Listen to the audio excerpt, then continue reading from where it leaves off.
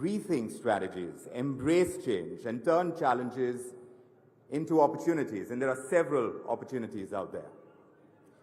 So these three pillars are going to guide our conversations over the Global Business Summit this time. Evolve through innovation, through adaptation, staying ahead of the curve. Emerge through building resilience, overcoming adversities, and thriving and expanding through exploring new markets, fostering collaborations, and driving global growth.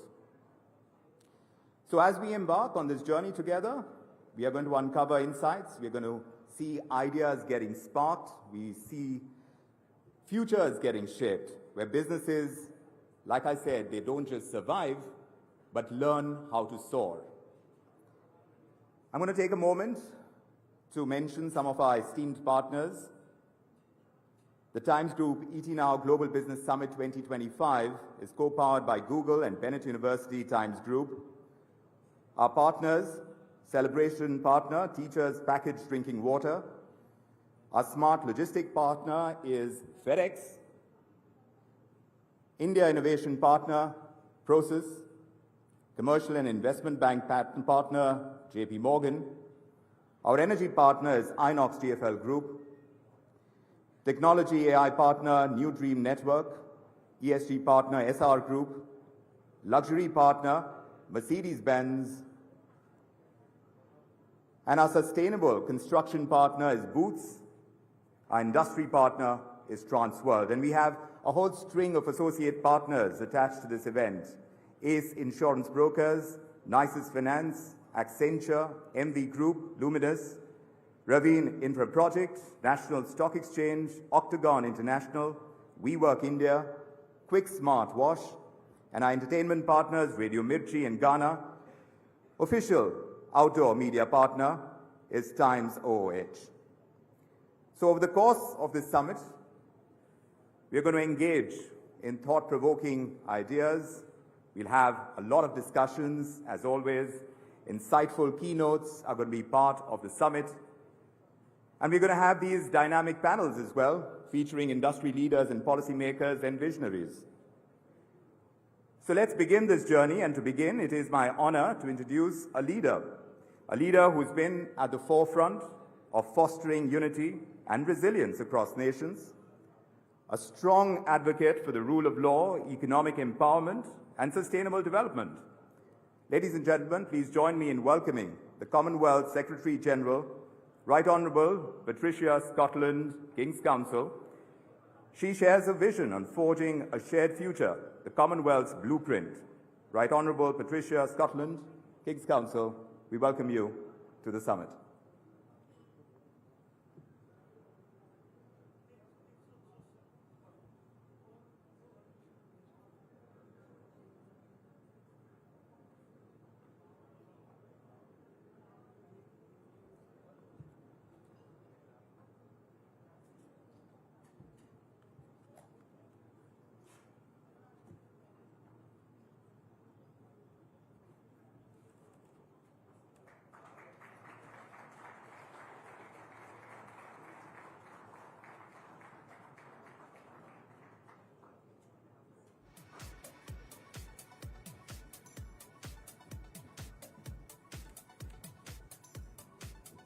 Namaste.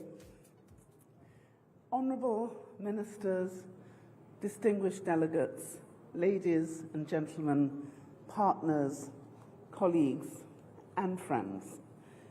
It is a profound honour to address this eminent gathering at the times of India's Global Business Summit, and I pay tribute to the organisers who have turned this summit into an unmissable fixture in the global economic calendar.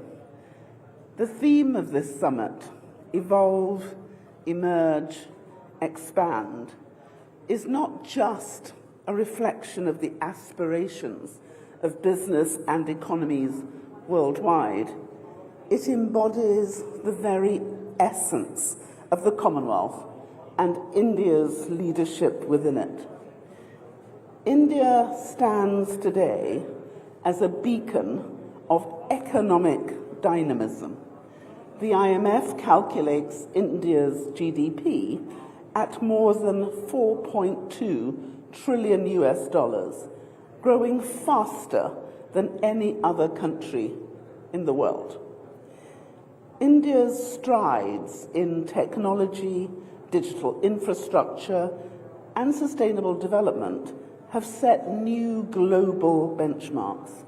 Initiatives like Digital India and Make in India have not only transformed the domestic economy, but have also positioned India as a global powerhouse of innovation and manufacturing, which the Commonwealth has been able to showcase to the world. The entrepreneurial spirit of India's youth is particularly inspiring. I had an opportunity this morning to meet with many of our youth network leaders, and they are extraordinary. And we've seen a number of young innovators in India who have captured the Commonwealth Innovation Awards and who are energetically participating in our Commonwealth Youth Council and all of our networks. With over 1.4 billion citizens, more than 65% of whom are under the age of 35, this demographic dividend represents a vast reservoir of talent and energy. As a natural home for new startups, India is poised to lead in the industries of the future, from artificial intelligence and fintech to green energy and advanced manufacturing. Indeed, the AI economy is expected to add $16 trillion to the global economy by 2030 and $32 trillion to global trade. Uniform adoption of AI can generate growth up to 14% by 2040. Responsible use of AI therefore offers enormous social and economic opportunities. And this is especially important to developing and small states, if they are not to be left behind. And what has been so warming, so welcoming, was to see India's offer in Samoa in the last Commonwealth Heads of Government meeting to share her knowledge, her expertise with all of our members. This offer to share AI and digital technology may be pivotal for growth in our future. But as India scales new economic heights, she must also navigate a complex and rapidly changing world. The global economic landscape is shifting, marked by supply chain disruptions, geopolitical realignments, and the urgent need for sustainability. In this environment, India's ability to leverage strategic partnerships will be of paramount importance, and this is where the Commonwealth emerges as an unparalleled platform of opportunity.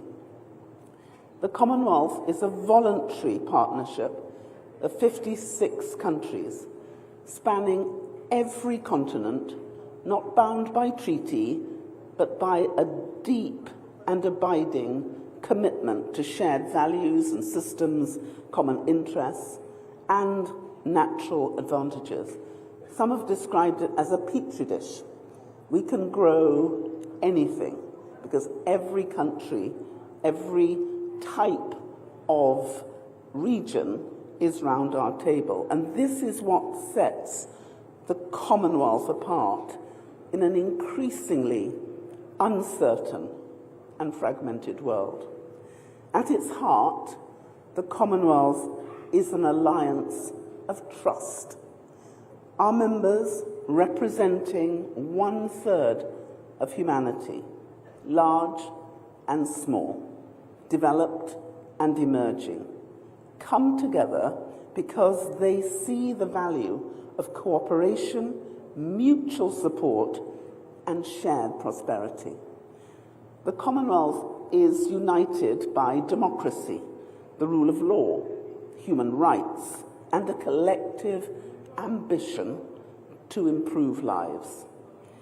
These principles create an environment of reliability and stability, precisely the qualities that investors, businesses, and governments seek in volatile times. India, as the largest member, has an incredible opportunity to lead and shape this unique family of nations. India's influence extends beyond economics. It is a cultural, technological, and diplomatic force within the Commonwealth, with similar legal frameworks and established trade ties. The Commonwealth provides India with a trusted network of partners across Africa, the Caribbean, Europe, the Pacific, and beyond. Indeed, trade is at the heart of the Commonwealth's unique value. We are not a formal trading bloc, but the Commonwealth's advantage, which includes the 21% lower cost of trade between Commonwealth countries due to a shared language, legal systems, and business practices, is a reservoir of economic potential. You need only think about how we can together use the trade facilitation arrangements of the WTO, the benefits of the African continental free trade area, to see the opportunities that there are for great growth. Intra-Commonwealth investment has nearly quadrupled since I became Secretary General, and intra-Commonwealth trade is projected to reach 2 trillion by 2030, 1 trillion by next year. And for Indian businesses, this means new markets, easier trade routes, and seamless investment opportunities. For the Indian people and all the people of our beloved Commonwealth, this means greater prosperity, shared more equally, and outdated, entrenched global imbalances overcome. India is already a key driver of Commonwealth trade. From pharmaceuticals to digital services, from sustainable energy to financial technology, Indian enterprises are shaping the economic trajectory of our family of nations. But there is so much more than can be done. Strengthening trade agreements, reducing barriers, and enhancing connectivity through infrastructure and digital corridors will follow and allow India to further capitalize on this advantage. We only need to think about what the Commonwealth has just achieved as a result of our creation of a framework model law for virtual assets, something which others had been struggling to do, but the Commonwealth achieved through our law ministers' meeting that took place in Zanzibar. In today's world, where geopolitical tensions are rising and economic shocks are frequent, resilience is key. And the Commonwealth diverse membership from the fast-growing economies of Asia and Africa to the small island states of the Caribbean and Pacific offers a built-in mechanism for collective problem-solving and risk mitigation. No other major power in the world has this advantage. The Commonwealth Climate Finance Access Hub, just to take one example, has been instrumental in helping vulnerable nations access funding to combat climate change.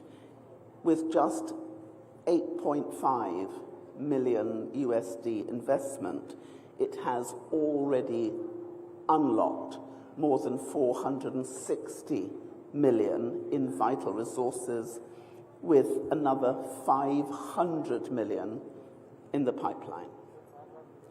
India's leadership in renewable energy and its commitment to the International Solar Alliance align perfectly with the Commonwealth's sustainable goals. Similarly, the Commonwealth's Blue Charter is driving ocean conservation efforts, an area where India's expertise in marine economy and coastal resilience can be a game changer. India's emergence as a global leader has been achieved in parallel with Commonwealth's own transformation.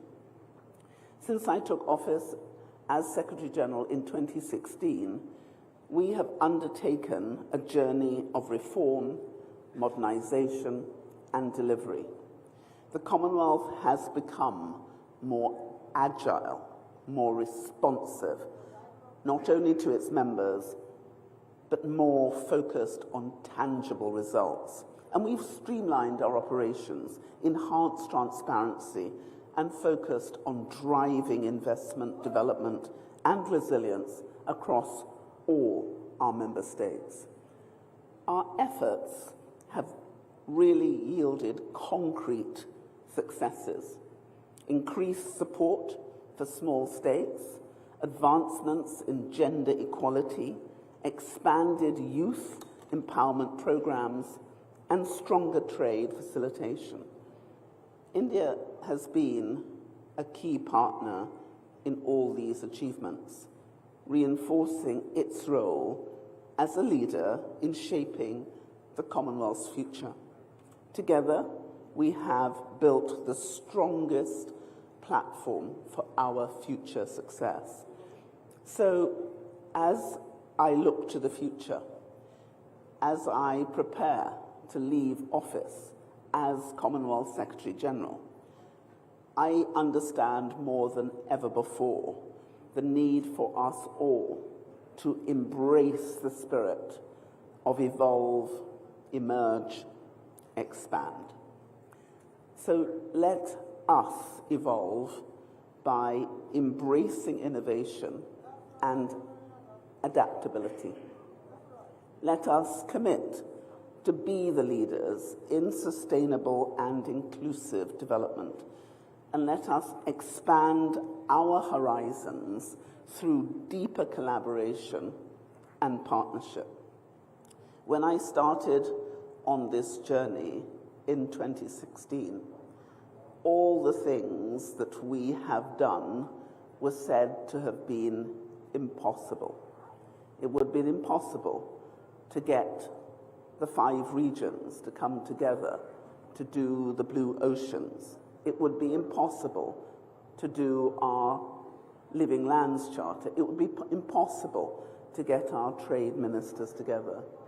We have, as Nelson Mandela said, made it clear that the impossible is only impossible until it's done. India has the power to help shape the world to come, and she has an incredible role to play in the Commonwealth, not just as a member, but as a driving force for its future. by harnessing the opportunities within our unique partnership, India can forge a future for herself and her citizens which is prosperous, equitable, and resilient. And in doing so, she can further strengthen a Commonwealth family which is uniquely positioned to thrive in the 21st century, setting a blueprint for global cooperation, economic growth, and social progress. We are facing a technological revolution which has never been seen before. Many feel frightened by it. We need to grasp it. It is the opportunity that is there for us all. And I hope that the Commonwealth will be seen as the ideal platform, the partner of choice to make those Sustainable Development Goals no longer a dream, but a reality. And I thank you.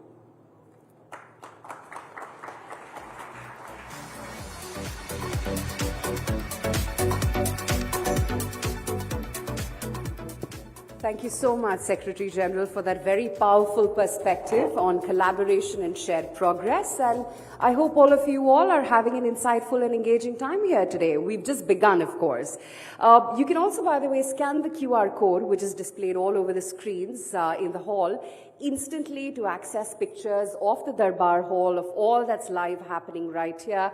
Within seconds, the images will be at your fingertips, and then, of course, you can go on sharing them on your social media handles. Make sure you use the hashtag scripting tomorrow and hashtag GBS 2025. Now, as we continue our journey through today's sessions, we now turn our focus to a very exciting and thoughtful, or rather thought-provoking fireside chat up next. Our next discussion, which is called Build to Last, Designed to Disrupt, the Future of Entrepreneurship, brings together two very dynamic leaders who have successfully navigated the complexities of building enduring businesses while embracing the spirit of disruption. Please join me in welcoming on stage. We're going to first have Devansh Jain, Executive Director at Inox GFL Group, a visionary leader, ladies and gentlemen, with a very strong focus on the new energy sector, wind, solar, and of course EV batteries and chemicals. He's spearheading innovation and sustainability in India's energy sector. Joining him also is going to be Vivekanand Oberoi, partner Nisus Finance UAE, a multifaceted entrepreneur, investor, and philanthropist who is shaping the future of sustainable and smart developments. And guiding this insightful conversation is our very own consulting editor, ET Now, Vikram Oza. There you are.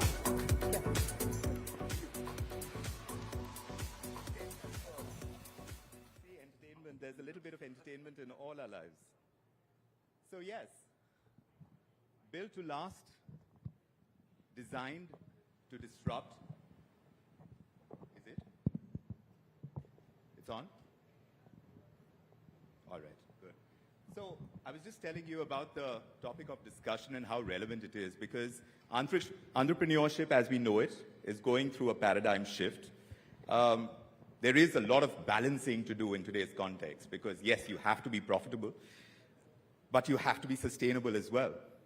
You have to be disruptive, but you have to ensure that disruption doesn't come at the cost of, well, there's social impact always at the heart of a lot of businesses, and we're seeing more of that come through. So when you talk about all these differing or maybe opposites, how do you balance it, is something that I wanted to discuss with Devansh Jain and Vivek Oberoi. Vivek, of course, has been disruptive in his own career by switching from entertainment as a profession to entertainment as a hobby. But how do you do that? How do you do that, Vivek, when you diversify as much as you have? Because I'm seeing the spread. It's finance, it's real estate, and it doesn't stop there. Well, it's always a pleasure speaking with you, Vikram. I think the journey from being an actor in front of the camera to being a director or managing director in the boardroom is quite an interesting one. It does bring in a lot more responsibility. I had to probably study and learn and equip myself with knowledge and information more than I studied when I was in school or college, with a focus to being an actor. But that did pay results. I think what's interesting, the predominant difference is anything that you want to scale, how do you scale beyond a point? I was lucky enough to have the leverage of, celebrity, being able to create more reach, but I found that the variables in my industry, whether you want to scale it economically, whether you want to scale it in terms of volume or content, it's still very limiting. I mean, it's very difficult to mitigate the variables that are there. And that's the reason I chose real estate. I felt that real estate was a strong space where I could, on the one hand with B&W Developments, scale the luxury real estate portfolio, which we're doing in the UAE, which by the grace of God, we're at almost $7 billion US now across 22 projects that we're doing there. So that scaled really well, 400 people working in the team.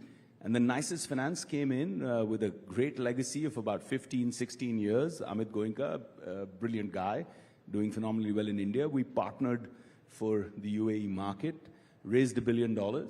We should have assets under development over the next couple of years of anywhere between $2 to $3 billion there. And there the idea was, how do you take assets that could be optimized below replacement value, right, and then rework those assets? How do you integrate technology to make it interesting? How do you create value that's exponential from there? And that's what we're seeing across the first 6 projects that we've acquired. We're seeing some phenomenal numbers. We're seeing anywhere between 24, 25% IRR on dollar terms, all the way to 32, 33% IRR on dollar terms. So I think that was very, very exciting in terms of how I could scale and create positive impact. We're also venturing into, for example, public housing. Yes. Right? In a place where everybody's talking about the gaming resort on Marjan Island, where we as B&W Developments are doing a lot of developments there. But how do you also bring in high-quality public housing for all those people that are going to be working in all these resorts? So those are the kind of thought processes that we're working on. So there are a lot of synergies that you build into the diversification that you do when you try and pull it all together. When it comes to you, Devansh, because I know your great-grandfather started in newsprint trade. From there to come into fluorochemicals, and then to come into renewables, through your father and now you, that is a long stretch as well. And then to kind of see how you can synergize your operations towards a push for the future, because obviously you are scouting for possibilities of growth in the future. How do you actually decide that that's the direction to take when there is so much happening in every sphere? Look, to be honest, Vikram, there is some method to this madness, When Dad started the fluoropolymer business, and as they say, you've got to be agile and nimble-footed, right? And disruption is the name of the game. But effectively, he started with refrigerant gases. And there was the Montreal Protocol and the Kyoto Protocol, which eventually led to sunset of refrigerant gases. So we thrive in disruption. And Dad forward integrated into fluoropolymers. Yeah. So when you go into fluoropolymers, it elongates the entire life cycle for refrigerants because there is no greenhouse gas emission. Now, when we were in fluoropolymers, that's also the time when I was studying at Carnegie Mellon. I was getting done with my degree. And as I say, business is in the blood. I was always hearing business, breakfast, lunch, dinner, whenever it was. You just wanted to come back. So I did a dual degree and I came back in 3 years because I wanted to work. Yeah. And when I came back, we had these large cash flows. And we were looking at a diversification opportunity. Fortunately for us at that point in time, we also had the world's first UNFCCC registered CDM project, carbon credits. Right. So, we started seeing that, there is money in greening the world. And I'm talking about 15 years ago when renewables energy transition weren't as sexy as they are today. Correct. So at that point in time, we worked with McKinsey and a lot of these other guys to figure out where do we go. And I thought that wind is going to be the future. Of course, solar eventually now with disruption. So that's how we went about building the wind business. There were a lot of pitfalls, challenges, whatever we heard from McKinsey. They probably give the same strategy paper to 20 people. But you got to learn those and then navigate those challenges and create a model where you succeed. Correct. When we listed Wind in 15, in fact, I was just talking to Nikunj outside, it was the largest IPO in India in about 2.5 years. And at that point in time, 1,000 crore IPO was huge. Today, 10,000 may be the norm. But effectively, that's how we went about building businesses. I think when it came to disruption and capturing value, it's no secret today, the two biggest investment themes globally are digital and energy transition. True. And what we are trying to do at Inox 3FL is be at the forefront of energy transition. So we've gone from EVs to batteries, to wind, and now a large foray into solar, and a large IPP which we're building out. Having said that, across EV and batteries, the heart of the batteries and EVs are fluorine, which is what Gujarat Fluoro did. So there is method to the madness. It's not as if we went from steel to cement to finance, right? And I think in renewables, we are now capturing the entire RTC, hybrid, and FDR play, where every time we sell a turbine, everyone wants a solar piece to it. So we say, why don't we just get into solar as well? So there is complementarity to the business we're doing. Right. And we control a large part of the grid, 15 gigawatts. Right. So when we control grid, you can load wind and solar on the same grid under hybrid and RTC. So that's how we're going about building these ventures. So it evolves gradually, this entire thought process. It's not disruption for the sake of disruption.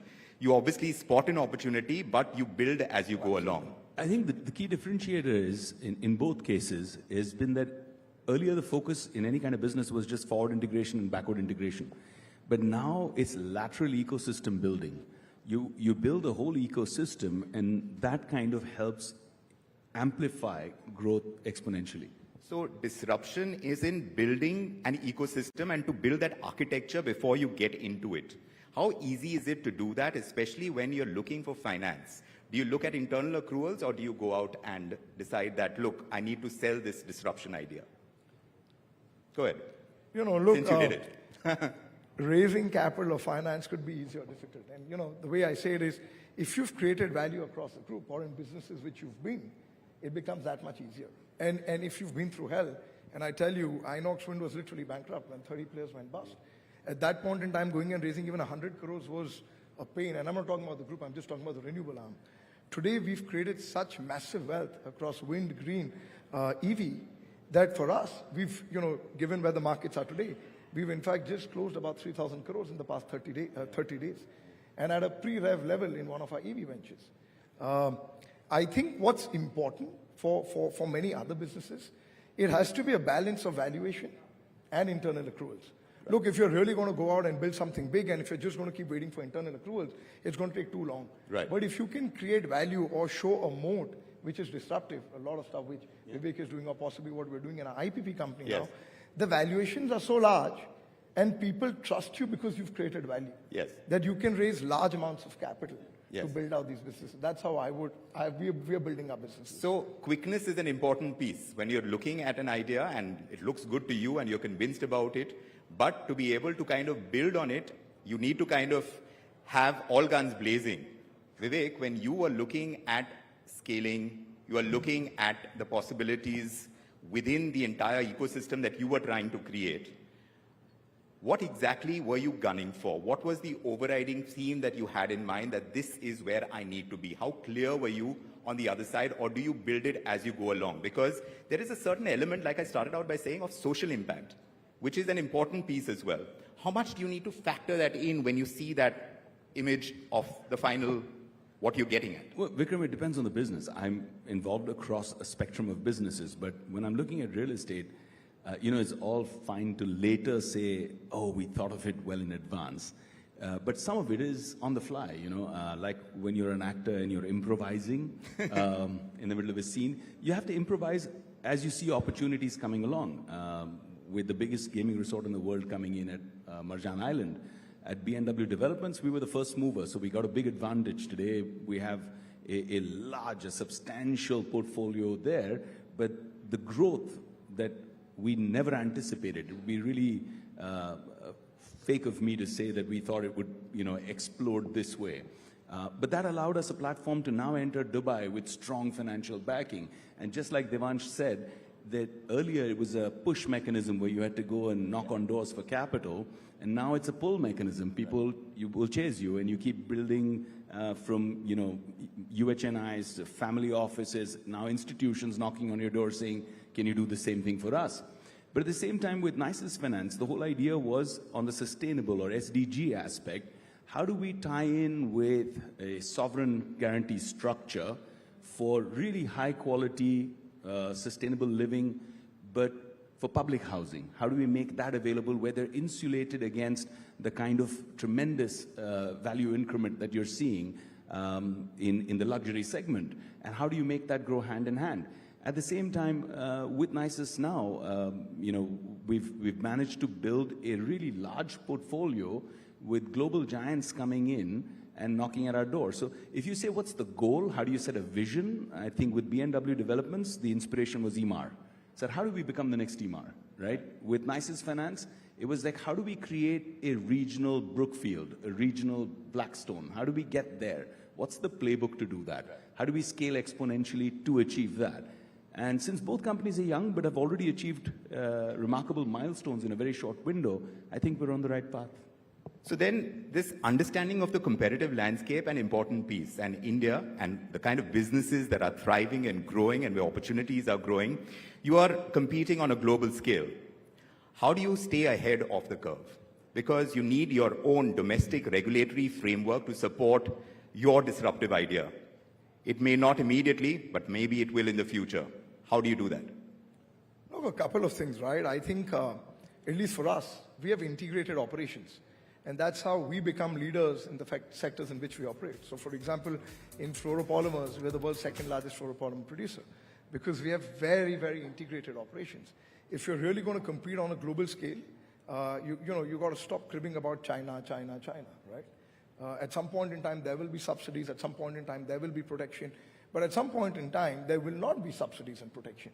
And at that point in time, the only thing which helps is your cost structure, number one, your efficiency in operations, and two, I think, constantly innovating to develop the best products.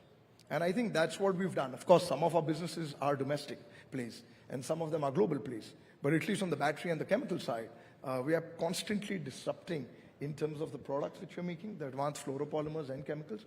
But I think technology is helping. Absolutely. I think you've got to be very integrated operations, cost structures, and having financial backing. I think those are the three buzzwords I would use to stay ahead of the curve. Of course, technology is absolutely important because you're outdated, you're not going to really compete on any product. That's the only thing I would add. I mean, technology, whether like how we're now integrating AI to bring in predictive analytics, we're integrating blockchain to potentially explore tokenization with real-world assets, fractional ownership, but through a coin with actual underlying utility. So those kind of new directions is where we think the real value capturing would be, and you could build your bastion.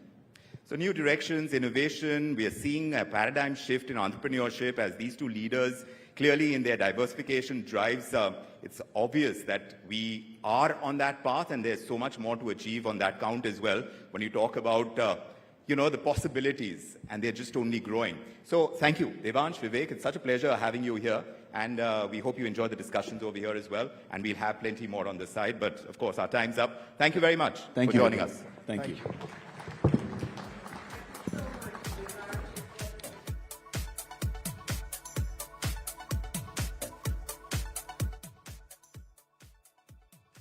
Once more, yeah. Okay, as we continue now our journey into the future, let's turn our attention to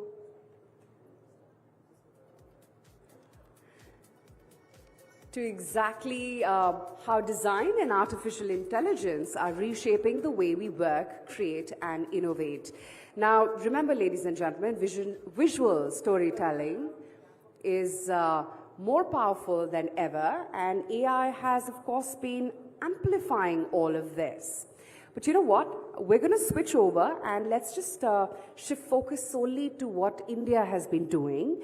And we're clearly, ladies and gentlemen, a nation that has been at the helm of transformative policies when it comes to labor, when it comes to youth development, when it comes to sports. And ladies and gentlemen, please put your hands together. We are very honored to hear from a very distinguished leader who's driving change at the intersection of governance and empowerment. Ladies and gentlemen, it's our privilege today to invite Shri Mansukh Mandaviya, Honorable Minister of Labour and Employment and Youth Affairs and Sports, Government of India, for his very special address today. But I promise you, we will talk about AI shortly.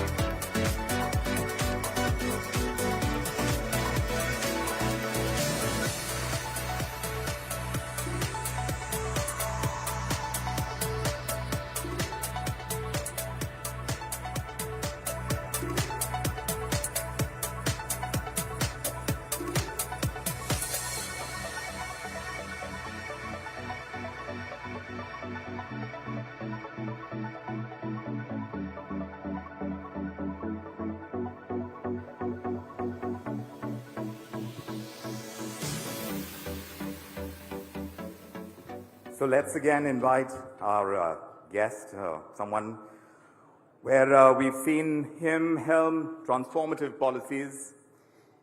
This is in labor, in youth development, in sports. It's such an honor to have him with us, a distinguished leader, driving change at the intersection of governance and empowerment. Ladies and gentlemen, please put your hands together for Mr. Mansukh L. Mandaviya, our Honorable Minister of Labour and Employment and Youth Affairs and Sports, Government of India. Mr. Mandaviya.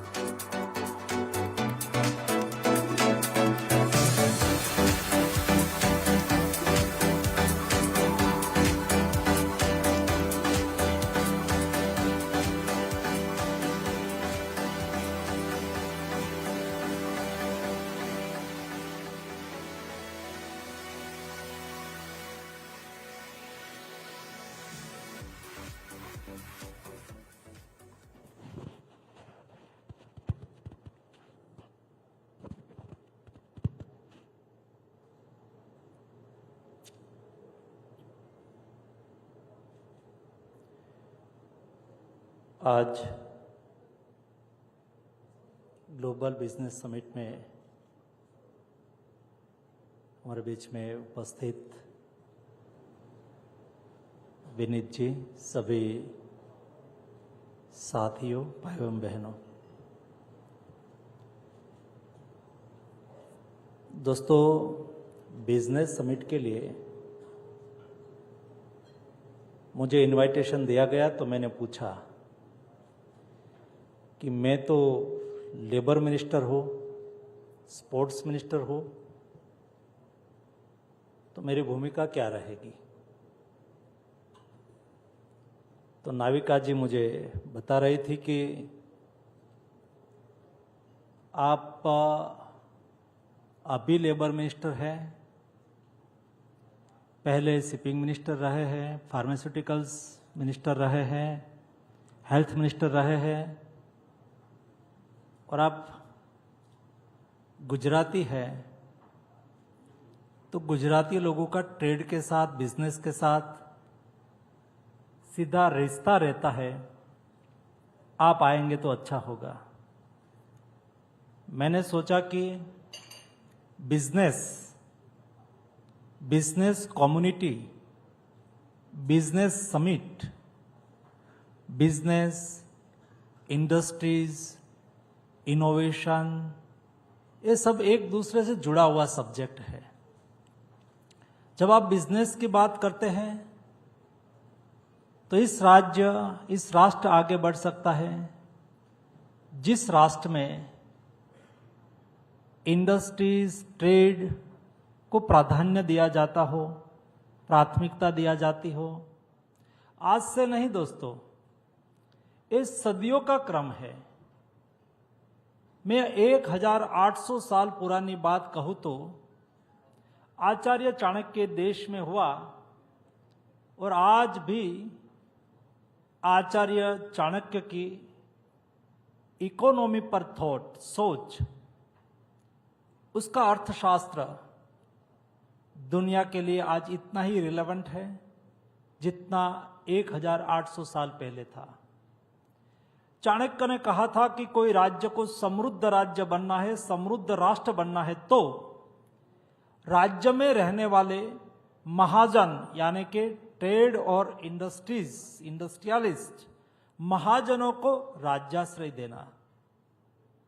उन्होंने कहा कि महाजनों को राज्याश्रय देने से 3 फायदा होता है। संपत्ति का सर्जन करना एक स्किल है। My self is best politician. It's meaning is not that my self is best industrialist, best businessman. जरूरी नहीं है मैं एक अच्छा पॉलिटिशियन हो सकता हूं, लेकिन entrepreneurship, trade skill, it's one type of skill. जिसमें स्किल है उसको आप प्रोत्साहित करेंगे तो संपत्ति का सर्जन करेगा, रोजगारी का निर्माण करेगा। और सरकार की तिजोरी में टैक्स कौन डालेगा? जो संपत्ति का सर्जन करता है उससे ही आप टैक्स ले पाओगे। तो चाणक्य ने कहा कि आप जब महाजनों को राज्याश्रय देते हैं तब वो संपत्ति का सर्जन करेगा, एम्प्लॉयमेंट जनरेट करेगा और राज्य की तिजोरी में कोष देंगे। और आगे कहा, देखो ये देश कितना सामर्थ्यवान देश है, ये देश में कितने मनुष्य लोग थे। उन्होंने उस वक्त 2000 साल पहले कहा था कि तब जाके राज्य गरीब और किसान का कल्याण करेगा। ये जमाने में भी गरीब की कल्याण की बात होती थी, ये समय में भी किसान की कल्याण की बात होती थी। जो वर्तमान समय में हम कहे कितना भी समय क्यों न बदला हो, हम वहां ही है जो इस समय में हमारे ऋषि मुनियों ने या तो हमारे मानुषियों ने सोच रखी थी। और इसलिए समय समय पर देश को, राज्य को महाजनों ने मदद करी है। जब महाराणा प्रताप आक्रांताओं के सामने लड़ रहे थे, उस वक्त भामाशाह ने कहा था, वो बर्बाद हो गए थे और जंगल में घूमते थे, तब भामाशाह ने कहा था, संपत्तिवान थे, आप लड़िए, हम आपके साथ हैं। उन्होंने सहयोग करा था। आप वस्तुपाल तेजपाल का इतिहास देखिए, महाजन थे। ये देश में महाजनों ने समय समय पर झगड़ू शाह, जब 17 के शताब्दी में ये देश में बहुत बड़ा सूखा पड़ा था, उस वक्त देश देशावर से अनाज लाके ये देश के नागरिकों को सहयोग करा था, राज्य को सहयोग करा था, ये समय की सल्तनत को सहयोग करा था। और दोस्तों, और उसका प्रतीक के तौर पर आपने इतिहास पढ़ा होगा तो इतिहास में लिखा है कि जब बादशाह अकबर की अंबाड़ी चलती थी, बादशाह अकबर चलते थे, उसके आगे एलिफेंट पर हेमचंद्राचार्य सुरेश्वर जी महाराज साहब, जो महाजनों के पूजनीय थे, प्रतीक थे, उसकी अंबाड़ी आगे चलती थी, उसके पीछे बादशाह अकबर की अंबाड़ी चलती थी। मैं इसलिए आपके सामने रख रहा हूं कि देश में ट्रेड, बिजनेस, इंडस्ट्रीज ये बहुत आवश्यक है और उसके आसपास देश की इकोनॉमी चलती है। और जब जब हम ट्रेड में, बिजनेस में आगे थे, तब हमने दुनिया पर और समुद्र पर शासन करा था। और उसका एग्जाम्पल है ये देश में लोथल है। आप कभी इंडस सिविलाइजेशन के समय का लोथल, मोहेंजोडेरो, धोलावीरा, लोथल इस समय की का नगर है।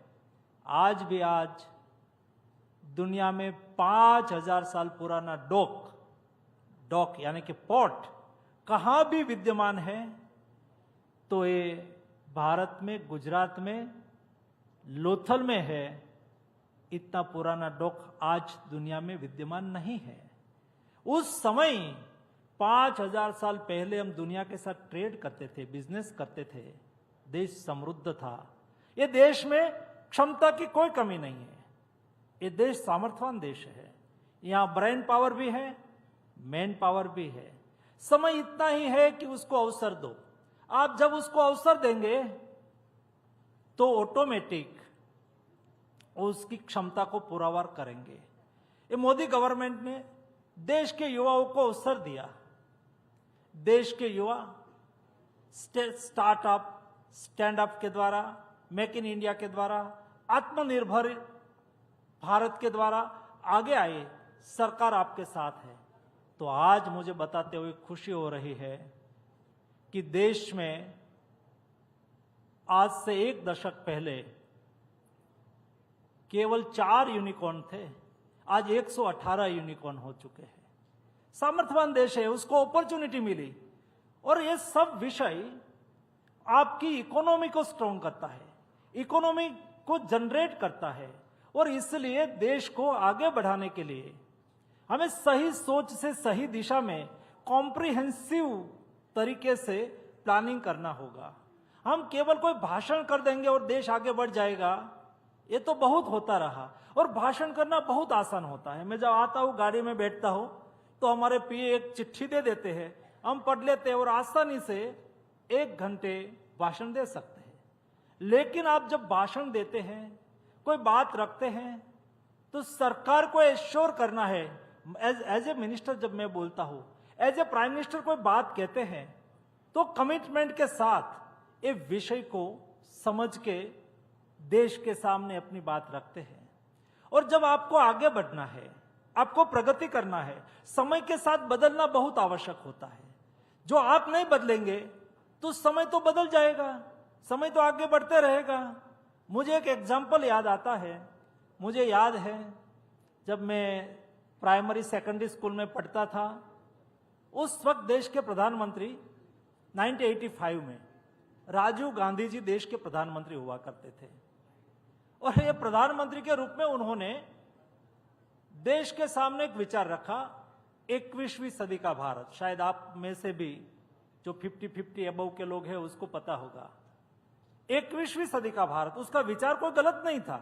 देश को 21वीं सदी में ले जाना है, यानी कि देश को डेवलप करना है, हमें डेवलपिंग कंट्री की ओर ले जाना है। 21वीं सदी ये भारत की सदी होगी, शताब्दी होगी, ऐसी उसकी बात थी। लेकिन 21वीं सदी में देश को ले जाने के लिए जो रोड मैप तय होना चाहिए था, ये रोड मैप वो नहीं बना पाए। तो 21वीं सदी तो अपने टाइम पे आ गई। मैं आपको एक एग्जाम्पल के तौर पे समझाऊं। आपको यहां से बाय ट्रेन जाना है मुंबई, तो मुंबई जाने के लिए पहले आपको ट्रेन की टिकट लेनी होगी। आपने ले लिया। टिकट लेने के बाद जिस डेट और टाइम है, टाइम और डेट में 15-20 मिनट पहले पहुंचना होगा। आप रेलवे स्टेशन 10-15 मिनट पहले पहुंच गए। आपका कोच नंबर है S5, तो S5 के सामने खड़े रह जाना होगा जहां एक कोच खड़ा रहेगा, क्योंकि ट्रेन तो 3 मिनट रुकती है। ट्रेन तो टाइम पे आएगी, टाइम पे जाएगी, 3 मिनट रुकेगी। लेकिन जब ट्रेन आएगी और आप एक कोच के सामने नहीं होंगे तो ट्रेन तो चली जाएगी और आप आपके गंतव्य स्थान पर नहीं पहुंच पाएंगे। भूतकाल में यही हमारे देश के साथ हुआ। जो समय के साथ होना चाहिए, समय के साथ रोड मैप बनना चाहिए, ना हम रोड मैप बना पाए, ना हम समय के साथ चल पाए। तो ट्रेन एक के बाद आती रही, छूटती गई, आती रही, छूटती गई, चलती रही। लेकिन हम डेवलप्ड कंट्री की ओर आगे नहीं बढ़ पाया। हमें डेवलप्ड कंट्री की ओर आगे बढ़ना है। क्या करना चाहिए दोस्तों? उसके लिए क्या कॉम्प्रिहेंसिव प्लान होना चाहिए? जब मोदी जी ने 2022 15 अगस्त से रेड फोर्ट से अपना उद्बोधन में कहा कि हमें डेवलप्ड कंट्री बनाना है, लेकिन डेवलप्ड कंट्री बनाने के लिए मोदी जी ने कहा कि मैं देश के 140 करोड़ की जनता को आह्वान करता हूं कि हम पंच प्राण ले, यानी कि 5 संकल्प करें। एक संकल्प है विकसित भारत का, दूसरा संकल्प हमें विकसित भारत बनाना है। What is road map? During covid crisis we was in lockdown at that time. The Modi government, all minister working in full time, we are work on full time 24/7। हम हमारे विकसित भारत के रोड मैप पर exercise कर रहे थे। हम उसके लिए स्टेक होल्डर कंसल्टेशन कर रहे थे, इंटरनेशनल डेवलप्ड कंट्री के साथ हमारा उनका विचार साझा कर रहे थे, हम इंडस्ट्रीज के साथ कंसल्टेशन कर रहे थे। जो जो विषय, जो जो सेक्टर डेवलप्ड कंट्री के लिए हमें जिस पैरामीटर को मीट करना है, ये पैरामीटर के लिए डिटेल डेलिब्रेशन हो रहा था, तब जाके हम विकसित भारत का रोड मैप बना पाए।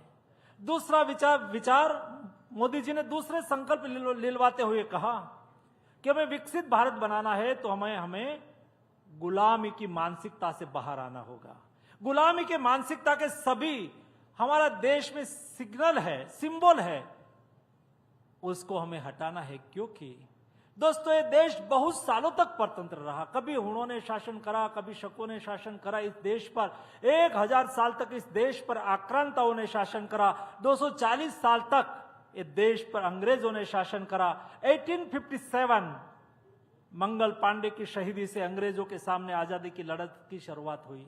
देखो ये देश का सामर्थ्य, जब देश बलिदान मांग रहा था तब ये देश के 6 लाख युवाओं ने अपना प्राण का बलिदान दे दिया था, तब जाके हिंदुस्तान आजाद हुआ। ये आजाद भारत, उसको विकसित बनाने के लिए हमें हमारा गुलामी के प्रतीक उसको त्याग कर देना है। और उसकी शुरुआत हम सब लोग देख रहे हैं। मैं भी पार्लियामेंट में बैठता था, पुरानी पार्लियामेंट में बैठता था। आज मुझे गौरव है जिस पार्लियामेंट में बैठ के हम कानून बना रहे हैं, वो पार्लियामेंट आज भारत के आर्किटेक्चर लोगों ने डिजाइन करी है, भारतीय इंजीनियरों ने उसको बनाई है और भारतीय मजदूरों ने उसमें श्रम करा है। ये आत्मनिर्भर भारत के तहत ये बनी हुई पार्लियामेंट में आज बैठ के हम देश के कानून बना रहे हैं। दोस्तों, मुझे पता है हम इंडिया गेट जाते थे तो बगल में जब अंग्रेज शासन के समय में जॉर्ज पंचम हिंदुस्तान में आए थे और उसकी याद में एक स्टेच्यू लगाया था। आज मेरे देश के कोई नागरिक इंडिया गेट की मुलाकात लेते हैं, अमर ज्योति को प्रणाम करते हैं, तो वहां सुभाष चंद्र बोस का स्टेच्यू देखते हैं। यही रास्ते पे सालों तक 26 जनवरी को हमारी परेड निकलती थी। हमारे देश की सामर्थ्य की गाथा वहां से लोग देखते थे।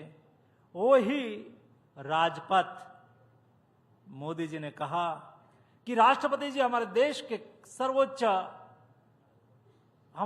के सर्वोच्च वड़ा है, लेकिन वहां वो देश राष्ट्रपति भवन में बैठ के राज को भुगतने के लिए नहीं है।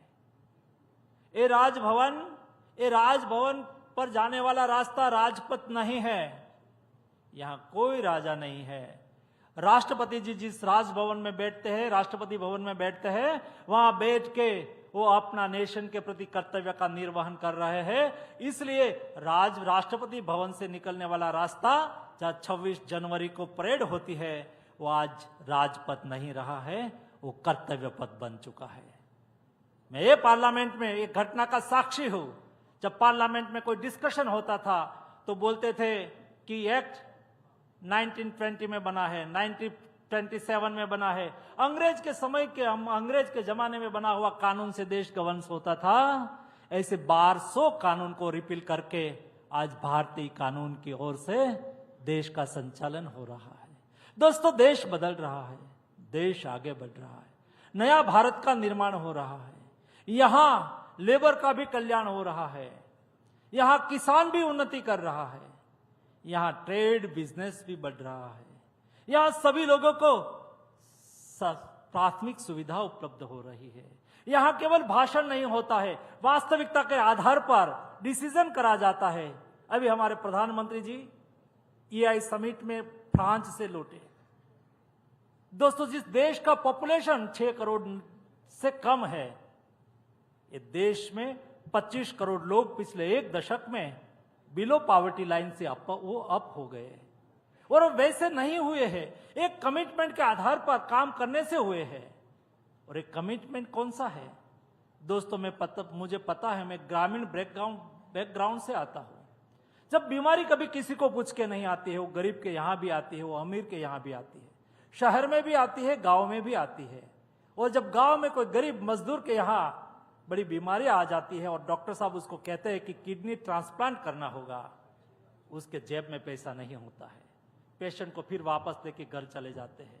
और कोई शाहूकार के यहां से पैसा लेके कभी इलाज तो करा देते हैं, लेकिन वो परमानेंट बिलो पॉवर्टी लाइन के नीचे चले जाते हैं, शाहूकार से पैसा लेते हैं और उसके इंटरेस्ट में उसकी आय चली जाती है, उसकी मजदूरी का पैसा चला जाता है। ये नरेंद्र मोदी की सरकार है जिन्होंने देश में 60 करोड़ लोगों को 5 लाख तक का मुफ्त इलाज की गारंटी देके आयुष्मान भारत योजना लागू करी। आज तक 1,25,000 करोड़ रुपया गरीब लोगों के जेब से बच गया, यानी कि आउट ऑफ पॉकेट खर्च उसका बढ़ा। क्यों बढ़ा? क्योंकि उसको हेल्थ के पीछे खर्च नहीं करना पड़ा, आयुष्मान भारत योजना के तहत खर्च हो गया। तब जाके 25 करोड़ लोग, 80 करोड़ लोगों को देश में फूड सिक्योरिटी मिल गई। दोस्तों, ईपीएफओ में मैं लेबर मिनिस्टर के रूप में देख रहा हूं, केवल 1 दशक में 7 करोड़ लोग ईपीएफओ फॉर्मल सेक्टर में एम्प्लॉयमेंट पा रहे थे। केवल 1 दशक में वो संख्या बढ़ के 14 करोड़ हो गई, यानी कि डबल लोगों को रोजगारी मिली। इतना ही नहीं, क्लेम डेटा बताता है, रिजर्व बैंक आज से नहीं, मेरी सरकार बनी तब से नहीं, वो तो पहले से एम्प्लॉयमेंट डेटा निकालते हैं। और दोस्तों, 1 दशक में, पहले 1 दशक पहले की मैं बात करूं तो पहले 1 दशक में 2004 से 2014 में 2004 से 2014 में देश में केवल 7 करोड़ रोजगार निर्माण हुआ था, जॉब निर्माण हुई थी। 1 दशक में 17 करोड़ जॉब देने वाला देश हिंदुस्तान बना है, युवाओं को अपॉर्चुनिटी मिली है, तब जाके देश आगे बढ़ता है। What is comprehensive development plan? What is विकसित भारत? हम विकसित भारत कब बनेंगे? मुझे पता है, जब मैं 2012 में पार्लियामेंट में आया था, तब देश में इंफ्रास्ट्रक्चर के पीछे, हमें डेवलप्ड कंट्री बनना है तो सबसे पहले बेस्ट इंटरनेशनल स्टैंडर्ड का हमारा इंफ्रास्ट्रक्चर होना चाहिए, देश की बेस्ट इकोसिस्टम होनी चाहिए, देश में सब लोगों को रोजगार की अपॉर्चुनिटी मिलनी चाहिए, हर युवाओं के हाथ में काम होना चाहिए, देश में इकोनॉमिक रिफॉर्म करने के लिए एक सिनर्जी से आपको आपके एक्ट में रिफॉर्म करना पड़ेगा। एक कॉम्प्रिहेंसिव प्लान के साथ हम आगे बढ़ने लगे, देश कॉम्प्रिहेंसिव तरीके से आगे बढ़ने लगे और उसका नतीजा ये आया। और देश ने तय करा, मोदी जी ने तय करा कि हम विकसित भारत बनाने के लिए हमारे गुलामी के प्रतीकों को छोड़ देंगे। तीसरा संकल्प लिलवाते हुए मोदी जी ने कहा, हमें विकसित भारत बनना है तो प्रेरणा कहां से लेंगे? दोस्तों, मैंने आपको चाणक्य का एग्जाम्पल दिया। हम दुनिया की इकोनॉमी का अध्ययन करें, लेकिन हर देश को अपना अपना मॉडल होता है डेवलपमेंट का। हमें अपने मॉडल पे आगे बढ़ना होगा। जब देश में, मैं at the time my self was the health minister, जब मैं हेल्थ मिनिस्टर था और देश में कोविड आया, तो उस वक्त मेरी दुनिया के साथ हर दिन मीटिंग होती थी और दुनिया मुझे कहती थी, India is a big country, huge diversity, 1.4 billion population, poor health infrastructure, ये देश कोविड मैनेज नहीं कर पाएगा। और इंडिया में जितने लोगों का मृत्यु होगा उसके आधार पर दुनिया का फिगर तय होगा। ये दुनिया उस वक्त मुझे बोलती थी। और देश दुनिया में जब डेल्टा वेरिएंट आया, उसके बाद ओमिक्रॉन वेरिएंट आया, तो मेरी तो बात हर दिन चलती रहती थी।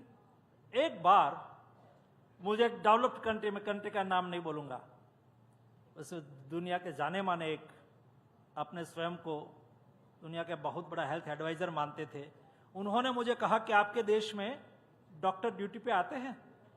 क्योंकि वहां नहीं आता था, छुट्टी लेके चले गए थे। आपके यहाँ नर्स ड्यूटी पर आती है? क्योंकि वहां नहीं आती थी। तो मैंने कहा कि दुनिया का अपना अपना मॉडल हो सकता है, शायद आपके कंट्री में या तो दुनिया में हेल्थ है कॉमर्स हो सकता है, तो नहीं आ सकता। मेरे देश में ऐसा नहीं है। मेरे देश में हेल्थ है कॉमर्स नहीं है, हेल्थ है सेवा है, और सेवा हमारा देश का संस्कार है। और इस संस्कार के आधार पर मोदी जी ने हमें कोविड मैनेजमेंट के लिए मॉडल दिया। और ये मॉडल क्या था? आप सब लोगों ने देखा होगा, उस वक्त मोदी जी ने कहा दिया जलाओ घर पे, कोरोना वॉरियर को, मेरे डॉक्टर, मेरे नर्स को प्रोत्साहित करने के लिए। मोदी जी ने कहा थाली बजाओ, उसको प्रोत्साहित करो। मोदी जी ने कहा ताली बजाओ, उसको प्रोत्साहित करो। मोदी जी ने कहा कि कोरोना वॉरियर्स के लिए आकाश में एयरफोर्स के प्लेन से ट्राई कलर से उसको सैल्यूट करो। दोस्तों, हमारे कोरोना वॉरियर्स, हमारे डॉक्टर्स, हमारे नर्स, कई डॉक्टर्स, कई नर्स, कई पैरामेडिक स्टाफ अपना प्राण गंवा दिया, लेकिन उन्होंने ड्यूटी नहीं छोड़ी। तब जाके हिंदुस्तान कोविड के सामने सफलतापूर्वक लड़ पाया। ये हमारा मॉडल है। दुनिया अपने मॉडल से आगे बढ़ सकती है, जरूरी नहीं है। हाँ, हमारा शास्त्रों ने हमें सिखाया है, संसार में जो कुछ श्रेष्ठ है उसका ग्रहण करो, करना चाहिए, लेकिन ग्रहण करके मॉडल हमारा होना चाहिए। ये विकसित भारत का हमने हमारा मॉडल बनाया है, और ये मॉडल है विरासत। हमारा तीसरा संकल्प लिलवाते हुए मोदी जी ने कहा कि हम 140 करोड़ की जनता, हम हमारी विरासत से प्रेरणा लें। ये देश की विरासत जाजरमान विरासत है। कल मैं बोल रहा था, कल मैं नेशनल गेम्स में भाषण दे रहा था, तो मैंने कहा कि मेरे देश के खिलाड़ी जब इंटरनेशनल प्लेटफॉर्म पर खेले, और जो भाला फेंकने वाला खिलाड़ी है उसके मन में एहसास होना चाहिए, मैं महाराणा प्रताप के वंशज हूं या तो महाराणा प्रताप के देश के वासी हूं, मेरा भाला सबसे आगे जाना चाहिए। और मेरे तीरंदाज जब तीरंदाजी करे तब उसके मन में आना चाहिए कि मैं अर्जुन और एकलव्य के देश के नागरिक हूं, एकलव्य और अर्जुन के देश की विरासत का वाहक हूं। मेरा तीर तो लक्ष्य पर ही लगना चाहिए। ये हमारी विरासत है। ये विरासत से प्रेरणा लेके हमें आगे बढ़ना है, विकसित भारत बनाना है। और चौथा प्रण लिलवाते हुए मोदी जी ने कहा था हमें डेवलप्ड कंट्री बनना है। तो हमारा चौथा 140 करोड़ की जनता का इस संकल्प होना चाहिए, हम एक लक्ष्य के साथ आगे बढ़े। जब एक व्यक्ति एक स्टेप आगे बढ़ता है तो व्यक्ति एक स्टेप आगे बढ़ जाता है, लेकिन एक लक्ष्य, विकसित भारत का लक्ष्य के साथ 140 करोड़ की जनता जब एक स्टेप आगे बढ़ेगी तो देश 140 करोड़ स्टेप एक साथ में आगे बढ़ जाएगा। और लास्ट में मोदी जी ने कहा कि हम 140 करोड़ की जनता एक साथ में संकल्प करें, हमारी मांगे पूरी करो। तो हमने बहुत बार बात कही, मेरा हक मुझे मिलना चाहिए, वो तो हम बार बार बोलते रहते हैं, लेकिन हमारा भी नेशन के प्रति कर्तव्य है। नेशन फर्स्ट, देश पहले। एक संकल्पना के साथ देश के हर नागरिक जहां भी हो, जो भी करता हो, जो भी व्यवसाय में हो, जो भी सेक्टर में हो, जरूरी नहीं है कि देश को बदलने के लिए, डेवलप्ड कंट्री करने के लिए मोदी जी ही सब कुछ करेंगे। जी नहीं, मोदी जी ने कहा है कि हमें 140 करोड़ की जनता को एक साथ में मिलके हमारा कर्तव्य का निर्वहन करना है। एक टीचर, देश के शिक्षक, जब उसके सामने स्टूडेंट बैठे हैं, वो सोचेगा कि मेरा देश का भविष्य है, मैं उसको ऐसा तैयार करूंगा, ऐसा पढ़ाऊंगा, तब जाके वो विकसित भारत में अपना कंट्रीब्यूशन दे। इस भाव उसके मन में जब आएगा तब वो कर्तव्य के साथ जुड़ जाएगा, और उसमें से जो स्टूडेंट निकलेगा वो विकसित भारत में अपना कंट्रीब्यूशन देगा। कोई व्यापारी है, सोचेगा, कोई सरकार के अफसर है, जब कोई उसके पास फाइल आएगी और वो सोचेगा कि उसकी एक गलती है, उसमें ये लिखना चाहिए, फाइल मुझे रिटर्न नहीं करना है, मैं कॉल करके उसको बता देता हूं कि जरा एक करेक्ट करके ये कागज आपका काम है दे दे। ये फाइल एक दिन लेट पास होगी तो मेरा एक कोई इंडस्ट्रीज हो, एक दिन लेट उसको परमिशन मिलेगी तो मेरा एक दिन लेट प्रोडक्शन चालू होगा, मेरे देश को नुकसान होगा। जो भारत सरकार के मंत्री के तौर पर जिस चेयर पर मैं बैठा हूं, 24 घंटे मेरे मन में लगेगा कि देश ने मुझे इतना बड़ा दायित्व दिया है, मेरा कमिटमेंट उसके साथ होना चाहिए। ये भाव जब आप कमिटमेंट के साथ अपने आप को जोड़ देते हैं ना, ये मेरा कर्तव्य है, मेरी जिम्मेवारी है, ये देश को विकसित भारत बनाना है, देश के प्रति। और दोस्तों, समय समय पर हमें हमारा कर्तव्य का निर्वहन करना आवश्यक होता है। जैसा मैंने मेरे प्रारंभिक भाषण में कहा कि जब देश बलिदान मांग रहा था तब यही देश के 6 लाख युवाओं ने आपका बलिदान दे दिया था, अपने स्वयं। अभी देश कहता है कि देश के लिए जीना है, मोदी जी कहता है कि विकसित भारत बनाने के लिए जीना है। हर व्यक्ति कमिटमेंट और डेडिकेशन के साथ विकसित भारत के साथ अपने आप को स्वयं को जोड़ देगा तो दोस्तों 2047 में जब देश आजादी का शताब्दी वर्ष मनाता हो तब देश डेवलप्ड कंट्री बन के रहेगा। दोस्तों बोलने के लिए तो बहुत कुछ है, लेकिन मैं सामने देख रहा था मेरा टाइम समाप्त होने आया है। तो इस अवसर पर जो बिजनेस समिट है उसमें बिजनेस रिलेटेड डिस्कशन होगा, डिबेट होगी, इंडियन इकोनॉमी, इंडिया का डेवलपमेंट, इंडिया का डेमोग्राफिक डिविडेंड, इंडिया का टैलेंट पूल, इंडिया का यूथ, कन्वर्ट ऑफ यूटिलाइजेशन, इस सब पर बहुत सार्थक डिस्कशन होगा।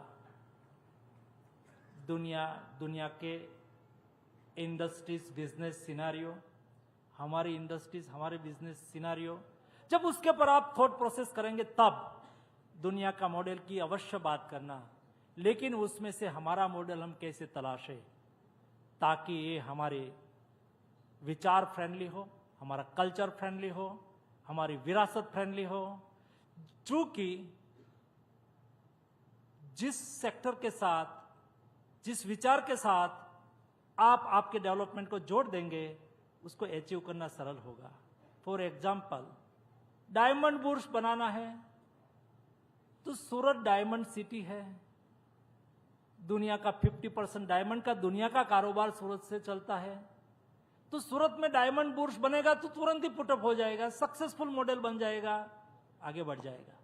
लेकिन ये ही डायमंड बुर्श कोई जहां इंडस्ट्रीज है ही नहीं, ये सेक्टर ही नहीं है, वहां देश के कोई कोने में जाके लगाएंगे तो उसको ग्रो करने में बहुत समय लग जाएगा। हम हमारा मॉडल से आगे बढ़ जाएंगे तो हमें मॉडल को डेवलप करने में सुविधा हो जाएगी। मैं मानता हूं कि इस टाइप की समिट हमें बहुत उपयोगी होती है। मैं टाइम्स नाउ ग्रुप को अभिनंदन करता हूं, विनीत भाई को अभिनंदन करता हूं जिन्होंने इस टाइप की समिट का आयोजन करा है, जो एक ऐसा प्लेटफॉर्म है हमें भी आगे बढ़ने के लिए इंडिविजुअल लेवल पर भी मदद करता है, नेशनल लेवल पर भी मदद करता है। एक इस टाइप का एक्सपोजर मिलता है जो हमें कनेक्ट भी करता है और करेक्ट भी करता है। हम कनेक्ट भी हो, करेक्ट भी हो, फ्यूचरिस्टिक प्लान भी तैयार कर पाए और देश को विकसित भारत बनाने में एक छोटी सी आपकी समिट मैं मानता हूं कि महत्वपूर्ण भूमिका रख सकती है। आप सबको मेरी ओर से हार्दिक शुभकामनाएं। धन्यवाद। Sir, thank you. Thank you for those inspiring words. And do please stay on stage, Mr. Mandavia, just for a moment, because... May I please request the MD Times Group, Mr. Vineet Jain, to come up on stage and give the Minister a small token of thanks and appreciation from us. A huge round of applause, ladies and gentlemen. Very inspiring words.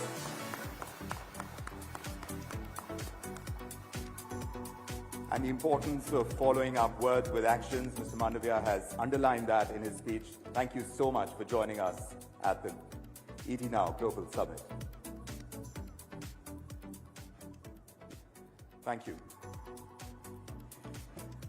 Well, now as we continue our journey into the future, let's also turn our attention to how design and artificial intelligence are reshaping the way we work, the way we create, and the way we innovate. Visual storytelling, ladies and gentlemen, is more powerful than ever nowadays, and AI clearly is amplifying its impact across industries. Isn't it, Vikram? Absolutely. And to take us through this fascinating conversation that is about to unfold, AI being at the heart of so much development, so much that is going on in various sectors is being powered by the possibilities under AI.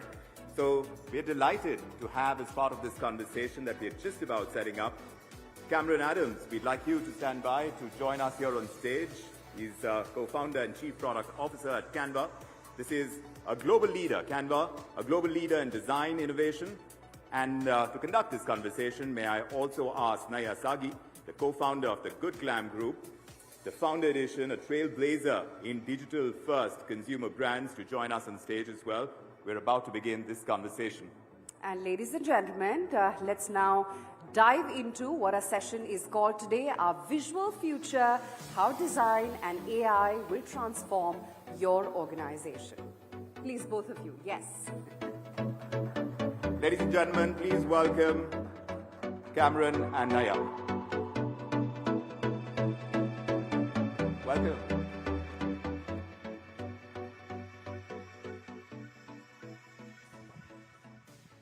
Wow. Naya, good to be up here. Yes. So we're finally doing this, Cam. This is exciting. It is. So listen, I'm super excited on behalf of the entire tech and design community to, first of all, be doing this conversation with you and to officially welcome you on your first visit to India. It is my first visit. I think I'm on hour 76 of my India experience, and it's been wonderful so far. So, okay, before we dive into other stuff, what's been the most exciting thing about you for India in the last 3.5 days? Two things. The people have been amazing, incredibly friendly, incredibly giving. The people I've met who have told me about the tech scene here, about the culture here, it has been really valuable to learn from them. And secondly, the food has been incredible. Every place I've eaten over the last 4 days has been amazing. And what's been your favorite dish? I had some kulfi on Thursday night, which was delicious. And also the dal from Bukhara, that was incredible. Yeah, that's my favorite too, Cam. You know, I think before we dive into sort of the business questions, 3 things that stood out to me, which not too many people may know about here. And by the way, we actually have commonalities in.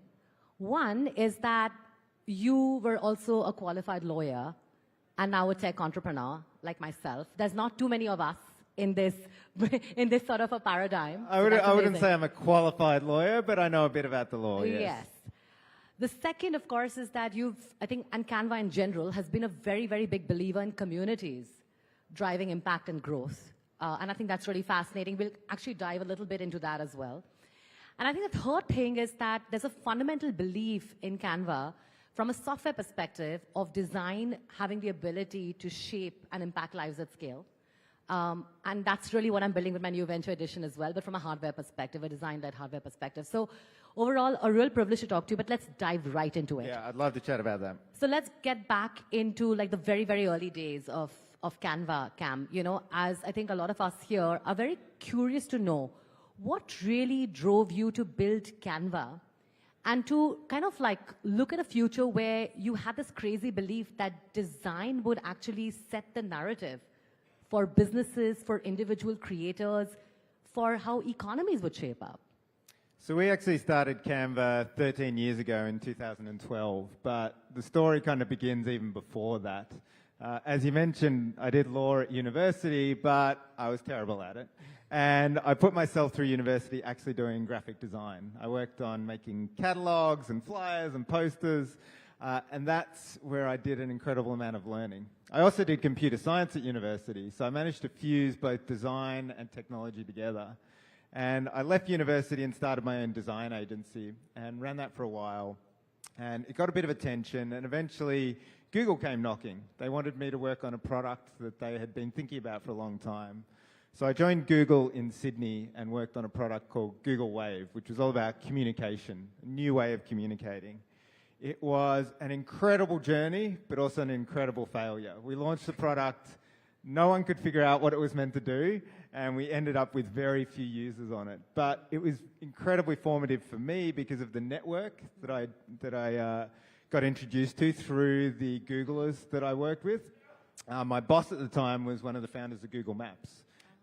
So he passed on an incredible amount of knowledge to me about building products and thinking about businesses. And I left Google with 2 other Googlers, started another startup, which also went incredibly badly. But through that, I managed to meet my current co-founders, Melanie and Cliff. And we started Canva jointly with an understanding of how powerful design could be. Each of us had arrived at 2012 through different paths. But my background in professional design and technology fused with their background in business and working with people and community was really the secret sauce behind Canva. And I think it's really interesting because, you know, you were building Canva and you were looking at design being transformative across different industries. at a time when I don't think design thinking in itself was as prevalent, right? So it's super interesting that you bet, like the three of you bet on that future. So today, Canva actually has gone from this journey of being a startup to being used by folks as diverse as educationalists, to folks in, of course, tech, of course, folks in, just general industry as well. Tell us a little bit about maybe the 2 or 3 formative steps that, you all took as a team, maybe from a product side or from a business side or something that comes to mind, that really helped you scale up from startup to being like a global behemoth that it is today. So we've been going for 13 years now, which is over a decade. And the industry which we're in has changed rapidly over that time. When we started, design was something that you would think only 1% of the world could actually do. A few professional designers used some complicated software to produce beautiful looking things. What we saw was that design was something that everyone should be able to do. Not just 1%, but 100% of the world. And the power that you give people when you give them a really simple to use tool that helps them express their ideas and achieve their goals is incredible. But you can't start there from day one. We didn't have 200 million users in our first year. You have to start small. You have to find the people that really resonate with your idea and really want to use the product that you're putting out there. So we managed to find an initial community in social media. Instagram and Pinterest were just starting out at the time, so people were really interested in how they could create more visual content for those platforms. So social media managers really gravitated towards Canva. From there, we started expanding to other design types. We moved into presentations, we moved into websites and videos, even t-shirts and bags that you can get printed. And through each stage, we've broadened our audience and broadened the functionality of Canva to operate across every sector, as you mentioned, from education to enterprise to small to medium businesses. And I think that evolution in the product and the idea that you're constantly creating, adding onto the product, finding new audiences is really critical. And in speaking about finding new audiences, the last point I'll mention is about going global. In Australia, we have a very small population. We have 27 million people. In terms of the global audience, it's a drop in the ocean. So when you're thinking about a tech company in Australia, you need to think global first. You need to think about who's going to use your product in the United States, in Indonesia, in Brazil, in India, and you need to build from that from day one. And we have put a tremendous amount of effort into making the Canva product truly local, a product that people here in Delhi, in Bangalore, in Jakarta, in Barcelona can use and feel like it's a native product, like it was made for them, that has the content they need, that's in the language they speak, and feels authentically local. And that's what the team here in India, the Canva team, really focus on doing. So, when I was talking backstage to Cam, I asked him, what has been the most interesting sort of insight or the most interesting usage pattern you've seen in India? Cam, do you want to share that? Of Canva. So when we first launched in India, we saw a lot of people creating designs in the morning, which was weird because everywhere else, people would create designs in the middle of the day. And we were really curious, why are people creating designs in the morning? And of course, I'm sure you all know that it's about people sending good morning messages on WhatsApp. To us, it was a revelation. It was something we'd never heard of before. And when we discovered it, it immediately got our thoughts racing about the type of content people needed to make, about enabling people to use a template to send good morning messages. And of course, it's spread like wildfire since then. I don't know if you know, but my dad actually is a Canva user and he spams us in the morning with good morning, good evening, good afternoon, happy, holy messages. So just so you know, you have a power user, my dad. I have to apologize for that. No, that's all right. It's good. It democratizes design, truly. But let's come back to this sort of double click on India. India is your 4th largest market already. And the press has been buzzing over the last couple of days on Canva's plans for India and to hyper-localize to India.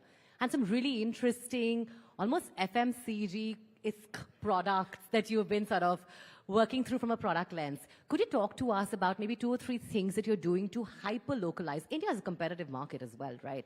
So hyper-localizing to India, what do you folks have in mind? Yeah, so India is a really exciting market for us because it grows so rapidly. You've gone from our 5th biggest market to our 4th biggest market in the space of months. And I truly believe that India can reach to the top position, given the uptake that you have with technology, the scale and size of the population and the incredible innovation that you have across the country. In tackling that, we realized that we need a product that is truly local, that speaks to all Indians, speaks all the multiple different languages that you have across the country, and speaks to the uses that you have for it. Not just good morning templates, but all the cultural events that you have, the types of business that you run, whether that's on WhatsApp or other platforms. And the team that we have here in India supremely focuses on that. And they do it not just through content, so they create an amazing number of templates for Shadi, for various other events that you have in your life. But they also focus on the product itself. And we have engineers here who are tailoring the product for the Indian market and making sure that things like the way that you pay for a subscription is different here in India. We recently launched 1-day subscriptions and 7-day subscriptions because that's the way that you use software and the way that you find it most useful in your lives. And making sure that Canva matches up with that is really important. Earlier this week, we announced that we're also launching a Hindi website that you can use Canva through. And that is an end-to-end experience that thinks about the context and the culture of every person that's going to use it. It's not just about translating a few strings. It's thinking about the type of business that you run, the needs that your business has, the templates that you're going to use, the different channels that you're going to send them on, and it's all very particular to India itself. So that really caught my eye because we were chatting about this backstage, and I think this point about like the one-day usage, etc., is almost like a sachetization of SaaS, and we've seen it play out in FMCG and consumer at scale in India, and I think it's super interesting, but it's super sort of intricate in its workflows from a product perspective, right, Cam? So kind of like maybe just double clicking on that a little bit. When it comes to complexity, but also ease of use, the most foundational disruption and amplification of human ingenuity is happening today as we speak through generative AI. We're living in this paradigm. I think it's an exciting paradigm, an unprecedented paradigm. It's also changing the narrative of design. How is Canva leveraging generative AI in its workflows, in its sort of touch points with the consumers of Gen AI?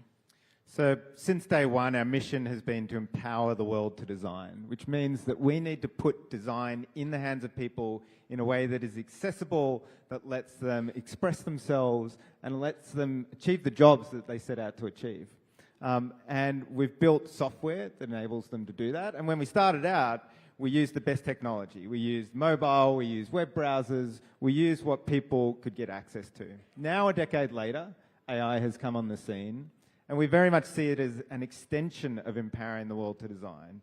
It's enabling more people to design. It's enabling to bring design to different areas of their lives. It's enabling them to do it faster, and it's enabling them to do it with higher quality. So we've integrated AI across the product now at every step of design. And we're seeing incredible uplift in what people are able to do. They can explore more ideas. They can think about things more richly and more deeply, and they can work with their teams better. We're seeing professional designers and non-designers using artificial intelligence to make better ideas, to explore totally crazy and creative ideas and bring them to their team and have a much better conversation about what they ultimately want to ship. And I know you're doing this in your own business venture as well, and I think you can feel the excitement as you enter this new phase of business and the new possibilities that it can bring. And Cam, if you were to double click a little bit into that, right? Because honestly, design was considered the last bastion of being human. Really, right? I mean, that was about being like human equals creativity, human equals ingenuity, human equals design. Where do you philosophically land in this intersection? And what do you see as a next big sort of trend on the Gen AI piece that will really kind of be that 100x delta from a design perspective? I think we see this worry every time a technological innovation comes in. For centuries, every time a new technology has come out, people grapple with what it means for us as humans, as people. It's no different in the AI age, and we've still got a lot to figure out. But I'm personally very optimistic about what AI can bring and about how it can be a true partner. We're starting to see AI being this almost humanistic interface that you can partner with, that you can throw ideas around with, that you can go back and forth with to iterate on things and produce better ideas. And at Canva, we are very bullish on the idea that humans and technology together can produce better outcomes, can be better for society, can produce more impact and have more positive social impact. I love that buzzer. We've still got 45 seconds left. Yeah, we're quite efficient here, everybody. But, I think the last, I would say 2 questions from my end. One is what your team has basically said you should talk about, which is a 2-step plan. What is it about? And can you tell us more? So for the longest time on Canva, we've had a 2-step plan. Step 1 is build one of the most valuable companies in the world. And step 2 is do the most good we can in the world. And when we started Canva, we set out to create a different company. It wasn't just about creating as much money as possible and creating shareholder value. It was really about what is the positive impact we can have on the world by creating a great product and bringing together an amazing team of people that can have an impact on the world. And we think about those 2 different sides of the coin, about creating value and having positive impact at all times. We've set up a foundation called the Canva Foundation, which actually owns a large part of Canva. So every time Canva's valuation goes up, the amount of capital that the Canva Foundation has to access and do philanthropic work increases as well. We've now deployed over $30 million into programs such as direct cash grants and education, and we're continuing to scale and amplify that as Canva gets bigger. And this is the last question, and I know time's up, but if you look at your journey building Canva, right, with Mel and Cliff, what has been the one leadership lesson or the one sort of, this is the one thing I take away from this journey that you want to share with all of us today? For me as a leader, it is about championing my team. Our team are amazing. They do a far better job at many things than I do. And letting them take the lead, letting them take the reins, using their innate skills and enthusiasm to bring innovation to the company, to bring Canva to India, to help us grow, helping them flourish has been my biggest learning. You can see like the lift in his voice and the energy and the enthusiasm when he talks about his team, right? So it's actually really, I think, very authentic. And that's why I think your team also, by the way, calls you Captain Cool. So. It's a nickname I only learned from you, but I think it's pretty accurate. But listen, Cam, it's been a pleasure. Time's up. It's been fantastic. And welcome again to India. And we're really excited for what Canva brings to India and to the overall tech and design ecosystem. So welcome again. Thanks.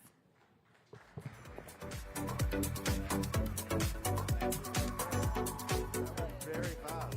When you talk about design and innovation, it's fabulous. The possibilities, again, are growing so much with technology, and some of it is clearly at display with the kind of conversation that we had and the growth that we are likely to see in this entire space thanks to technology. Oh, yeah, absolutely. Don't we all love Canva? We love it. We love what we can do with it. Thank you, Naya. Thank you, Cameron. Such a pleasure having you with us.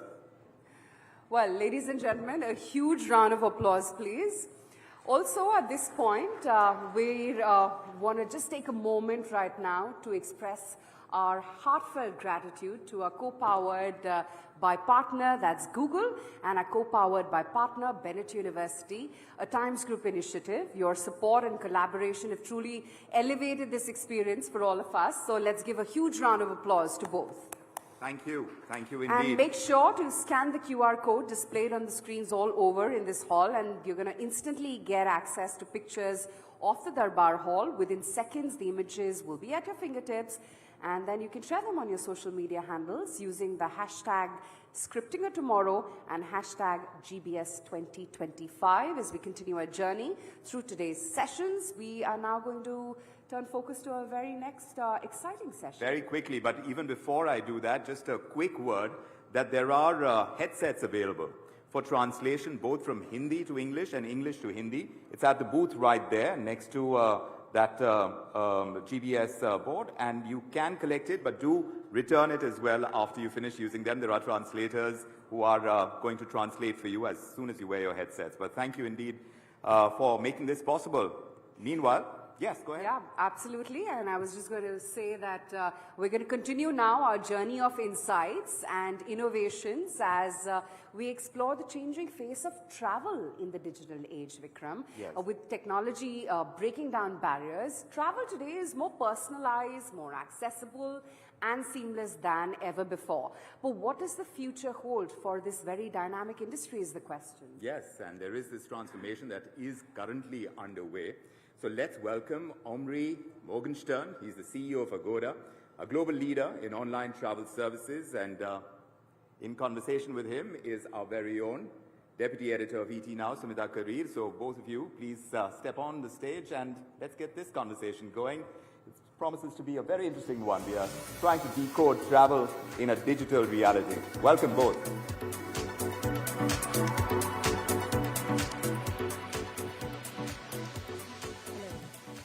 Hello. Yep. Good. Thank you, Aisha. Thanks, Vikram. And thank you, Omri, for taking the time out and speaking with us right here at the Global Business Summit. It's great having you here. I believe you're traveling from Thailand, right? From Bangkok, and thank you for having me. All right. So, Omri, you've been instrumental in what the company is doing today and the stature that it has gained today, Agoda. You were elevated to being the CEO of the company in 2022. So kudos to that. And of course, we'll talk a bit about your journey in terms of how you built Agoda over these past many years that you've been associated with the company. But I have to ask you this question first, because the Mahakumbh is currently on and you're associated with the travel and tourism industry. It happens once in 144 years. There's a lot of buzz globally, lots of headlines. And of course, travelers are coming in not just from India, but across the world. I have to ask you this. Have you been able to take out time to perhaps plan a schedule because just a couple of days left for the Mahakumbh to get over? So unfortunately, no. Not personally. I wish I could take some time to do that. That sounds amazing. You know, I was reading in the paper just now that the impact on Indian economy is around $35 billion. So what a remarkable thing. Just shows you how strong travel is. So it's going to be big on my plane in 144 years, I promise. All right. So, Omri, let's talk about the travel industry. And of course, you know, during the introductions, we were talking about how there have been disruptions related to the COVID-19 pandemic. And of course, there are geopolitical disruptions underway. There are disruptions related to consumer behavior. And we'll touch upon each of them one by one. But let's first understand your thoughts about how you're perceiving India as a market. What is it that really excites you about the Indian market? So India is in hyper growth. I mean, it's very hard to ignore, first of all, the GDP growth and the travel industry growth. I mean, it's all over the place. Secondly, the amazing investment by the government, specifically in the travel sector, through the Udan scheme and others. There's no precedent like that anywhere in the world of such a huge investment in airports, in infrastructure, in airplanes. All of those things happening, and it's a remarkable power. In addition, it's very hard to ignore how strong India is as a tech powerhouse, right? So I can tell you that at Agoda, about 10% of our personnel is Indian, both in Bangkok, by the way, and in India. And that thing is just growing, and it just shows you the importance. That's another area that we need to talk about. So all of those together make India a superpower that you cannot ignore. And as a result, it's a huge piece of our planning, not only on the business side, but also on the way we build our personnel, the way we build our company. Right, and that's great when you talk about the tech transformation that's going on currently in India, coming in from somebody who hails from Israel. So thank you very much for that. When you talk about particularly the India market, where are your investments going vis-a-vis, when you compare India to some of the other emerging markets? So I think one of the, first of all, we are a very global company. So we are the #1 most downloaded travel app in APAC outside of China, which means that we have a huge scale. So first of all, for us, the immediate thing is to use that scale to do two things. A, bring travelers into India. We know those travelers very, very well. We can localize, personalize our services. They've been using us for a long time. Now, how do we convince them to come and visit this remarkable country? That's one side. The other side is the outbound side that, it's no secret that Indians are traveling much more, leveraging those infrastructure investments and the growing middle class traveling outbound. So again, we are there to serve them. And then over time, spend more and more to cater for the domestic travel that we're seeing great, remarkable numbers with. So really across the board for us. Right. So when you talk about, these kind of investments that are going into Agoda and, of course, building the overall architecture of the company, if I were to ask you what are some of the, most asked for destinations as far as India is concerned, and, of course, some of the other markets, I believe you're present in 200 countries. Yes. So destinations for India. So Indians go, as you can imagine, all over the place. India is such a big place. So many, there are the people that go west to the Europe or the US or Canada. Even some South America, even less. And obviously, Asia is a huge destination for Indians, specifically Southeast Asia, places like Thailand, Malaysia, increasingly Indonesia, which is very interesting for me, Vietnam, Singapore, all of those places that are growing very, very fast in India. And you know what's really interesting? People ask me what are the destinations that flourish or the origin that flourish the most. And the answer typically is where the friction is taken the most. So I can tell you in Agoda's numbers, the destinations and origins, interestingly, that grew on searches the most, 2024 to 2023, are Thailand and Malaysia in the top 5, 6, Thailand and Malaysia. And you know what's special about those markets? Those are the places where the Indian government removed the visa fee. Yes. And those places removed completely visa from restrictions from any Indian coming there.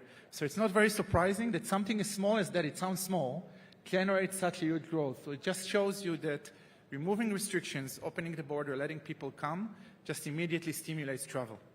Absolutely, and that's also part of, like you said, that's a priority of the Indian government to sort of improve its ties diplomatically with other countries, and of course to ease some of those visa restrictions.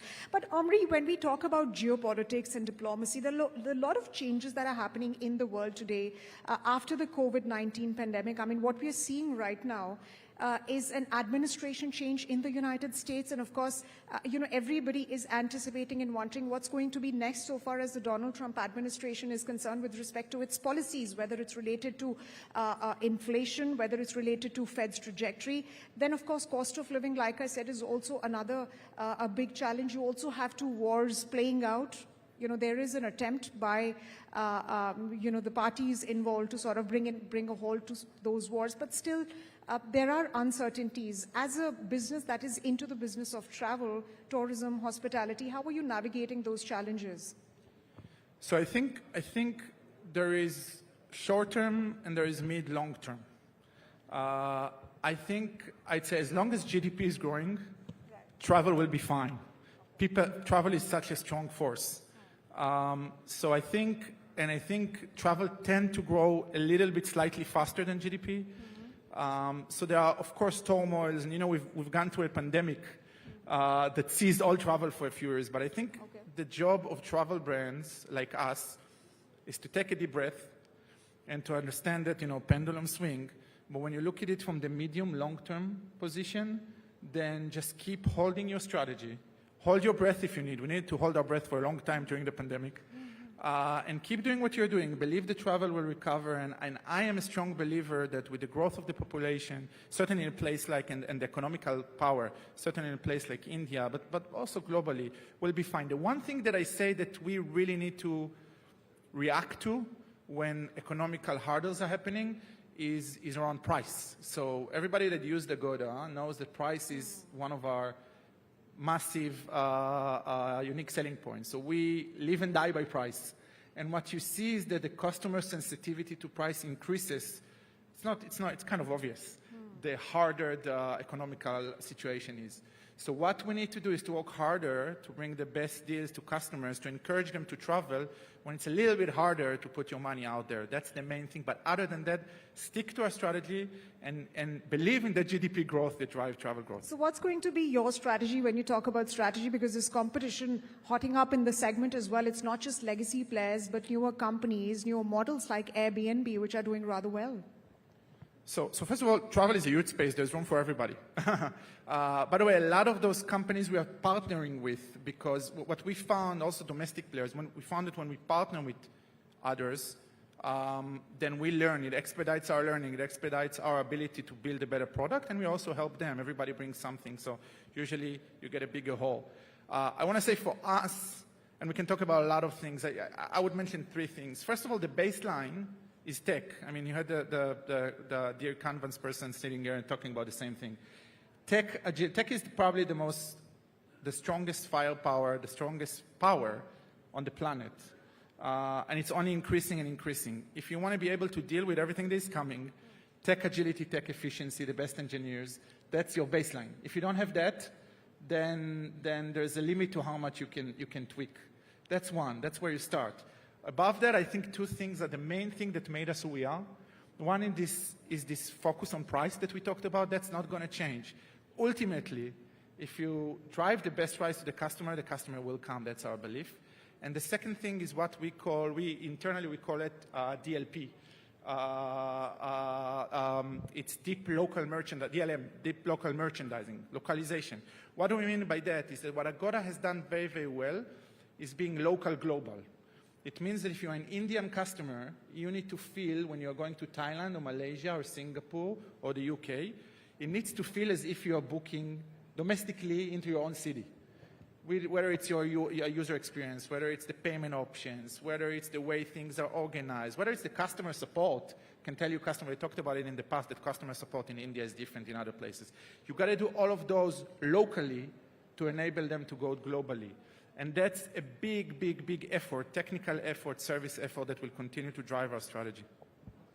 Absolutely. And let me ask you, when you talk about providing and improving customer experiences to sort of give them a more localized yet a global experience, I want to understand from you the kind of consumer preferences that have changed post the pandemic. I mean, the industry went through a rather difficult time, but it has, again gone back up. Has the consumer become more demanding in terms of the kind of experiences that they choose? And if you could give us some key trends in that space that you witnessed. So I don't know if necessarily demanding, but it definitely shifted. There are a few things that are very, very clear.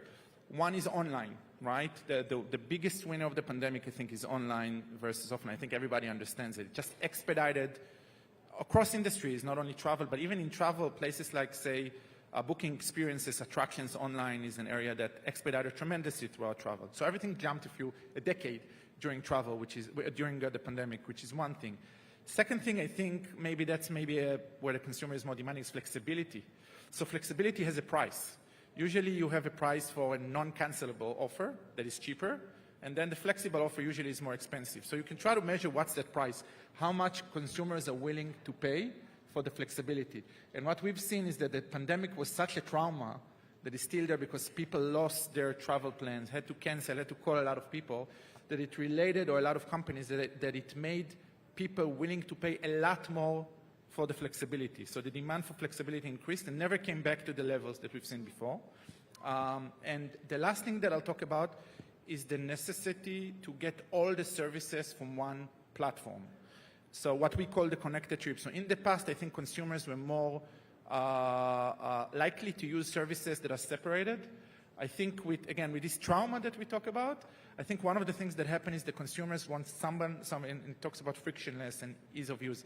Consumers want someone to take responsibility for the trip, somebody they can trust. And you see that with connecting the services with Agoda and other services as well, that expedited that process significantly. All right. So when you talk about improving experiences and, of course, changing consumer preferences, we have to bring in the technological angle, the tech angle as well. So help us understand what kind of, how have you been able to adapt to the new technological changes, which includes AI? Now, the Prime Minister was just at the AI Action Summit in France. There was a Bletchley Summit convention that was held in the UK about 2 years back. So, of course, AI is becoming more and more mainstream so far as businesses are concerned. I want to understand what kind of efficiencies are you getting from AI in terms of customer experiences? And of course, is that reflecting on your bottom lines yet? So first, I cannot be honest. I'm a techie. If you look at my resume, I grew in tech, and I'm hoping to be there in 144 years for the next spiritual event. But if I die, I'll probably die in tech. I cannot be on a stage without saying AI 5 times. So thank you. Thank you for saying that. I think AI is remarkable, and I told you that the tech, very agile on tech, and strong is the foundation. If you don't have that, you won't make it. And as part of that, we jumped on AI very aggressively when it started happening. Actually, probably before it became as used as it is. And I can tell you, we are seeing, yes, it's definitely impacting both our bottom line and our top line. I can tell you that on the tech efficiency side, about 2 million lines of code, of our code, were written in 2024 by AI without a person, which is a significant percentage of our code in general. I can tell you that most of the chat textual interfaces to our platform, including third-party chat, a lot of them are AI-driven. It's very hard to differentiate the AI from the person. It's just going to get better and better and better. And actually, we see that the AI, when we give AI the script, how they need to behave and what are the rules, actually, when we test it, we see that they are closer to the script than the people, than the person. So in certain areas, actually AI is superior already to the person. Now there is an impact on customer trust. So you gotta make sure that the customers accept it, and that's a journey.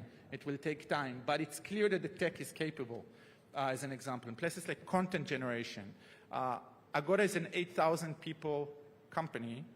We have 6,000 monthly active users on different AI tools in the company. AI, I'm talking Gen AI. Other AI, machine learning was there all along. Right. Just to understand the scale. So it's remarkable, and it's also helping a lot on the consumer side of the house. Right, so time's up, but I'll just take the liberty of asking you one final question, and we have to address this question. This is essentially about spiritual tourism. You were mentioning the kind of investments that the government of India is making, whether it's related to policy, whether it's related to an infrastructure boost, of course, propping up spiritual centers, airport addition as well.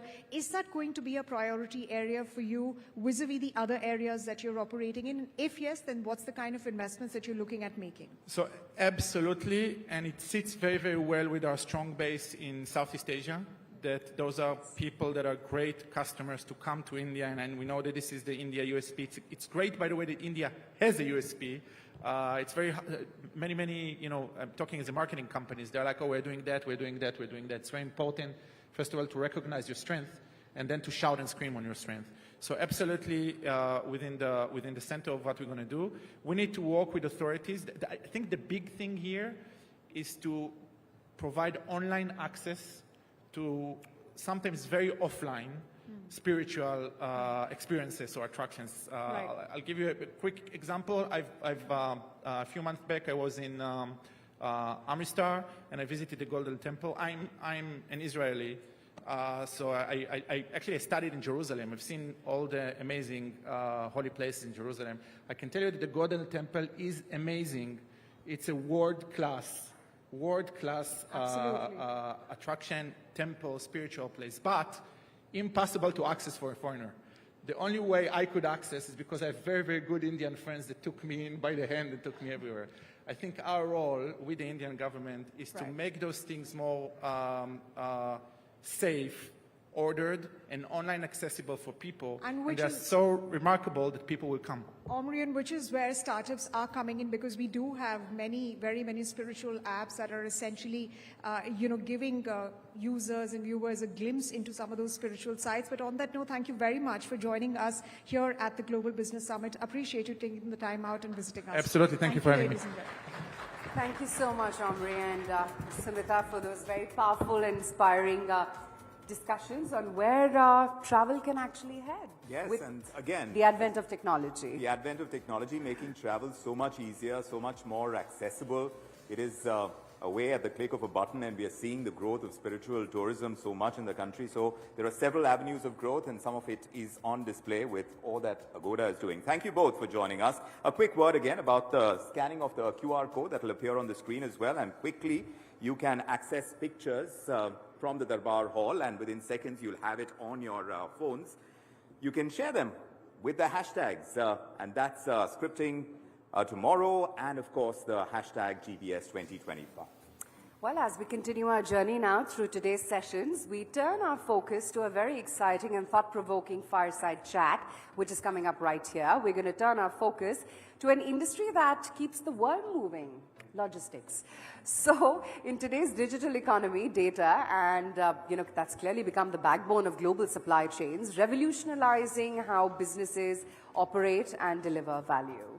And to explore this entire concept and the possibilities over there in logistics, which are growing, let's bring on Raj Subramaniam. He's the President, CEO and Director of FedEx. Mr. Subramaniam, if you would join us on stage. And to conduct this conversation, Nikunj Dalmia, Editor-in-Chief of ET Now and ET Now Swadesh.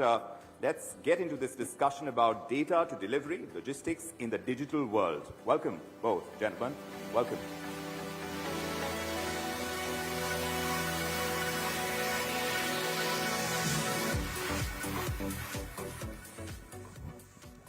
Good afternoon, everybody. Raj, welcome to India. So nice to meet you in person. I'll start with a very basic question. The world is changing. It is always changing. And that's what logistics companies always thrive on, to make the maximum of the changing world. Give us a global template. How are supply chains changing? What has changed? What will change? And what should not change? Very easy question to begin with, Nikunj. Thank you for having me here today. It's great to be in Delhi again. I would just say, firstly, I want to just take a second to talk about FedEx because there's sometimes not a good understanding what we are about. As a company, we have 700 planes, we have 200,000 vehicles, we have 5,000 facilities, and more than 500,000 people. That's the kinetic system that we run in the globe every single day. The reason I mention it is not because of all the statistics, because I'm incredibly proud of the work that our people do every single day moving the world's high-value supply chain. To put it in perspective, when people talk about supply chain, the first thing when you talk about logistics, you'll see ship containers. That's the picture that you usually see everywhere. To put that in perspective, yes, 99% of the volume of goods that goes on the ship. But that other 1%, it represents 35% of the value of the goods that flow through the system. So we, on every single day, more than 15 to 16 million packages every single day that goes through our system and are continuously in motion, we get a bird's eye view on what's going on the world's high-value supply chain. And so now, yes, the supply chain patterns are changing quite dramatically. And so over the last few years, what we have done, the word supply chain, by the way, 5 years ago before the pandemic, if I had actually mentioned it in this audience, you would have probably escorted me out because nobody really cared. But then in the last 5 years, it has become a boardroom conversation. So we have evolved our mission to make supply chains smarter for everyone. And to do that, we realize that not of all the statistics I said earlier, we also generate petabytes of data every single day about the global supply chain. So now, over the last 5 years, we have built the infrastructure to really digitize FedEx, really build a digital twin of FedEx to see what's going on in the world supply chain. So it is changing quite dramatically, and it's not easy to describe it in any one sentence or whatever, but I think different centers of manufacturing are showing up around the world. Different intermediate products are being produced and moving through the global system and going to the consumption centers differently. So all that's already happening. To put it in perspective, India represents about 2.8% of global manufacturing today. I certainly feel that there is significant upside. Indian manufacturing could double, and there is, in terms of the mix of global economy. And very eventful week this week, and I was so delighted to hear that the talk or the objective of signing an FTA with the United States and to go to a $500 billion trade goal by 2030. I've been saying this for years, that that's a huge potential. To see that now as an official target, I'm very excited about that. Raj, India has always been a service-driven economy. China always has been a manufacturing-driven economy. Post the pandemic now, the renaissance of manufacturing in India has started. The renaissance moment for Indian manufacturing has started. You said that the manufacturing will double. I said the manufacturing has got the potential to double. And I think, you know, a lot of my friends who was in manufacturing sector, CEOs around the world, are looking at India as an opportunity. Now, it's not a given. There's a lot of things have to happen between the vision to execution on the ground level. But I think it can be done. And, we are putting our own infrastructure here in place, for example. You know, India is our fastest growing market in the world right now. You know, we grew more than 50% last year, and we expect to double in the next couple of years. And we just launched a new flight out of Bangalore, for example, and it was full day one. India is such an important market for us that we are sponsoring the Chennai Super Kings. I hope there are some Chennai Super Kings fans here.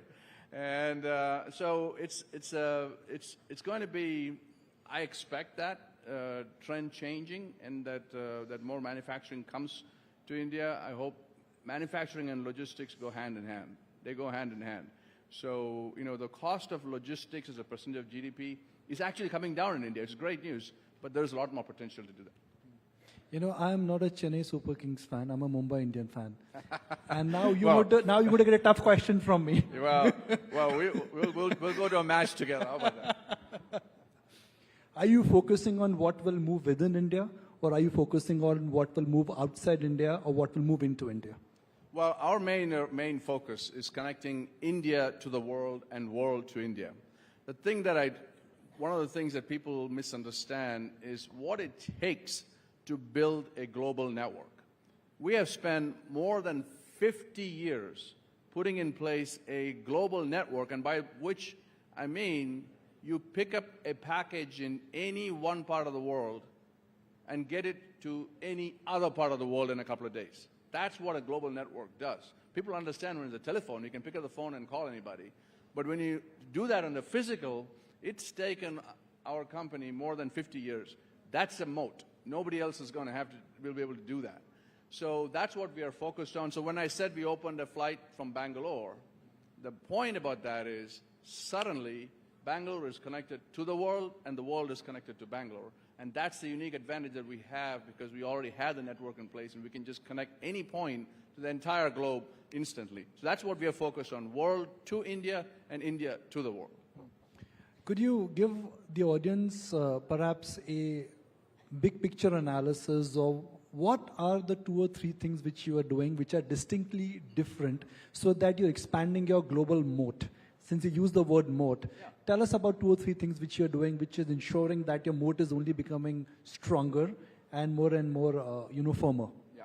Well, I think the first and foremost is the physical network that we have built in place. That's unmatched, and it's going to be impossible for anybody to build it. Just try to imagine getting 1 square inch of space in CDG Airport, and you'll know it's not possible. That's what I'm talking about. We have been there, we've done that. But I think what now, over the last 5 years, what we have done is to create that data platform that essentially is a digital twin of FedEx. And we have gone from being reactive to predictive. I started a company called FedEx DataWorks in 2020. In fact, we're launching DataWorks in India this week.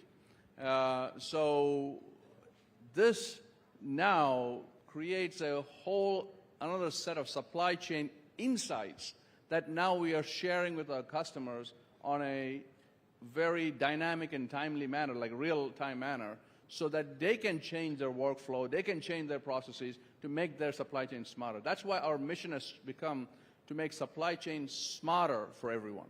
Smarter for ourselves, smarter for our customers, and smarter for the end consumer. So that's what we are now, our next push is, but the moat that we have built with our physical network, now we are trying to match it with our digital.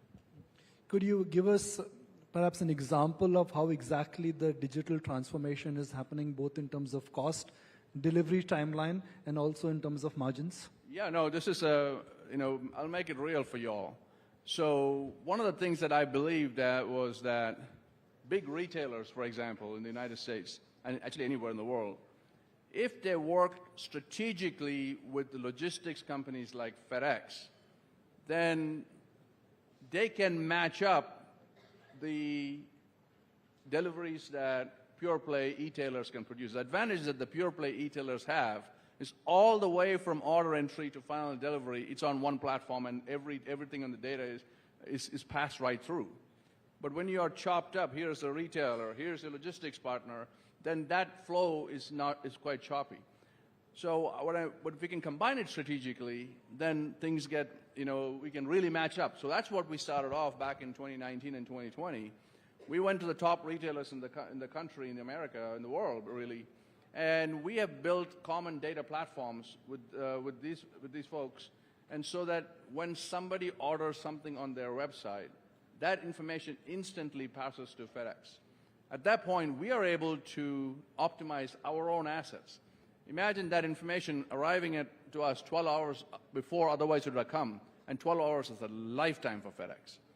Secondly, we are able to inform them based on the latest in weather conditions, traffic conditions, to say, okay, in order to get that package to the customer by Thursday afternoon, you need to fulfill from this location, and so on and so forth. So there's the intelligence automatically passed back to them, and that helps streamline and makes their supply chain smarter. And then finally, because of the deep learning models, AI, that we have put in place, that we are able to predict the arrival of that package so that when the consumer who is ordering it is able to know precisely when that package is going to arrive. So suddenly, in one fell swoop, in the same system, we have made our supply chain smarter, we made our customer supply chain smarter, and then consumer supply chain smarter. Raj, how different is India for FedEx? If you compare India with other developed markets, especially with China, how different and difficult it is to do business here? Well, I have to say, I've been, coming, of course, I grew up in this country, and I've been dreaming about what we could do in India for a long time. But I have never been more excited. In the last 2 or 3 years, under our new leadership, and with our new president, Kami Vishwanathan, and the teams here, we have taken off to another level. And I just see my dreams starting to come true here. But it is our #1 growth market in the world today. And I think the potential is immense. So we are, as we talked about, we expanded our flights. We have opened up innovation centers. We invested $10 million with the IITs, my alumni actually. And then we have started Global Capability Center here. But now we want to expand and start to build a hub in India, going forward. So we are very excited about what this market holds for us, because as I said, we go where high-value manufacturing is going to go, and we see that, and especially with that and potentially an FTA with the United States, the opportunities are quite immense. We are in 2025, February 2025. Yeah. I'm going to take the clock forward and talk about February 2030. So hypothetically, 5 years from now, if we're engaging on the same forum, what do you think we are likely to be discussing? Because today I can smell, I can see, and I can predict optimism in your, in your India commitment. What do you think we're likely to be discussing? Yeah, I think there are 3 areas where I think we would go forward. I think from our context.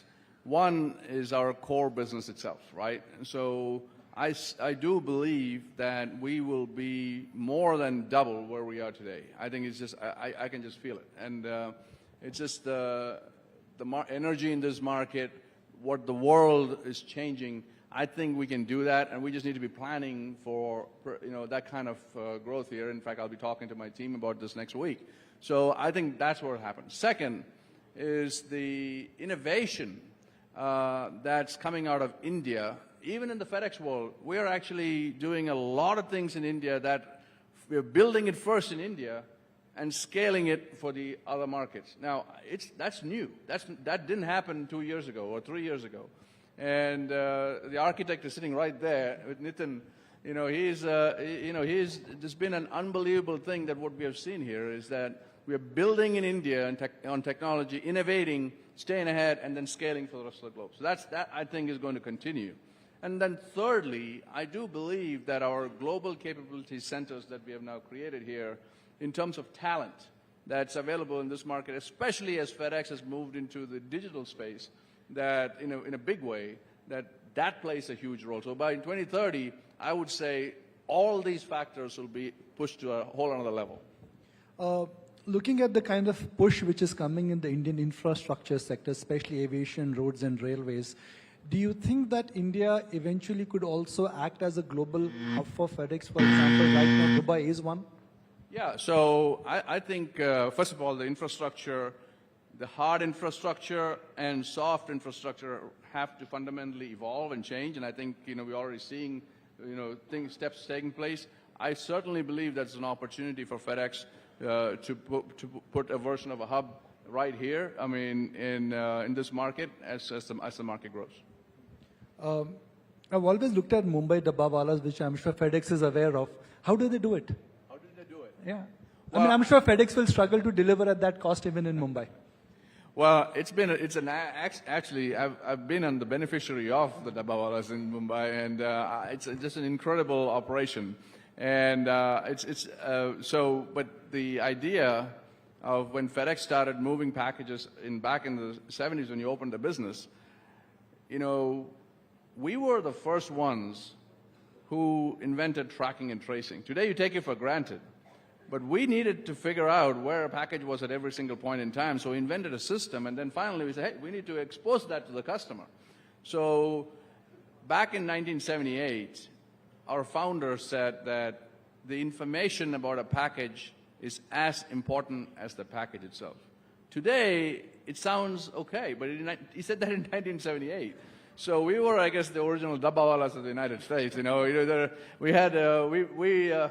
moved, the innovation and the digital nature of our business and the technology that we started off stood us in good stead. So now when I'm talking about moving into the next level with building our digital twin and building new insights from our global supply chain, I feel very, very excited about that. So before we wrap, here's a secret. FedEx globally is also responsible.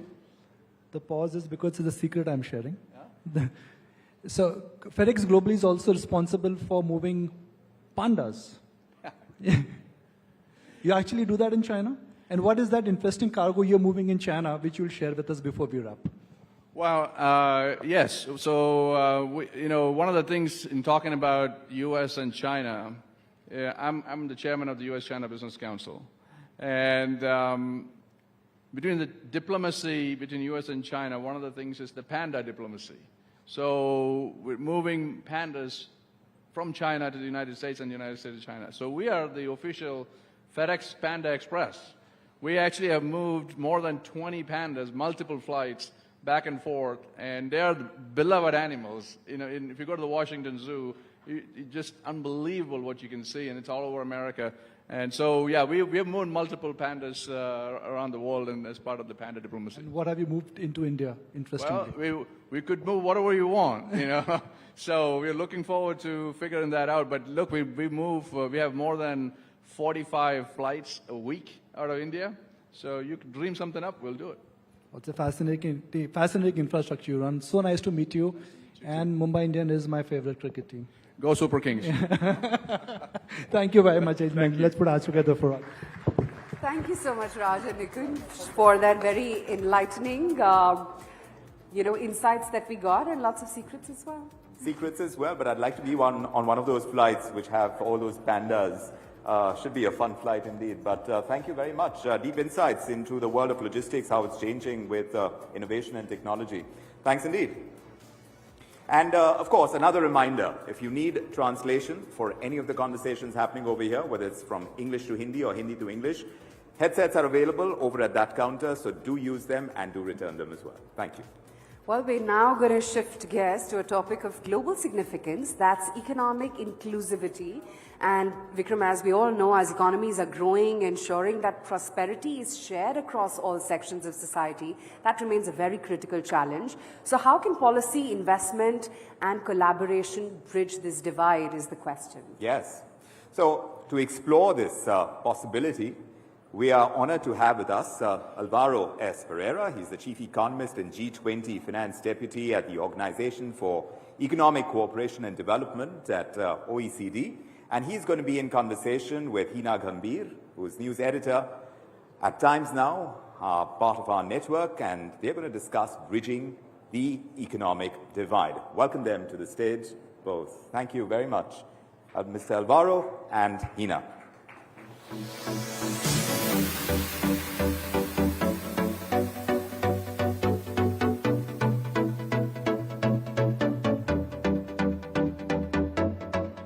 Thank you, Vikram. Thank you, Aisha.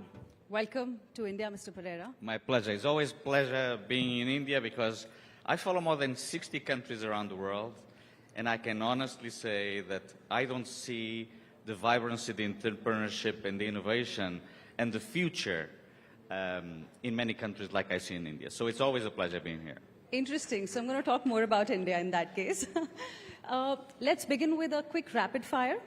I'll give you 3 questions. You have to answer them in just one word, okay? In one word, how will you like to describe the state of the Indian economy? Good. How will you like to describe the state of global economy in one word? Uncertain. Okay. And what about the state of economic divide across the world? Worried. I think worrisome. Interesting. We'll go to the bit about economic divide in just a bit, but first talking about India, you've called it good. What makes Indian economic outlook, the prospects, more resilient as compared to other emerging economies? Well, I honestly think that the future of the world is India. I have no doubt about that. I think India is a rising economic power, but also a major power of the world. In the next 2 or 3 decades, I believe that as long as India continues to reform, as long as India continues to invest in education and infrastructure, I sincerely think that the next big major power is going to be India. Not only because of the population, but also because of the vibrancy, the innovation, the entrepreneurship that I see in this country. So I think that it's quite important to think, if you see the trajectory of India in the past few decades, India for a while was a sleeping giant, restrained by too many licensing, I think Amitabh Khan called it license trash, and too many restrictions. But then afterwards, a process of reform that took place over the last 10 years, it accelerated in the past 10 years, has led to significant unleashing of the economic forces that I think will characterize for the next few years. And so as long as India continues to reform, I sincerely think that not only a very strong rate of growth will ensue, but also millions of people will go out of poverty and will come into strengthening the middle class. And India, in many areas of the world, will be a leading innovative country. So I'm very hopeful about India. I say this all around the world. I'm not saying this because I'm in India. I say this because I truly believe that we are witnessing the rise of a major power of the world, and that will shape the world in the next few decades. So what role do you see India playing as far as this changing global order is concerned, and given the kind of economic divide that we are witnessing, which is a cause of big concern? India has often spoken about the importance of the global south, but given how the global situation is right now, there is increasing protectionism. We have Trump back in the White House. He has already declared a reciprocal tariff policy. So, and there are geopolitical tensions that continue as well. So amidst all of this, what role do you see India playing to, perhaps make an effort to narrow this economic divide that exists? Well, as I said, internally, I think India needs to continue to reform, invest in education, invest in infrastructure, continue to, invest and continue to be the innovative entrepreneurial hub that is right now. I think at the global level, India, one thing that we know that will be quite important for India going forward is that the World Trade System functions, and we continue to trade with each other. Remember, more than 1 billion people got out of poverty around the world in the past few decades because we had a functioning world system. It's because of trade.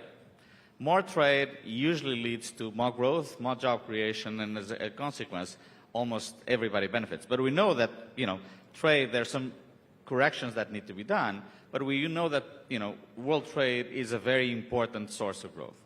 So we need to make sure that multilateral dialogue goes forward, and we are able to continue to protect world trade, and we continue to protect, our companies compete with each other in the global scene. So what role can India play? I think what we saw Prime Minister Modi at the White House a couple of days ago, exactly trying to get a deal with the American administration, trying to promote trade across both nations. This is something this is the role I think that India should try to promote. More trade, and how can we, if there are problems with the world trade system, how can we correct them? And how can we make sure that we have a level playing field for everybody, at the same time that we are able to protect our trading system? I think that's the role that India should play.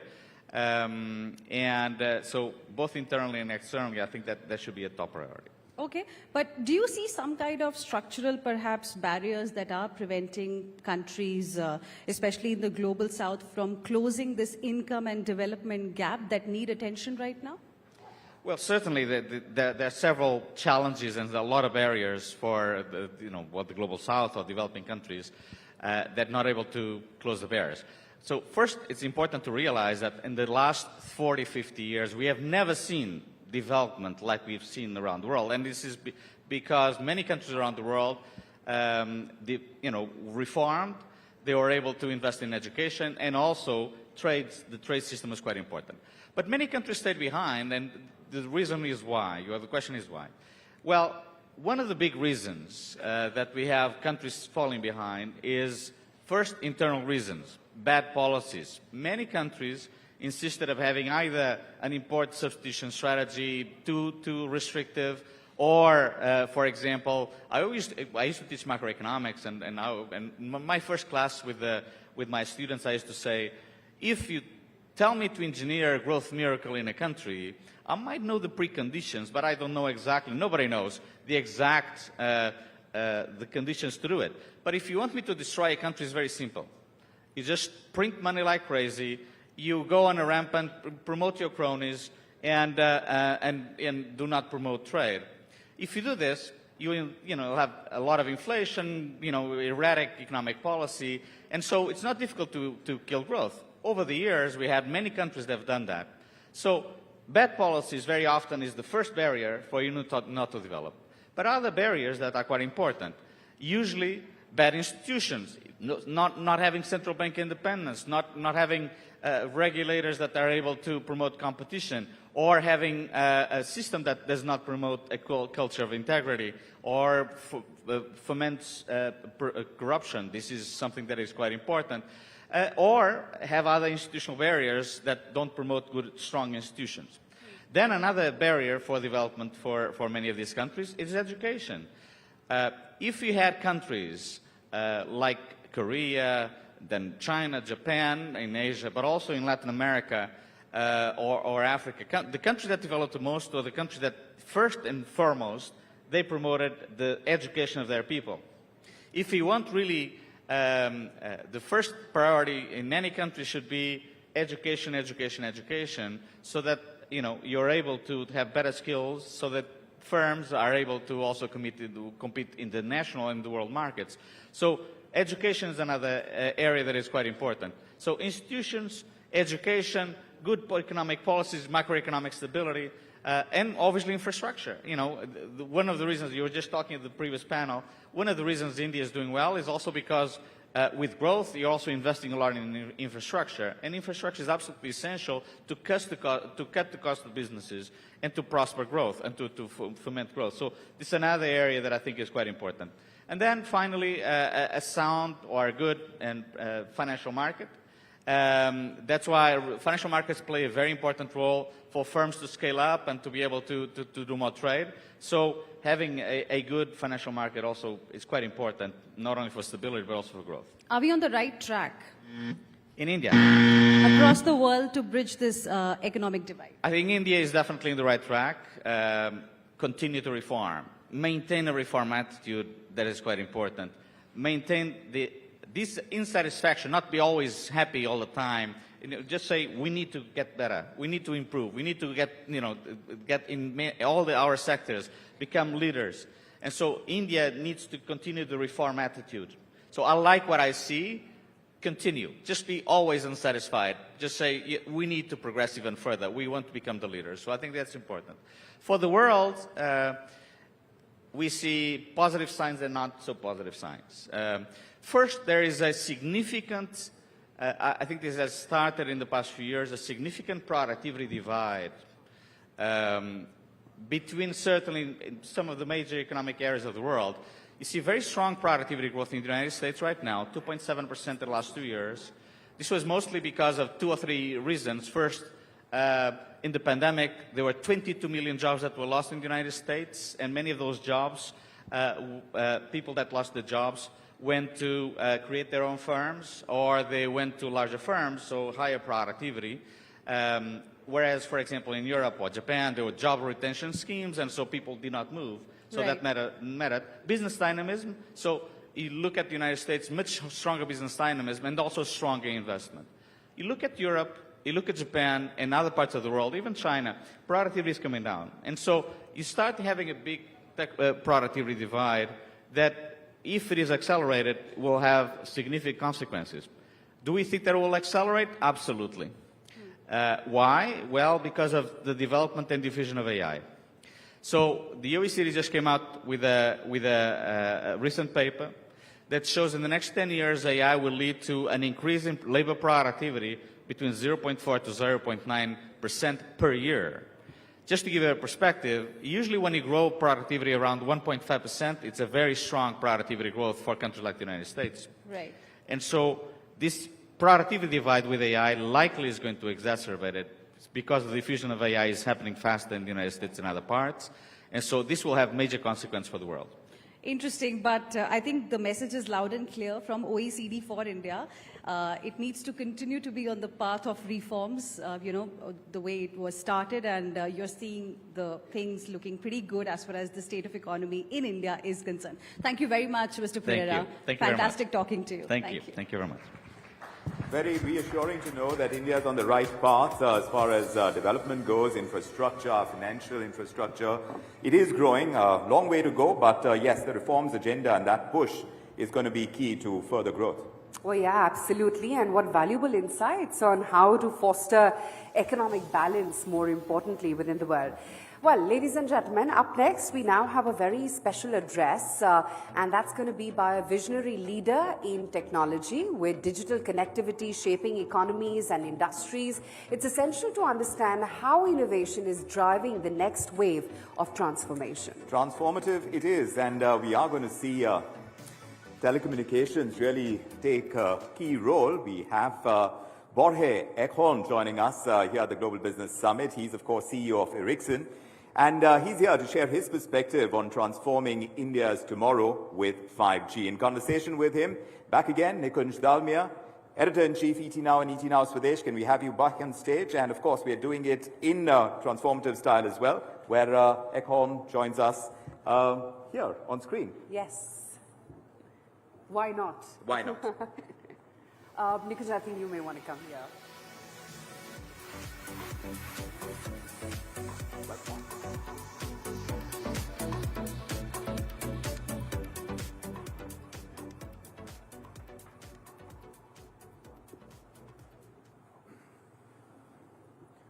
Well, since we are talking technology, I just thought that, the best way to really talk to the Ericsson Global Head is to really, connect technology. And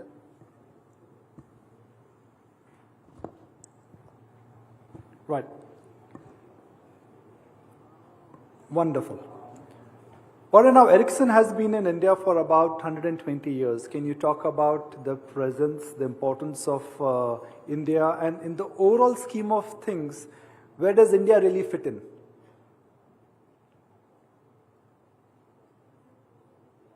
Thank you for having me, first of all. Yes, India is one of our most important markets. We've been in India since, as you noted, 120 years. I think we built the first switch in 1903. But since then, of course, we have evolved. We've been part of 2G through 5G. And today, India is one of our most important countries with the largest workforce. So we have more than 20,000 colleagues in India. Here we're, of course, doing service delivery, but I would also say it's a key hub for our research in AI, 6G, as well as network APIs. So for us, it's really a very important presence for us. And when you are now, you see a very fast 5G rollout. And of course, that's something that we have been a key partner for the Indian operators in achieving. So we're very excited about our presence. So Bore, how has India's strategic investment in digital infrastructure and efficient spectrum allocation really positioning you on the digital forefront? And what about the 5G technology adaptation in India? That's a great question. To participate in the future and to digitalize a country, it's all about the digital stack. And building out that whole stack is critical. The first and very important step here is, of course, connectivity layer. And there India has done a very, very strong job. So if we look today, it's built out 5G coverage for, I think it's 80% population coverage, 270 million subscribers of 5G already. So I think India is by far one of the fastest build out of 5G we have seen in the world. And today it's actually a very strong network, probably one of the absolutely highest consumption of data in any network around the world will be found in India. So, Bore, how do you foresee the 5G technology contributing to India's growth? Because with 5G comes speed, with speed comes productivity and connectivity. And when productivity and connectivity, they come together, that always will lead to economic growth. I think it already has, actually. So if you look at, I think the strategies around Digital India, it's all built on the connectivity you have. Of course, there 4G networks played a role, but now it's migrating over to 5G. And what I'm really excited about is to see the way India have been able to digitalize the whole country. But what I also is excited to see is what's going to happen in the future. Because we'll add new use cases, entrepreneurs, innovators, call it a startup ecosystem in India. We'll actually have a chance here to develop new type of solutions, new products on top of the networks. And I think that's going to pivot India towards a very exciting future. So, Bore, how exactly do you see 5G or Indian companies really benefiting from this entire 5G turn or tide? And are there any use cases within India which others perhaps can take inspiration from? I think sometimes you underestimate the importance of what's actually happening in India. Today, to single out the unique use cases on 5G is very hard. But what we are starting to see is the development of new applications, new use cases. Can be, for example, in healthcare, can be in mission critical, can be in other enterprise applications. So we're starting to see that, and here I think India has a chance to be a front runner. So, Bore, Ericsson has been really talking about 5G being a platform for innovation, important innovation. How do you see yourself partnering with the developers ecosystem, and how can essentially the 5G service providers really benefit from it? That's a very good question, a very important question. So when we look today on the digital stack, the interesting thing, we're going to run a number of different applications. It can be, for example, AI workloads, or it can be voice recognition, or it can be AR, VR glasses, or it can be enterprise applications, or for that, a fully connected police force, for example. All of these will require different type of characteristics. That's exactly what 5G was built for. So 5G was actually built to offer differentiated connectivity depending on the use case. And we're starting to see that happening now. So of course 5G is important because it allows that type of differentiated connectivity. So what we are doing now, we're actually exposing that type of, call it then differentiated connectivity to the developer ecosystem that can then start to build new applications. So if, for example, if I run an AI workload, I may want to have a very high uplink. Then I can order the network to give me that high uplink as a developer. And that, I think, will actually spur innovation and really realize the promise of making 5G a bed for future innovation. So, Bore, the entire telecom network has evolved. It started with voice, moved to data, started with pictures, now has moved to videos. How do you see the entire network or the mobile network really evolving in the future? Yeah. What we see is that the networks will be, I call them horizontalized. So they will be open programmable networks. And it's back to the question of the future use cases. They will be very different, putting very different demands on the network. So it can be a mission critical application that needs very high uplink and very low latency. Or it can be, making financial transactions more secure. All of that will require programmable networks. So where we need to move the networks is from being single use cases, i.e. mobile broadband, into this type of multiple use cases. So that will require them to be fully programmable, fully automated, and basically have zero touch, and make it very fast to spin up that differentiated connectivity that's going to be used depending on use case. So I think we're actually at a very, very interesting point in time where we change the architecture of the networks and in a way preparing the networks for 6G as well. And that's where we are as an industry now. We're just at that turning point. Very exciting time in the development of our industry. Right, Bore, really appreciate your time. Glad you could join us. And just when, ladies and gentlemen, we think that things are getting dull for the entire mobile industry, up comes an innovation from voice to video, video to data, and now perhaps AI. So that's how the technology, I guess, is moving. And I think when Bore is saying exciting times ahead, I'm really looking forward to, what exciting times ahead would be for the entire mobile industry. So with that, I'll hand it back to my colleagues, Vikram. So Bore says the exciting times ahead, and I just wonder what exciting times. Voice has become picture, picture has become video. And he's saying the best is yet to come. The best is yet to come, and that's what we are talking about. I mean, we are evolving, we are emerging, we are expanding. So when you expand, there is so much more that comes to the table, and digital connectivity, there is a lot of transformation happening in that space, isn't it true? And one thing never changes that when you speak to an audience, take the mic close. Yes, absolutely. So transformativeness in digital connectivity, what were your larger takeaways from what Bore said? No, I think what we must realize is that he's saying that we are the cusp of what could be called as a technology platform plus AI.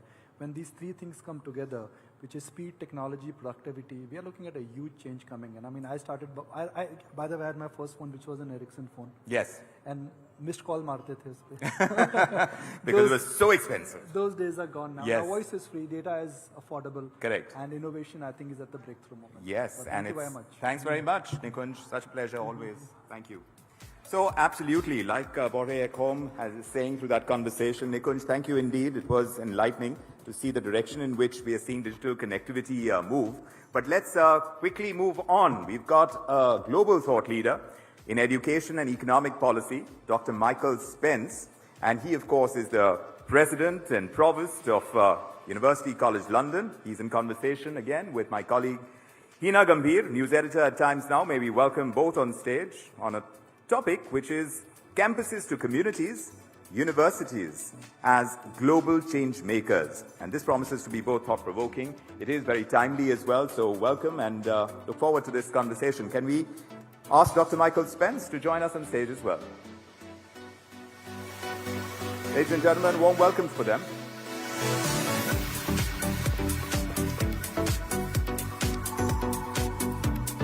Over to you, Hina. Thank you, Vikram. Good afternoon, Dr. Spence. Good afternoon. How did you find India this morning, Delhi? It's been good to be here for all of about 3 hours. So.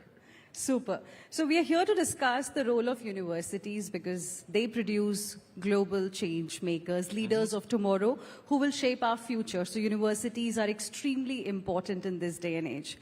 I was just doing my research to understand universities. You've moved from Sydney to London, and a university in Morocco was founded in the year 859, and it still awards degrees. The University of Bologna in Italy has been in continuous operation since 1088. Today, there are about 50,000 odd universities across the world, and 5,350 are in India alone. So I want to start by asking you a broad question, Dr. Spence. How have universities changed over all these years in terms of inclusivity and access, and what they are producing? Yeah, look, I think the thing about a university is that we talk about the university as if they're all the same and as if they've been the same over time, whereas they are very radically and dynamically changing all the time, even if some of their practices remain relatively constant. So a place like UCL, we're an enormous engine of economic growth. So in a recent study that unusually our economists said was too methodologically conservative, showed that UCL contributes £9.6 billion a year to the UK economy. That's the same as a London Olympics every year from UCL. And our graduates expect rather different things to the graduates that graduated in Morocco all those years ago. And in particular, they expect to be prepared for the new economy. So we run Europe's largest startup program, for example, Europe's largest entrepreneurship programs. These are the kinds of skills that a wider, more diverse, economically more savvy student base wants from a place like UCL. Interesting. Now, universities are a cradle not just for careers, but for leadership as well as change. But we find some kind of disparities. Even though in underdeveloped or developing countries, the number of universities is more, there are top universities that are still found in the developed world. So I want to ask you a little bit about how access definitely has improved, but in terms of disparities which still exist, does it need correction? Yes, so there is no doubt that disparities in education need correction. And a part of the job of a place like UCL is to be working with our partners across the world in leadership education as well as in research. And we have very strong partnerships across the majority world. For example, a terrific program in South Africa that works with two of our closest university partners there. But in a place like India, it's a wholly different story because, of course, the Indian universities are producing remarkable graduates and doing research of the very best caliber. So in the recent agreement that we've just signed with IIT Delhi and with AIMS, an unusual trilateral agreement. We're more than 50% health and medicine, but we're also European leaders in AI. And that's a collaboration that is bringing the latest in AI technologies with medical research and practice together. That's really cutting-edge stuff at the highest global level. Good to hear that. But before I talk more about how can universities, improve in terms of preparing the leaders of the future, I have a question on what these industrialists today are saying, the global icons. In fact, some of the industrialists who are global icons as well, they scoff at the idea of a university degree itself. Elon Musk, Donald Trump, citing the examples of Bill Gates, Steve Jobs, they say that a university degree is not what we really need, to become a leader, to become an innovator, to become an entrepreneur. How will you like to respond to these kind of comments? And also, do you think perhaps the universities also need to look at changing something so that this perception also changes? So in my last job, when I was Vice-Chancellor at the University of Sydney, we did a very large global study with employers in Australia, India, China, the United States, the United Kingdom, Italy, France, and Germany. We also did some deep work in the theoretical literature and engaged work across a variety of sectors. And we were interested in just one question, that is, what is the education that you're going to need to have the intellectual and social flexibility to survive the fourth industrial revolution? And interestingly, almost univocally, everybody came back and said a deep understanding of a discipline. And that's because you need to know something about something to know anything about anything. You need that to develop the core critical thinking skills that actually are going to mean that you'll survive. You also need a capacity to think across the disciplines, a sort of T-shaped education that is multidisciplinary as well as disciplinary.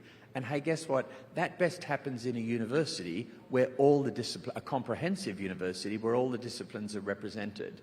You'll need an international perspective. And we not only have students from about 160 countries, but we send our students right across the world in learning experiences of one kind or another. But interestingly, they're also saying you need the capacity to bring that all together in teams to solve practical problems. And universities around the world are experimenting with how you lower the barriers, how you soften the border between university and work. And we have a number of activities of that kind at UCL, not least the largest entrepreneurship education program in Europe that over the last 4 years has produced 750 startup companies producing everything from African hair care products. So you don't agree with that thought, basically? No, not at all. There's a lot I don't agree with Elon Musk about, but that is one of them. Okay. Now, how do you suggest going forward? Because the world is changing. Yes. You know, if we want to learn about something, we can learn it free of cost. Internet is there. AI is going to be the future. So, going forward, how do you suggest the universities should find ways to collaborate with industry, government, non-profits to address the pressing global challenges like climate change, inequality, as well as social justice? So industry is involved right across our campus, in our education programs, in our research. You know, as a university, we've attracted £3.8 billion of inward industrial investment into our startups over the last 5 years. We've had 4 NASDAQ listings. There's no way that that industry is not deeply involved in the activities of a modern university. In terms of AI, I mean, there are 3 things we need to teach our students. We need to teach them the skills that the machines will never have, the kind of interpersonal skills, the management skills, the cross-disciplinary skills the machines won't have. We need to teach them to use the machines well. You know, my Vice Provost Research is a cognitive neuroscience who works on the consciousness of AI, believe it or not.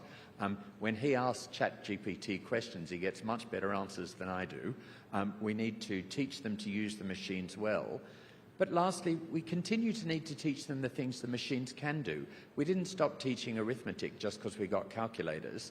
And some of those core skills in synthesis, in paraphrase, in summary, they're going to remain important because the students need to know, we all need to know whether or not the machines are telling us the right thing. Okay. Last question. If you could make one radical change as far as the higher education is concerned, what would it be globally? One radical change? One radical change that our higher education system, universities need right now.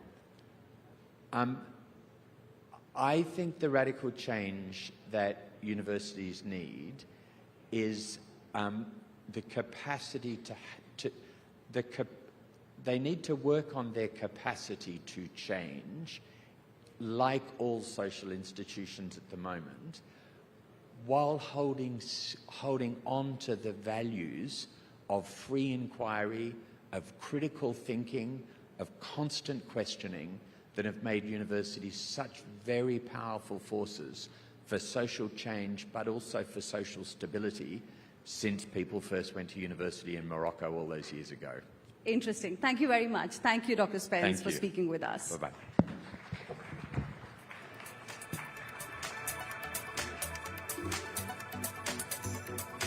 That was very enlightening. Hina, can you join me for a bit? Because this was a fascinating conversation and a lot is changing from what we've heard. But do join me on stage because I was just intrigued by that question that you asked. Come. You know, the importance of a university degree, that is not lost on us because as far as some of those luminaries in the industrial world are concerned, they're saying, well, you don't need a university degree.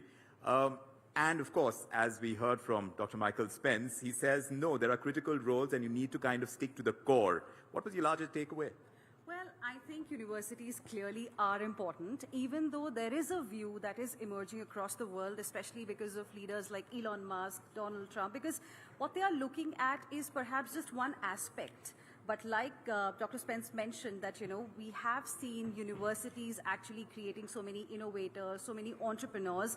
And it's not just about those who end up starting a business. It's also about the leaders in, say, climate, social sector. So many politicians, not just in India, but across the world who have got great university degrees. So while their argument is valid and interesting, because Trump had said, I was just going through some of his old interviews, he said, when I hire people with a university degree, they know how the previous problems were solved or problems of the past were solved, but they don't know how to solve the problems of the future. Right. Now, as Dr. Spence also mentioned, we are looking at emerging technologies. Our curriculum also seems to be evolving. So we are preparing our students for the future as well. So I mean, he didn't really agree with that. Yes, but entrepreneurship is changing. It's changing in a large way, as we've been discussing, and the need to kind of keep up with the times for universities. Now, that's becoming an important piece, and we'll see exactly how that moves from here. But, Hina, thanks very much. Thank you. Such a pleasure having you with us. Thank you. All right. Now, as we move ahead, let's just take a moment to extend our sincere gratitude to our partners. This event is co-powered by Google and Bennett University, which is a Times Group initiative. Thank you for this very invaluable support. It significantly enriches the kind of experience that we have and the kind of conversations that are unfolding on this platform. So a warm appreciation and a big thank you. Meanwhile, as we move ahead into the future and deeper into the ET Now Global Business Summit, India stands at the cusp of a historic economic transformation, and that is happening right now. With bold reforms, with technological advancements, and a thriving entrepreneurial culture, an animal spirit getting unleashed, the vision of this $10 trillion economy, that's no longer a distant dream. It's happening right now. It is an achievable reality as we see it now. But what is it going to take to actually get to a $10 trillion economy? What sectors are going to drive this growth, and how can businesses and policymakers collaborate to really accelerate that journey? To explore these critical questions, this evening we have an esteemed panel of industry leaders who are shaping India's economic future. So let's welcome them. Joining us is Amarendu Prakash. He's chairman of the Steel Authority of India. So may we ask you to join us on stage. He's a stalwart of India's industrial backbone, and he plays this pivotal role in the nation's infrastructure and manufacturing growth. Welcome, sir. Good to have you with us. Meanwhile, Santosh Iyer, CEO of Mercedes-Benz India, may we ask you to join us on stage as well. He leads the charge in India's luxury automotive segment, driving innovation, sustainability in the mobility universe. Also, may we ask Kami Vishwanathan, President, Middle East, Indian subcontinent and Africa at FedEx, to join us on stage as well. A global leader in logistics and supply chain solutions, she brings invaluable insights on trade and connectivity. Also on this panel, Neeraj Kumar, Managing Director, Suntory Global Spirits India. He spearheads growth in India's evolving consumer market and premium beverage segment. And to moderate this exciting discussion that is going to unfold is my friend and journalist with deep understanding of markets and policy making. Well, the incredible Aisha Faridi. Welcome. Over to you, Aisha. Thank you so much, Vikram. Well, thank you, ladies and gentlemen. And today we're here to talk about India's economy, the path to $10 trillion, and I'm happy to see that a few of the GDP contributors are already sitting to my left. But Amarendu, if I could start off the discussion with you. You represent an industry without which there's nothing when it comes to infrastructure. Tell me, how do you envision India knocking on the doors of $10 trillion as an economy roadmap? I'll just give you an example of what is happening in my company, and that will represent something. Even President Trump, we talk about him a lot in these times, said that if you don't have steel, you don't have a country. He went as far as that in his first tenure, and now he's doing something to steel again in his country. In my company, in recent times, what we have been talking about is you get an audience, put a number on the board as a target. If the whole audience is not laughing at you, then your target is too small. So we talked about 5 trillion economy, India reaching a 5 trillion economy barely 3 years back, and there were so much skepticism around it, so many people were laughing at that goal. And today we are on the cusp of achieving 5 trillion much before 2030, probably 2020, as early as 27. So to me, this 10 trillion economy target is something that the audience is not laughing. And so I feel that they are serious about this. We are confident of this.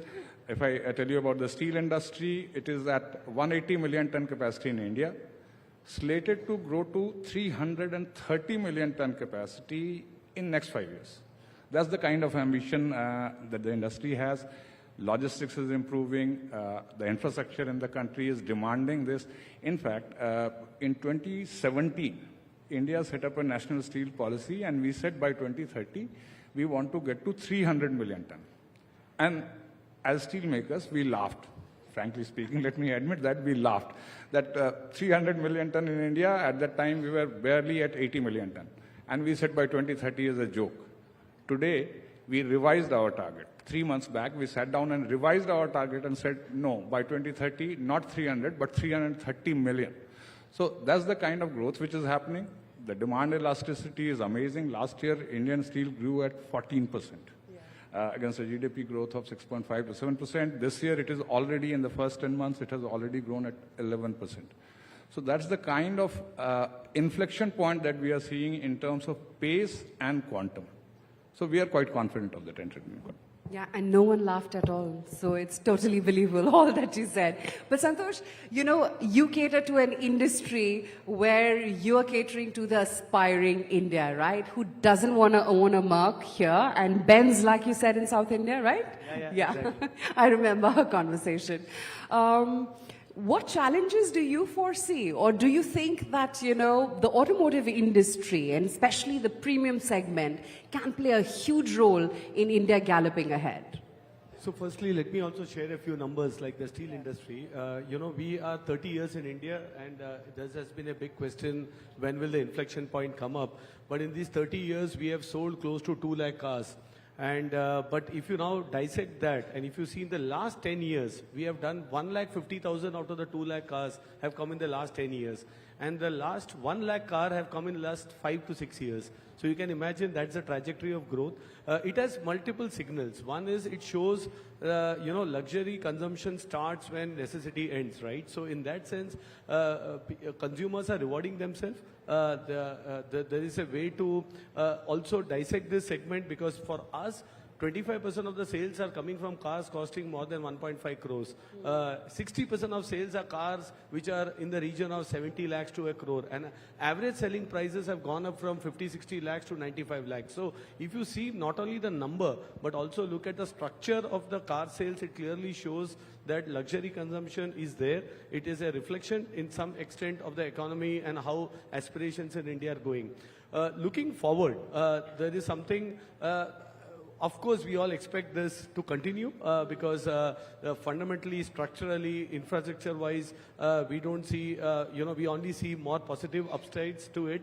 And then coming back to the manufacturing side of this business, because that's a consumer demand, we also feel that, now this ongoing discussions of opening up borders, opening up, this should help India not only to participate, also for brands like us, not just to look at India's story, but also to see what can we do for the world world in terms of manufacturing and exporting. So I think we are pretty confident. We have been strategically patient for 30 years. The last 6-7 years has been a role, and we expect this party to continue, I would say. Yeah, absolutely. One can see that in your smile, that the party is here to stay. But Kami, that's where you come, right? Because like Santosh mentioned, that, you know, the borders are getting completely sort of invisible, if you will. That's where the supply chain dynamics of India and how we leverage onto this globalization and, you know, one big world theme comes into play. Tell me, what's been your reading? Sure. I think I'll start by saying that we see a tremendous growth opportunity in India. And as a facilitator of global trade, close to $2 trillion of goods processed through our network every year. And we also have a ringside view of some of the changes in global supply chains, some of the shifts that we are seeing. And it is very clear that there is a definitive interest from global businesses in setting up manufacturing and export operations from India. We're also, of course, seeing a lot of Indian businesses going global, including the small and medium segment, which is increasingly exploring international markets. So for our India business, we're growing at 50% year over year, and we expect our business to double in the next 3 years. And with the government's focus on reducing logistics costs and making manufacturing more competitive, we think this will get even further accelerated, this growth that we are seeing. So, you know, we are making investments in capacity to carry volumes from India to Europe and to the US and to Asia, and also inbound from Asia to India. And we launched a freighter from Guangzhou in China to Bangalore in South India in November, and it was full on the first day. And, you know, so some of the other investments we're making are in infrastructure with respect to our gateway facilities in Delhi and Bangalore. Last year, we launched a state-of-the-art hub in Dubai to facilitate the regional imports and exports, but India is a big driver of that.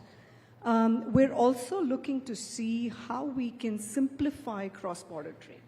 And especially for small and medium businesses, and even for larger enterprises, there are lots of frictions in cross-border trade. And I'll give you an example. The import process into India has been very complex because of clearance. And so we've launched a digital tool called FedEx Import Tool, which enables customers to upload all of their documents. We use AI to process them, and they can make duties and payments, duties and taxes payments via the portal. So it really simplifies and makes the customer experience much better. We're also looking at how can we offer a single solution for all shipping, international shipping needs, whether you're looking at Air Express, which is for time-sensitive products, or Air Freight, which is less time-sensitive but still has to fly on air, and then Ocean Freight, which is more price-sensitive and less time-sensitive. So we've launched a single tech platform, which we call FedEx One Stop Solution, which enables customers to ship across the spectrum and have full visibility across the spectrum. So we're very optimistic about this potential that we're seeing in India, and I think it is at an inflection point, and we're really seeing this take off significantly. Neeraj, you're at the other end of the India consumption story. At Suntory Global, what's been your reading right now as to, you know, where the alcobev industry is when it comes to India? I mean, I know a lot of them are actually making the headlines as the world #1 single malts, both in ranking as well as prices, perhaps. But what's been your observation? Well, I think the alcobev world, or the spirits world as we call it, is looking at India with a lot of cheer. I think that's what I'd say.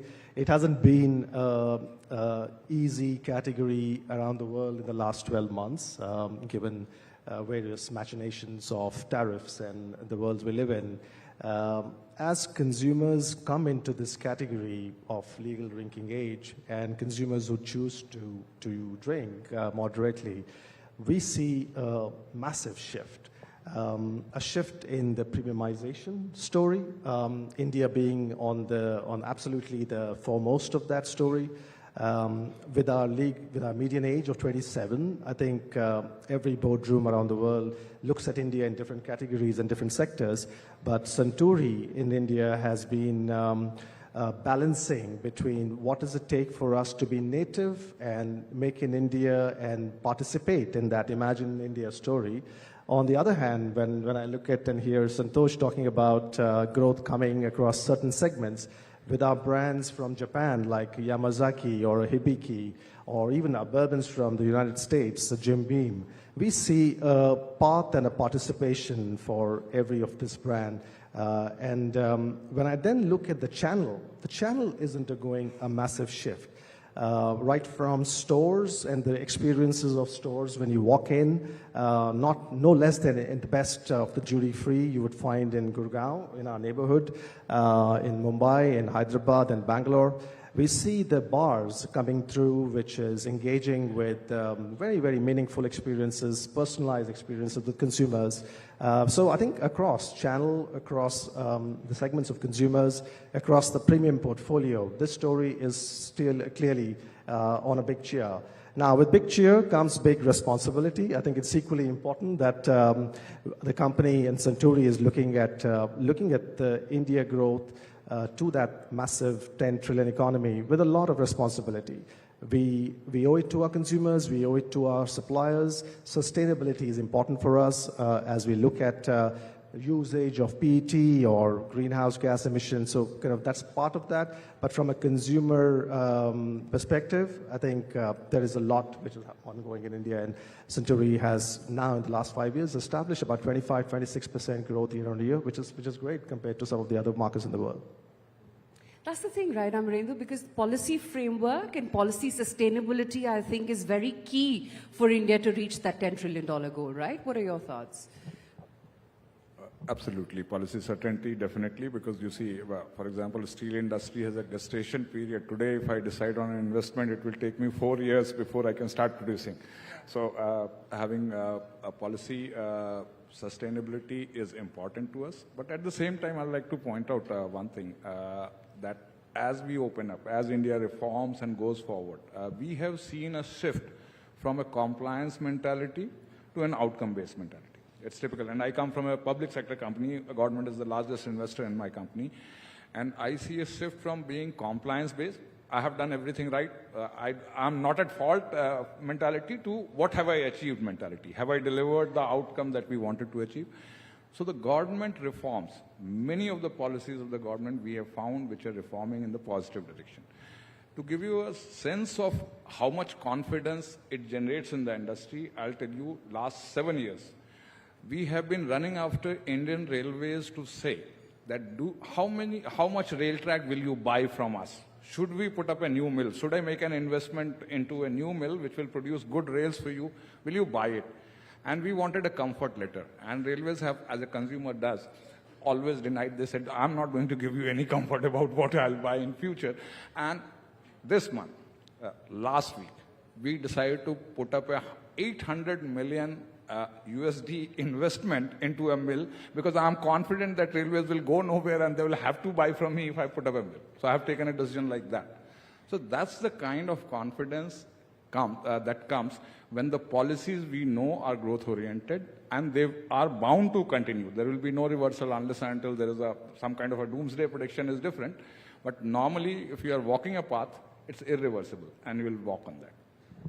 Kami, for a player such as you also, policy certainty must be a very sort of imperative point, right? No, absolutely. I think there has been a very progressive vision around logistics, regulation and policy with respect to, the Gati Shakti Master Plan, the National Logistics Policy, the ULIP platform, and so forth. And I think we need to continue to accelerate implementation of this program. I also think there is opportunity to, facilitate trade even more. For example, removing limits on the express courier clearance for exports, bringing more products into that program and creating a single window clearance across different partner agencies for approvals and so forth. And one of the things we are looking to do in India, given all of the volume growth I talked about, is to set up an air cargo hub. And like I said, right now, Dubai is our air cargo hub for the region. But we would love to set up a hub in India, which will be the first of its kind in the country. And I think for that, there needs to be certain regulatory changes that come up in terms of transshipments, regulations, screening, customs, and also airport infrastructure. So I think those are some of the things where a focus on these aspects will help accelerate, from the policy front as well. Amredu, any figures to match the kind of vision that Kami just talked about? Yes, I think she is right on the numbers because you see one of the key things, and we have seen this across India, and it is not just about the steel industry or anything. You see, as the roads have got better in India and the penetration of rail and road network inside the country increasing, you will find, I come from a small village near Nepal border in Bihar. I was born there. The village that I had seen and the village that I see today after 30 years, there is an amazing change. Nothing has come. No industry has come there. No investment has come there. They just have a national highway passing right by the side of the village, and that has changed the economy of the village. That's the kind of inclusivity that infrastructure brings in, logistics brings in. Coming to a larger scale, when I produce 1 ton of steel, I need to move 3.5 tons of raw materials. So you can imagine the kind of logistics and infrastructure that we require. We look forward to that number. As I said, the steel industry is quite bullish as India is being built up. Naturally, the logistics requirement will build up, the supply chain requirement will build up, and I think Kami is right in her numbers. Sorry, you wanted to make a point. I think one of the other enablers to this is going to be technology. And we have started on that path with the ULIP platform and the idea of digitizing end-to-end. And, when you talk about supply chain resiliency, we need to be able to leverage data and technology. And we need to be able to leverage AI, machine learning, to use historical data to see where we can predict delays and put in place interventions and so on. And we're doing a lot of work with that. We have a product called Surround that uses historical data and including data on weather so that we can put in place interventions to enable our customers to deal with the volatility and the disruptions that we've seen, and especially in the past few years due to a variety of factors. We're also working closely with the IITs. We have centers of excellence in both IIT Madras and IIT Bombay for creating the future of supply chains from both a smarter supply chain point of view as well as a sustainability point of view.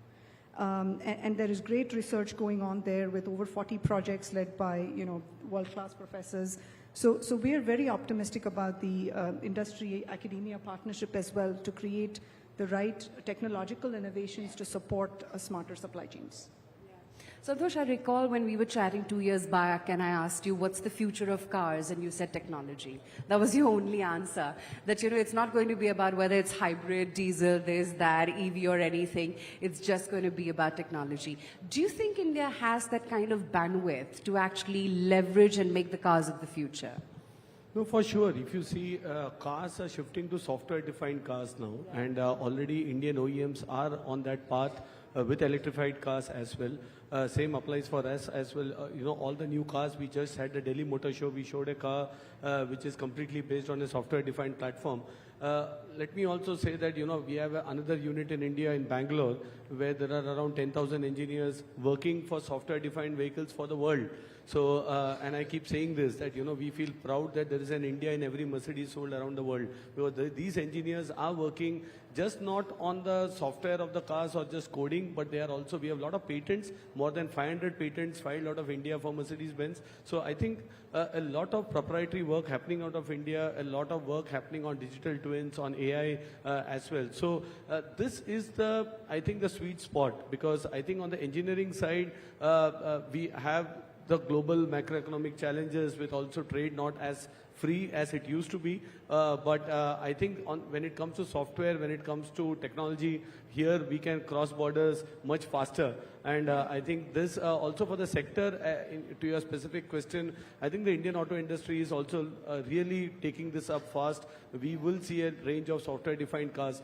The other point here also, electrification is one trend, but autonomous, again, it is always said that India cannot have autonomous cars, with the kind of traffic, with the kind of situation. But I think there would be use cases with the infrastructure coming up. If we can borrow time for our mobile phones while driving cars, and the car can take care of itself. I think it's coming quite close. Already in some of our cars, we just launched the E-Class. You can do a Teams call. There are selfie cameras. But the risk is always safety, because again, we have high number of incidents. So if the car is able to do a bit more and takes control even for the traffic situation, even when you are in the traffic jams, and you can actually use that time not just for work but also for catching up with family, also is possible. So I think technology is going much more deeper than we think, even in automotive area, and India again has this chance with the skill as well as with, I think it's a level playing field when it comes to technology, and India can participate much faster in this. Are you pushing us for a 90-hour work week by any chance, by making cars which are going to make us work more perhaps? No, right? As I said, you can catch up with family as well. When you are in the car. You also said Teams call and selfie both cameras. ways. I got a little worried. One real-life example, I was just, till 5 years back, probably, when you decided to buy a car, the first question on your mind was, mileage kitna deti hai, right? In India, probably, that was the question. Mileage kitna deti hai? I had an experience 3 months back with a friend in Helsinki, Finland, was buying a car, and we were just discussing, and I asked, what are the key factors in your mind? They said, we are trying to decide which car has which features of the software, and whether Mercedes offers a better software package, or whether BYD is offering a better software. That was the decision-making point behind buying a car. So that's the role of technology coming into our lives everywhere. Absolutely. So is it BYD or Mark? Different segments, we are in the luxury segment. Yes, you wanted to. No, I just want to add the context of human connections here. Technology, of course, is absolutely driving the world, and this is disruptive tech. When I look back at the category which I represent, which is spirits and beverages generally, I think India adds an Australia every year in legal drinking age. India adds perhaps half of many countries in the world. And at the end, when we look at the path to 10 trillion and the growth prospects, I think the consumer at the center, and having this balance between deep AI and AI running the business, but consumer interactions and the human touch not going away, I think is going to be an important other element of how we look at. There is not going to be too long a time when perhaps all you would need is a thinking mode or a pill to feel a little cheerful. You don't even need alcohol, or you don't need any beverage. So we are moving in that direction as we look at things to come. But at the very heart of all of this is human connections. And I think as we bring more consumers, the importance of growth has to be balanced with also using that AI technology in a home, in a DIY experience in your bar, or maybe when you're having a nice time with friends and family, if you choose to drink. But I think that's been one big balance of priorities for us when we look at growth and segments, because that's going to be an important element of how consumers relate to this category, especially Gen Z. Skibidi has to be in this conversation, right, somewhere, because that is where people want to have quality of life. There's a very, very high dividend on quality of life. Consumers will choose to use or not use any beverage. Sugar or calories are all part of today's generative narrative. So it's an interesting cusp when technology, life science, just the prospect of having a good time, but in safe environments is going to be driving our path forward. So I just want to bring that human touch into this conversation as well. Yeah, absolutely. And how would you say that the Indian consumer, the alcobev consumer, from in heart, just a single malt drinking India that we traditionally had maybe about 20 years back, how has the consumer evolved? What's been your experience? This is fascinating. The consumer today is all about repertoire, and a repertoire of having a beverage in the day, moving to an evening sundowner, going to a nightcap, or I think there is I would say 2 points. A point about the types of consumer. The new Gen Z or the legal drinking age is not necessarily only about single malts or whiskeys. They would like to have a quality product which allows them to mingle and be safe and get back home in a nice, cheerful form. On the other hand, you have the luxury consumer. I mean, we've added 94 billionaires in the last year. And I think we are second to the US on the list of billionaires. And that's a very enhanced, customized personal experience. So what is going to be relevant for that consumer is going to be very different from a 26-year-old young first jobber drinking and wanting to have a good time with friends. So when we look at our repertoire, we've got bourbons from the US, we've got Indian whiskey, a brand called Oaksmith, which is successfully launched 4 years ago. We've got Lafroig and Bowmore, which are Scotch single malts. We've got Yamazaki and Hibiki coming together. And the challenge for us and our marketing teams is what in our brand portfolio resonates with what occasion in that repertoire of that consumer. So it's an interesting balance of act. Amrita, you already talked about as to how various sectors, and you rightfully gave the example of railways, for instance, need to come together, and only then can India achieve that $10 trillion goal. That must be an imperative, right? And especially for the industry that you belong to. Absolutely. I just mentioned for making 1 ton of steel, I need to move 3.5 tons of raw material in. For when I make a steel plant, I need to get a city around it for people living there. So you need sanitation. Imagine my company today practically owns and manages 13 cities and townships combined.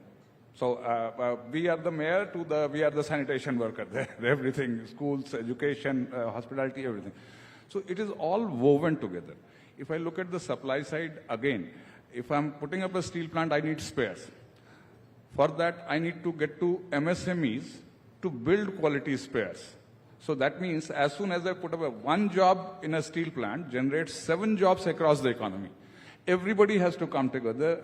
The incoming suppliers also have to come together. So we are today talking about setting up steel plants and getting industrial clusters close to the steel plant. We will, for putting up a steel plant of, say, 5 million ton size, I'll need 400 megawatt power. So that means you are going to build a power plant. So the technologies, for example, BHEL or GE or others, ABB, need to come in and set up those power plants for us. So that, again, one thing that we need to remember in this whole process, and I wanted to bring this in, while India is growing, and we are saying we are building an India, advanced India, Viksit Bharat, and everything, you need to remember 3 things. You are not going to build an India for a decade. We will not build an India today, and after 10 years, we are again rebuilding another India over that because the infrastructure that we put in place is not long-lasting. So quality becomes a very important part of what India you are bringing in. So the norms and the quality controls have to be very strict, very strong. That is something that we are working on. And that's why if the steel plant is there, if the MSME is not up to that quality, the suppliers are not of the same quality. If the fabricators, after I produce the steel, the fabricators are not of the right kind to provide the right infrastructure there, it will all collapse. So we need to work on multiple points, and if all stakeholders need to come together while building this India for centuries, not for decades. Yeah. And Kami, you were making that point, right? That it can't be just the top of the pyramid. It has to be bottom up, starting off from MSMEs, starting off from grassroots. Yeah, absolutely. And what we have found is in the last couple of years, we launched a cluster strategy. So we identified clusters either on geographical or industrial lines. And so examples would be for, the automotive and leather cluster in Vellore in South India, or the home furnishings cluster in Delhi, or food and spice and so on. And we offer customized solutions for these clusters, pickups, deliveries, clearance, pricing, and also work with small and medium businesses from a knowledge sharing and mentoring and sharing of best practices point of view. And this has been a very popular effort in our customer base because we are really seeing a lot of exchange of ideas amongst SMEs. We are seeing a lot of interest in exploring markets and learnings from peers and experts on what are some of the pitfalls, how do you address them, and of course we share our best practices from around the world as well in terms of shipping and logistics. We've also partnered with Invest India on the One District, One Product program. So across 750 districts in India and 1,200 products or so, working with SMEs on packaging, inventory management, and so forth. So we think this is going to be a big driver of the growth going forward, the SME segment. So this shouldn't be a problem for you, right? You're catering to the top end of the pyramid, the aspirant Indian, always wants a Merc or a Benz. Yeah, but I think for us as well, you know, we have, when I said we have 200,000 cars on road, we have also parts to be supplied. You know, the logistics setup that now we have set up in Pune and now also coming up with warehouses. And actually automotive also, like steel and many industries, there are enough studies to say that one car sold or one vehicle sold generates 14 jobs. So I think if all these sectors now are on the growth path, the 10 trillion where you started with should not be the biggest of the challenge. But it won't come by itself. I always feel that I have been in the industry now for close to 24 years. To now at this juncture to say that it will happen by itself also would be a fallacy. So I think industry on one side, the stakeholders, policymakers, we are on the right track, but we need to keep this momentum to make it happen as well. Okay, on that positive note and the buzzer, thank you all of you for being part of this discussion, and I'm sure we're going to make it to that $10 trillion vision of the government very soon. Thank you all of you. Yes, the path has been set for the creation of a $10 trillion economy. The vision set is all there.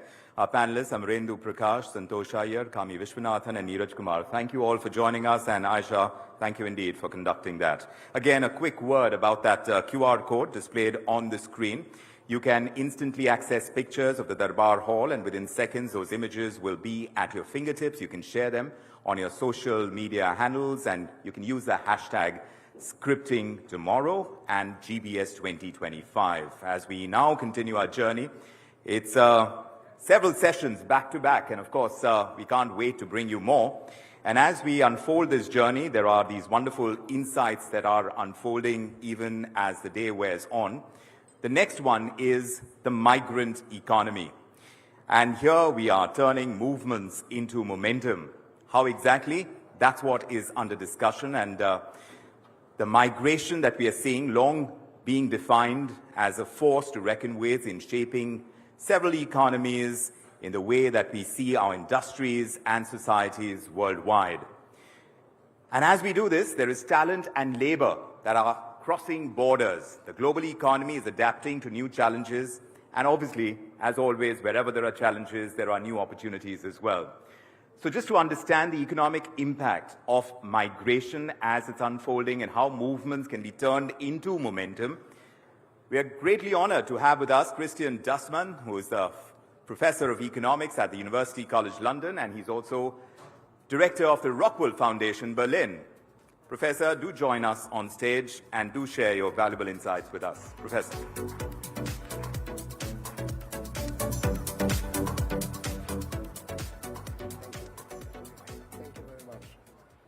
Okay, thank you very much for giving me the opportunity to talk here. Migration is a subject which I have been working on basically for the last 30 years, and I can tell you 30 years ago nobody really spoke much about migration. So this has dramatically changed. The topic of the 15 minutes I have to talk about migration is the migrant economy turning movements into momentum. Now, let me start with some trends in international migration. Over the last, 35 years or so, the number of international migrants, and they are defined as individuals who live in another country than where they are born, has basically doubled, from 141 million to 282 million. And those numbers don't even include the dramatic migrations we are seeing within countries. For instance, from the rural areas in China to the urban areas, and similar migrations in India and in many other countries. So migration has become a very important issue. You may now say, well, the population has also increased, which is very true, and if we correct those numbers, we still see a large increase of international migration. So what is the contribution of India here? Well, the percentage of Indian migrants across the entire migrant population has also slightly increased but stabilized in recent years. 2024, about 6% of all international migrants have been born in India. Now, why is migration so important? Well, first of all, migration creates opportunity. Where someone is born determines their future opportunities and the wealth they can accumulate over the life cycle. If we are lucky enough to be born in a prosperous country, our opportunities are, of course, much better. And as Raj Chetty from Harvard has shown, even within the US, there are huge differences in economic opportunity and life cycle wealth according where you are born. So those who are born in poorer countries face more restricted economic opportunity, reduced possibility to enhance their productivity through learning and lower wages for their work than those who are born in richer countries. Now, one way to improve this situation is actually to move to richer countries. While this is basically unquestioned when it takes place within a country, there is a lot of politically controversial talk about migration across countries, as we all know. So what's the economist's view about migration? Well, despite very large potential gains in global output through migration, there are very severe restrictions. And Adam Smith, one of the fathers of modern economics, noted already on the cost to preventing free mobility, saying that by obstructing the free circulation of labor from place to place, occasions in some cases in very inconvenient inequality in the whole of the advantages and disadvantages of their different employment. The possibilities of international migration are severely limited, and they are mainly limited due to restrictions in those countries where the productivity of labor is actually very high. Now, let's think about the simplest possible framework to kind of learn a little bit about the economic and political implications of migration, the most simple framework we can think about. So we have two countries. We have a rich country and we have a poor country. And we have migration from the poor country to the rich country. So what happens?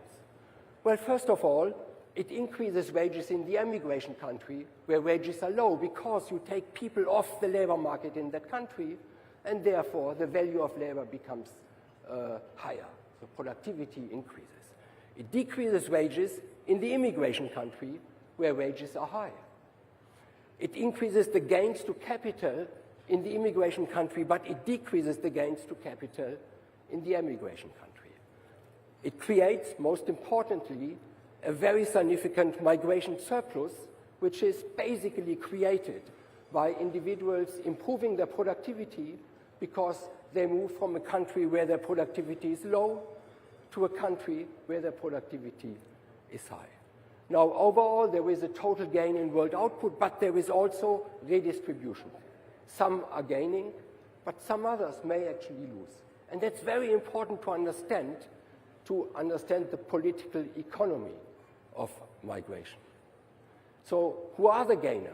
Well, certainly the migrant, but also the non-migrant in the origin country and the owners of capital in the destination country. Who are the potential losers? Well, workers in the destination country and the owners of capital in the origin country. Overall, there is a total gain in world output, which is far larger than the losses. If we look at global welfare, those gains may be even larger because giving an additional dollar to a poor individual will increase welfare by much more than giving an additional dollar to a rich individual. And migration will decrease inequality between countries. So what is the political debate we have at the moment? Well, it's actually between the owners of capital in the destination country, and that includes people like Elon Musk, who really want skills to come to the US, and workers in the destination country who may actually believe, at least, that they are disadvantaged through migration. So these are basically the two political camps which discuss the benefits and of migration. Now, the other gainers, the migrant himself or herself and the non-migrant worker in the origin country, are never really considered in political debate. What are the political implications? Well, the simple considerations, the simplest possible model tells us, are that migration creates global welfare gains, but it also has distributional effects. There are winners and there are also losers. Although the winners win far more than the losers, the distributional effects have political consequences which are important.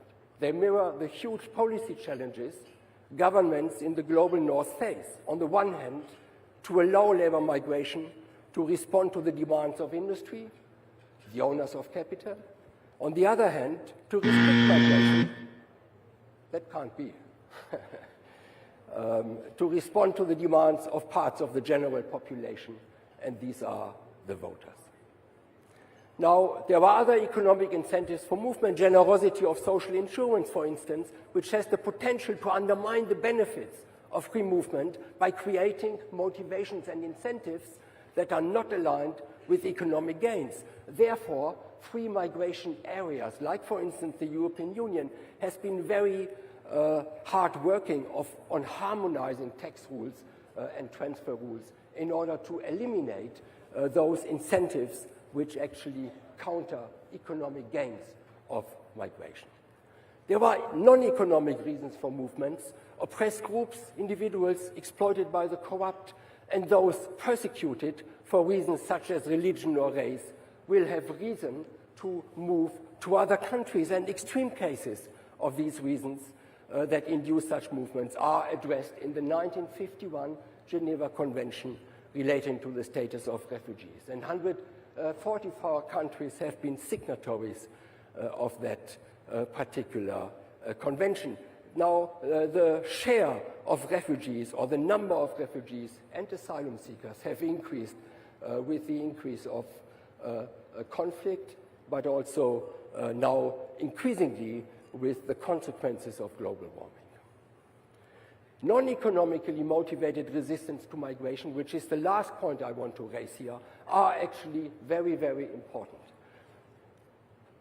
And these non-economic concerns are related to homogeneity, to race, to cultural prejudice, and they are more impactful on the way individuals form their views about migration than actually economic concerns. In the study we have conducted about 10 years ago, we show that by factor 5, those cultural resistance reasons are more important than reasons which are related to the economy. That is why migration is the ideal subject for populist political movements, particularly potent in the rise of populist parties. Just to illustrate that, if we look at the main issues for populist parties just in Europe, so we look at the three main issues in the party programs of populist parties. We take Fratelli d'Italia, its growth, family immigration; Vox in Spain, its family nationalism, immigration; Rassemblement National, its taxes, family and immigration; AfD, its Euroscepticism, crime and immigration, etc., etc. Immigration is always the #1 issue on the party program of any right-leaning populist party in Europe. And we can continue to Sweden, Denmark, etc. So it is always immigration. So how do we turn movements into momentum? Well, the economic argument is pretty clear. There are large global gains when individuals move to where their productivity is highest. Migration helps individuals, and has always helped individuals, to escape poverty and to improve their livelihoods. Destination countries benefit by filling skill shortages, and increasingly in European countries and in 20 years also in many Asian countries, if not already today, like in Korea, addressing the demographic decline. However, the economic gains of migration are unequally distributed, and that leads to disparities in political support. What is even more important are the non-economic concerns, such as homogeneity, race, and cultural prejudice, which are key factors in the recent rise of populist parties, which also move centrist parties' views about migration into a far more restrictive direction. The main political challenges is therefore to design policies that maximize the economic benefits while at the same time carefully addressing cultural resistance. Now, the only kind of part of the migration equation which has significant benefits are migrants and those who are left behind, but they, in this debate, lack strong advocacy and are very often overlooked. If you are interested in more information, please look at our websites. Thank you very much.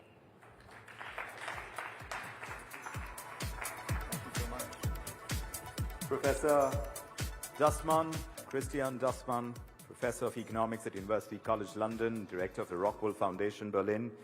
Great to get those insights on migration, the migrant economy, and turning movements into momentum.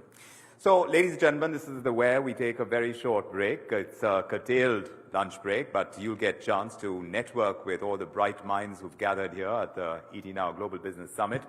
This is going to be for 45 minutes, but we are clearing out the room for the Prime Minister's visit, and he's going to be here later this evening. So we suggest that you take all your belongings with you. You need to take them with you because this room is going to get cleared out before the Prime Minister visits in the second half, and we're going to have a fascinating round of discussions, panel discussions, conversations right after this lunch break. So enjoy your lunch, enjoy the conversations. We'll be right back after 45 minutes. Thank you.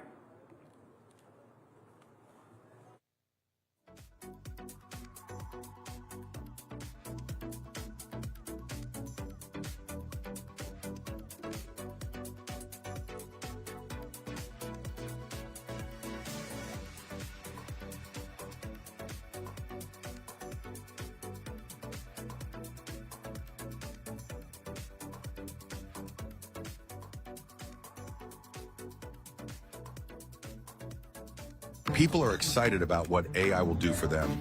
We're excited about what AI will do for business. Meet the Dreamer X Assistance AI designed to multiply output by automating tasks. When you use Dreamer X for your business, you can use AI assistance to help coders code faster, customer service respond quicker, and employees handle repetitive tasks in less time.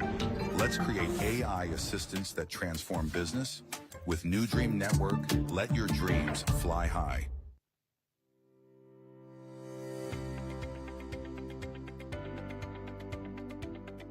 From bustling ports to remote farms, Transworld weaves the threads of global trade.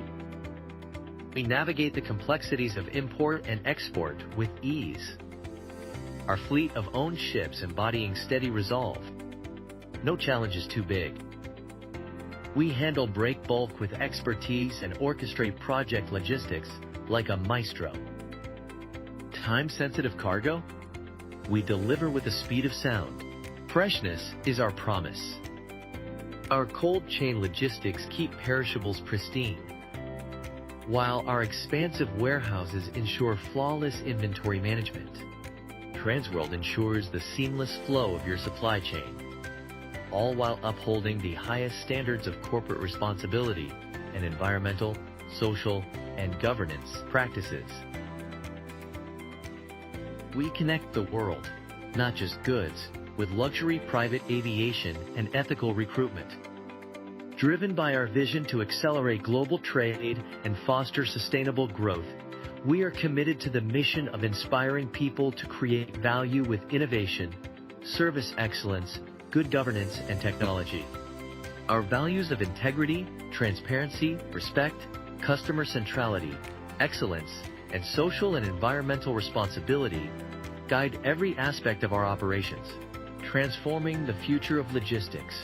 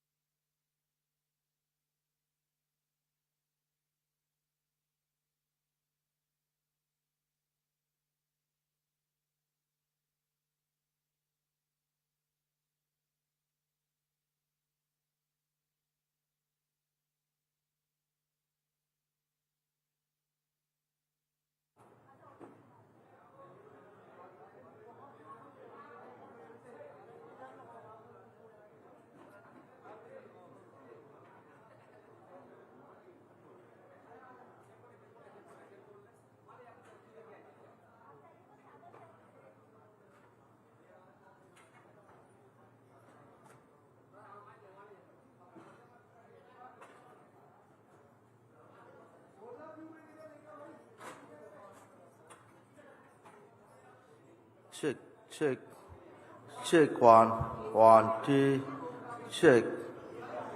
Hello, hello, check, check, one, check.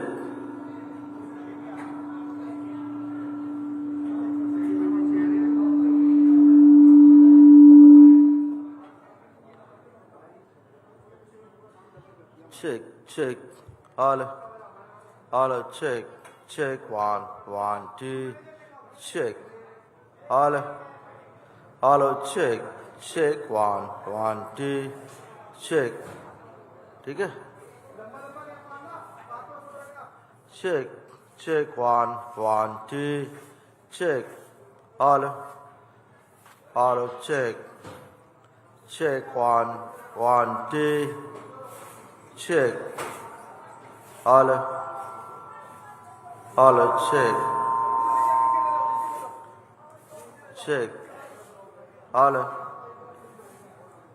hello, check, check, one, two, check, hello.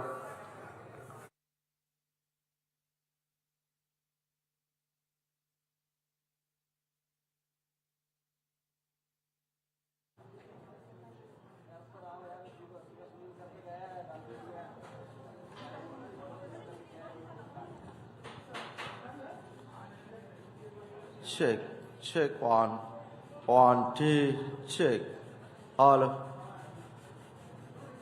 check, check, one, two, check.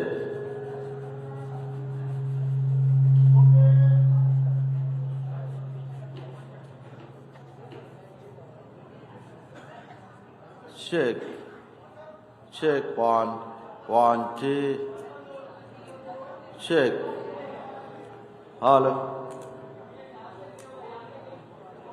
check,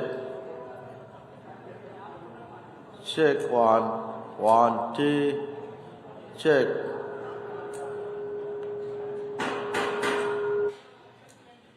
hello, check, check, one, two, check, hello, check, check, one, two,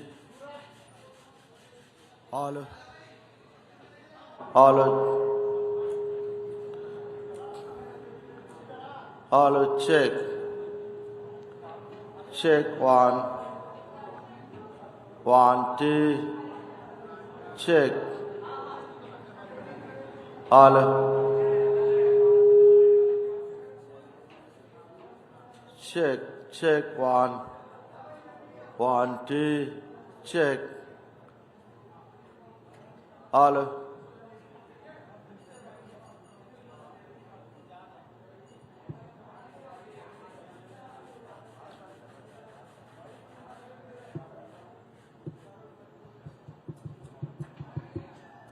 check, check.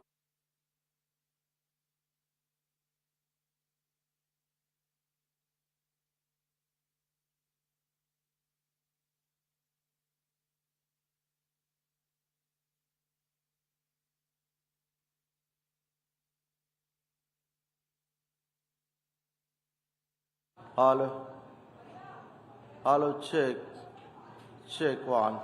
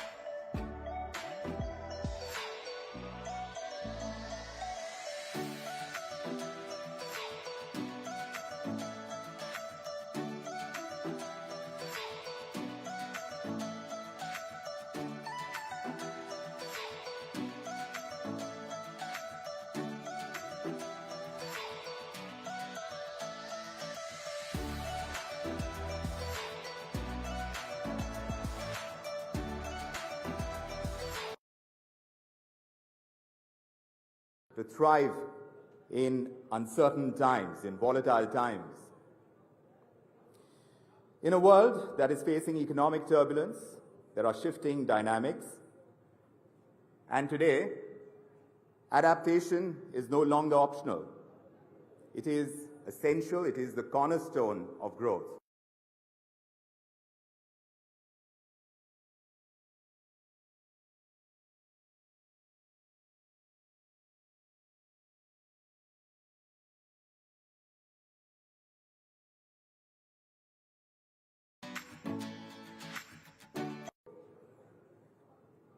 Business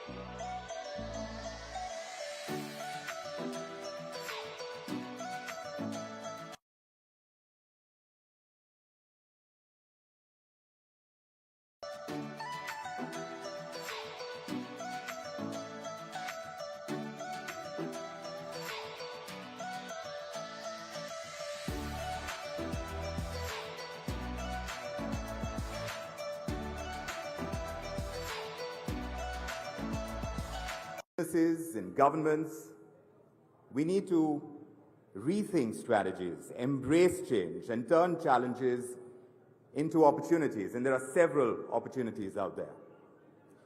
So these three pillars are going to guide our conversations over the Global Business Summit this time.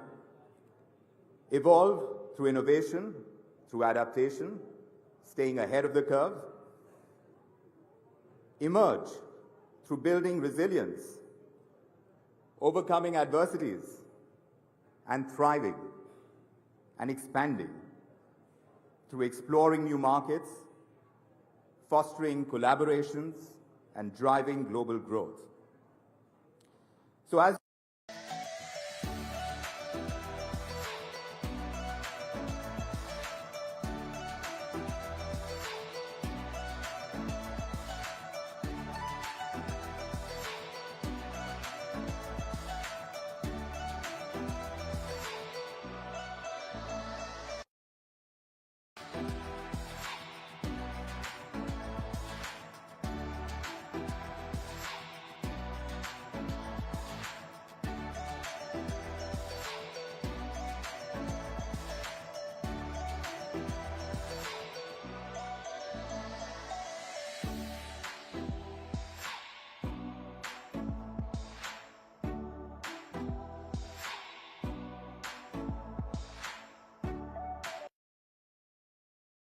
we embark on this journey together, we are going to uncover insights, we are going to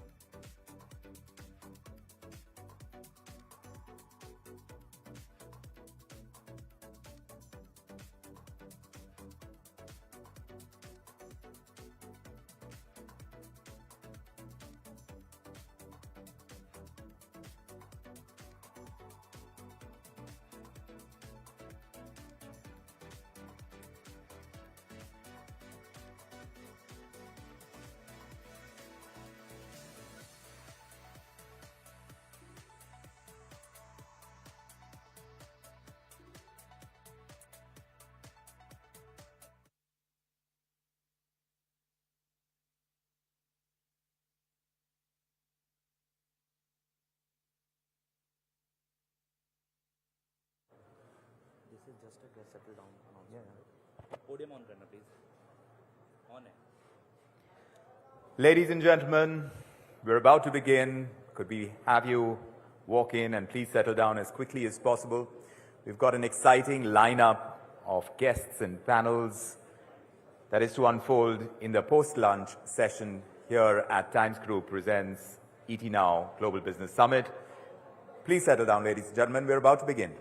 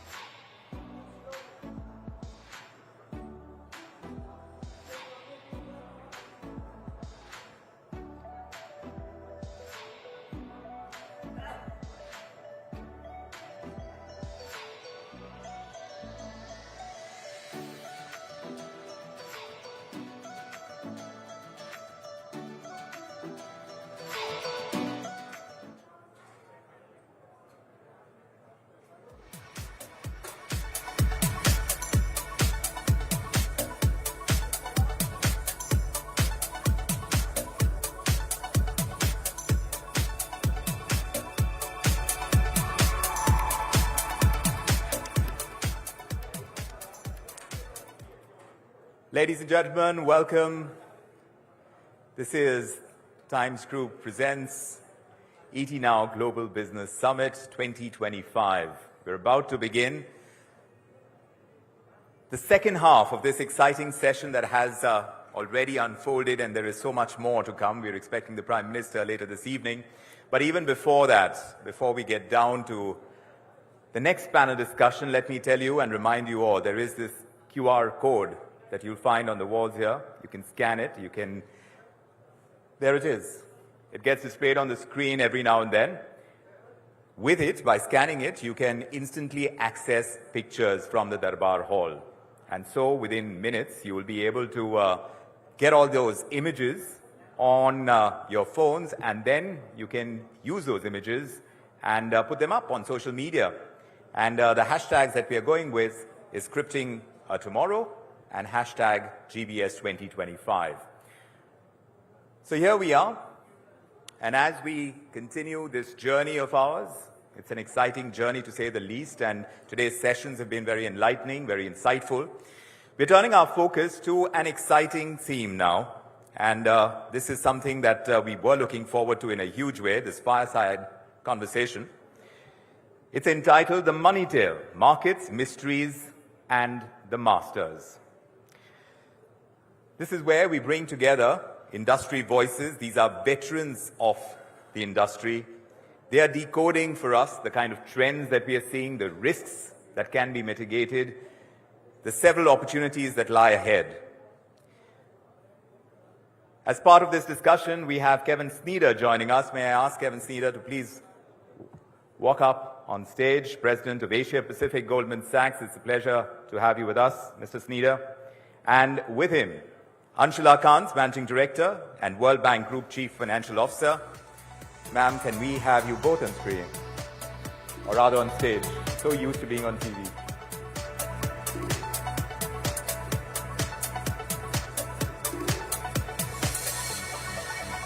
And moderating this discussion, my friend and colleague Aisha Faridi, national editor at ET Now.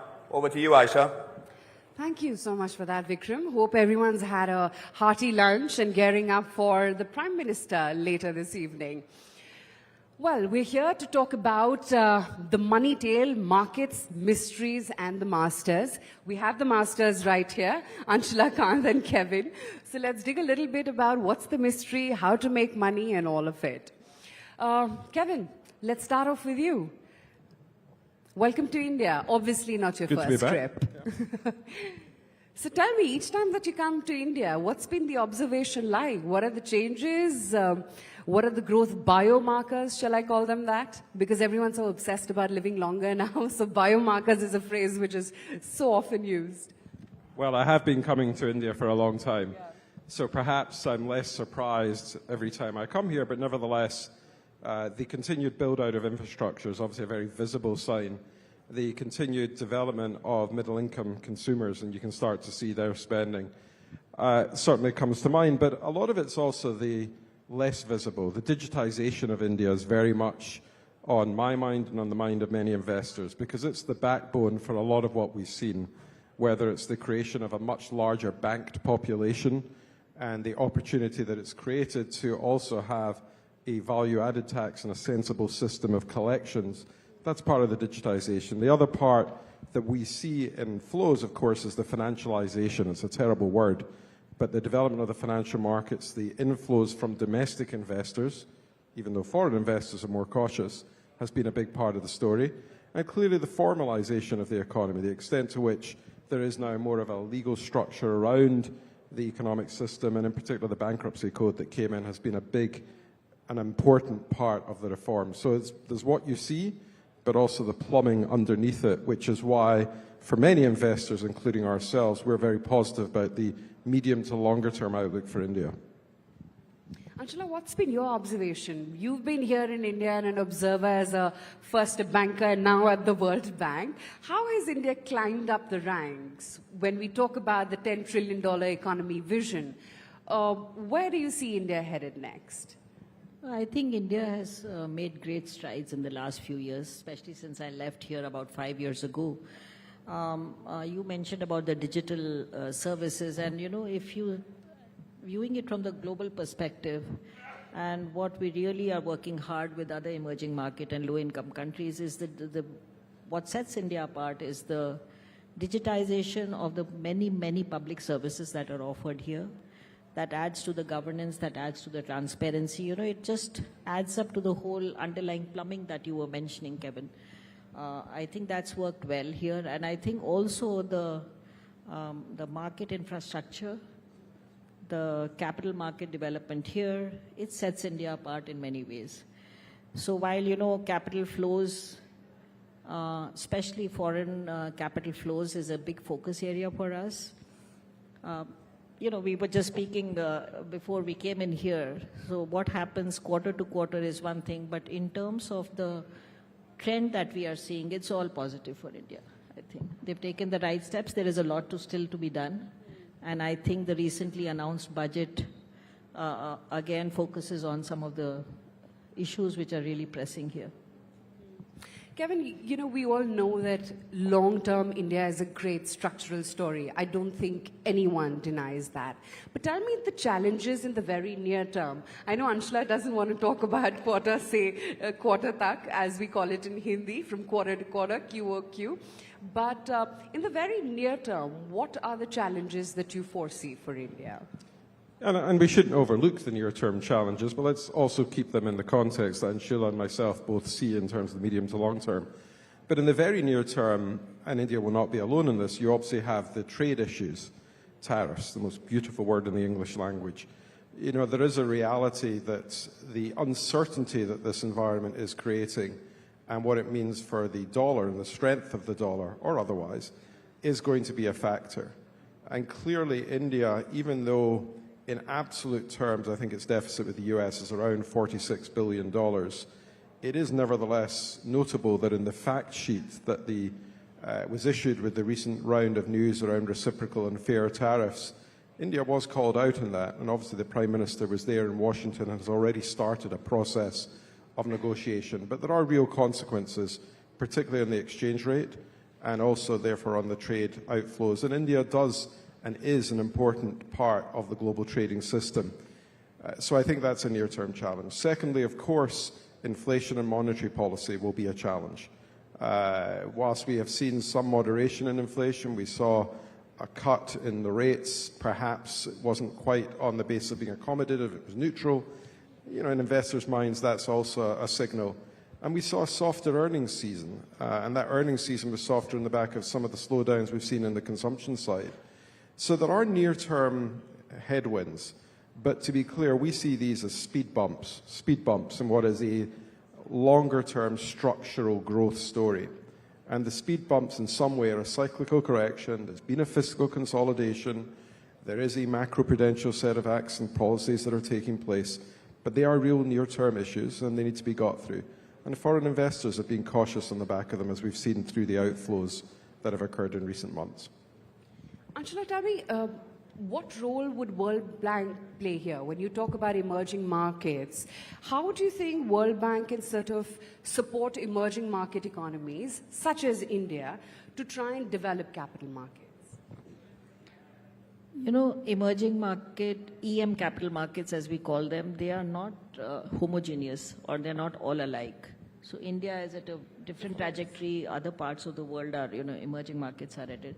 So we have, you know, it's a key pillar of private capital mobilization, which is a big focus area for us, but also resonates very much with the Indian endeavor to attract more cross-border investment, foreign capital flows into the country.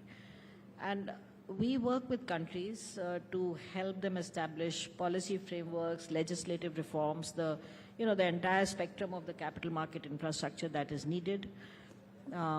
We work with countries to help develop. Again, in India, it's all pretty much well developed, but the, domestic government bond markets, the money markets, the derivative markets. I believe what we can do more here, while the rules and regulations are all available, is how to sustain pension funds, insurance companies' flow of funds and resources into the capital markets on a sustainable long-term basis. That can sort of rejuvenate the corporate bond market, and that could, make available more resources for infrastructure, etc., that are needed here. But, let me also add, and you talked about the, the underlying structural growth story. One key trend that we are seeing globally, and in some ways that resonates with the concerns that developed world is facing today related to migration, etc., that we estimate that about 1.2 billion people will get added to the workforce in the next 8 to 10 years in emerging markets. And there are only about 400 million jobs likely to happen if we go along the way we are going. And there is a huge, huge gap sitting there. And I was really pleased to see the recent budget that came out last week. There is a big emphasis on job creation in India, and that is actually now one of the flagship key focus areas for the bank. So it's not, you can't create jobs out of thin air. So what are the sectors which will help create jobs locally?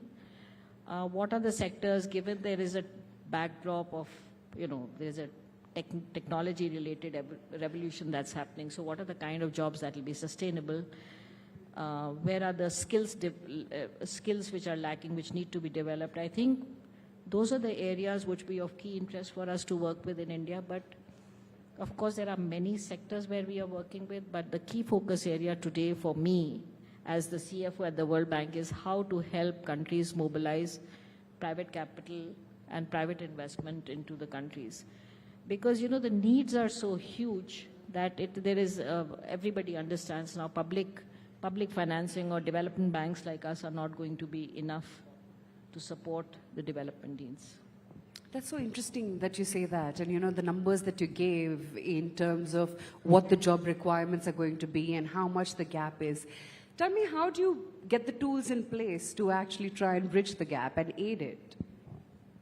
So let me give you an example of one big target, big ambition, and it sort of rallied around a lot of development partners and private sector partners with us is, let me give you one more statistic. Roughly half the population in Africa don't have access to energy. So you talk about where can the growth or jobs come from if there's no access to energy. 600 million people. So we've actually now gone on record to announce a target of, together with other partners, to give access to at least 300 million people to electricity by 2030. It's a hugely ambitious target. Public sector money is not going to be enough.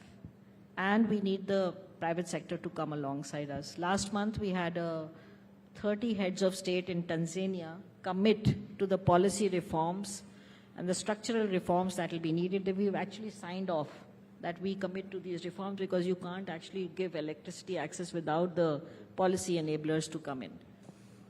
We have development partners, we have philanthropies, we have foundations, and how we see our role is a catalytic role. For instance, IFC is now setting up a distributed renewable energy permanent equity structure which can give, first class equity, junior positions, take junior positions to catalyze private sector investment into this. So this is how, we try to, now this whole process of energy access will create jobs, but this is what will lead to growth and development, and, it's a virtuous cycle of job creation. This is an example of what we are trying to do. And when it comes to India? So, India, we don't try to impose really our priorities. Most often we try to find is what are the governments, any country, not just India, but what are the development priorities for India? And we work together with the country to help them achieve their development priorities. And we don't try to spread ourselves too thin. So there are certain sectors, there are certain asks. I met with the government authority yesterday. There are the programs where they want us to work with them, and a key, I think, value add that we bring is also the knowledge part of it. It's not just the dollars and cents, because we acquire learning and knowledge globally and experience in different parts of the world, and the government wants us to bring that knowledge together with the financing to support them in various sectors. Yes, jobs is one of them. Jobs it's not a project by itself, right? It's an outcome. So it could be about skilling, it could be about education, it could be about health, human capital, and then, of course, sectors which will create jobs. So those are the areas. Interesting. Kevin, when you analyze a country such as India, and you gave us a sort of SWOT analysis on what's working in the short term, what's not, and while India continues to be a great structural story, tell me, how does geopolitics and all the talk around tariff really impact India? And does it really? No, it does. Geopolitics, it's not that long ago that you never talked about geopolitics. You'd be talking about domestic economics, and it's really been a shift that I don't think is going away. So we shouldn't think this is just a near-term moment. There is a structural shift going on in the world. And at one simple level, it's clear that there are going to be a number of countries or groupings of countries that play a very significant role in the global economy. India is clearly one of them. Of course, there's China, there's the United States, there's the European Union. And in that context, I do believe that we are going to see increased emphasis on geopolitical factors. Sometimes it's taken a bit too far. It doesn't completely sweep away economic reality. So, for example, there's a lot of talk about supply chain movement. In practice, whilst there has been some, it's been slow. It's been very slow, because it takes time for supply chains to relocate. It takes time for the whole ecosystem around a supply chain to relocate. So if you think about the automotive sector, you continue to see it's a very distributed economic model in one sense, but it's very hard. You've got places like Mexico where you do have a critical mass of the suppliers and so on, but a lot of the parts are still coming out of China or other parts of the global economy. So it can be overstated in practice, but I think for India it's going to be an important factor. In terms of the tariffs, what's interesting, of course, is if we think back to the start of this, a lot of the conversation, particularly in the United States, was around China, and there was an expectation of up to 60% tariffs in China. in reality today what we've seen is first off announcements about Colombia, which actually had more to do with an immigration policy approach. Then we had Canada and Mexico, two core partners of the United States, as being the country-specific focus, with China added, but Canada and Mexico were 25%, China was 10%.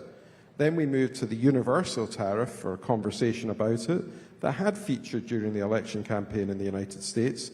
But we've shifted from a universal tariff. The most recent conversation that was ongoing last week and now over the weekend is around reciprocity, reciprocal tariffs. And reciprocal tariffs are actually blind geographical affiliation. They're a mathematical view of what's your tariff on me and what's my tariff on you. And that is therefore less geopolitical and more universal in nature, but it's taken us away from a universal tariff to, again, a country-specific model. And looks like we're about to see product-specific tariffs, pharmaceuticals, chips, auto. That's what's being previewed for next week. Now, if you look at all of those, they're actually economic and trade-driven rather than pure geopolitics. But I do think that ultimately the geopolitical reality is part of the conversation, and it will be impacted through supply chains and other movements, and India will be part of that. Interesting. I guess the buzzer's up, unfortunately. That's all the time we had. But thank you for giving us a color on where India stands right now, and of course how World Bank is helping achieve India the dream of the $10 trillion economy. Thank you both of you so much. Thank you. Thank you indeed. Kevin Sneeder, Anshula Kant, it's a pleasure having you with us, giving us insights as quickly as we could in a very short span of time. But of course, we are talking about the market infrastructure getting built. There's a lot of uncertainty when it comes to tariffs and what it could really bring for India as well. So all of that is in play. But also very importantly, we are talking about the digitization of public services, like Anshula Kant mentioned, and an interesting conversation about this very important facet of our economy, and as it grows, it's going to become even more important. We are going to have a discussion based on that. But a very quick word, in case you're looking for translation for any of the conversations that are taking place here on stage, then you need to use a headset. We've got translators for English to Hindi and also Hindi to English, and those headsets are available right there at the booth. So do pick them up and use them. Meanwhile, we are swiftly moving on. This is, like I said, an important piece that we are tracking. It's about scaling for trust and inclusion. And this is about GPay and the future of secure digital payments in India. It's going to be an important piece, like I said, going ahead from here. And to discuss how important it is going to be, Sharad Bulusu is here. He's the lead product management for Google Pay. And for this discussion, Sumita Karir, Deputy Editor of ET Now, my friend and colleague, joining us on stage for it. May I please welcome you back on stage, Sumita, along with your guest, Sharad Bulusu. Welcome. Thanks very much, Vikram. Welcome to GBS, Sharad. Great having you here. Now, when we speak about scaling, especially as far as the payments ecosystem is concerned, we have to talk about the fact that Google has been an important part of India's digital revolution because you have several products baked into your ecosystem. But today we'll talk about payments specifically. You have about 37% of market share so far as the payments ecosystem is concerned. When you started, there were very few players, but now there's a whole host of startups as well, specialist payments players that are currently in the ecosystem. Give us a sense of the journey that you've had from that point to now, and how have you built products with trust and at scale? You know, recently, whenever anyone said this to me, I've said this is probably one of the most fun phases of fintech we're entering. Just the breadth and scale of interesting players that we're beginning to see enter payments, where it started with, I remember 2016 is when I remember coming back to India. I was told one weekend that there is this seminar happening on something called UPI. I should go attend it. I was very skeptical. I didn't realize then that I would actually be working on UPI and probably consider it to be one of the proudest parts of my career, right? The way it is scaled is very interesting because it is not just a technical solution or a legal solution. It's been a very interesting mix of there is a spec that was created, there is legislation that enables it, there are institutions that have powered it, and it's enabled all of this to work with traditional existing players in payments like banks to work alongside new technology that players like us as well as many other startups could bring to the table. And the reason why it's worked is building trust is not just a matter of saying, hey, Google's a well-known brand, people can trust it. It's also all the bits that you build into the product. So last year, for example, we counted all the times that we told the user that, hey, we think this transaction looks unusual. Do you want to continue or not? And if the user said no, we counted that amount. It came up to 13,000 crores, $1.3 odd billion. Now it sounds scary, it sounds large, but for a country of our size and for the scale of UPI, also remember that UPI probably processes just shy of $4 trillion a year, right? So it's a small number, but for the user to whom it happens, it's a big one. So I think features like these that enable users to maintain trust in payments is what's allowed us to grow. Right, and when we talk about UPI, we have close to 400 million players in the ecosystem. We are a country of, internet users, close to over 900 million. Where will the next phase of growth for payments come from, really? And the next phases of growth are going to come from a few different areas. Some of them are structurally going to change. Having experience working in both commerce and payments in India, less than a quarter of the participants in digital economy, whether it's commerce or payments, are women, when they're 50% of the population. So I think as women's participation in not just the labor force, but in banking, in making some of these decisions increases, I think we'll see a new wave of users come in. There's a lot of stuff that has to happen there across rural and urban India. By the way, this number is only marginally better for urban India. The second thing that will happen, and I think of this when I think of my own kids, is I recently got my kid set up with UPI Circle, right? UPI Circle enables her to use me as a form of payment. I can delegate payments to her. She's 13 years old. If I'm going around thinking that digital payments are such an integral part of my life, just imagine what happens when this kid grows up and when her, like even younger kids grow up. They're going to need to learn how this works right from a young age. So I think the second thing that will happen is... But isn't that going to be slightly tricky given the kind of regulatory pressures that there might be? I think the beauty of what we're doing in India is that we're doing it as part of the protocol itself. See, in theory, my kid could have signed up for GPay by misdeclaring her age, right? I could have moved one bank account to her phone number and told her, sign up for UPI, do this. Technically, it breaks all sorts of terms and conditions that I've agreed to with banks. But what UPI Circle does is it gives her a legal, clean way to say, here is my parent delegating payment authority to me. Now, I've set it up for her where every single one of her payments is approved by me. And my agreement with her is, 6 months later, if I see that you're doing this well, I will change it to a rule-based thing. A transaction up to a certain size, up to a total per month, in certain places, you can spend that money. So I think we're structurally building it into the protocol itself. And I think that's the beauty of what's happening here. This is not people trying to say, let's somehow hand over my debit card to someone or my credit card to someone. This is the system itself enables that kind of claim. And that's all the more important, building trust and safety into the ecosystem because you have so many vulnerable groups as well. And this is something that the government of India is also working on so far as the digital personal data protection rules are concerned. Those rules have been out for consultation. And of course, the feedback is awaited. The deadline is extended. So safety is key so far as any digital products within your ecosystem is concerned. I want to understand a bit more on these recent trends of digital arrests, for example. Of course, you're doing a lot to keep your users safe, but how do you really mitigate some of these concerns? Because bad actors are always going to be a step ahead of regulators and policymakers. Yes, I think there are broadly three things that you do in this space, right? The first one is there's no simple way of getting around the fact that we've got to educate users. I remember talking to people who've been working in banking for a while, saying that, look, when cards were first introduced in India, we had to tell people not to write their PIN on a piece of paper and keep it next to them, right? When computer systems came out, we had to tell people not to tape their passwords to their monitors and so on.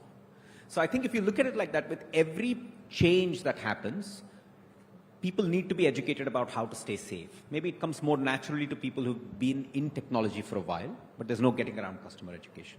The second thing that we do is utilize all the technology we have at our disposal. I mean, speaking as a part of Google Pay, I can say that we see threats and frauds emerge from multiple countries every day.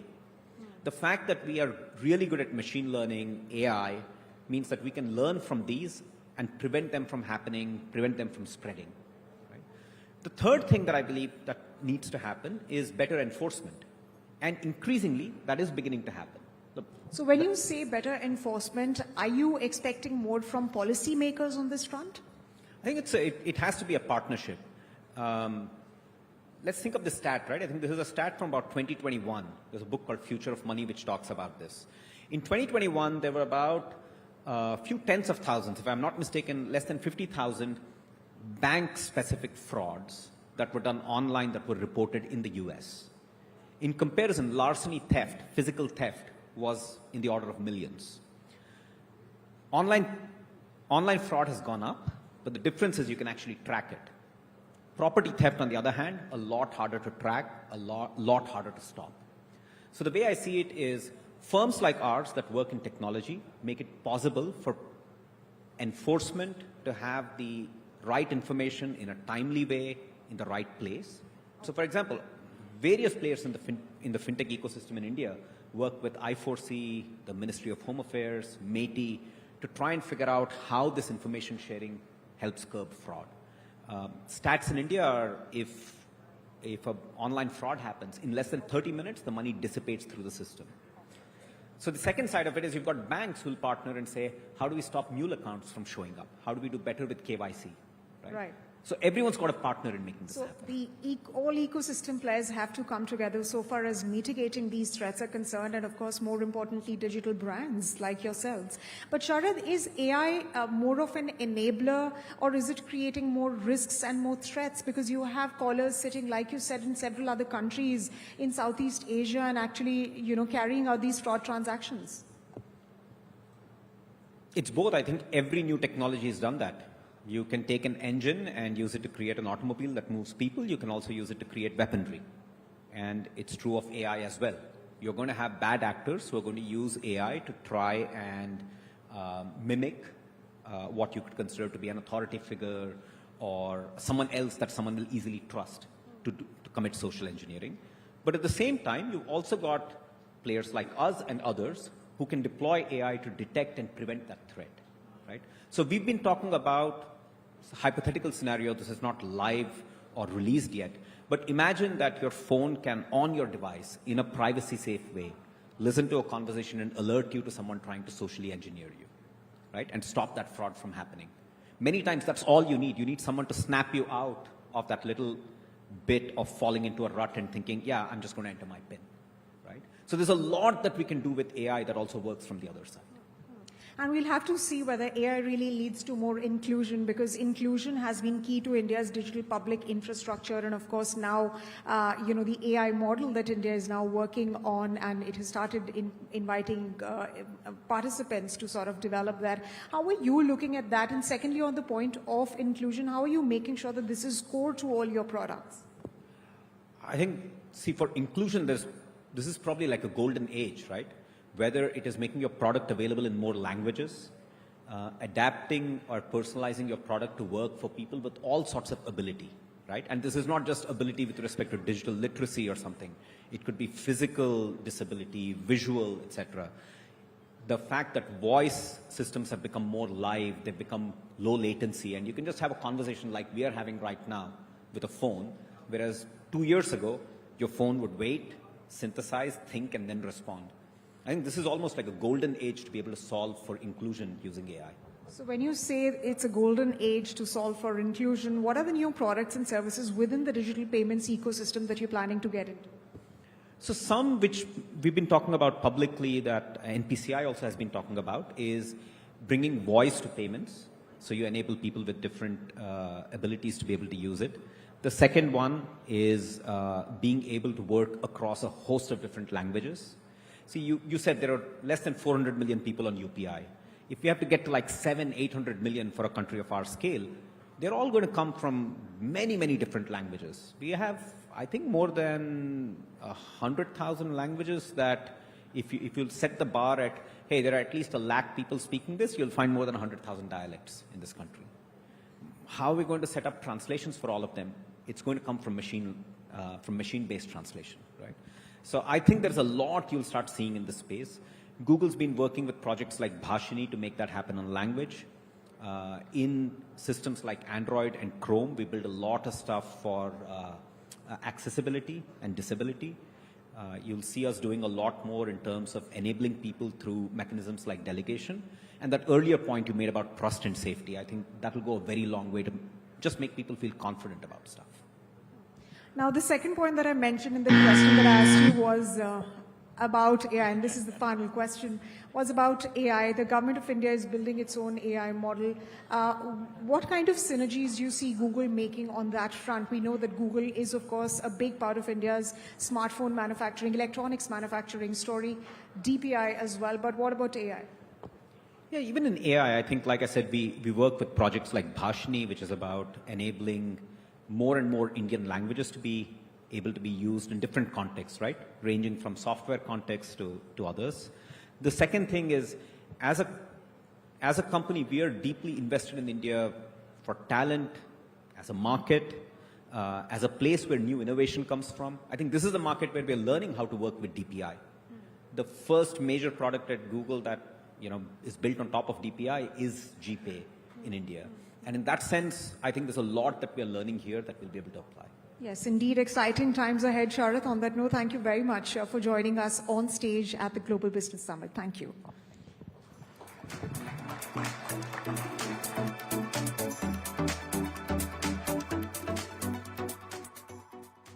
Indeed, for walking us through what digital payments are likely to seem like in the future, and now that we have AI so much in the picture, whether it's an enabler, a disabler, like we heard, it's probably a disruptor, is something that we'll have to keep watching. It's an evolving space again. Right. But ladies and gentlemen, before we move forward, we'd like to take a moment to express our deepest gratitude to our co-powered by sponsor, that's Google, and our second co-powered sponsor, that's Bennett University, a Times Group initiative. Your partnership, of course, has played a key role in making this event truly, truly special. Let's give them a well-deserved round of applause. And now, let's take a leap, literally beyond the boundaries of Earth as we know it. So, have you ever wondered what does it feel like to see our planet from space?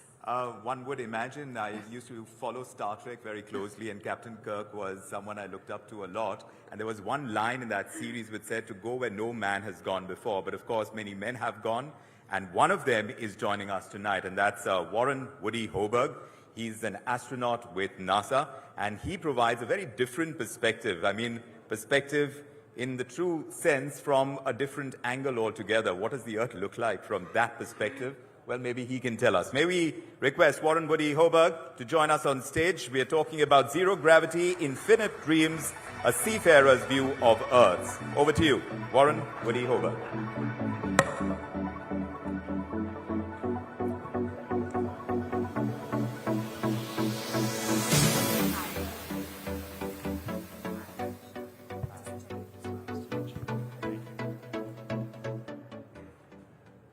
Thank you so much. It is a true honor to be with you today. I'm going to start with a bit of history. If you look at the left-hand photo on the screen, that is one of the last moments in recorded human history when all living humans were on Earth. This was October 31st of the year 2000 at Baikonur Cosmodrome in Kazakhstan.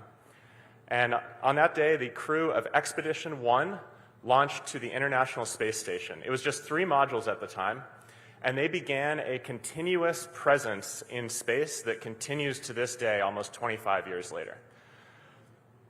We built up the International Space Station module by module using the space shuttle as a workhorse. And by the year 2011, the space station looked something like this. Humans live in the pressurized modules running front to back in this photo, and the truss running left to right is unpressurized, so it's only accessible by spacewalk. This entire vehicle is solar powered. It's about 75 kilowatts on average power consumption. It's 1 million pounds of mass in low Earth orbit, about 450 metric tons, orbiting 400 kilometers above Earth. It travels just under 8 kilometers a second, and so astronauts on the space station see 16 sunrises and 16 sunsets every single day.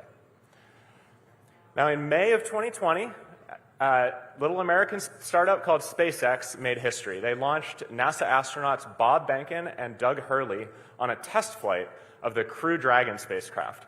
And this fundamentally changed our access to low Earth orbit. Bob and Doug spent about 2 months on the space station before they successfully returned home. And I actually didn't know it at the time, but I would eventually fly on Crew Dragon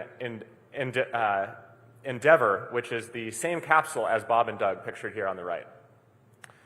Less than a year after their flight, I was lucky enough to be named as the pilot of the Crew 6 mission up to the International Space Station. So I'll briefly introduce my crew from left to right in this photo. On the left side, Russian cosmonaut Andrei Fedayev, Commander Steve Bowen, myself flying as pilot, and Sultan Al-Nayati, who is the first UAE astronaut to perform a long-duration mission, 6 months aboard the ISS.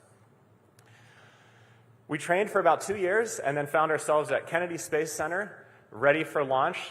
We actually scrubbed our first launch due to a technical issue with our rocket, but about 3 days later, we were ready to try again. Ready for an on-time launch for the instantaneous 10, 9, 8, 7, 6, 5, 4, 3, 2, 1. Engines full power, and liftoff of Crew 6. Go Dragon, go Falcon. It's about 1.5 Gs in orbit. Now launching on Endeavour's first flight to the International Space Station. Vehicle pitching down range, 1.7 million pounds of thrust provided by the 9 Merlin 1D engines on the first stage. And then this is our second stage engine. It builds up to about 4.5 Gs by the time the engine burns out. There you can see on your screen, confirmation. Dragon separation confirmed. And so less than 12 minutes after launch, you're in space. This is our first time experiencing weightlessness. We spent about 24 hours phasing our orbit up to the International Space Station for our rendezvous. The crew on board got some really fun shots of us as we approached. You approached from below, and I still remember seeing that first view of the International Space Station through our thermal camera as we approached it. It's pretty fun, the first few days, experiencing weightlessness, living in low Earth orbit. Steve was our resident chef, famous for baking pies. And we had a great handover with Crew 5 that taught us all the tips and tricks to operating in weightlessness. We also got right to work. So we had a full complement of science experiments. This is the Japanese module of the space station, and you see our primary glove box oriented sideways. And working in the glove box there is American astronaut Frank Rubio, who has the current American record for duration of a single space flight, 371 days in space. It turns out that weightlessness causes heart tissue to age faster than it does on Earth, and we're using that as a model to study treatments for heart disease. Sultan, we see that top one beating. Looks like happy heart cells. So we all thought it was pretty cool the day that Sultan looked through the microscope and saw beating heart cell cultures. Just incredible.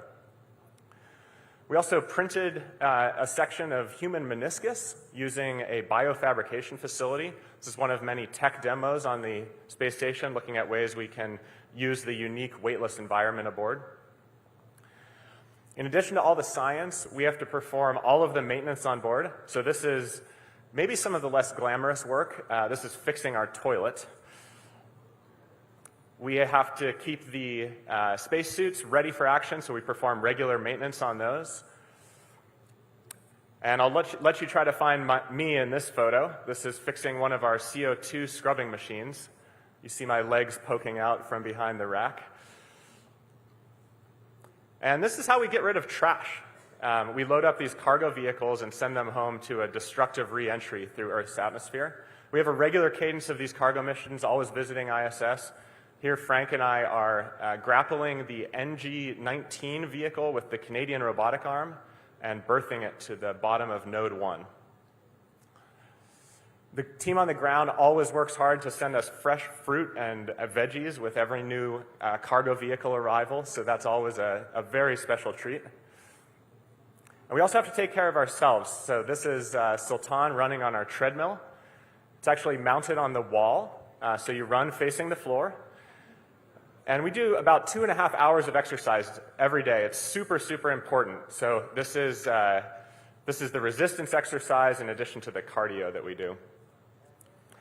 I love chess, so I was able to get a chessboard sent up. And we actually played a few games, ISS crew versus mission control. Did about 1 or 2 moves every day, and we always picked out a flight controller from a specific console to make our move on our behalf on the board down in mission control. We also had visitors. So about midway through my mission, the crew of Axiom 2 flew their own Dragon spacecraft up to the ISS, and they spent about 8 days with us. Their crew included the first 2 Saudi astronauts to visit ISS, and we're super excited. This spring, the Axiom 4 mission, which is a similar mission, will be visiting ISS, and Shubhanshu Shukla will be on that mission. He will be the first Indian astronaut to visit the ISS. That's coming up this spring. I'm excited too. Now, during training, one of my favorite parts of training was EVA, or spacewalk training. We have this amazing facility in Houston called the Neutral Buoyancy Lab. It's very tactile, operating in a pressurized spacesuit, and so we spend about 6 hours underwater at a time practicing using our tools and practicing procedures for spacewalking. So I was absolutely thrilled when I learned that I would get to do 2 spacewalks during my mission to install 2 new ISS rollout solar arrays. Those are the rolls you see oriented vertically in this photo. Everything in space is hard, and this was no exception at all. So about 2 weeks before my spacewalks, we were flying over the Pacific Ocean and we saw this storm. And unfortunately, that storm caused damage to a ground site in Guam that we use to communicate with our satellites that allow us to talk to mission control. So this meant that during my spacewalks, we knew in advance there would be long periods where we would not have coverage to talk to mission control. The entire team rallied. Sultan and Frank set up this command post in the US laboratory. And in addition to their duties flying the robotic arm, they were prepared to walk myself and Steve, who were outside the space station, through all of our procedures and any possible malfunctions. I got a selfie right away when I had a moment outside. And Frank and Sultan flew me in the robotic arm over to the arrays where I unbolted it. This is the commute out to the work site. Those array units that I'm holding here, it's about 800 pounds of mass, 360 kilograms. So it's weightless, but it has inertia, so you really feel the inertia of that mass in your hands. After we completed the installation, Steve got this photo looking back at 2 Dragon spacecraft, the Crew 6 vehicle that I flew up in on the forward end of Node 2, and then on the top is CRS-28, the cargo vehicle that brought those arrays up to the space station. So that was a fast run-through of 6 months. So we spent 186 days in space, and it was, at that point, time to come home. The Dragon hatch itself is closed, that coming at 4:19 a.m. Central Time.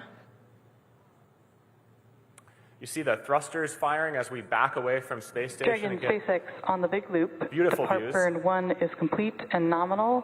Sultan got this incredible view out the window of the plasma on the vehicle as we re-entered Earth's atmosphere. And then after entry, we have fired, deployed. and we have good confirmation of drogue shoots. 2 drogues. Those drogues slow us down to Released about 4 200 parachutes. kilometers Down an to hour. And then we get main parachutes. It's slow descent. And we There splash we can down. see splashdown we splash on down screen. some of the highest sea state today for any Dragon spacecraft. Amazing recovery team comes and rigs the vehicle, lifts it onto the recovery ship. And you see our smiling faces here after opening the hatch and getting outside the vehicle. Thank you. It was just the thrill of a lifetime getting to do this mission. I do want to spend a moment beyond sharing the experience of my mission, telling you a bit about where NASA is headed next. We are headed back to the moon with the Artemis program. And our return to the moon will be different than the last time. We plan to explore more of the lunar surface. Artemis 1 already spacecraft launched, so this highlights the Artemis 1. Counting down to liftoff of Orion on its maiden voyage to the moon. And here we go. Hydrogen burn-off igniters initiate. 7, 6, 5. 4-stage engine start. 3, 2, 1. Boosters ignition. And liftoff of Artemis 1. We rise together back to the moon and beyond. We are all part of something incredibly special, the first launch of Artemis.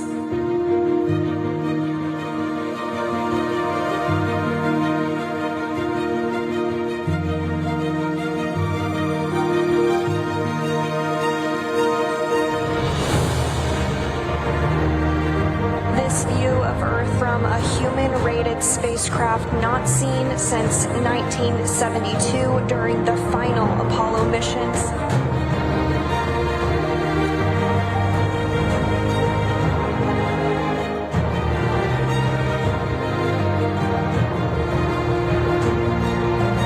Distant retrograde orbit. We're going to be about 38,000 miles away from the lunar surface. We're going beyond anywhere we ever went for Apollo.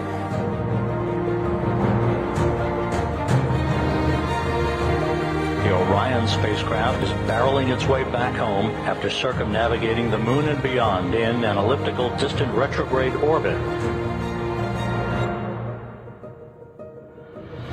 Splashdown.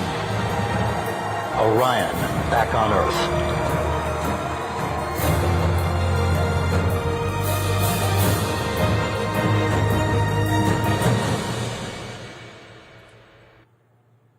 So here's where we're at in terms of Artemis. We're going to the moon. Artemis 1, you just saw the video. It already flew. That was an uncrewed mission and a super important test of the SLS rocket and the Orion spacecraft.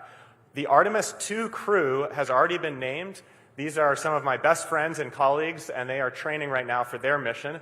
They're going to fly out around the moon, further from Earth than any human has ever been, and they're going to test out the Orion spacecraft. And then the next mission after that is Artemis 3, and that will be that first surface landing on the moon since Apollo. From there, we're going to keep going. We're going to send a lot of hardware to the moon. We've got big plans. We're going to set up a sustained human presence on the moon and test out a lot of interesting tools and techniques. And why are we doing all this? We're going to the moon to set up a proving ground for Mars. So every single thing that we do and learn during this Artemis campaign will help us get to Mars eventually and send human beings to Mars. So I hope as you reflect on the themes of this summit, evolve, emerge, and expand, I hope that you'll think about how human spaceflight can help serve as an inspiration about how we can evolve, emerge, and expand our place in the solar system.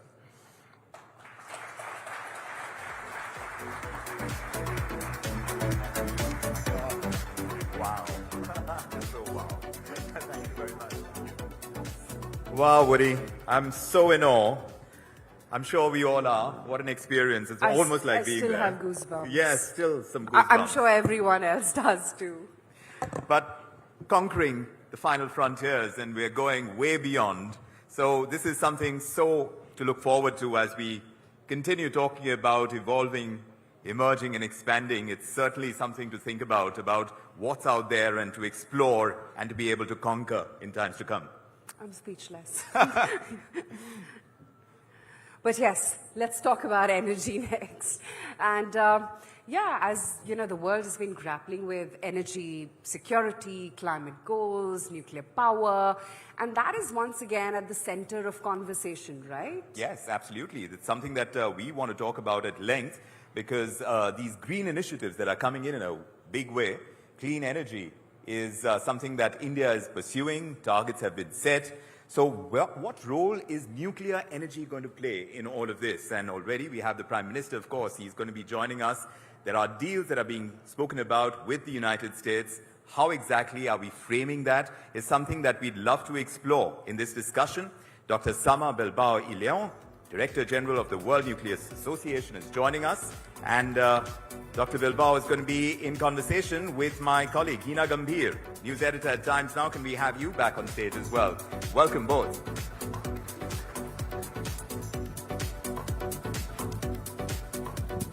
Thank you, Vikram. Thank you, Aisha. Thank you very much, Dr. Sama, for joining us here this afternoon. Thank you. This is great. So we're going to be discussing Atoms of Change, the nuclear promise. It's a very different subject. It's new, it's evolving, it's expanding, and that's the reason why we are discussing it today.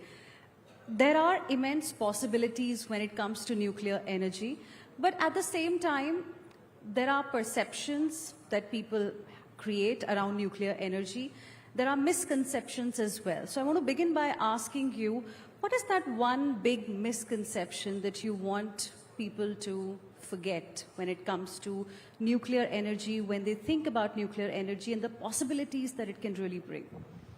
Well, you know, we were just watching this super cool stuff about space, and we were commenting very briefly how many people don't know that the rovers that are in Mars, Perseverance, is actually powered by nuclear energy. And also that when we go to Mars, we probably are going to consider using nuclear propulsion. So those are very cool things. But back in Earth, I mean, I'd like to actually focus on Earth first. So now what we have seen recently is a newfound pragmatism everywhere, in most continents, in most countries in the world, where people are really making that connection, that very important connection between energy, 24/7, affordable, clean energy, and progress, prosperity, socioeconomic development. So what we have seen is in all continents there is people are appreciating, I mean, when I say people, I mean policymakers, the finance community, the average citizen, the media. They are appreciating the essential role of the current nuclear fleet. As you know, nuclear energy today produces 10% of global electricity. This is the largest source of electricity in OECD countries, second only to hydro at a global level, meaning carbon-free electricity. And it's 25% of our carbon-free electricity today. So we are seeing most countries that are looking into extending the life of these nuclear power plants, so they are going to operate for 60, 80, perhaps 100 years. So many of the reactors that we have today will be operating in 2050. And then also what we are doing is new reactors. Why? Because we have heard today several times the global demand for energy is only going to increase. So nuclear energy is going to need to expand also. So we are seeing many countries in all continents looking forward to advanced reactors, whether they are small, medium, large, or super small. And let me just say, I think that part of the reason why we are seeing this is, number one, energy security. I think many countries have become very aware of how important it is to be independent and self-sufficient when it comes to energy. There is, of course, the sustainability parts, right? So we want to address climate change. We want to address clean air, clean water, efficient use of resources. And then, of course, there is the equity part. We want to make sure that we don't leave anybody behind, that we provide affordable energy accessible to everybody. And then the last thing that I will say that is relatively new, that we have heard also here and there today, is the very important role of the intensive energy users. They have recognized that they need 24/7 energy, and they are turning back to nuclear energy among other energy sources. And this is, of course, technology, but also the metallurgical industry, the oil and gas industry, cement, hydrogen, shipping, aviation, etc. So very exciting times. Okay. But compared to solar, wind, nuclear faces higher upfront cost as well. That is a big challenge. Of course, it can actually bring about the transformation change that, one needs. But how can the industry at this point in time across the world make nuclear energy more financially viable, at the same time attractive for investors as well? Right. Well, so as you know, all low-carbon energy sources, they have high capital investment. Nuclear is no different. Obviously, the difference is nuclear projects tend to be very large. So, of course, the affordability is a little bit different. So, but we are seeing that ultimately, a nuclear project is cost-effective compared to all other low-carbon energy sources. So, for example, we have examples, Olkiluoto 3 in Finland. When it entered into production, the price of electricity in Finland lowered 75%. So this is obviously very important. And also very important is the fact that nuclear energy is essential to the system. It's not just the generation, it's the stability, the reliability, the resiliency that brings to the system that is also very important. So what we are seeing right now is that the finance community is definitely understanding much better what it takes to invest in nuclear projects. So we are seeing more and more affordable finance being available for nuclear projects. Green bonds, taxonomies, green taxonomies, ESG criteria are recognizing the very important sustainable role of nuclear energy.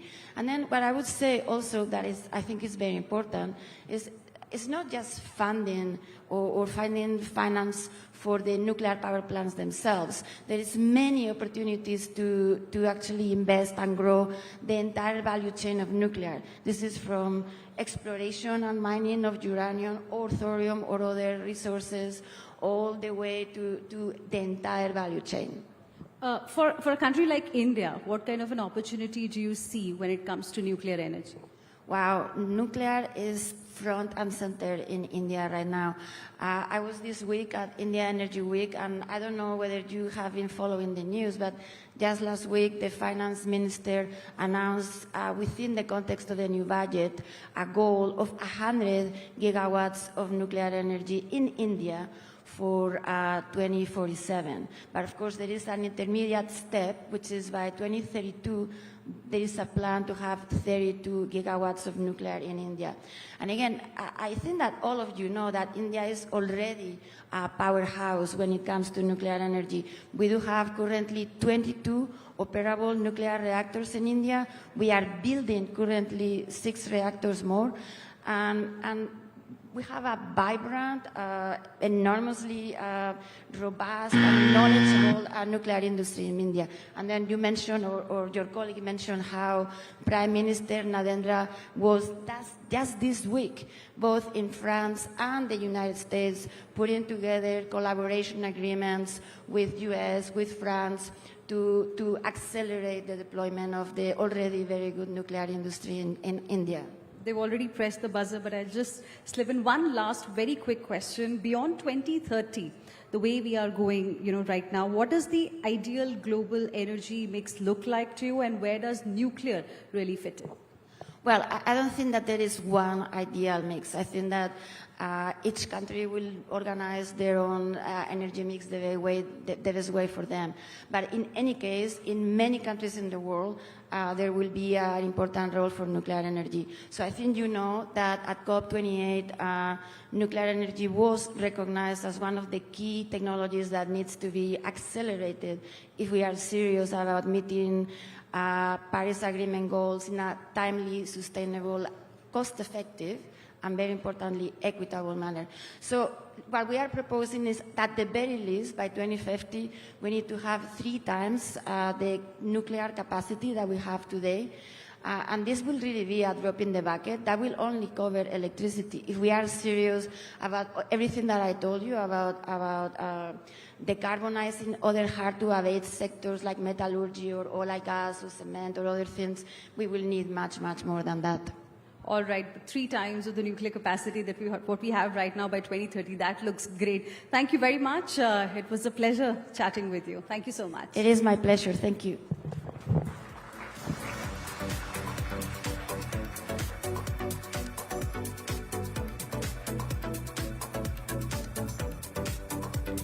The conversations get more and more interesting as we go along. Thank you very much for joining us with your insights, Dr. Samar Bilbao-Leon, Director General of the World Nuclear Association. And Hina, thanks very much for conducting that for us. Meanwhile, we're stepping into our next session, and focus is on the ever-changing landscape of global politics. It's something that we discuss on the channel on a daily basis. The geopolitical tensions that have wrapped us all up in, they continue to shape economies, and power dynamics are now that much more fluid as we play along. To deep dive into this, we have Dr. Hal Brands, a distinguished political scientist. He's a professor of global affairs at the Johns Hopkins SAIS, and he's a senior fellow at the American Enterprise Institute. Let's welcome him on stage for further insights, and he's discussing shifting sands, geopolitics, power, and the world in conflict. Please, can we have you on stage?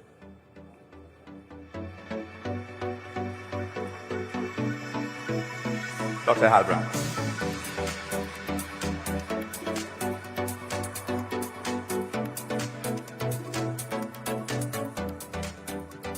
Well, thank you. I appreciate that introduction, and I appreciate the opportunity to be here as well. It's a real honor to be present with so many distinguished guests and speakers, and so I'm grateful to the organizers for including me in this event. So I've been asked to give my sense of the world that awaits us in the coming years, of the geopolitical landscape that's emerging today. And that's a challenge in any moment. It's particularly challenging right now when so much is going on. If you look at Ukraine or Gaza or Taiwan, the world seems to be awash with crises. There is political change and even political upheaval in so many countries. Technology is racing ahead in ways that are dazzling but also disorienting. So let me try to impose some coherence on the events that are happening and to give you a sense of the deeper contours of the emerging era in global politics.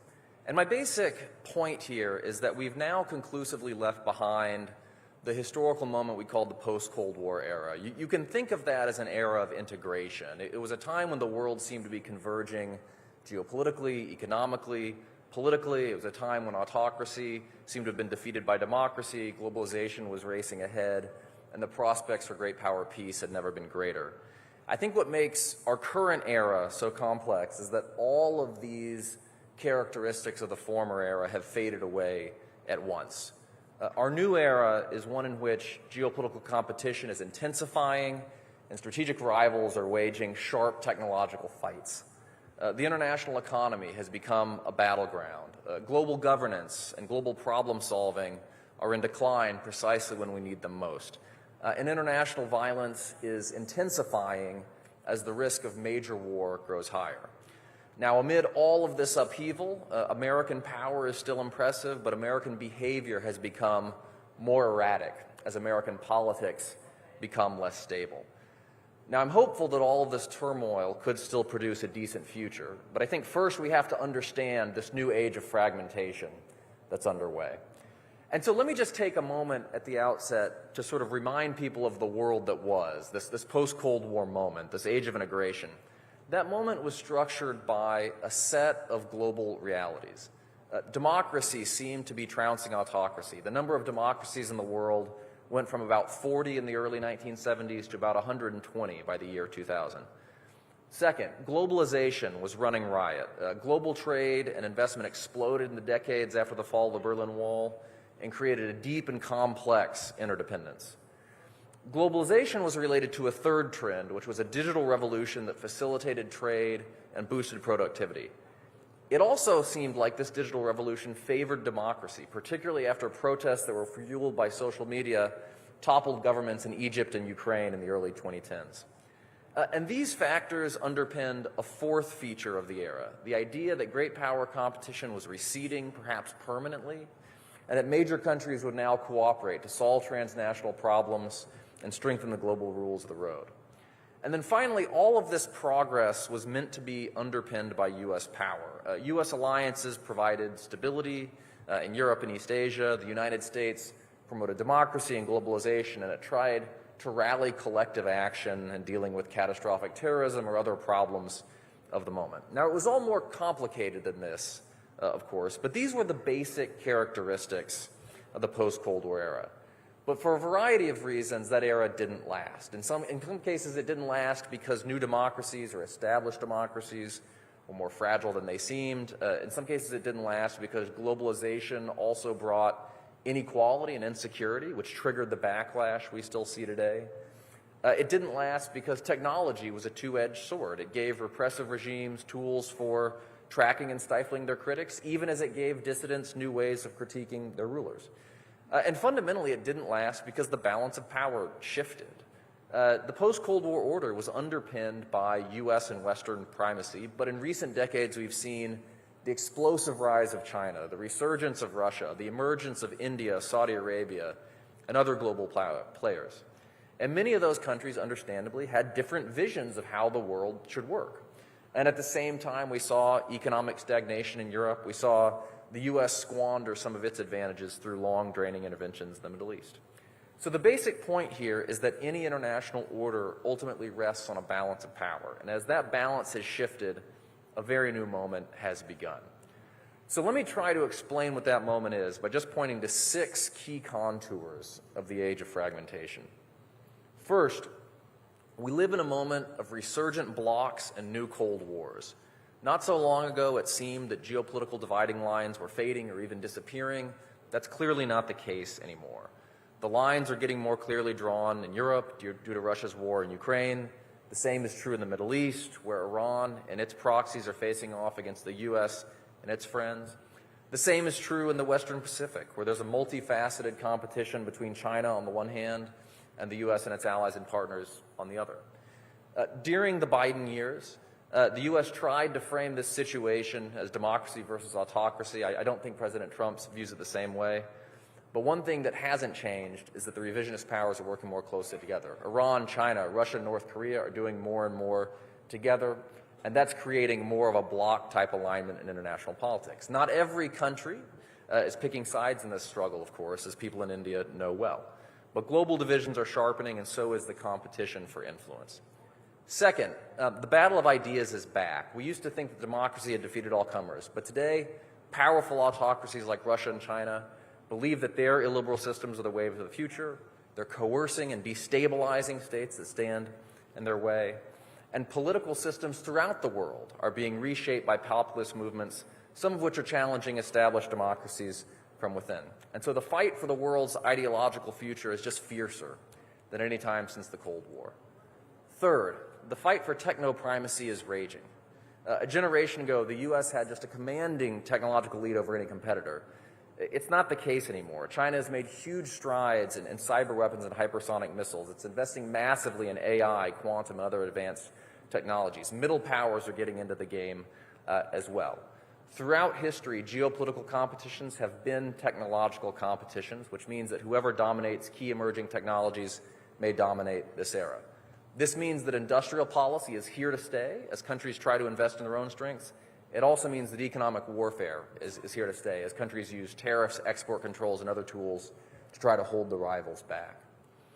Fourth, global problem solving has never been more necessary, but it's never been harder. Transnational challenges like migration, pandemics, and climate change are worsening, but global tensions are making it harder to solve them by operating across geopolitical dividing lines. Just look at the fact that the major powers couldn't even cooperate to keep sea lanes open and the Red Sea and Gulf of Aden over the past year. Fifth, amid all these hot wars, tech wars, and trade wars, the threat of real wars has risen. We see this in Ukraine, we see it in the Middle East, and of course there's a growing danger of a clash in the Pacific.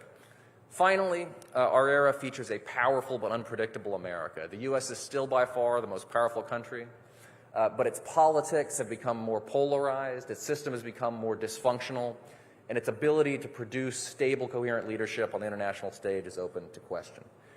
Now, I don't mean to sound gloomy. I think eras of upheaval can produce productive outcomes. It was the tense world of the Cold War that gave rise to the relatively peaceful and prosperous international system we now know.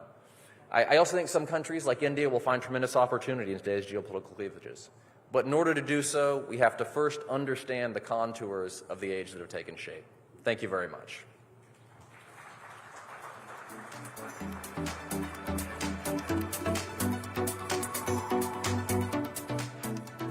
Dr. Halbrand, thank you very much. Insightful as ever to be able to understand geopolitics and the kind of changing scenario that we have over there. So much at play and so much is moving.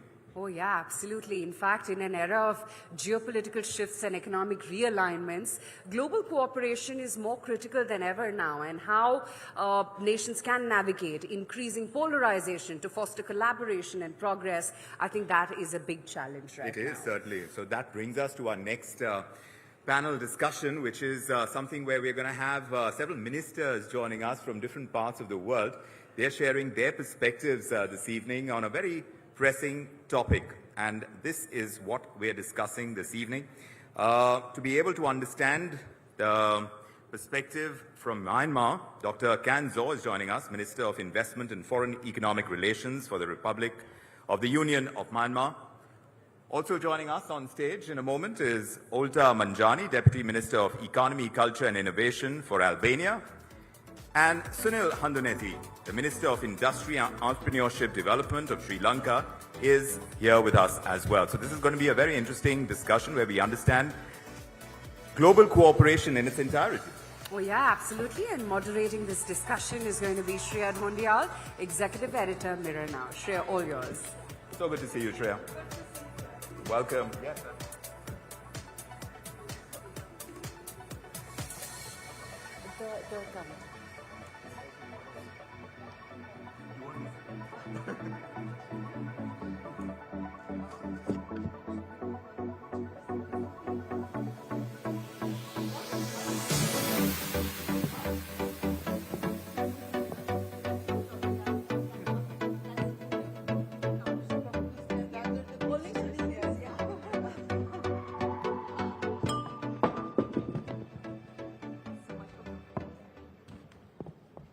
Thank you, everyone, for being here. Thank you very much for your time. And thanks all of you, ladies and gentlemen, for being here as well.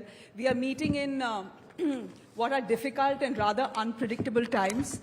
The world is seeing more conflict than it has after World War II. We've had the hottest year in history in 2024. Our global growth rate is underwhelming at about 3.7%. And we now have a disruptor in the mix. So since Donald Trump is the elephant in the room and the flavor of the season and someone who's dominating headlines, can I just start by asking you what someone like him, what a bully like him means for global cooperation? If you'd want to start, Sunil. Thank you very much. It's a big question. Huh? It's a big question. It's a big question. Fracture. Yeah, question, because of you asked about the Donald Trump. What's his experience? What's his practicing in the world? You know, now we are living in a world like we are living in a dispute world, politically divided world. You know, all the countries are fighting each other against environment. All are making money with the corruption. That's why next generation is asking from us what you are doing for the next generation people. Even in India, live 1.4 billion people. In my country, in Sri Lanka, 22 million. In Myanmar, Dr. Khan knows well. There are also similar issues. In Albania, Dr. Olta knows well. All are in similar way. That's why world is asking very peaceful environment to business. Very peaceful dialogue to the people. Not boosting their political agenda. Okay. That's why we are urged to as a nation in third world country, Trump, China, our neighboring relation leader, Prime Minister Modi, all head of the leaders of the world need peaceful attempt to overcome these difficulties. Dr. Olta, Albania, I believe, does find itself in a slightly difficult position vis-a-vis Trump. Correct me if I'm wrong. And I promise we'll just keep the Trump question to the first question, and after that we'll go back to our topic. But I do believe that there is some pressure on Albania to get 1 lakh Palestinians into the country and keep them there. How do you deal with that? You know, when you talk about global cooperation, that's hardly cooperation. That is a bully telling you do this. Otherwise, here you go, tariffs for you too. Well, thank you for the questions. First, I would like to state that Albania is one of the biggest political, economic allies of the United States. But it is probably the worst of times, but also the best of times to talk about global cooperation, starting from the wars, trade wars, geopolitical rivalries, economic fragmentation, going on with the climate change, challenges, technological developments, but also disruptions. The world is more connected than ever, but I would say also more divided than ever. And globalization in a polarized world, particularly in the context of figures like Donald Trump, has been really marked by raising nationalism, protectionist policies, and a lot of skepticism toward international institutions. And this coupled also with the withdrawal of the US from international agreements and mainly a focus on the domestic priorities has really challenged the framework of globalization. And I already mentioned that under the Trump administration there has been a lot of discussions in terms of the protectionist policies that he's following, nationalism, populism, some US-EU tensions, I would say, where Trump's strained relations with the European allies created a little bit of uncertainty for EU members, but also for EU candidate members. And here comes Albania into the equation because we are a candidate member country and most probably we are going to join the European Union in 2029. So this is important for us that we actually align with the policies of the European Union when it comes to our political stance and our political allies. So we remain committed to the European integration, of course. We remain committed to regional cooperation within the Western Balkans, which is where we are actually located in terms of the geography. Of course, we remain aligned with Western foreign policy. We have aligned ourselves with the US, as I mentioned, with NATO. We are a NATO member country, and we support sanctions on Russia as well. We participate in NATO missions, and we contribute to international security officers. So in response to your question, I would say that we are indeed both an ally of the European Union and the US, and of course we're going to continue to keep this stance and be aligned with both of their policies. Sir, can I bring you into the conversation as well? You know, when you'd want a mic. You know, we live in a multipolar world, right? That is what we like to believe. With someone like a Trump coming in, do you think that is set to change? And does a unipolar world actually pose a danger to our way of life as we know it right now? Thank you, ma'am. I have a privilege to talk about this global polarization and also the unipolar and multipolar issues. I don't think the unipolar will emerge again because it has been the unipolar in the 90s and up until the early of 2000 until 2010. But now it is the time of the multipolar world. So that's why I don't think this new political landscape change as the U.S. I don't think this could happen again because of the counterpolars, or especially the multipolars are emerging. Not only the U.S. and the China are two emerging, the two bipolar situation, but there are a lot of the multipolars, especially like India and the other BRICS countries also. They are emerging very strongly, so that I welcome the more the multipolar world. And as Myanmar is in the very strategic location between the South Asia and Southeast Asia. So Myanmar is taking as a bridge between the South Asia and Southeast Asia. And also Myanmar is a very neutral country and non-allied country. So we have, to some extent, we are working very much friendly with all countries and our international friendly countries, so that, I fully expect about the more multipolar than the unipolar again in this current situation. Before I was coming into this session, I was just doing a little Google search, and I actually found there is something called the Global Cooperation Barometer that is published by the World Economic Forum. I wonder whether you were aware of it. I only became aware of it a couple of hours ago. And that report is telling us that global cooperation is higher than the pre-pandemic levels, but has flatlined over the last 3 years. In 2024 itself, if you see, there are 70 countries that have held elections. There are some countries that have gone right, there are some countries that have gone left, and some countries have been centrist. In a situation like this, it's not a topsy-turvy world, but it's a difficult world to live in. Can I ask you where the convergence in global cooperation will be? Because clearly, if you look at the muscle of global cooperation, Dr. Olta, if you want to come into this, it's pretty weak. The fact is that the world together collectively has not been able to stop the wars we are seeing. So global cooperation is nothing to write home about. The world is changing, it has changed, it is changing. The way countries cooperate will have to change as well. Where do you think is that middle ground, that convergence ground, that common shared interest? Both of you, whoever wants to start, and then.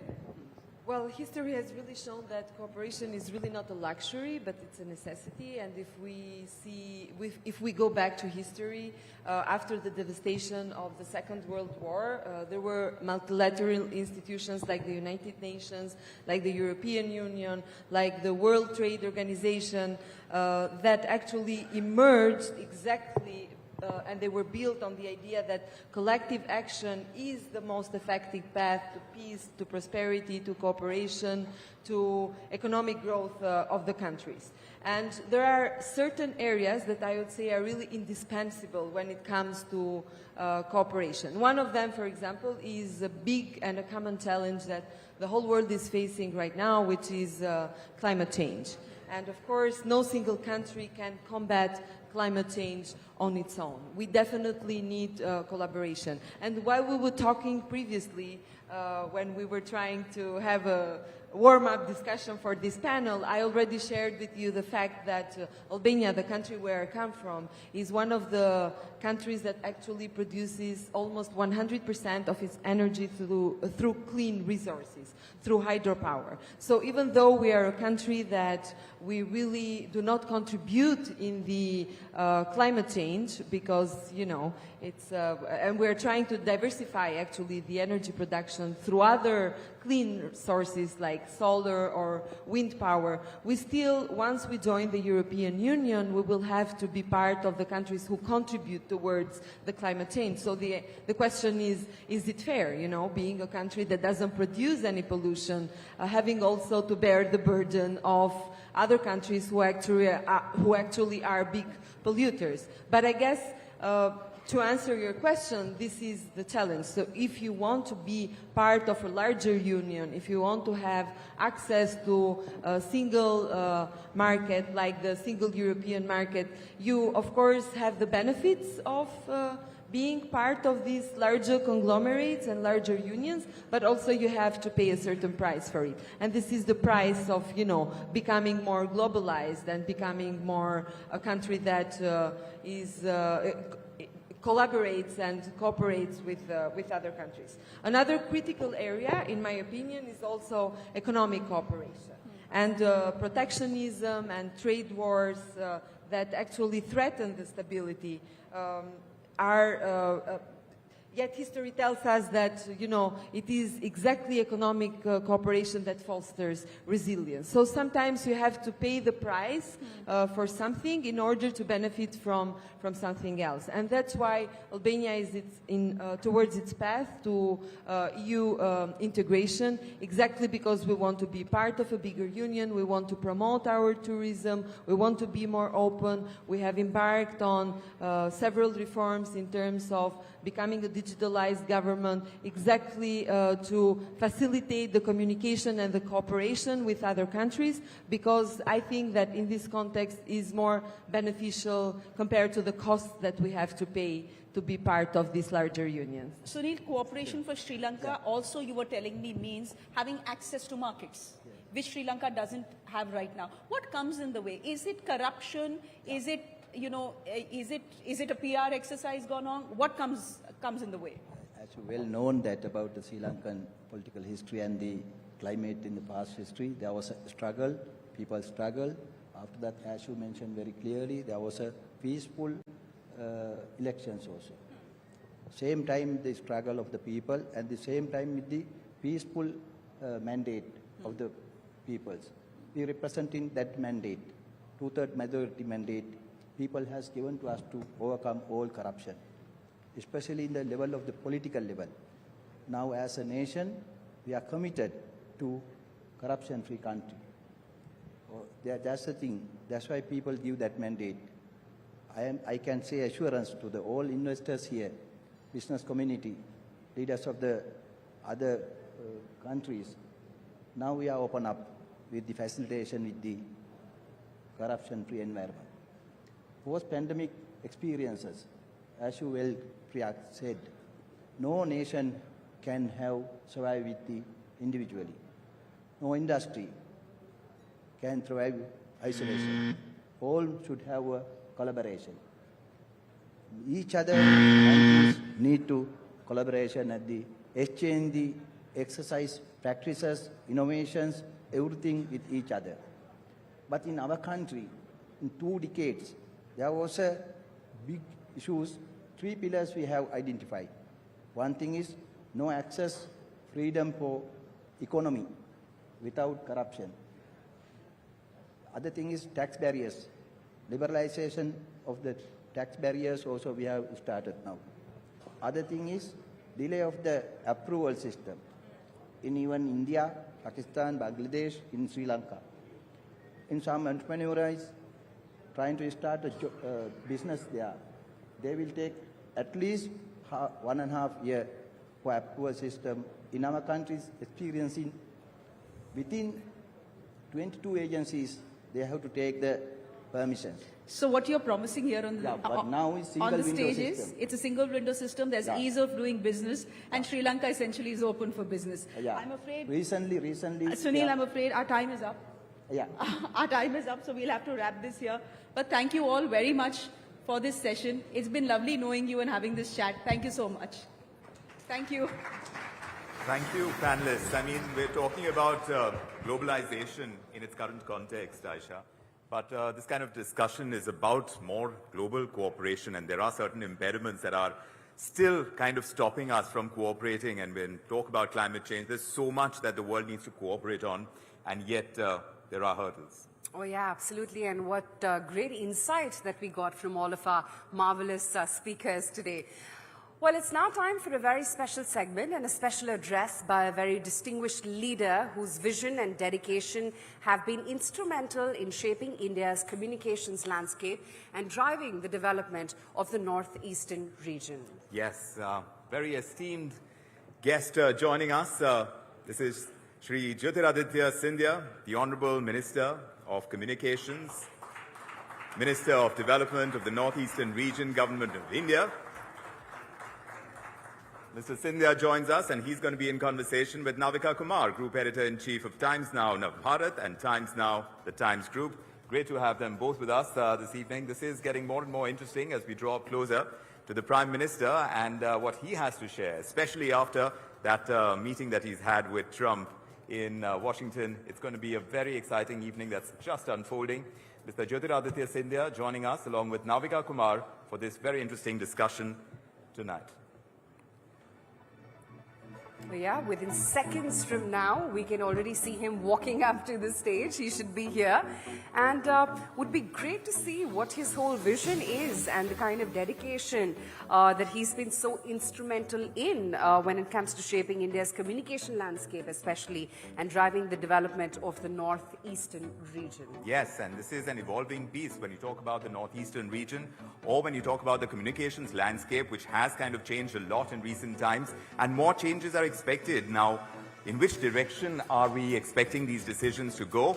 That's something we are going to get Mr. Scindia to speak on. It's great to have him with us, Mr. Jyotiraditya Scindia, in conversation with Navika Kumar. If we can have you straight on stage, sir.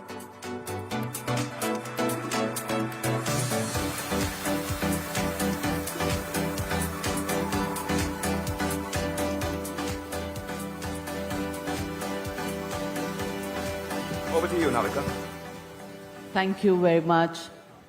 Ladies and gentlemen, presenting to you the Union Telecom Minister, the man who's in charge of the Northeast, an area where we've never seen so much interest and so much development activity taking place as it has over the last few years. Thank you very much, Mr. Jyotiraditya Scindia, for joining us at the GBS.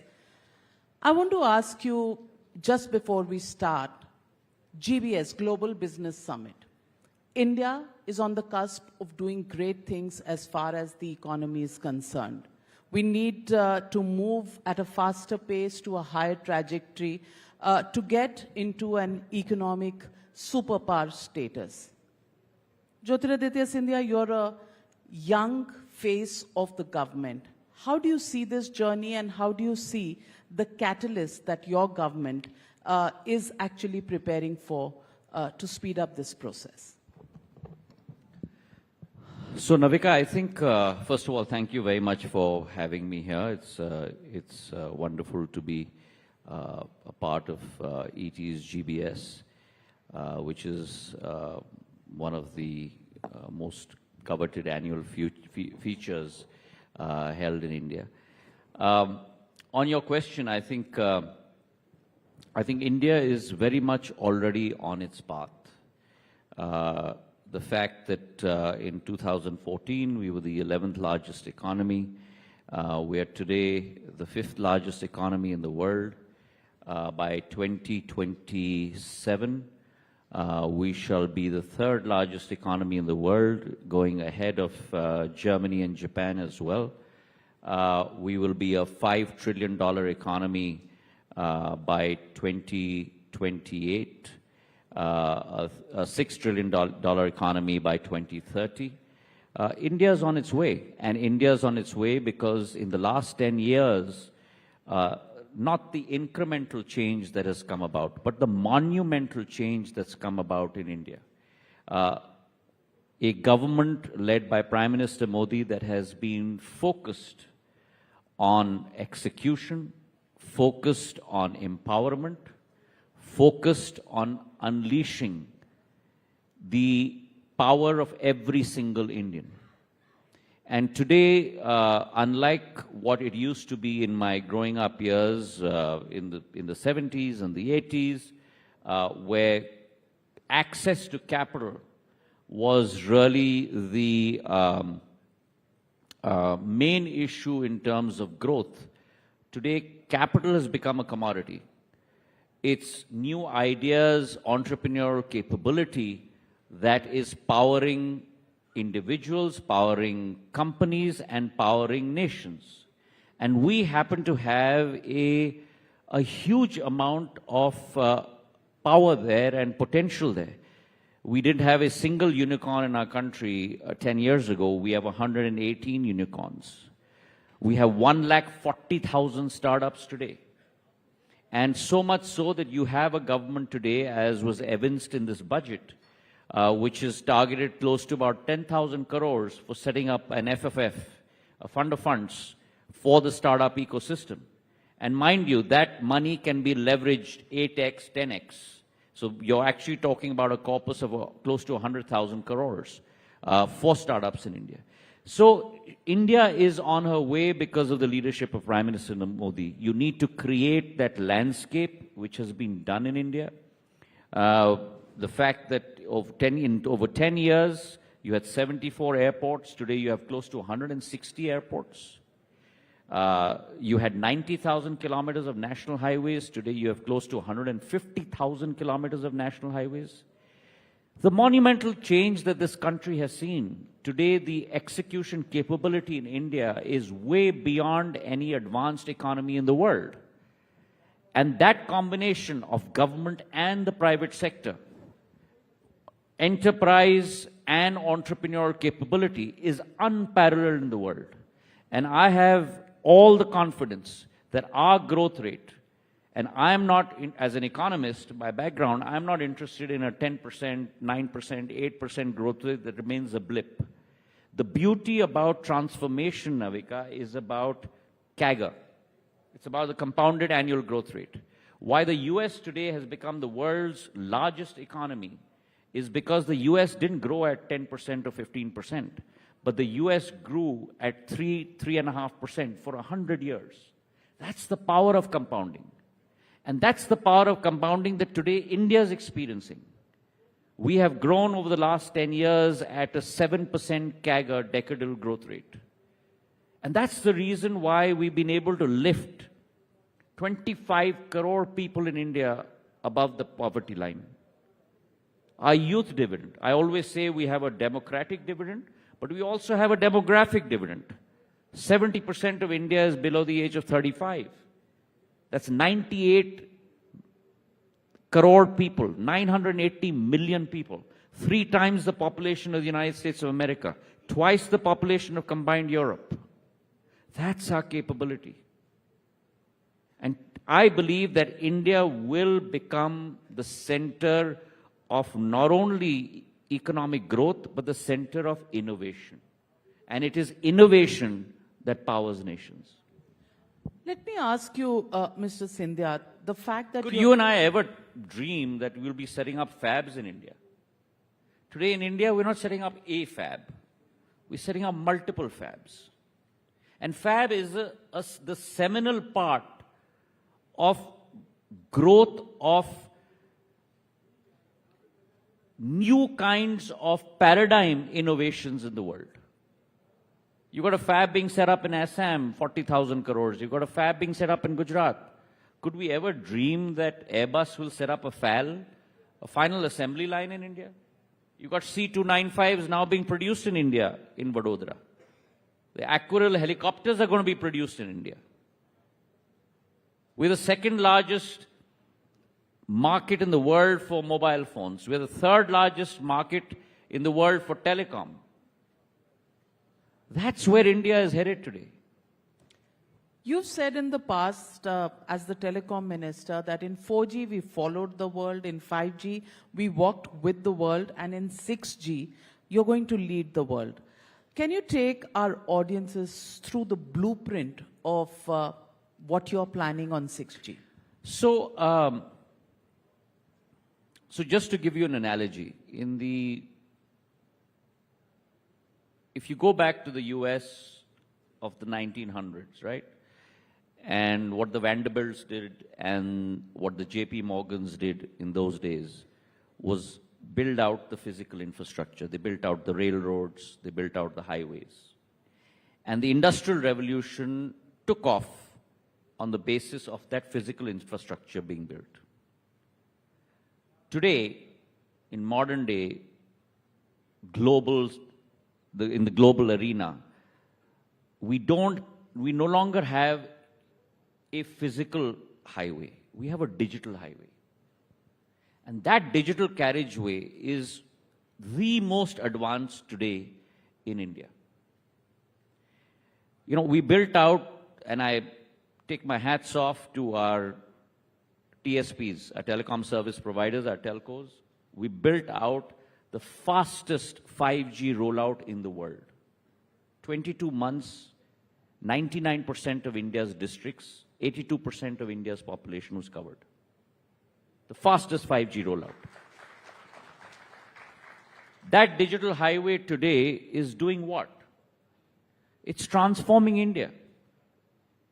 Because what that digital highway does is that it makes opportunity ubiquitous. It creates a level playing field. It creates inclusivity. It creates equity.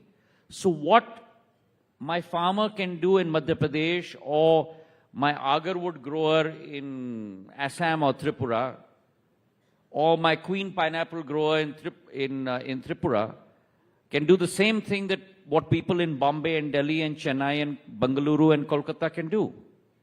It creates a level playing field. And the fact today that you have, because of that, 46% of the world's digital transactions, happening in India. 46%. You're talking about 172 lakh crore. Can you imagine the number of zeros in that? That's the volume, that's the amount of rupees being exchanged digitally in a year in India. 150 lakh crore transactions. That capability is because of the digital highway. But what the Prime Minister thought is that while we create that digital highway, I don't want India to be only a service nation. India must translate into a product nation. And so it was a difficult decision that he took. But when BSNL was moving down the transition from 3G to 4G, the decision was taken that we will move down that transition inventing our own 4G stack. And mind you, people were scoffing at it. Why? Justifiably so. Because there are only 4 countries in the world that have done it successfully. Korea with Samsung, China, Huawei and ZTE, Siemens, Nokia, Finland. Only 4 countries in the world. But he made up his mind that we are going to do it. And so you had the most unthinkable group working together. You had CDOT, a government company, working along with Tejas, a private sector company. CDOT developed the core, Tejas developed the RAN, the radio access network. And then you had an SI, a system integrator, which is also an Indian company, TCS. So you had a complete consortium, Indian consortium, working that out. And within 18 months, we developed our own 4G stack. So we are today the only 5th country in the world to do so. And mind you, that 4G stack is not something sitting in the cupboard. It's being rolled out as we speak. 100,000 sites are being rolled out by BSNL. It's something I monitor on my dashboard, not on a weekly basis. I monitor it on a daily basis. Beginning of day and EOD, end of day. We are rolling out 100,000 sites. We have constructed 75,000 sites as we speak in the last 7 months, of which 60,000 sites have been optimized. We will complete this task latest by June of 100,000 4G sites. Now, converting them from 4G to 5G is not that difficult. You need to put in additional BTS, a little more infrastructure. You can use the same media, the same core, not a problem. And that's going to give us the leapfrog solution for 6G. And what we're doing in 6G, we started with the Bharat 6G vision document that was released by PM in late 22. We've already put together a Bharat 6G Alliance, which covers private sector companies, IITs, academicians, research people. They're working together, and in the ITU, the International Telecom Union, we've already put in a paper that has been accepted as one of the principles of 6G, and that is ubiquitous connectivity. Connectivity for all. That's already been accepted. We have a target of contributing 10% of the patents to 6G, of which, let me tell you, Navika, we are among the top 6 nations today in terms of contributing patents to 6G, as we sit today. We've put together the 6G testbed already. We've sanctioned close to 111 research projects costing about 300 crores. And we are well on our way in terms of putting in place a whole network of MOUs to work with 6G. Bharat 6G Alliance has tied up with America, Germany, Brazil, South Korea. The 6G Alliance is there to work together in tandem with them. And therefore, I'm extremely confident, the statement that I made, that we followed the world on 4G, we walked with the world in 5G, we will lead the world in 6G. Mr. Scindia, the Prime Minister just met US President Trump. And one important project that's mentioned in the joint statement mentions India intends to invest in the maintenance, repair and financing of undersea cables in the Indian Ocean using trusted vendors.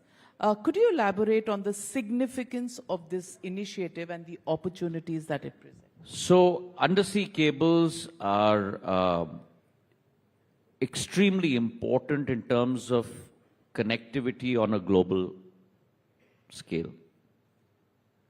India has multiple landing stations for undersea cables. Those landing stations are manned mainly by the private sector, 1 or 2 government landing stations as well.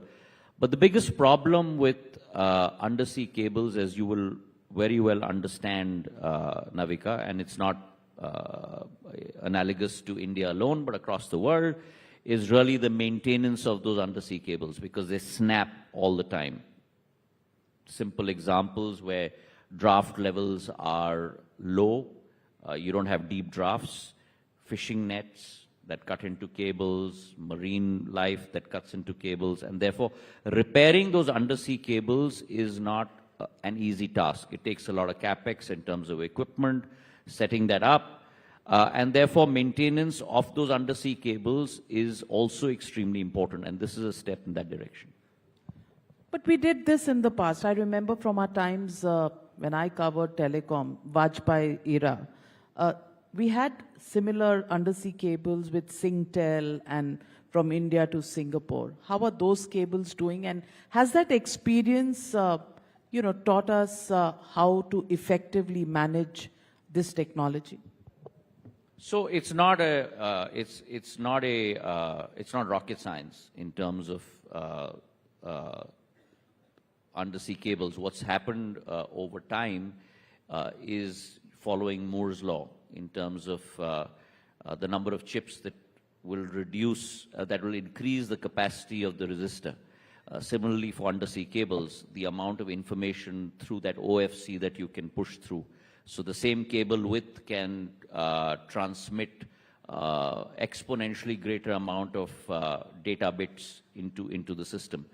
And therefore, the large volume of data that comes in. And the key issue is separating domestic traffic from ILD traffic. So that's part one. Part two is that the undersea cables have become many more in number, because connectivity to Africa is separately, connectivity to the Middle East is separate, connectivity to Singapore is separate, connectivity to the rest of ASEAN is separate, and then off to Europe and to the Americas. So the number of cables that are coming in, because the amount of data that's being consumed has also grown tremendously. And with our targets that we are looking at over Bharat 6G, when 6G technology becomes all-pervasive, is to ensure 100 Mbps per customer. We're today at 20 Mbps, so we're looking at a jump of 5. We were at 1.5 Mbps 10 years ago. So guaranteeing 100 Mbps per customer, making sure you're able to give 1 petabyte per gram panchayat.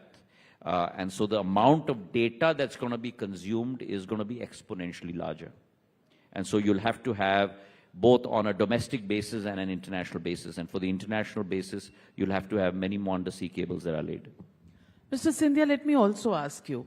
A question is often asked. So, for example, and even for the domestic side, so we've laid an undersea cable to connect to the Andamans.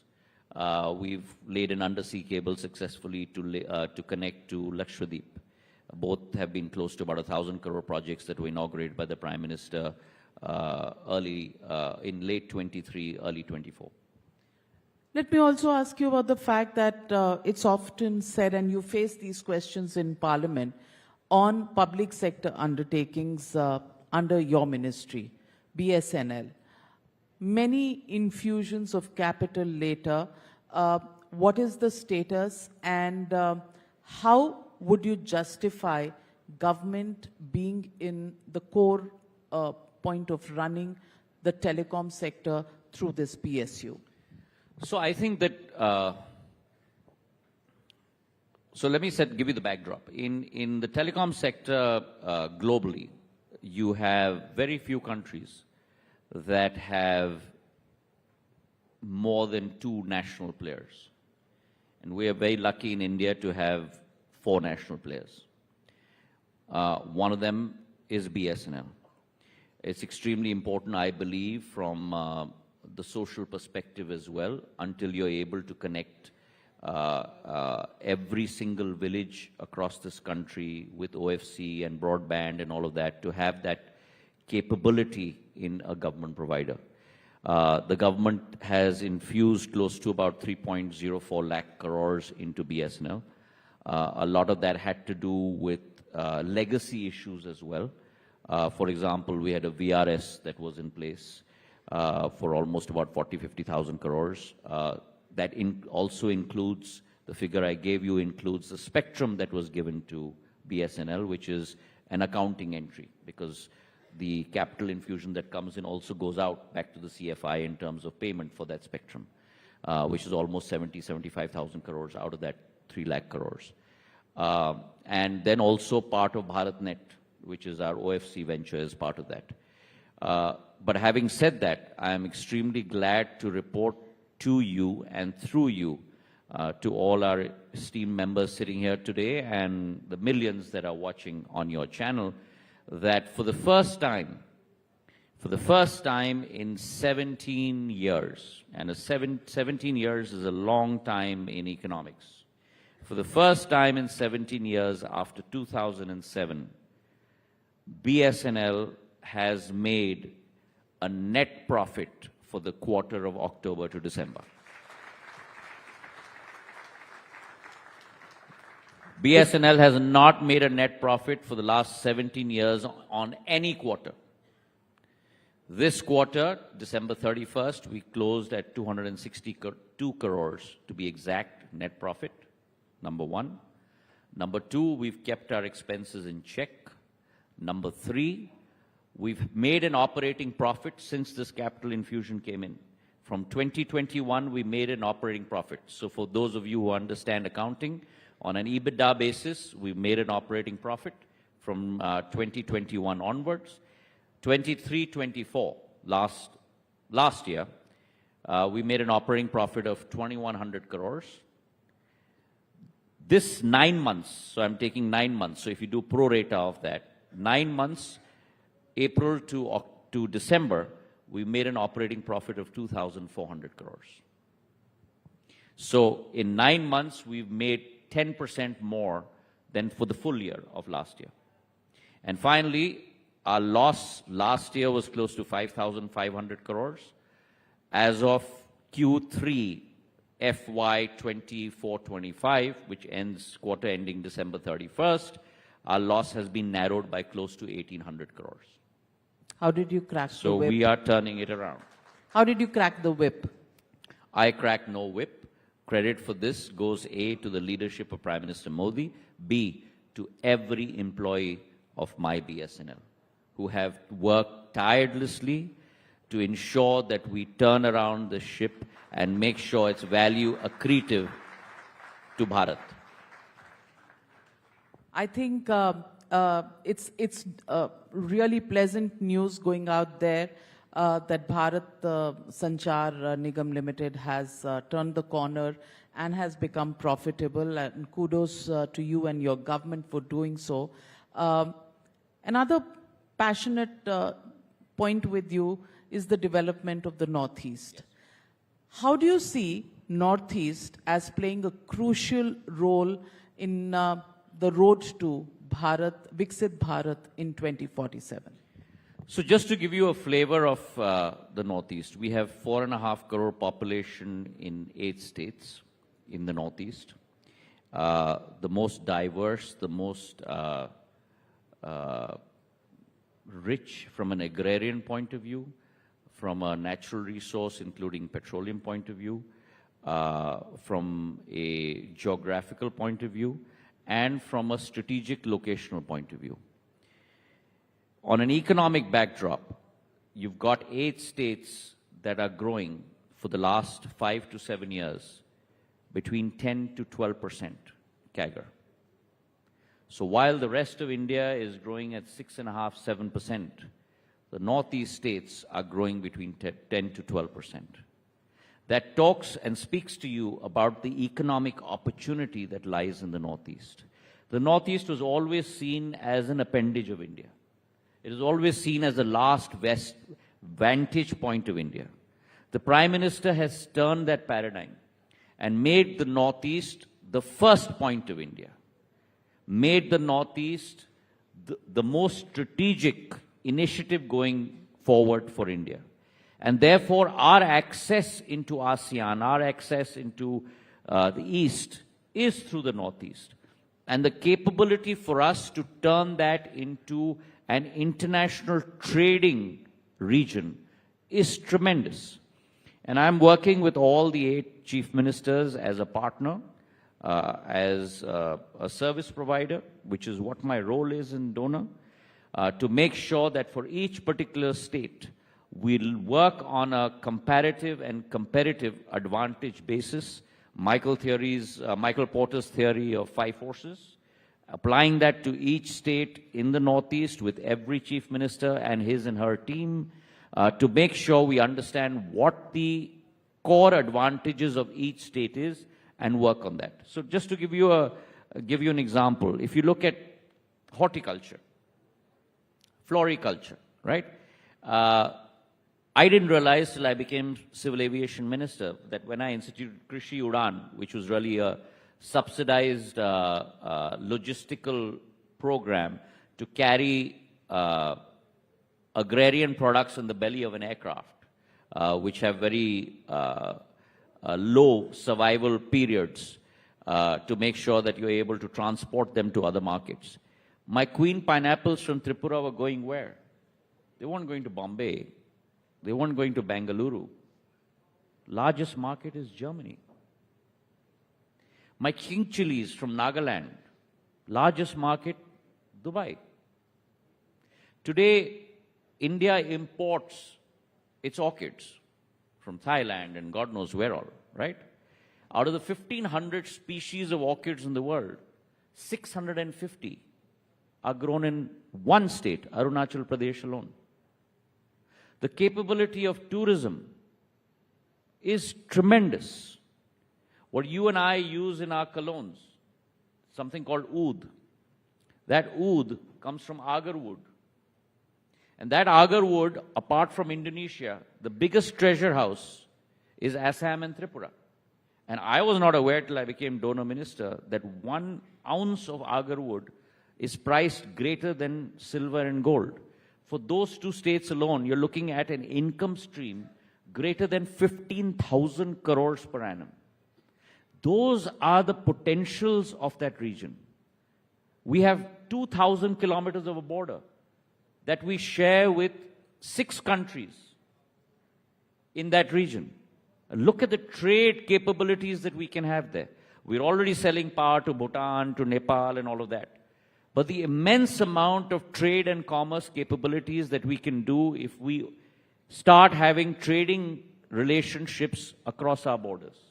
That can be our gateway to the global south. And the global south, which economically is going to rule the world in the days to come. And that's our vision, that's the Prime Minister's vision for the Northeast. Before I let you go, I want to ask you, are you sure you export those chilies only to Dubai? Because I think... Not only to Dubai, but that's one of the largest markets. The second largest market is Navika's home.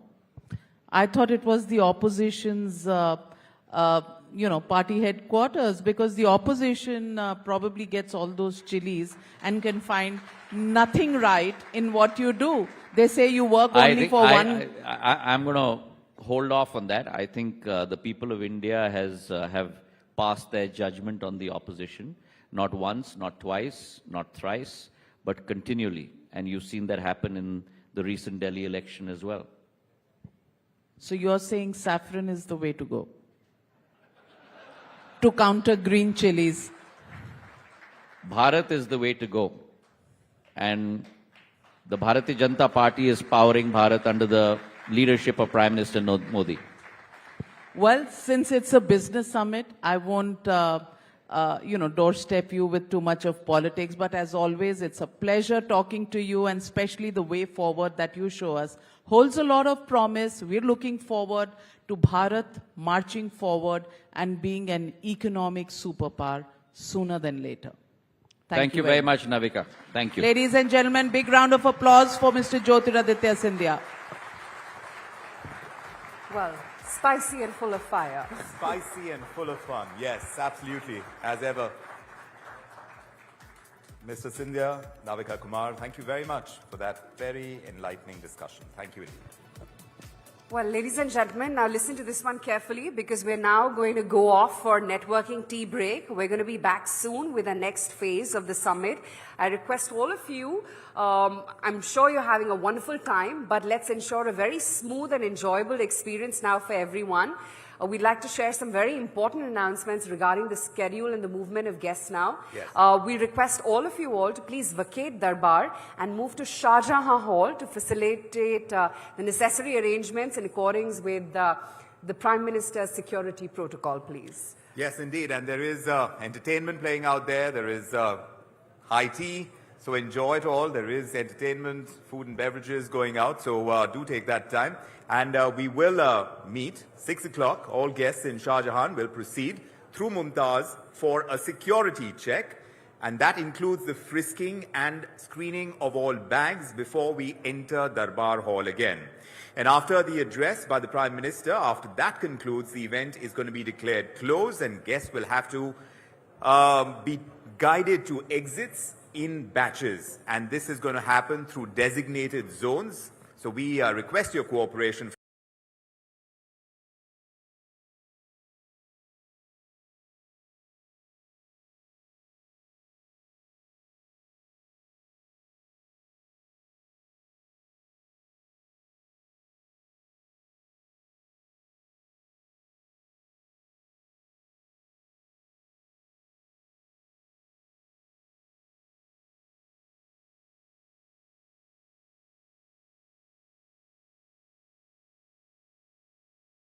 By time or place, but shaped by thought, intent and action, and a vision perpetually in motion.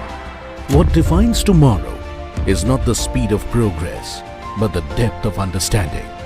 At the Global Business Summit, the intangible takes form, and those who shape it are the ones who understand that to lead the future, you must first design it. पिछले 3-4 वर्षों में भारत ने अपने साथ ही पूरी दुनिया की economic growth को मजबूती दी। Global Business Summit, scripting a tomorrow.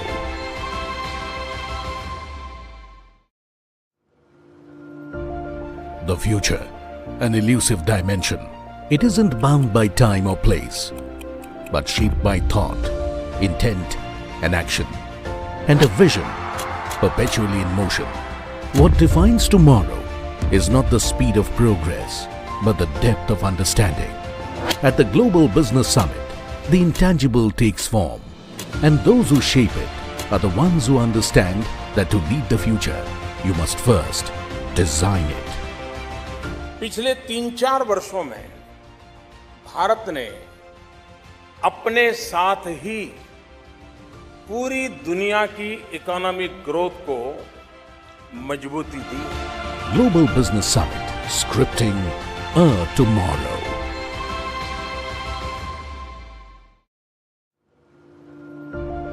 The future, an elusive dimension. It isn't bound by time or place, but shaped by thought, intent, and action, and a vision perpetually in motion. What defines tomorrow is not the speed of progress, but the depth of understanding. At the Global Business Summit, the intangible takes form, and those who shape it are the ones who understand that to lead the future, you must first design it. पिछले 3-4 वर्षों में भारत ने अपने साथ ही पूरी दुनिया की economic growth को मजबूती दी। Global Business Summit, scripting a tomorrow.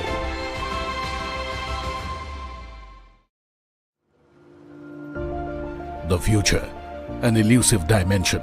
It isn't bound by time or place, but shaped by thought, intent, and action, and a vision perpetually in motion. What defines tomorrow is not the speed of progress, but the depth of understanding. At the Global Business Summit, the intangible takes form, and those who shape it are the ones who understand that to lead the future, you must first design it. पिछले 3-4 वर्षों में भारत ने अपने साथ ही पूरी दुनिया की economic growth को मजबूती दी। Global Business Summit, scripting a tomorrow.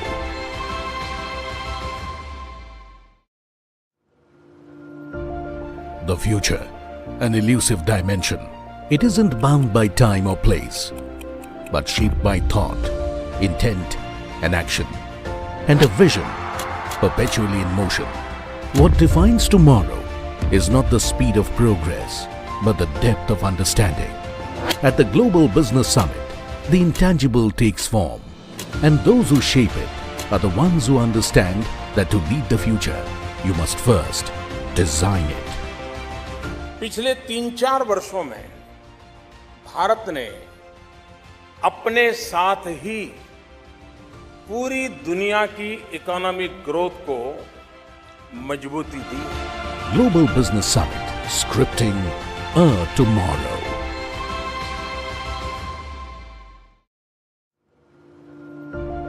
The future, an elusive dimension. It isn't bound by time or place, but shaped by thought, intent, and action, and a vision perpetually in motion.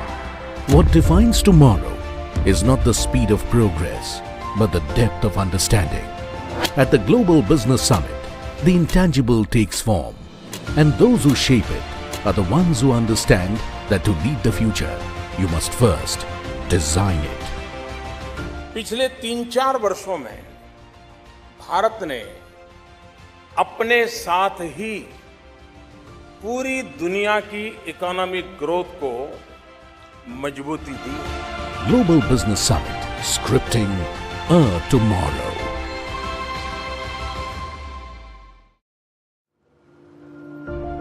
The future, an elusive dimension.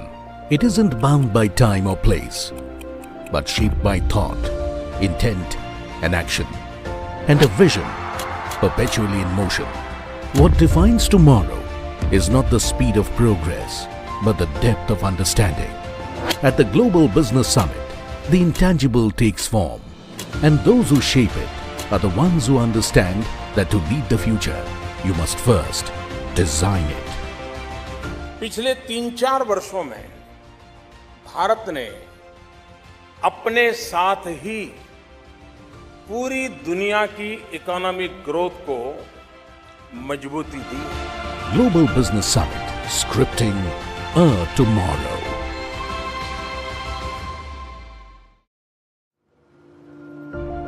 The future, an elusive dimension.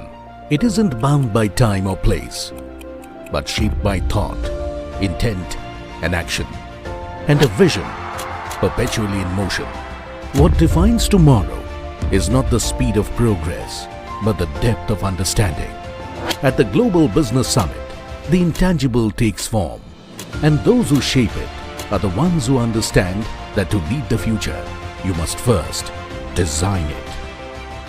पिछले 3-4 वर्षों में भारत ने अपने साथ ही पूरी दुनिया की economic growth को मजबूती दी। Global Business Summit, scripting a tomorrow.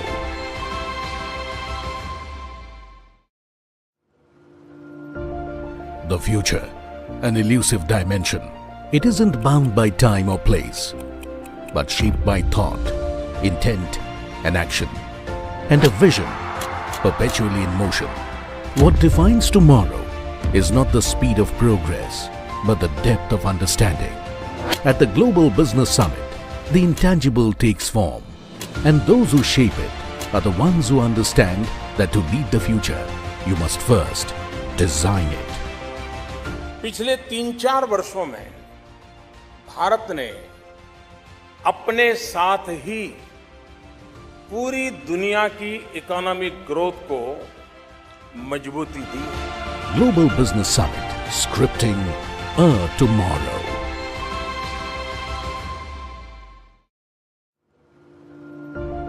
The future, an elusive dimension. It isn't bound by time or place, but shaped by thought, intent, and action, and a vision perpetually in motion. What defines tomorrow is not the speed of progress, but the depth of understanding. At the Global Business Summit, the intangible takes form, and those who shape it are the ones who understand that to lead the future, you must first design it. पिछले 3-4 वर्षों में भारत ने अपने साथ ही पूरी दुनिया की economic growth को मजबूती दी। Global Business Summit, scripting a tomorrow.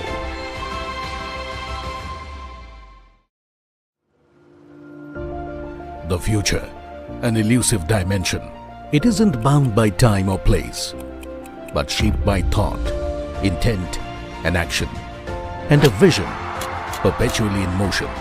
What defines tomorrow is not the speed of progress, but the depth of understanding.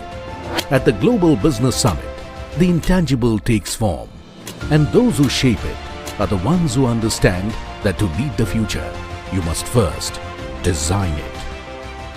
पिछले 3-4 वर्षों में भारत ने अपने साथ ही पूरी दुनिया की इकोनॉमिक ग्रोथ को मजबूती दी। Global Business Summit, scripting a tomorrow.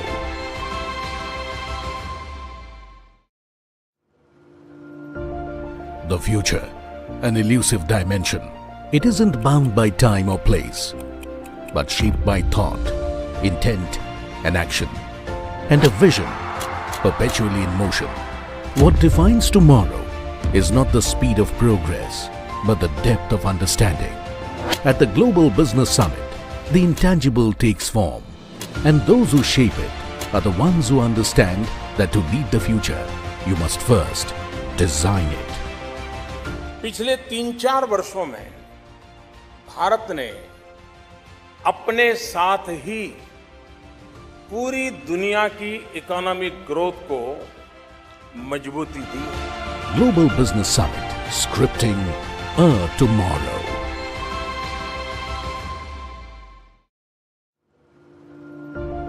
The future, an elusive dimension. It isn't bound by time or place, but shaped by thought, intent, and action, and a vision perpetually in motion. What defines tomorrow is not the speed of progress, but the depth of understanding. At the Global Business Summit, the intangible takes form, and those who shape it are the ones who understand that to lead the future, you must first design it. पिछले 3-4 वर्षों में भारत ने अपने साथ ही पूरी दुनिया की economic growth को मजबूती दी। Global Business Summit, scripting a tomorrow.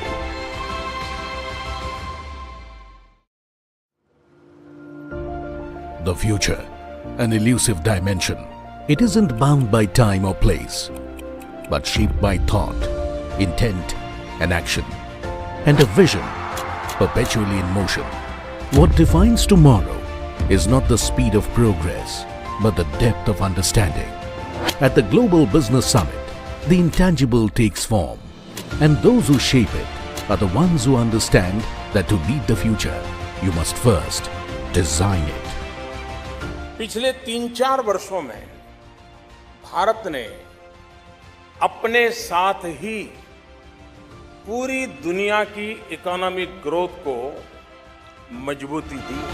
Global Business Summit, scripting a tomorrow.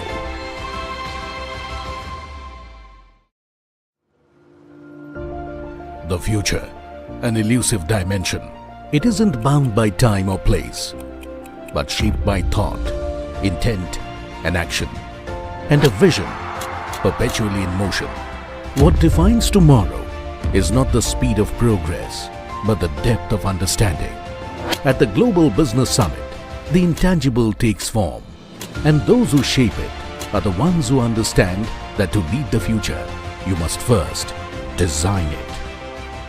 पिछले 3-4 वर्षों में भारत ने अपने साथ ही पूरी दुनिया की इकोनॉमिक ग्रोथ को मजबूती दी। Global Business Summit, scripting a tomorrow.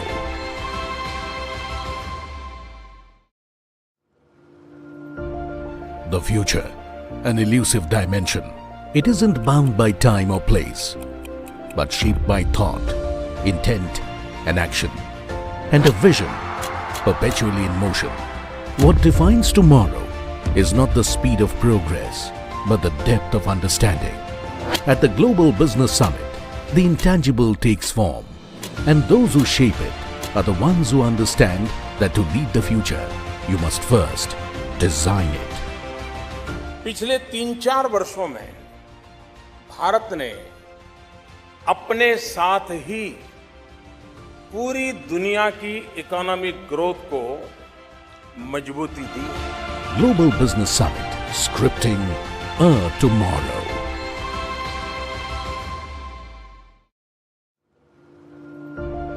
The future, an elusive dimension.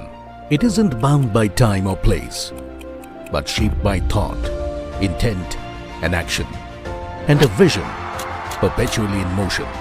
What defines tomorrow is not the speed of progress, but the depth of understanding. At the Global Business Summit, the intangible takes form, and those who shape it are the ones who understand that to lead the future, you must first design it. पिछले 3-4 वर्षों में भारत ने अपने साथ ही पूरी दुनिया की economic growth को मजबूती दी। Global Business Summit, scripting a tomorrow.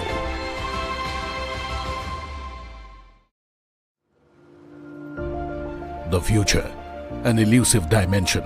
It isn't bound by time or place, but shaped by thought, intent and action, and a vision perpetually in motion. What defines tomorrow is not the speed of progress, but the depth of understanding.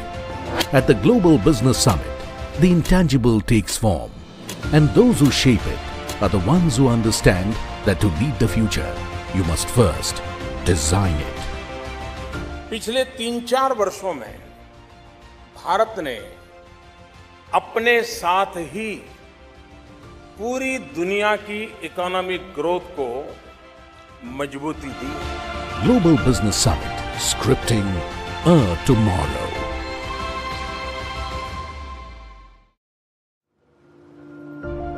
The future, an elusive dimension. It isn't bound by time or place, but shaped by thought, intent and action, and a vision perpetually in motion. What defines tomorrow is not the speed of progress, but the depth of understanding.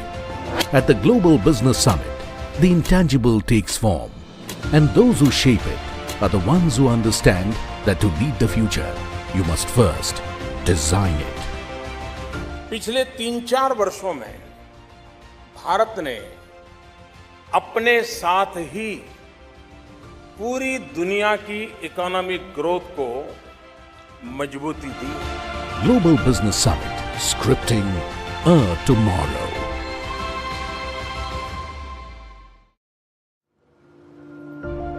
The future, an elusive dimension. It isn't bound by time or place, but shaped by thought, intent and action, and a vision perpetually in motion. What defines tomorrow is not the speed of progress, but the depth of understanding. At the Global Business Summit, the intangible takes form, and those who shape it are the ones who understand that to lead the future, you must first design it. पिछले 3-4 वर्षों में भारत ने अपने साथ ही पूरी दुनिया की economic growth को मजबूती दी. Global Business Summit, scripting a tomorrow.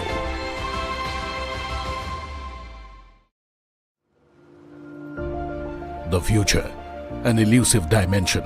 It isn't bound by time or place, but shaped by thought, intent and action, and a vision perpetually in motion.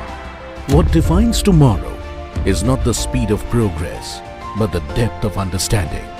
At the Global Business Summit, the intangible takes form, and those who shape it are the ones who understand that to lead the future, you must first design it. पिछले 3-4 वर्षों में भारत ने अपने साथ ही पूरी दुनिया की economic growth को मजबूती दी. Global Business Summit, scripting a tomorrow.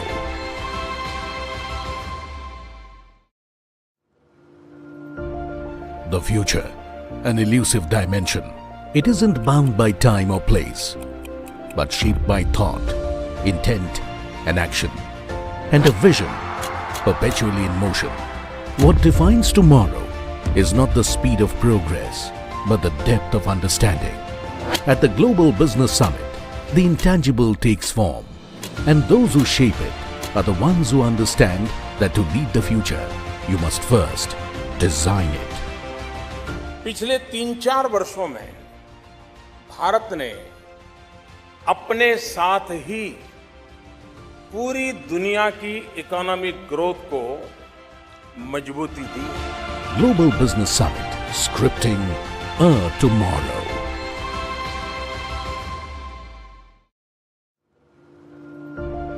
The future, an elusive dimension.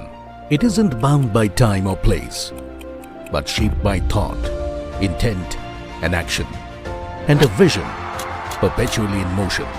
What defines tomorrow is not the speed of progress, but the depth of understanding. At the Global Business Summit, the intangible takes form, and those who shape it are the ones who understand that to lead the future, you must first design it. पिछले 3-4 वर्षों में भारत ने अपने साथ ही पूरी दुनिया की economic growth को मजबूती दी. Global Business Summit, scripting a tomorrow.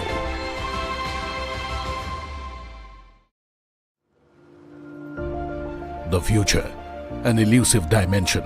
It isn't bound by time or place, but shaped by thought, intent and action, and a vision perpetually in motion. What defines tomorrow is not the speed of progress, but the depth of understanding.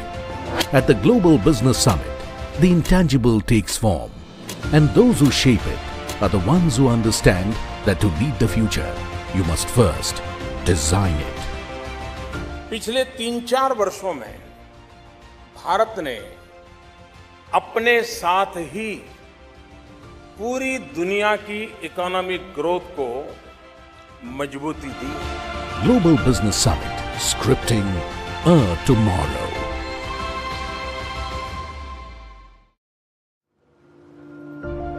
The future, an elusive dimension. It isn't bound by time or place, but shaped by thought, intent and action, and a vision perpetually in motion. What defines tomorrow is not the speed of progress, but the depth of understanding. At the Global Business Summit, the intangible takes form, and those who shape it are the ones who understand that to lead the future, you must first design it. पिछले 3-4 वर्षों में भारत ने अपने साथ ही पूरी दुनिया की economic growth को मजबूती दी। Global Business Summit, scripting a tomorrow.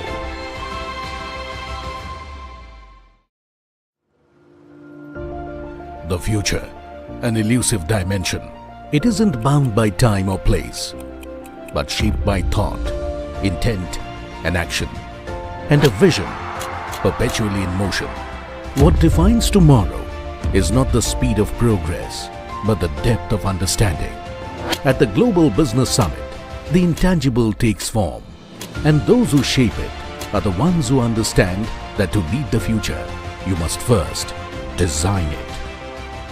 पिछले 3-4 वर्षों में भारत ने अपने साथ ही पूरी दुनिया की इकोनॉमिक ग्रोथ को मजबूती दी। Global Business Summit, scripting a tomorrow.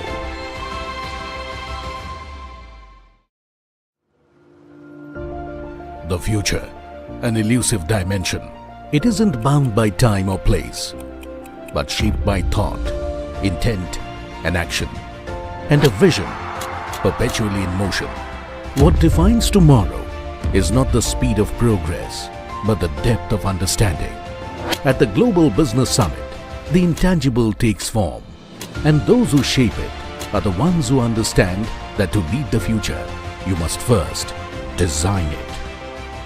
पिछले 3-4 वर्षों में भारत ने अपने साथ ही पूरी दुनिया की इकोनॉमिक ग्रोथ को मजबूती दी। Global Business Summit, scripting a tomorrow.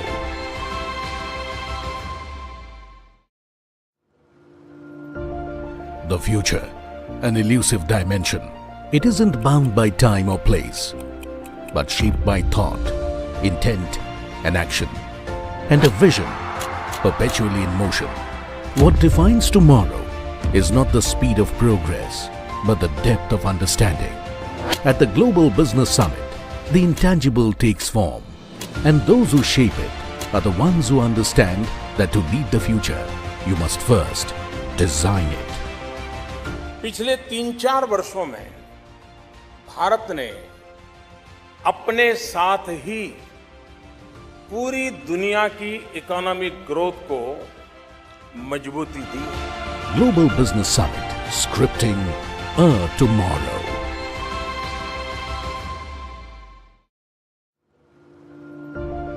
The future, an elusive dimension. It isn't bound by time or place, but shaped by thought, intent and action, and a vision perpetually in motion. What defines tomorrow is not the speed of progress, but the depth of understanding. At the Global Business Summit, the intangible takes form, and those who shape it are the ones who understand that to lead the future, you must first design it. पिछले 3-4 वर्षों में भारत ने अपने साथ ही पूरी दुनिया की economic growth को मजबूती दी। Global Business Summit, scripting a tomorrow.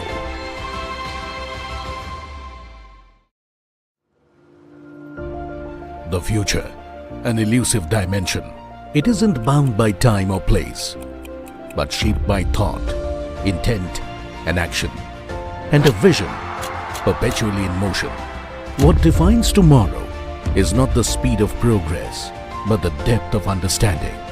At the Global Business Summit, the intangible takes form, and those who shape it are the ones who understand that to lead the future, you must first design it. पिछले 3-4 वर्षों में भारत ने अपने साथ ही पूरी दुनिया की economic growth को मजबूती दी। Global Business Summit, scripting a tomorrow.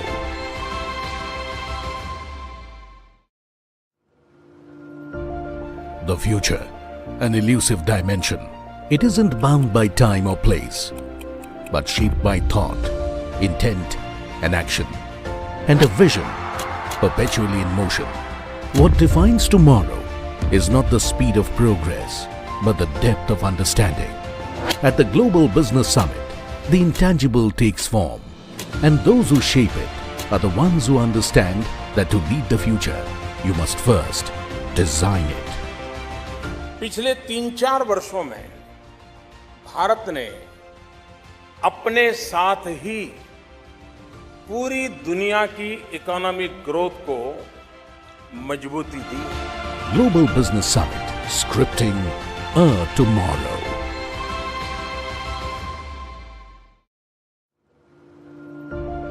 The future, an elusive dimension.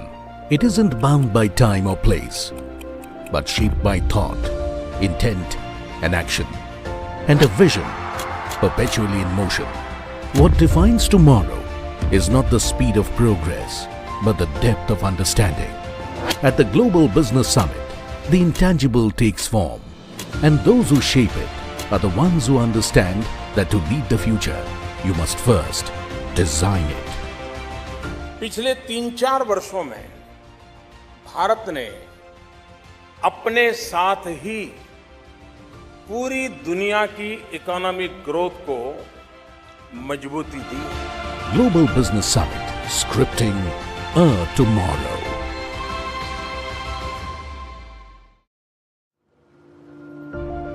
The future, an elusive dimension. It isn't bound by time or place, but shaped by thought, intent and action, and a vision perpetually in motion.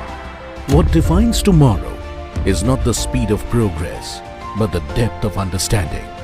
At the Global Business Summit, the intangible takes form, and those who shape it are the ones who understand that to lead the future, you must first design it. पिछले 3-4 वर्षों में भारत ने अपने साथ ही पूरी दुनिया की economic growth को मजबूती दी। Global Business Summit, scripting a tomorrow.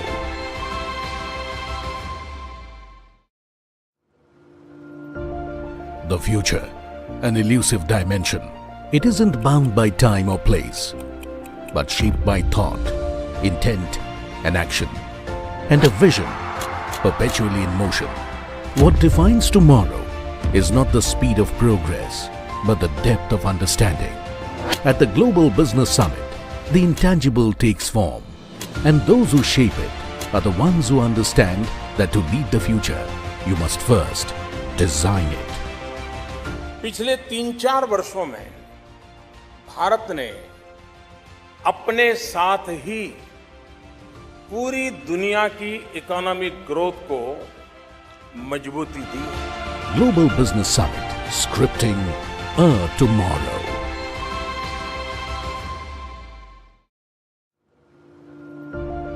The future, an elusive dimension. It isn't bound by time or place, but shaped by thought, intent and action, and a vision perpetually in motion. What defines tomorrow is not the speed of progress, but the depth of understanding. At the Global Business Summit, the intangible takes form, and those who shape it are the ones who understand that to lead the future, you must first design it. पिछले 3-4 वर्षों में भारत ने अपने साथ ही पूरी दुनिया की economic growth को मजबूती दी। Global Business Summit, scripting a tomorrow.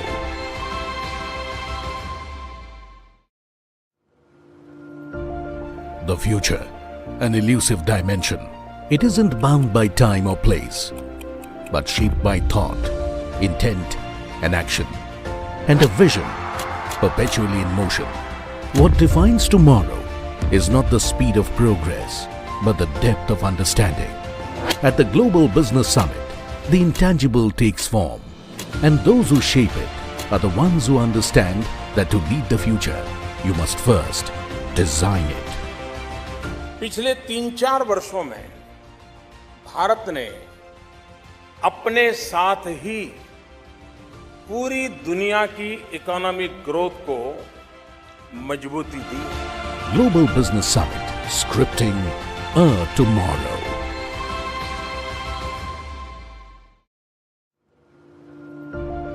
The future, an elusive dimension. It isn't bound by time or place, but shaped by thought, intent, and action, and a vision perpetually in motion. What defines tomorrow is not the speed of progress, but the depth of understanding.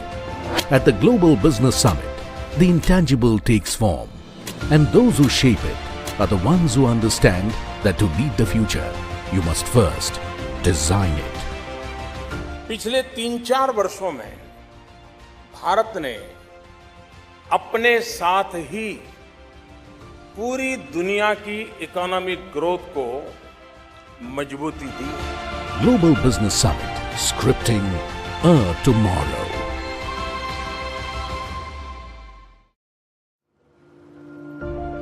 The future, an elusive dimension. It isn't bound by time or place, but shaped by thought, intent, and action, and a vision perpetually in motion.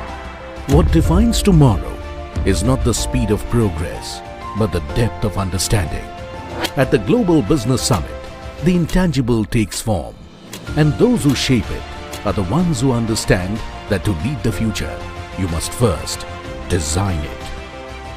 पिछले 3-4 वर्षों में भारत ने अपने साथ ही पूरी दुनिया की economic growth को मजबूती दी। Global Business Summit, scripting a tomorrow.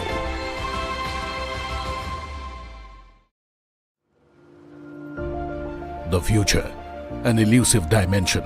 It isn't bound by time or place, but shaped by thought, intent, and action, and a vision perpetually in motion. What defines tomorrow is not the speed of progress, but the depth of understanding. At the Global Business Summit, the intangible takes form, and those who shape it are the ones who understand that to lead the future, you must first design it.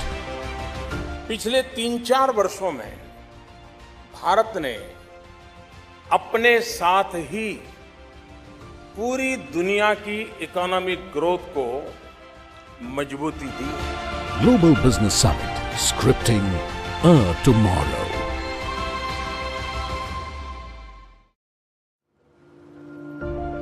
The future, an elusive dimension.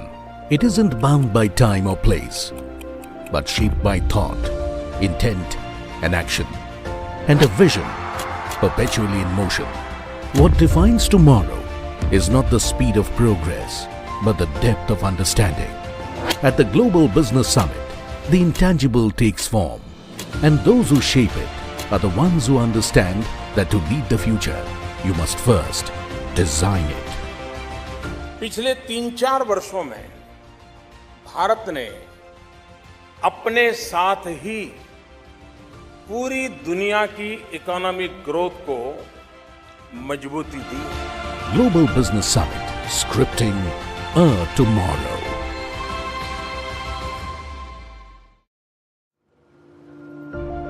The future, an elusive dimension. It isn't bound by time or place, but shaped by thought, intent, and action, and a vision perpetually in motion. What defines tomorrow is not the speed of progress, but the depth of understanding. At the Global Business Summit, the intangible takes form, and those who shape it are the ones who understand that to lead the future, you must first design it. पिछले 3-4 वर्षों में भारत ने अपने साथ ही पूरी दुनिया की economic growth को मजबूती दी। Global Business Summit, scripting a tomorrow.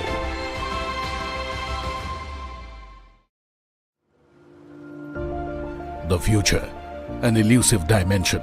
It isn't bound by time or place, but shaped by thought, intent and action, and a vision perpetually in motion. What defines tomorrow is not the speed of progress, but the depth of understanding. At the Global Business Summit, the intangible takes form, and those who shape it are the ones who understand that to lead the future, you must first design it. पिछले 3-4 वर्षों में भारत ने अपने साथ ही पूरी दुनिया की economic growth को मजबूती दी। Global Business Summit, scripting a tomorrow.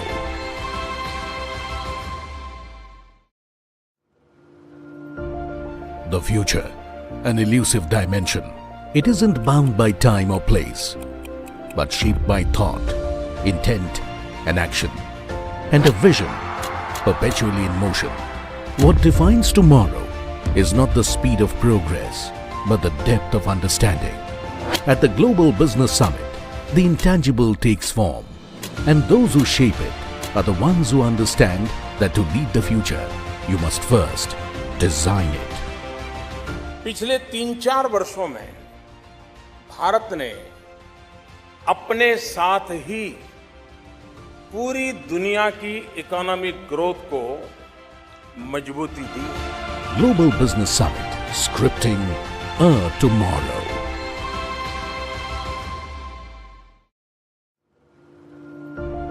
The future, an elusive dimension. It isn't bound by time or place, but shaped by thought, intent and action, and a vision perpetually in motion.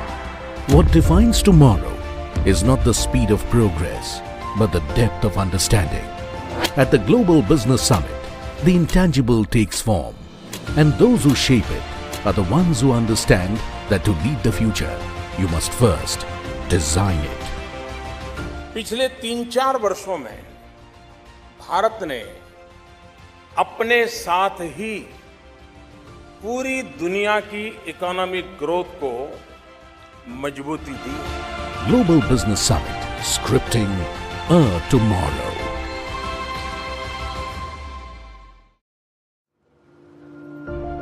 The future, an elusive dimension. It isn't bound by time or place, but shaped by thought, intent and action, and a vision perpetually in motion. What defines tomorrow is not the speed of progress, but the depth of understanding. At the Global Business Summit, the intangible takes form, and those who shape it are the ones who understand that to lead the future, you must first design it. पिछले 3-4 वर्षों में भारत ने अपने साथ ही पूरी दुनिया की economic growth को मजबूती दी। Global Business Summit, scripting a tomorrow.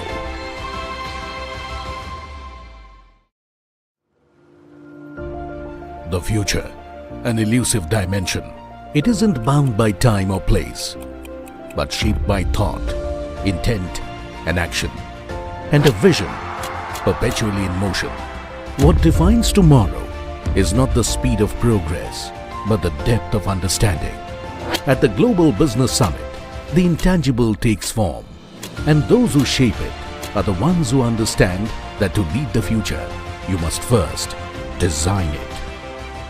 पिछले 3-4 वर्षों में भारत ने अपने साथ ही पूरी दुनिया की इकोनॉमिक ग्रोथ को मजबूती दी।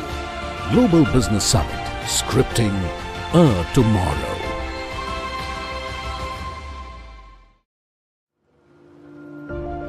The future, an elusive dimension.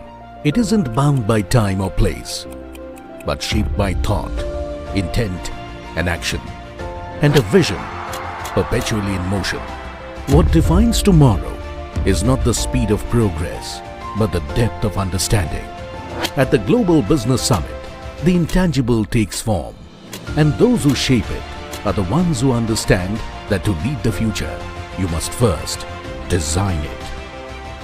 पिछले 3-4 वर्षों में भारत ने अपने साथ ही पूरी दुनिया की इकोनॉमिक ग्रोथ को मजबूती दी. Global Business Summit, scripting a tomorrow.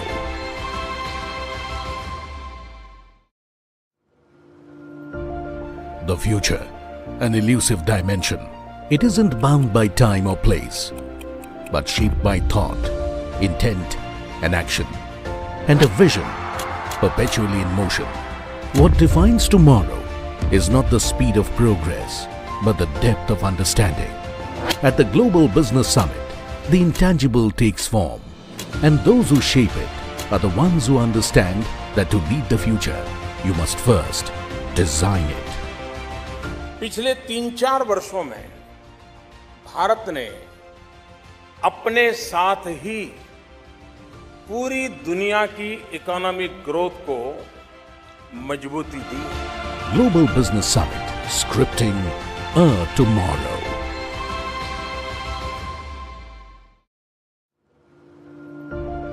The future, an elusive dimension. It isn't bound by time or place, but shaped by thought, intent, and action, and a vision perpetually in motion. What defines tomorrow is not the speed of progress, but the depth of understanding. At the Global Business Summit, the intangible takes form, and those who shape it are the ones who understand that to lead the future, you must first design it. पिछले 3-4 वर्षों में भारत ने अपने साथ ही पूरी दुनिया की economic growth को मजबूती दी. Global Business Summit, scripting a tomorrow.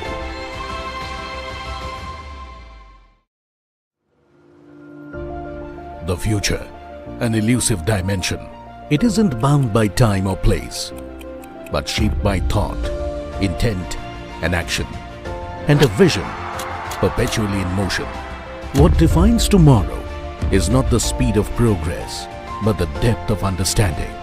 At the Global Business Summit, the intangible takes form, and those who shape it are the ones who understand that to lead the future, you must first design it.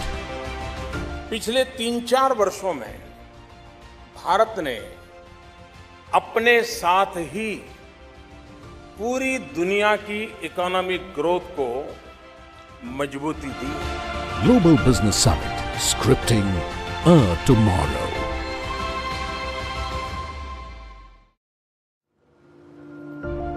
The future, an elusive dimension. It isn't bound by time or place, but shaped by thought, intent, and action, and a vision perpetually in motion. What defines tomorrow is not the speed of progress, but the depth of understanding.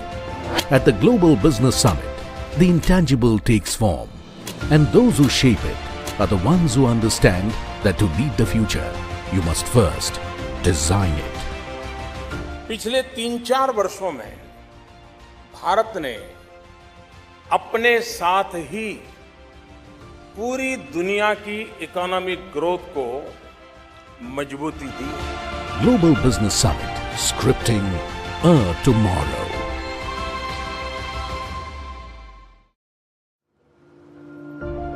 The future, an elusive dimension. It isn't bound by time or place, but shaped by thought, intent, and action, and a vision perpetually in motion. What defines tomorrow is not the speed of progress, but the depth of understanding. At the Global Business Summit, the intangible takes form, and those who shape it are the ones who understand that to lead the future, you must first design it.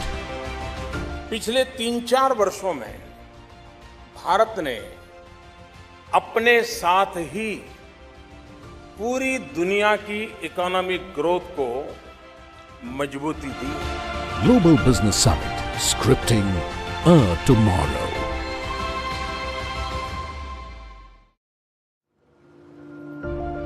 The future, an elusive dimension.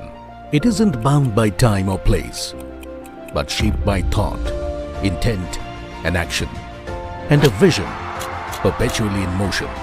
What defines tomorrow is not the speed of progress, but the depth of understanding. At the Global Business Summit, the intangible takes form, and those who shape it are the ones who understand that to lead the future, you must first design it.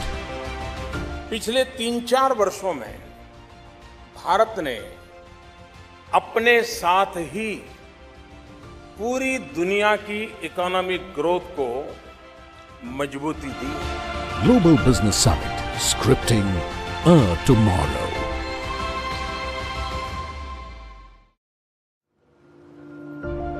The future, an elusive dimension.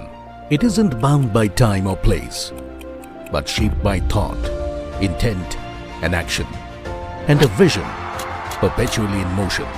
What defines tomorrow is not the speed of progress, but the depth of understanding. At the Global Business Summit, the intangible takes form, and those who shape it are the ones who understand that to lead the future, you must first design it. पिछले 3-4 वर्षों में भारत ने अपने साथ ही पूरी दुनिया की economic growth को मजबूती दी। Global Business Summit, scripting a tomorrow.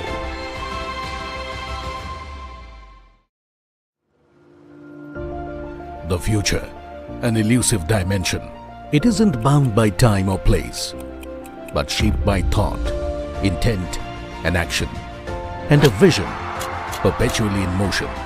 What defines tomorrow is not the speed of progress, but the depth of understanding. At the Global Business Summit, the intangible takes form, and those who shape it are the ones who understand that to lead the future, you must first design it. पिछले 3-4 वर्षों में भारत ने अपने साथ ही पूरी दुनिया की economic growth को मजबूती दी। Global Business Summit, scripting a tomorrow.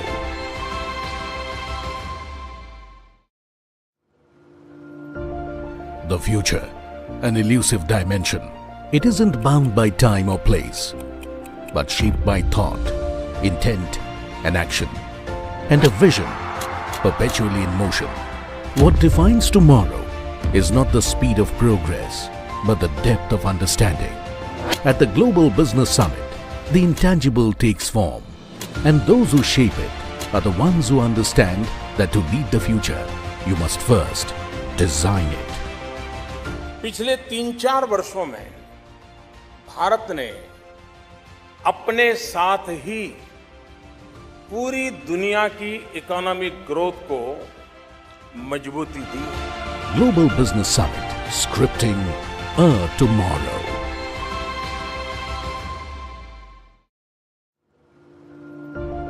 The future, an elusive dimension. It isn't bound by time or place, but shaped by thought, intent and action, and a vision perpetually in motion. What defines tomorrow is not the speed of progress, but the depth of understanding. At the Global Business Summit, the intangible takes form, and those who shape it are the ones who understand that to lead the future, you must first design it. पिछले 3-4 वर्षों में भारत ने अपने साथ ही पूरी दुनिया की economic growth को मजबूती दी। Global Business Summit, scripting a tomorrow.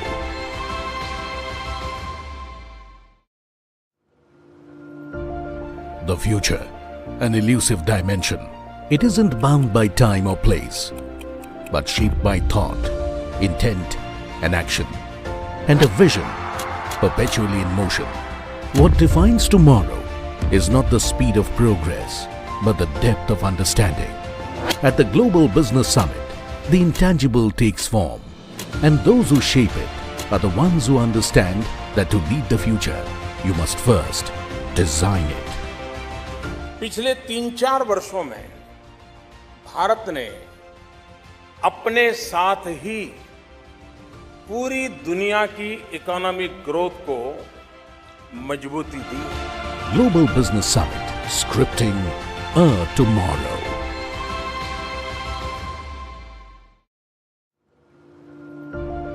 The future, an elusive dimension.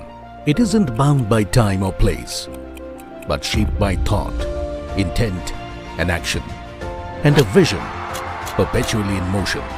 What defines tomorrow is not the speed of progress, but the depth of understanding.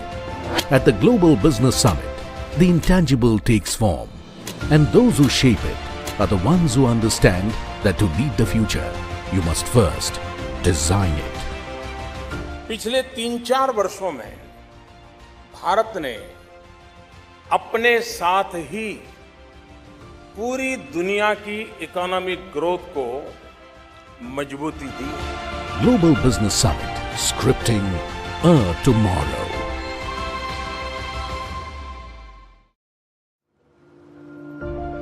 The future, an elusive dimension. It isn't bound by time or place, but shaped by thought, intent, and action, and a vision perpetually in motion. What defines tomorrow is not the speed of progress, but the depth of understanding. At the Global Business Summit, the intangible takes form, and those who shape it are the ones who understand that to lead the future, you must first design it. पिछले 3-4 वर्षों में भारत ने अपने साथ ही पूरी दुनिया की economic growth को मजबूती दी। Global Business Summit, scripting a tomorrow.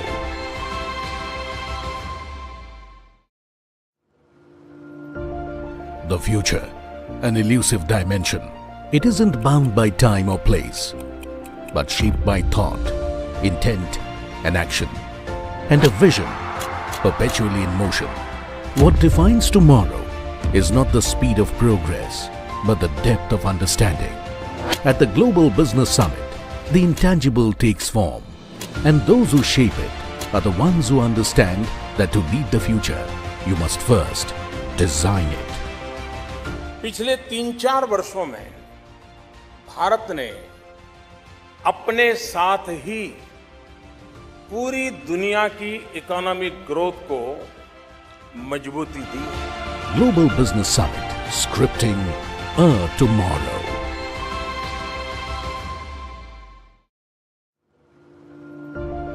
The future, an elusive dimension. It isn't bound by time or place, but shaped by thought, intent, and action, and a vision perpetually in motion. What defines tomorrow is not the speed of progress, but the depth of understanding.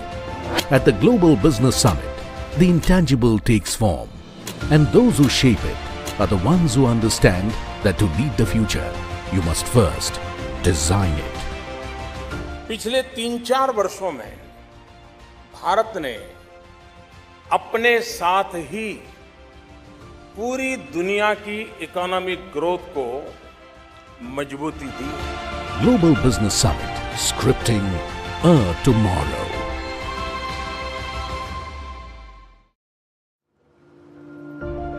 The future, an elusive dimension.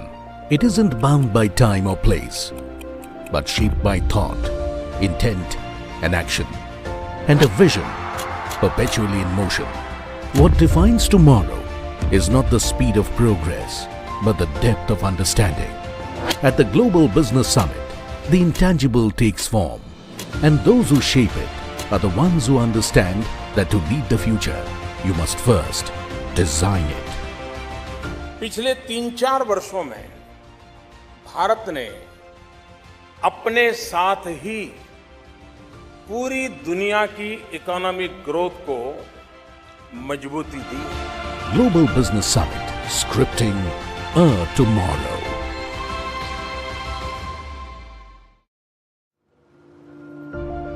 The future, an elusive dimension. It isn't bound by time or place, but shaped by thought, intent, and action, and a vision perpetually in motion. What defines tomorrow is not the speed of progress, but the depth of understanding. At the Global Business Summit, the intangible takes form, and those who shape it are the ones who understand that to lead the future, you must first design it. पिछले 3-4 वर्षों में भारत ने अपने साथ ही पूरी दुनिया की economic growth को मजबूती दी। Global Business Summit, scripting a tomorrow.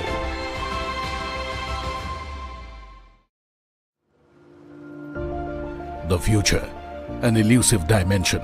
It isn't bound by time or place, but shaped by thought, intent, and action, and a vision perpetually in motion. What defines tomorrow is not the speed of progress, but the depth of understanding. At the Global Business Summit, the intangible takes form, and those who shape it are the ones who understand that to lead the future, you must first design it. पिछले 3-4 वर्षों में भारत ने अपने साथ ही पूरी दुनिया की economic growth को मजबूती दी। Global Business Summit, scripting a tomorrow.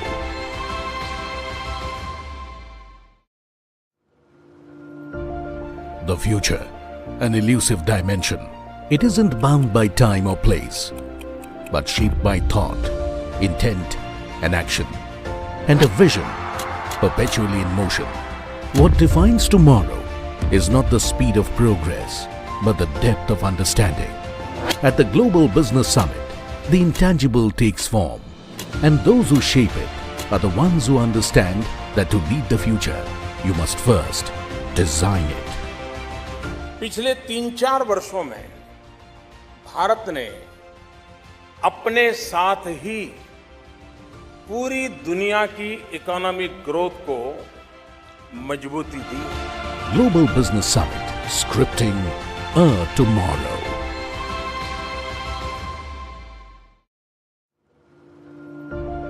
The future, an elusive dimension.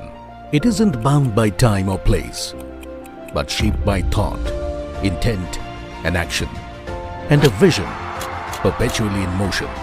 What defines tomorrow is not the speed of progress, but the depth of understanding. At the Global Business Summit, the intangible takes form, and those who shape it are the ones who understand that to lead the future, you must first design it.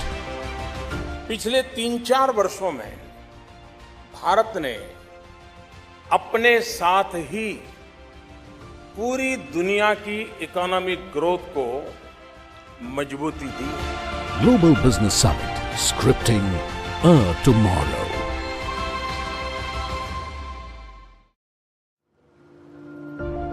The future, an elusive dimension. It isn't bound by time or place, but shaped by thought, intent, and action, and a vision perpetually in motion. What defines tomorrow is not the speed of progress, but the depth of understanding.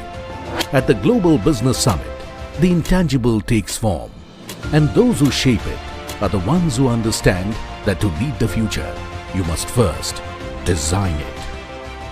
पिछले 3-4 वर्षों में भारत ने अपने साथ ही पूरी दुनिया की economic growth को मजबूती दी। Global Business Summit, scripting a tomorrow.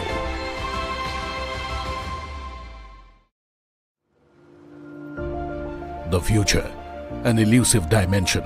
It isn't bound by time or place, but shaped by thought, intent, and action, and a vision perpetually in motion.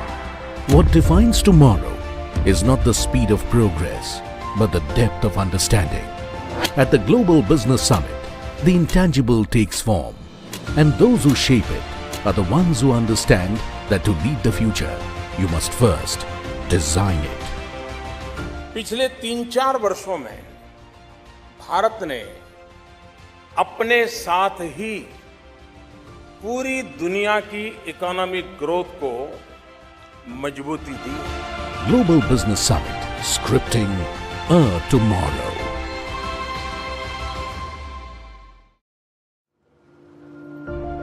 The future, an elusive dimension. It isn't bound by time or place, but shaped by thought, intent and action, and a vision perpetually in motion. What defines tomorrow is not the speed of progress, but the depth of understanding. At the Global Business Summit, the intangible takes form, and those who shape it are the ones who understand that to lead the future, you must first design it. पिछले 3-4 वर्षों में भारत ने अपने साथ ही पूरी दुनिया की economic growth को मजबूती दी। Global Business Summit, scripting a tomorrow.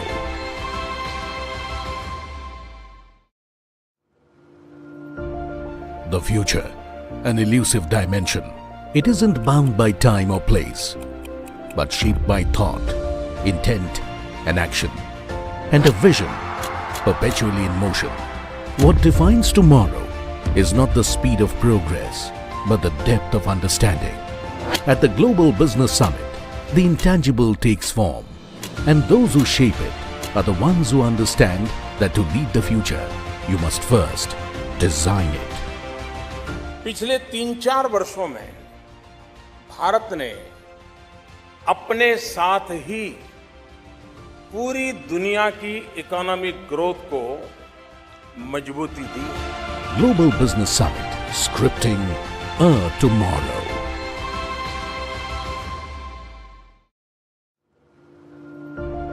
The future, an elusive dimension.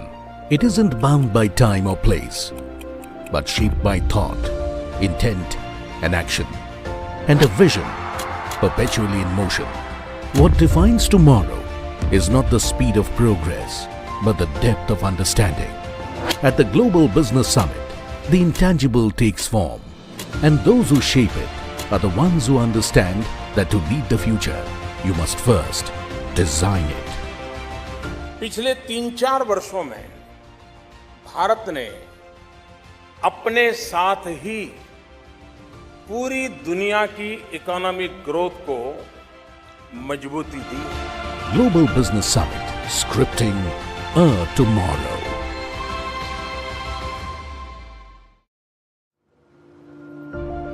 The future, an elusive dimension. It isn't bound by time or place, but shaped by thought, intent and action, and a vision perpetually in motion. What defines tomorrow is not the speed of progress, but the depth of understanding. At the Global Business Summit, the intangible takes form, and those who shape it are the ones who understand that to lead the future, you must first design it. पिछले 3-4 वर्षों में भारत ने अपने साथ ही पूरी दुनिया की economic growth को मजबूती दी। Global Business Summit, scripting a tomorrow.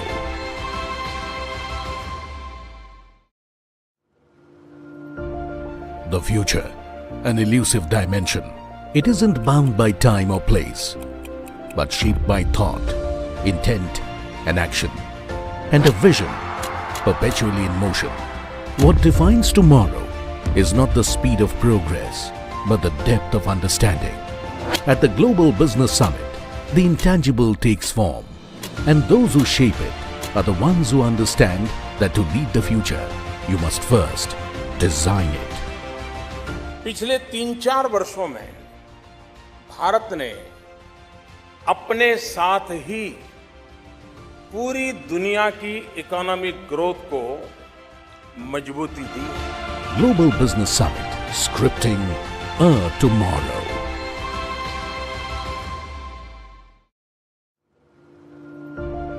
The future, an elusive dimension. It isn't bound by time or place, but shaped by thought, intent and action, and a vision perpetually in motion.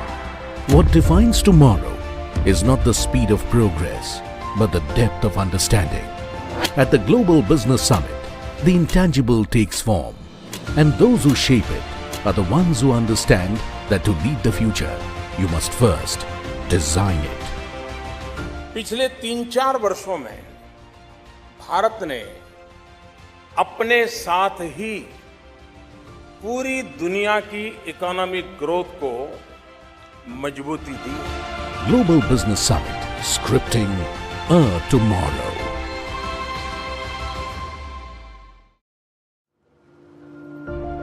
The future, an elusive dimension.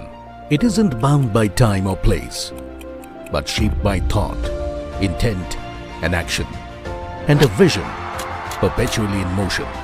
What defines tomorrow is not the speed of progress, but the depth of understanding.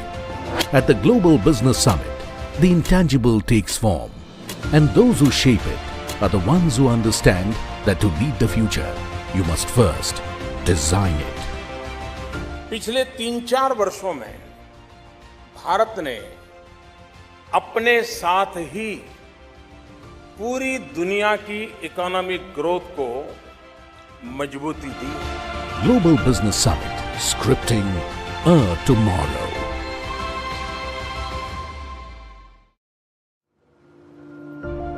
The future, an elusive dimension.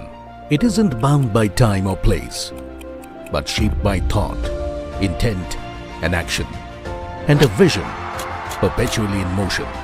What defines tomorrow is not the speed of progress, but the depth of understanding.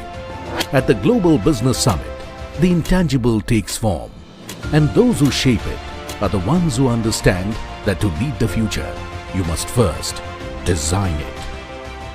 पिछले 3-4 वर्षों में भारत ने अपने साथ ही पूरी दुनिया की economic growth को मजबूती दी। Global Business Summit, scripting a tomorrow.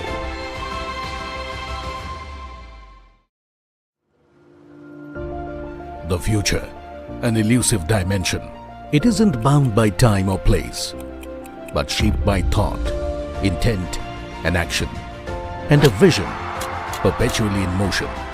What defines tomorrow is not the speed of progress, but the depth of understanding. At the Global Business Summit, the intangible takes form, and those who shape it are the ones who understand that to lead the future, you must first design it. पिछले 3-4 वर्षों में भारत ने अपने साथ ही पूरी दुनिया की economic growth को मजबूती दी। Global Business Summit, scripting a tomorrow.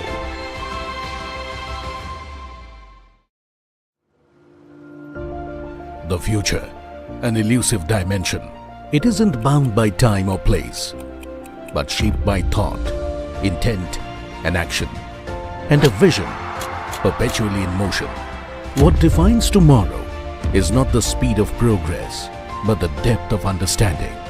At the Global Business Summit, the intangible takes form, and those who shape it are the ones who understand that to lead the future, you must first design it. पिछले 3-4 वर्षों में भारत ने अपने साथ ही पूरी दुनिया की economic growth को मजबूती दी। Global Business Summit, scripting a tomorrow.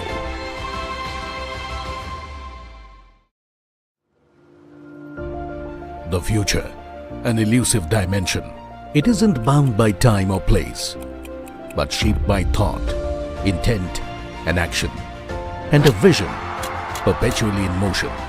What defines tomorrow is not the speed of progress, but the depth of understanding. At the Global Business Summit, the intangible takes form, and those who shape it are the ones who understand that to lead the future, you must first design it. पिछले 3-4 वर्षों में भारत ने अपने साथ ही पूरी दुनिया की economic growth को मजबूती दी। Global Business Summit, scripting a tomorrow.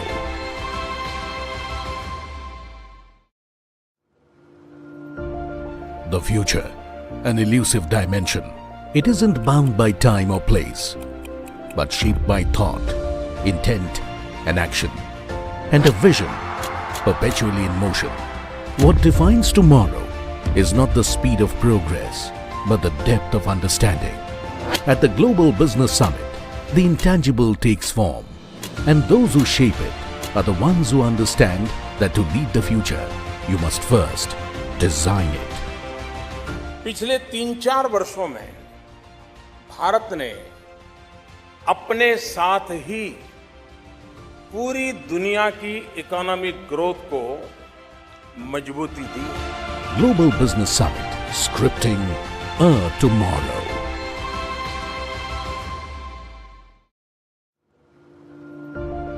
The future, an elusive dimension.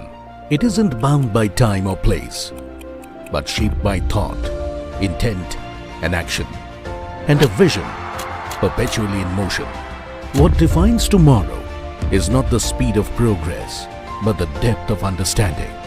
At the Global Business Summit, the intangible takes form, and those who shape it are the ones who understand that to lead the future, you must first design it. पिछले 3-4 वर्षों में भारत ने अपने साथ ही पूरी दुनिया की economic growth को मजबूती दी। Global Business Summit, scripting a tomorrow.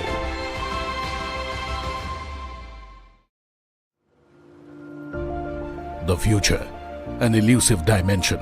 It isn't bound by time or place, but shaped by thought, intent and action, and a vision perpetually in motion. What defines tomorrow is not the speed of progress, but the depth of understanding. At the Global Business Summit, the intangible takes form, and those who shape it are the ones who understand that to lead the future, you must first design it. पिछले 3-4 वर्षों में भारत ने अपने साथ ही पूरी दुनिया की economic growth को मजबूती दी। Global Business Summit, scripting a tomorrow.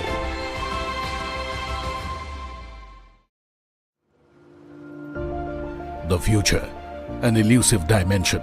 It isn't bound by time or place, but shaped by thought, intent and action, and a vision perpetually in motion. What defines tomorrow is not the speed of progress, but the depth of understanding. At the Global Business Summit, the intangible takes form, and those who shape it are the ones who understand that to lead the future, you must first design it. पिछले 3-4 वर्षों में भारत ने अपने साथ ही पूरी दुनिया की economic growth को मजबूती दी। Global Business Summit, scripting a tomorrow.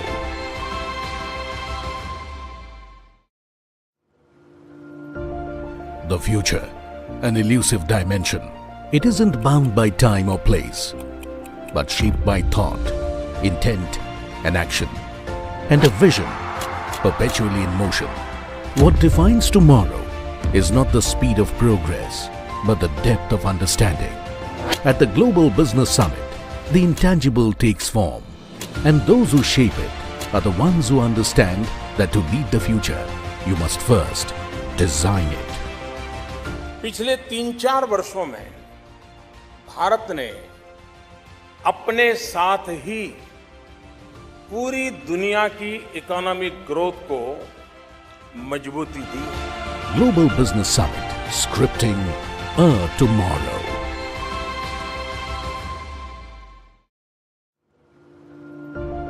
The future, an elusive dimension. It isn't bound by time or place, but shaped by thought, intent and action, and a vision perpetually in motion. What defines tomorrow is not the speed of progress, but the depth of understanding. At the Global Business Summit, the intangible takes form, and those who shape it are the ones who understand that to lead the future, you must first design it. पिछले 3-4 वर्षों में भारत ने अपने साथ ही पूरी दुनिया की economic growth को मजबूती दी। Global Business Summit, scripting a tomorrow.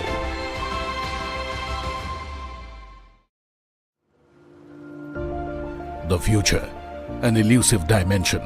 It isn't bound by time or place, but shaped by thought, intent, and action, and a vision perpetually in motion.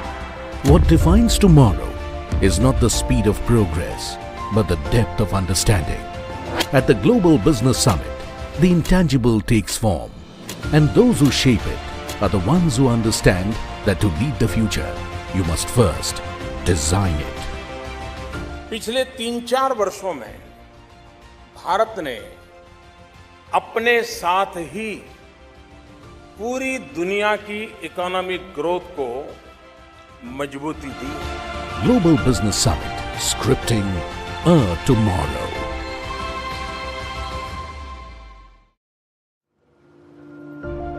The future, an elusive dimension.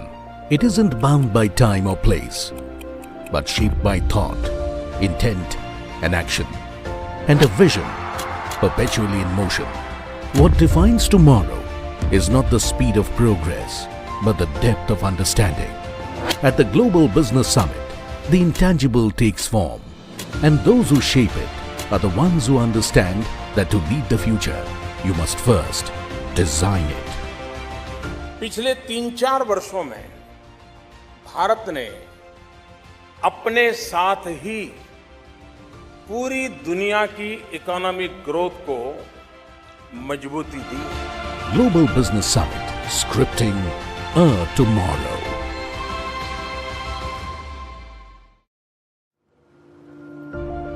The future, an elusive dimension. It isn't bound by time or place, but shaped by thought, intent, and action, and a vision perpetually in motion. What defines tomorrow is not the speed of progress, but the depth of understanding.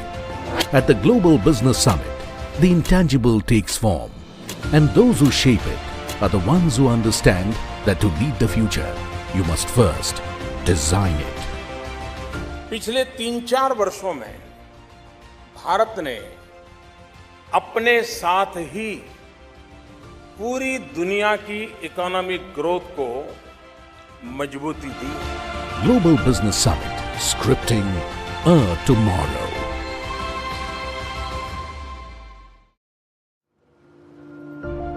The future, an elusive dimension.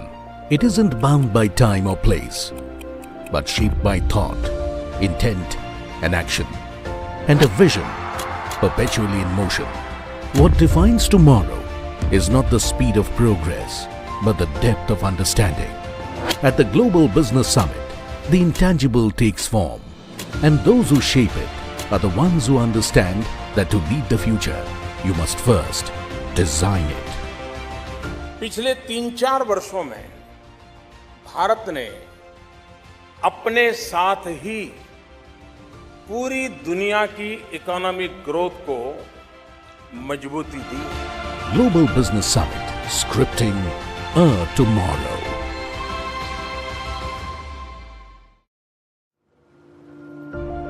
The future, an elusive dimension.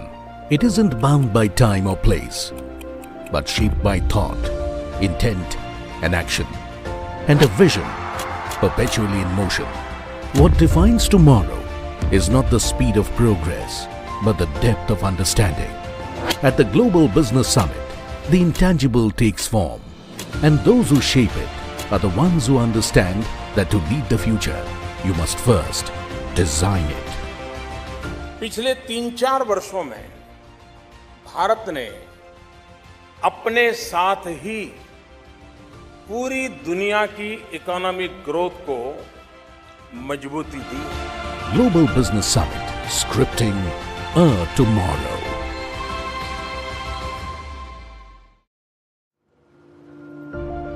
The future, an elusive dimension. It isn't bound by time or place, but shaped by thought, intent, and action, and a vision perpetually in motion. What defines tomorrow is not the speed of progress, but the depth of understanding. At the Global Business Summit, the intangible takes form, and those who shape it are the ones who understand that to lead the future, you must first design it. पिछले 3-4 वर्षों में भारत ने अपने साथ ही पूरी दुनिया की economic growth को मजबूती दी। Global Business Summit, scripting a tomorrow.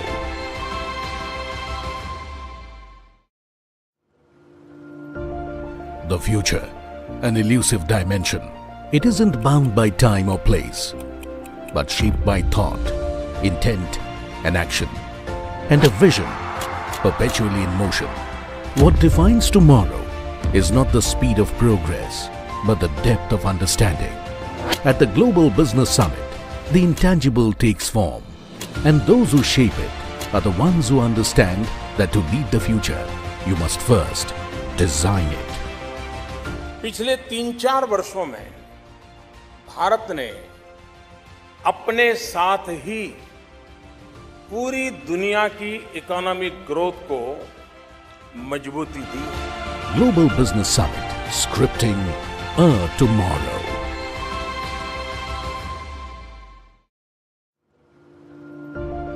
The future, an elusive dimension. It isn't bound by time or place, but shaped by thought, intent, and action, and a vision perpetually in motion. What defines tomorrow is not the speed of progress, but the depth of understanding. At the Global Business Summit, the intangible takes form, and those who shape it are the ones who understand that to lead the future, you must first design it. पिछले 3-4 वर्षों में भारत ने अपने साथ ही पूरी दुनिया की economic growth को मजबूती दी। Global Business Summit, scripting a tomorrow.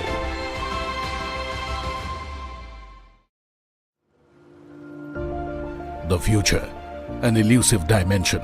It isn't bound by time or place, but shaped by thought, intent, and action, and a vision perpetually in motion. What defines tomorrow is not the speed of progress, but the depth of understanding. At the Global Business Summit, the intangible takes form, and those who shape it are the ones who understand that to lead the future, you must first design it. पिछले 3-4 वर्षों में भारत ने अपने साथ ही पूरी दुनिया की economic growth को मजबूती दी। Global Business Summit, scripting a tomorrow.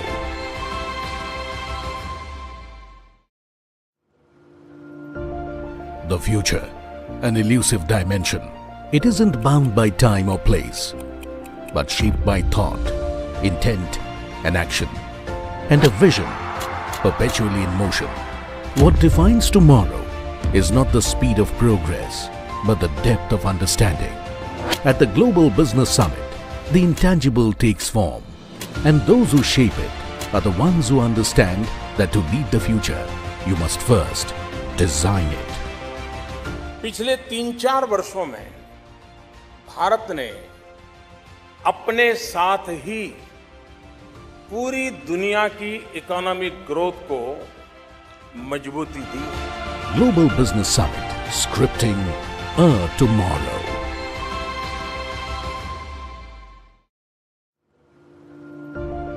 The future, an elusive dimension.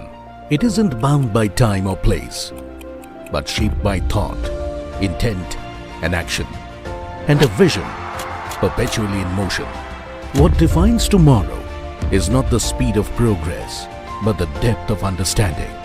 At the Global Business Summit, the intangible takes form, and those who shape it are the ones who understand that to lead the future, you must first design it. पिछले 3-4 वर्षों में भारत ने अपने साथ ही पूरी दुनिया की economic growth को मजबूती दी। Global Business Summit, scripting a tomorrow.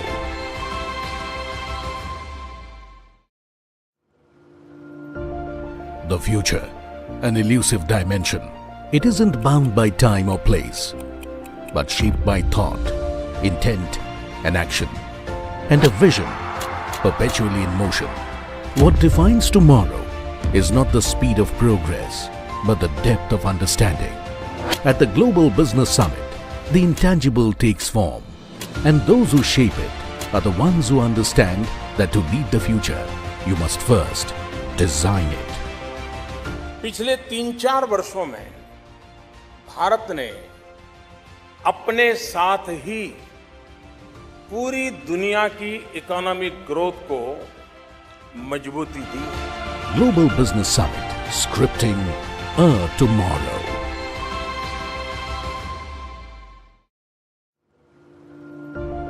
The future, an elusive dimension. It isn't bound by time or place, but shaped by thought, intent and action, and a vision perpetually in motion. What defines tomorrow is not the speed of progress, but the depth of understanding. At the Global Business Summit, the intangible takes form, and those who shape it are the ones who understand that to lead the future, you must first design it. पिछले 3-4 वर्षों में भारत ने अपने साथ ही पूरी दुनिया की economic growth को मजबूती दी।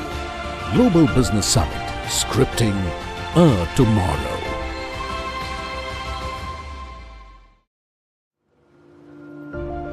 The future, an elusive dimension. It isn't bound by time or place, but shaped by thought, intent and action, and a vision perpetually in motion. What defines tomorrow is not the speed of progress, but the depth of understanding. At the Global Business Summit, the intangible takes form, and those who shape it are the ones who understand that to lead the future, you must first design it. पिछले 3-4 वर्षों में भारत ने अपने साथ ही पूरी दुनिया की economic growth को मजबूती दी। Global Business Summit, scripting a tomorrow.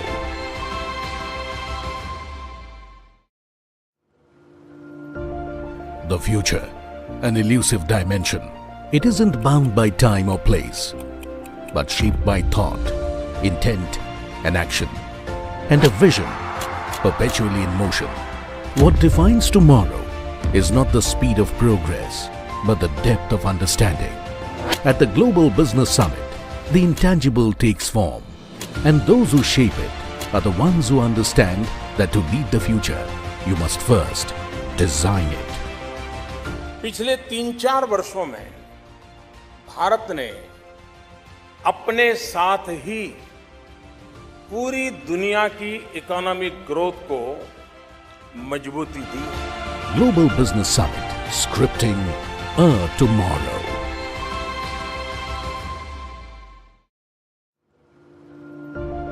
The future, an elusive dimension. It isn't bound by time or place, but shaped by thought, intent and action, and a vision perpetually in motion. What defines tomorrow is not the speed of progress, but the depth of understanding. At the Global Business Summit, the intangible takes form, and those who shape it are the ones who understand that to lead the future, you must first design it. पिछले 3-4 वर्षों में भारत ने अपने साथ ही पूरी दुनिया की economic growth को मजबूती दी। Global Business Summit, scripting a tomorrow.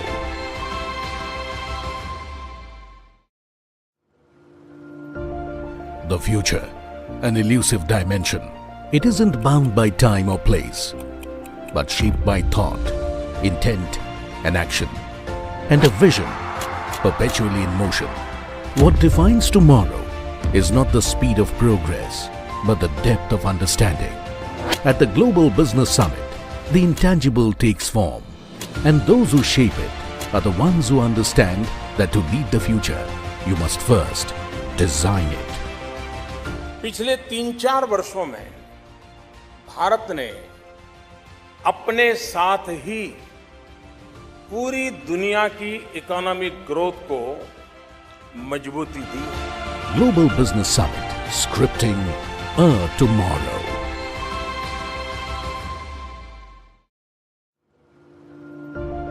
The future, an elusive dimension. It isn't bound by time or place, but shaped by thought, intent, and action, and a vision perpetually in motion.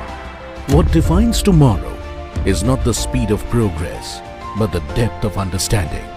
At the Global Business Summit, the intangible takes form, and those who shape it are the ones who understand that to lead the future, you must first design it. पिछले 3-4 वर्षों में भारत ने अपने साथ ही पूरी दुनिया की economic growth को मजबूती दी. Global Business Summit, scripting a tomorrow.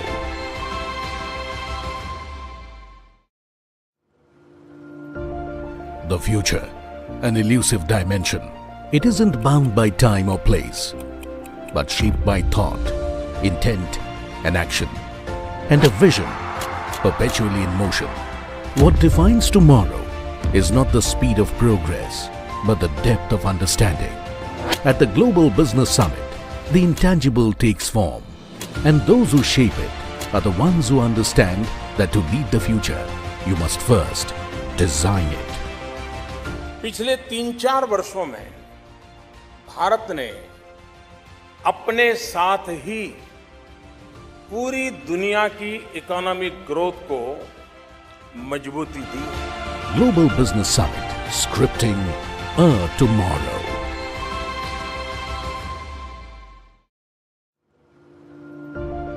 The future, an elusive dimension.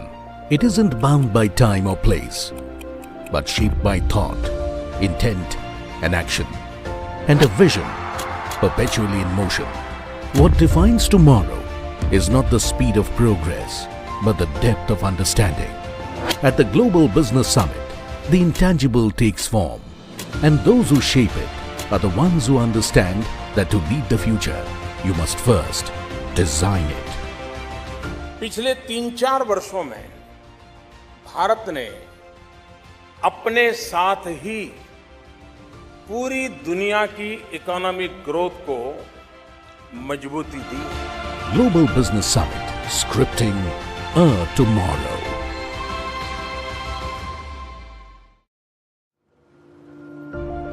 The future, an elusive dimension. It isn't bound by time or place, but shaped by thought, intent, and action, and a vision perpetually in motion. What defines tomorrow is not the speed of progress, but the depth of understanding. At the Global Business Summit, the intangible takes form, and those who shape it are the ones who understand that to lead the future, you must first design it. पिछले 3-4 वर्षों में भारत ने अपने साथ ही पूरी दुनिया की economic growth को मजबूती दी. Global Business Summit, scripting a tomorrow.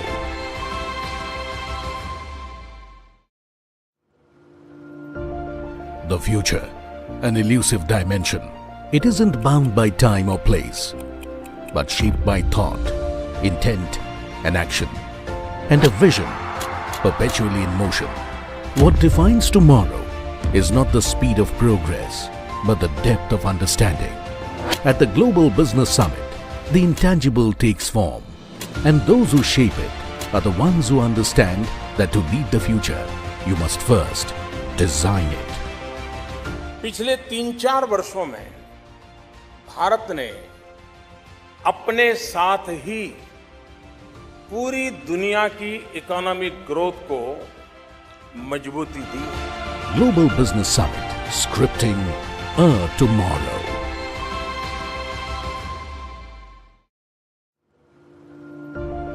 The future, an elusive dimension.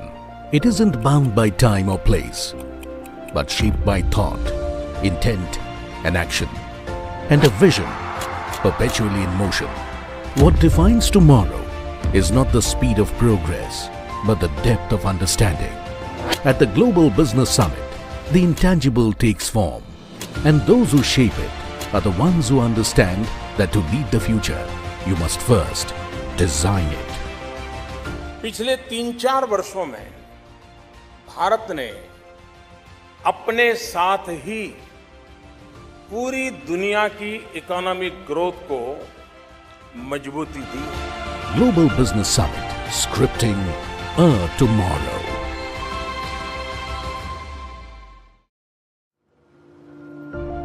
The future, an elusive dimension.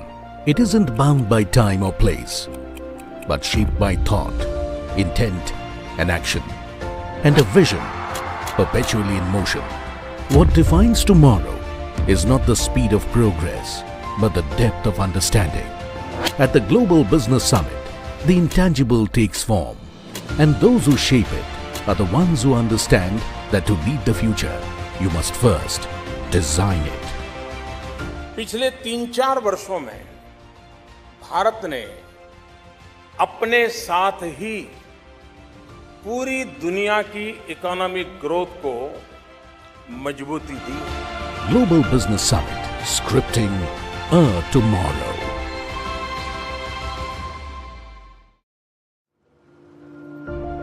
The future, an elusive dimension. It isn't bound by time or place, but shaped by thought, intent, and action, and a vision perpetually in motion. What defines tomorrow is not the speed of progress, but the depth of understanding. At the Global Business Summit, the intangible takes form, and those who shape it are the ones who understand that to lead the future, you must first design it. पिछले 3-4 वर्षों में भारत ने अपने साथ ही पूरी दुनिया की economic growth को मजबूती दी। Global Business Summit, scripting a tomorrow.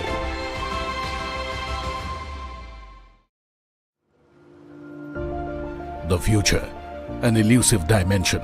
It isn't bound by time or place, but shaped by thought, intent, and action, and a vision perpetually in motion. What defines tomorrow is not the speed of progress, but the depth of understanding. At the Global Business Summit, the intangible takes form, and those who shape it are the ones who understand that to lead the future, you must first design it. पिछले 3-4 वर्षों में भारत ने अपने साथ ही पूरी दुनिया की economic growth को मजबूती दी। Global Business Summit, scripting a tomorrow.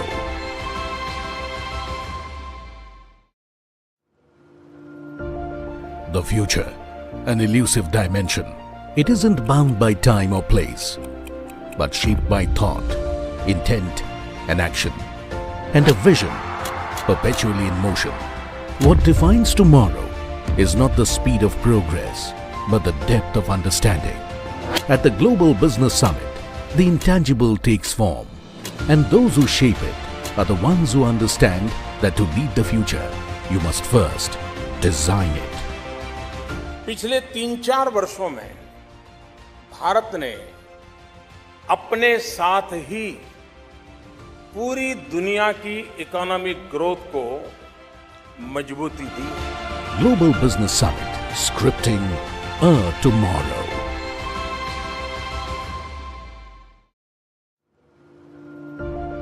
The future, an elusive dimension. It isn't bound by time or place, but shaped by thought, intent, and action, and a vision perpetually in motion. What defines tomorrow is not the speed of progress, but the depth of understanding. At the Global Business Summit, the intangible takes form, and those who shape it are the ones who understand that to lead the future, you must first design it. पिछले 3-4 वर्षों में भारत ने अपने साथ ही पूरी दुनिया की economic growth को मजबूती दी। Global Business Summit, scripting a tomorrow.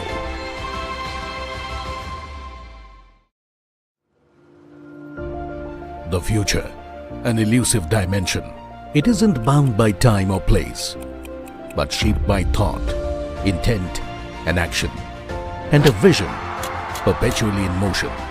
What defines tomorrow is not the speed of progress, but the depth of understanding. At the Global Business Summit, the intangible takes form, and those who shape it are the ones who understand that to lead the future, you must first design it. पिछले 3-4 वर्षों में भारत ने अपने साथ ही पूरी दुनिया की economic growth को मजबूती दी। Global Business Summit, scripting a tomorrow.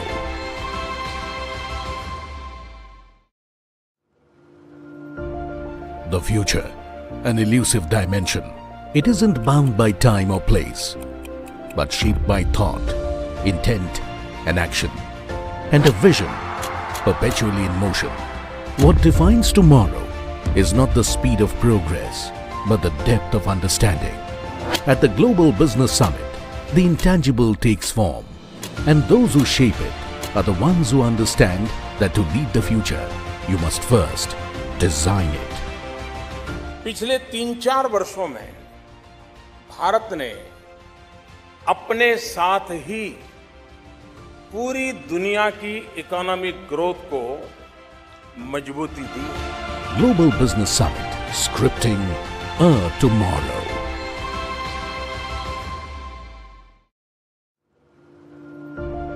The future, an elusive dimension. It isn't bound by time or place, but shaped by thought, intent and action, and a vision perpetually in motion. What defines tomorrow is not the speed of progress, but the depth of understanding.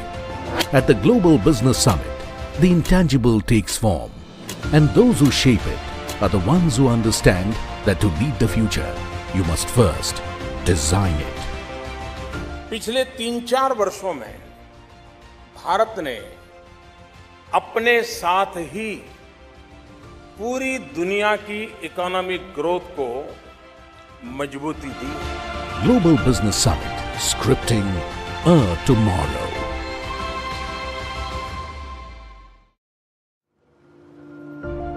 The future, an elusive dimension. It isn't bound by time or place, but shaped by thought, intent and action, and a vision perpetually in motion. What defines tomorrow is not the speed of progress, but the depth of understanding. At the Global Business Summit, the intangible takes form, and those who shape it are the ones who understand that to lead the future, you must first design it. पिछले 3-4 वर्षों में भारत ने अपने साथ ही पूरी दुनिया की economic growth को मजबूती दी। Global Business Summit, scripting a tomorrow.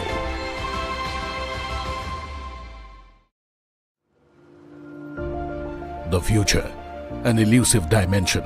It isn't bound by time or place, but shaped by thought, intent and action, and a vision perpetually in motion. What defines tomorrow is not the speed of progress, but the depth of understanding.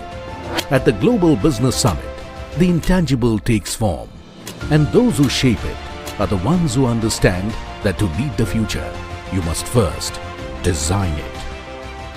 पिछले 3-4 वर्षों में भारत ने अपने साथ ही पूरी दुनिया की economic growth को मजबूती दी।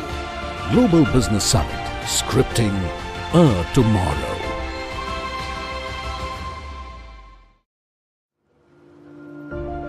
The future, an elusive dimension. It isn't bound by time or place, but shaped by thought, intent and action, and a vision perpetually in motion. What defines tomorrow is not the speed of progress, but the depth of understanding.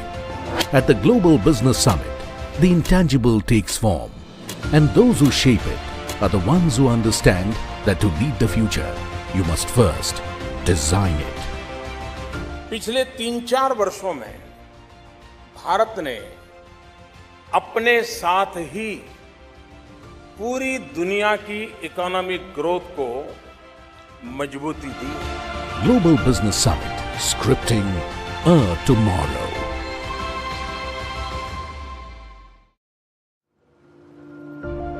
The future, an elusive dimension. It isn't bound by time or place, but shaped by thought, intent, and action, and a vision perpetually in motion. What defines tomorrow is not the speed of progress, but the depth of understanding. At the Global Business Summit, the intangible takes form, and those who shape it are the ones who understand that to lead the future, you must first design it. पिछले 3-4 वर्षों में भारत ने अपने साथ ही पूरी दुनिया की economic growth को मजबूती दी। Global Business Summit, scripting a tomorrow.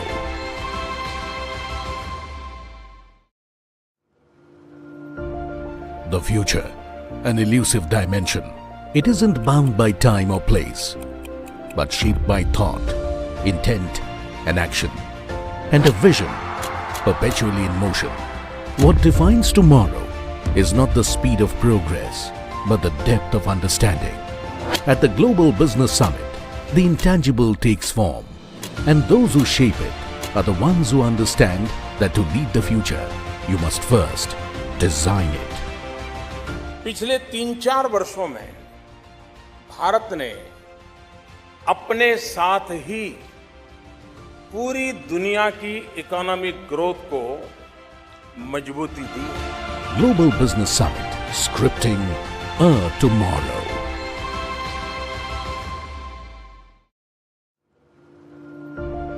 The future, an elusive dimension.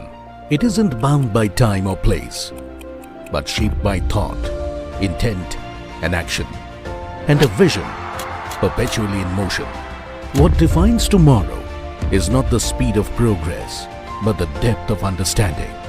At the Global Business Summit, the intangible takes form, and those who shape it are the ones who understand that to lead the future, you must first design it.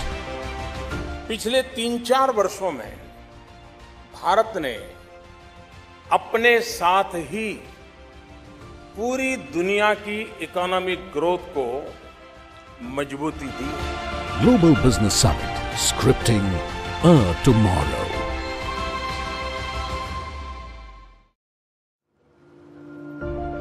The future, an elusive dimension. It isn't bound by time or place, but shaped by thought, intent, and action, and a vision perpetually in motion. What defines tomorrow is not the speed of progress, but the depth of understanding. At the Global Business Summit, the intangible takes form, and those who shape it are the ones who understand that to lead the future, you must first design it. पिछले 3-4 वर्षों में भारत ने अपने साथ ही पूरी दुनिया की economic growth को मजबूती दी। Global Business Summit, scripting a tomorrow.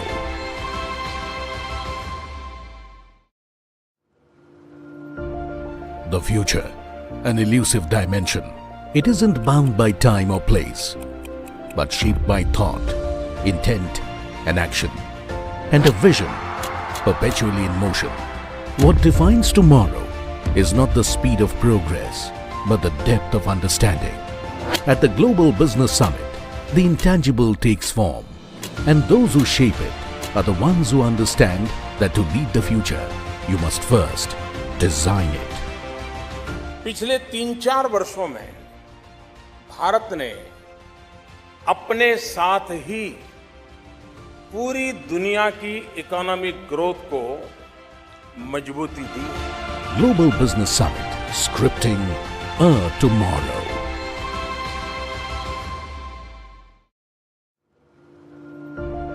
The future, an elusive dimension. It isn't bound by time or place, but shaped by thought, intent and action, and a vision perpetually in motion. What defines tomorrow is not the speed of progress, but the depth of understanding. At the Global Business Summit, the intangible takes form, and those who shape it are the ones who understand that to lead the future, you must first design it.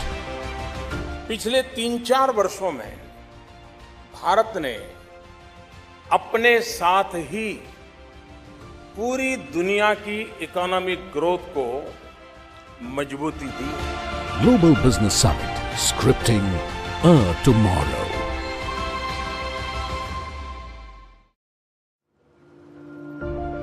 The future, an elusive dimension. It isn't bound by time or place, but shaped by thought, intent and action, and a vision perpetually in motion. What defines tomorrow is not the speed of progress, but the depth of understanding. At the Global Business Summit, the intangible takes form, and those who shape it are the ones who understand that to lead the future, you must first design it. पिछले 3-4 वर्षों में भारत ने अपने साथ ही पूरी दुनिया की economic growth को मजबूती दी। Global Business Summit, scripting a tomorrow.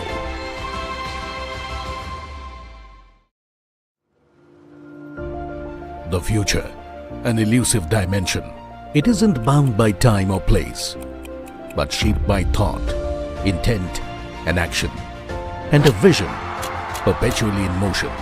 What defines tomorrow is not the speed of progress, but the depth of understanding. At the Global Business Summit, the intangible takes form, and those who shape it are the ones who understand that to lead the future, you must first design it.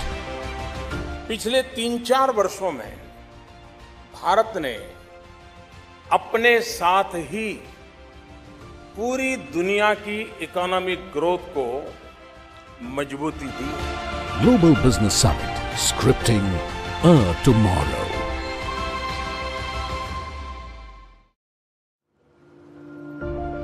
The future, an elusive dimension. It isn't bound by time or place, but shaped by thought, intent and action, and a vision perpetually in motion. What defines tomorrow is not the speed of progress, but the depth of understanding. At the Global Business Summit, the intangible takes form, and those who shape it are the ones who understand that to lead the future, you must first design it. पिछले 3-4 वर्षों में भारत ने अपने साथ ही पूरी दुनिया की economic growth को मजबूती दी। Global Business Summit, scripting a tomorrow.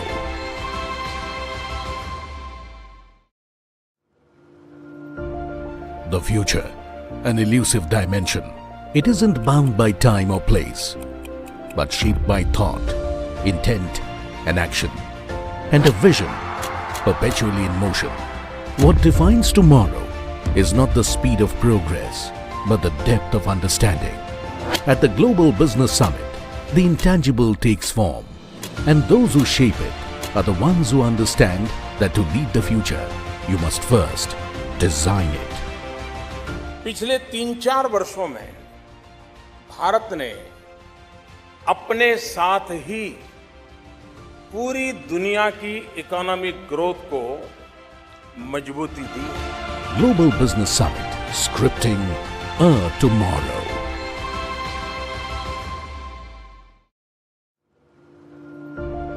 The future, an elusive dimension. It isn't bound by time or place, but shaped by thought, intent and action, and a vision perpetually in motion. What defines tomorrow is not the speed of progress, but the depth of understanding. At the Global Business Summit, the intangible takes form, and those who shape it are the ones who understand that to lead the future, you must first design it. पिछले 3-4 वर्षों में भारत ने अपने साथ ही पूरी दुनिया की economic growth को मजबूती दी। Global Business Summit, scripting a tomorrow.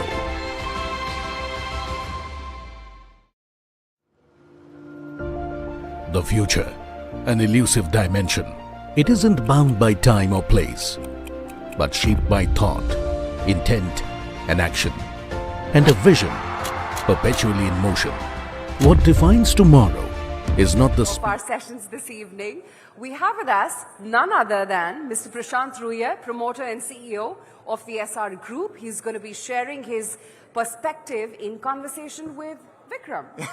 Surprise, Vikram, surprise. take over the stage. A huge round of applause, please, ladies and gentlemen. Mr. Prashant Ruiya, promoter and CEO of the SR Group.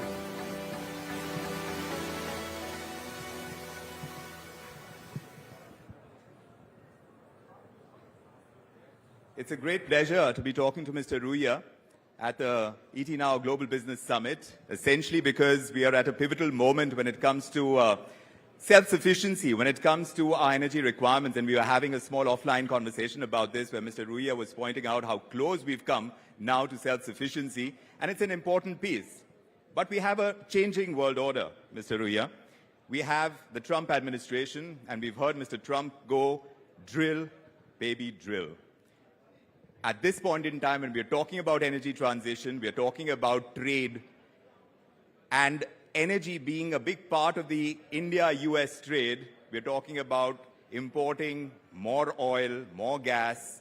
So when you talk about transiting from fossil fuels to green energy, Mr. Ruiya, where are we at right now?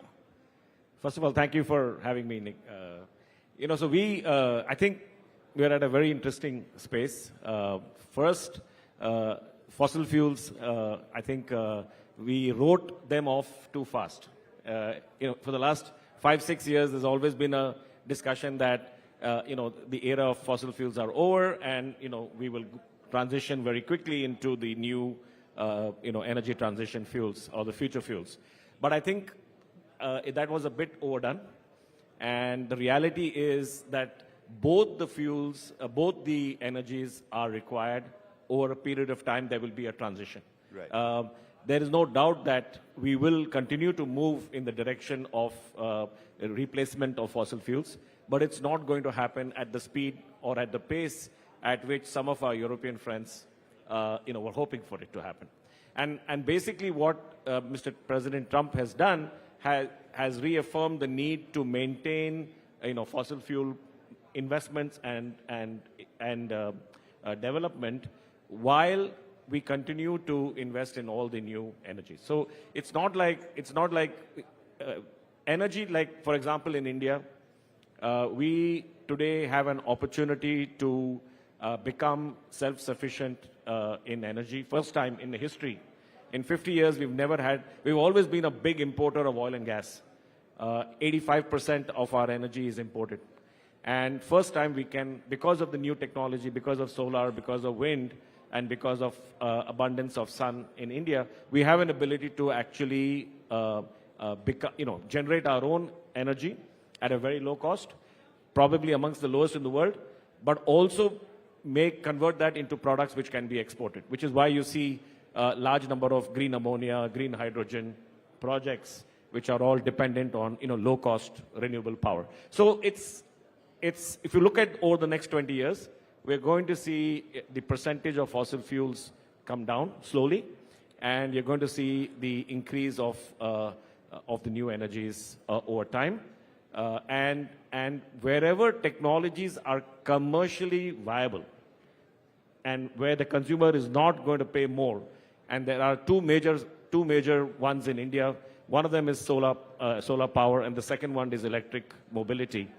I think on both those, we want to go really big, very fast, and because there we have a real opportunity of making the change.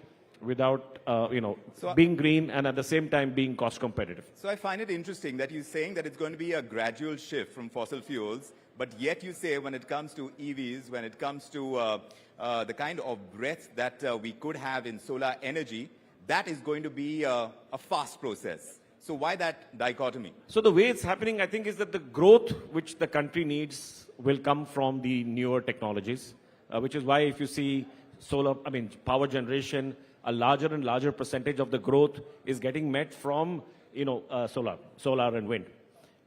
And I think a larger and larger percentage of electric cars, scooters, and trucks, which we are introducing shortly, will move to, the growth will come from the newer technologies. But you still have the entire, 50 years, 40 years, 30 years of capacity which has got created in India or rest of the world. That still needs to continue as a core, supply.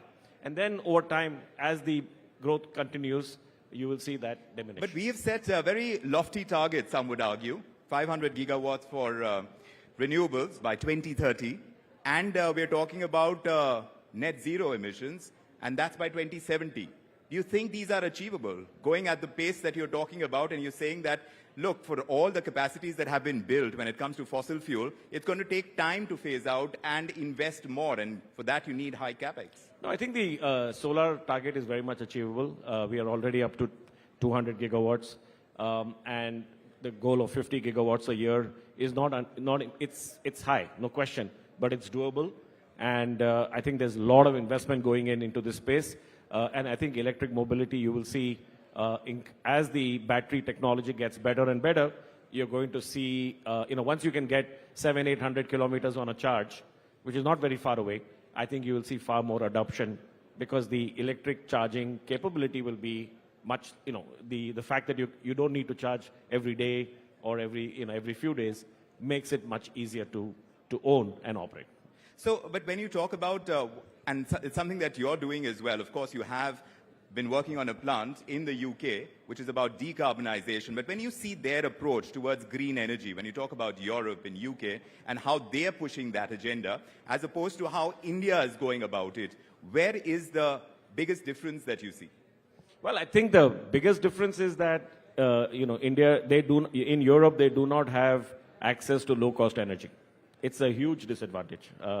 And so their solutions, whether it is hydrogen, blue hydrogen, green hydrogen, or wind, offshore wind, or nuclear, those are their solutions. Obviously, they are much more expensive. And because they are more expensive, they need state subsidies to support those net zero targets. We are not in the same position. We are blessed that we have access to low-cost energy, which does not require significant amount of subsidies or any subsidy at all. And that's why they have a different strategy. So our cost advantages when it comes to generating solar power is very low compared to what they spend. And yet we don't find adaptation as quick as one would imagine with such low costs. What are the impediments? You mean in India? In India. No, I think it's coming on very fast. The only issue with solar is now how do we get 24 hours round-the-clock power? And that's with the advent of batteries and battery technology, we are very quickly addressing this issue. And once you can get low-cost storage, then you will see more and more adoption in places where you need 24/7 power. I think my own view is in the next 2-3 years, you will see significant improvement in storage capability, and with that, much faster adoption on renewable.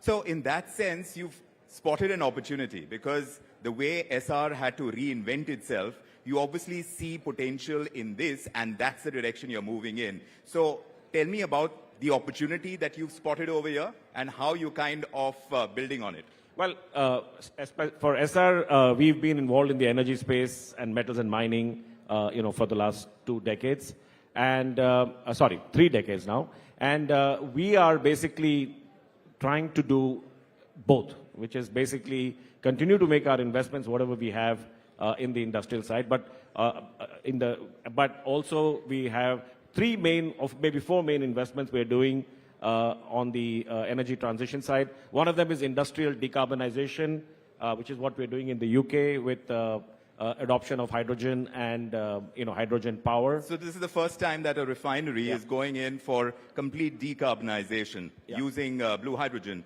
and that is a first. Yeah, it'll be the first, and it'll be the world's first decarbonized refinery. But why there and why not here? Well, currently that's the technology and that's the support which the UK Net Zero program provides. And the so government is providing government over is there. providing the support. Would you want that here? Yes, it will come, as I said. And then we are also doing electric mobility with heavy-duty trucks, which we will introduce in the next few weeks, which is, again, providing a service at the same price as diesel. So we think that will be something which can adopt fast.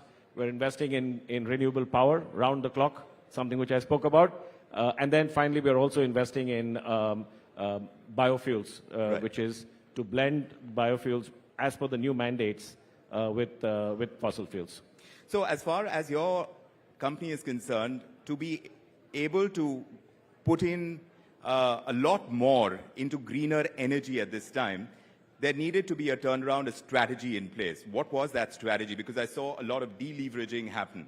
Tell me how you went about that process.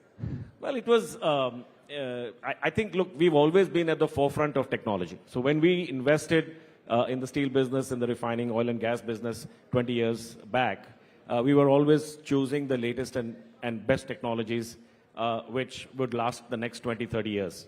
And if you think about new investments today, then those are the investments which you need to make, which will last for the next 20 to 30 years. In terms of, if you were doing conventional right now, then, as I said, it's questionable. Not saying it's not going to be there, but our view has been that look at conventional, but also technologies which can help energy transition and which will survive the next 20, 30 years.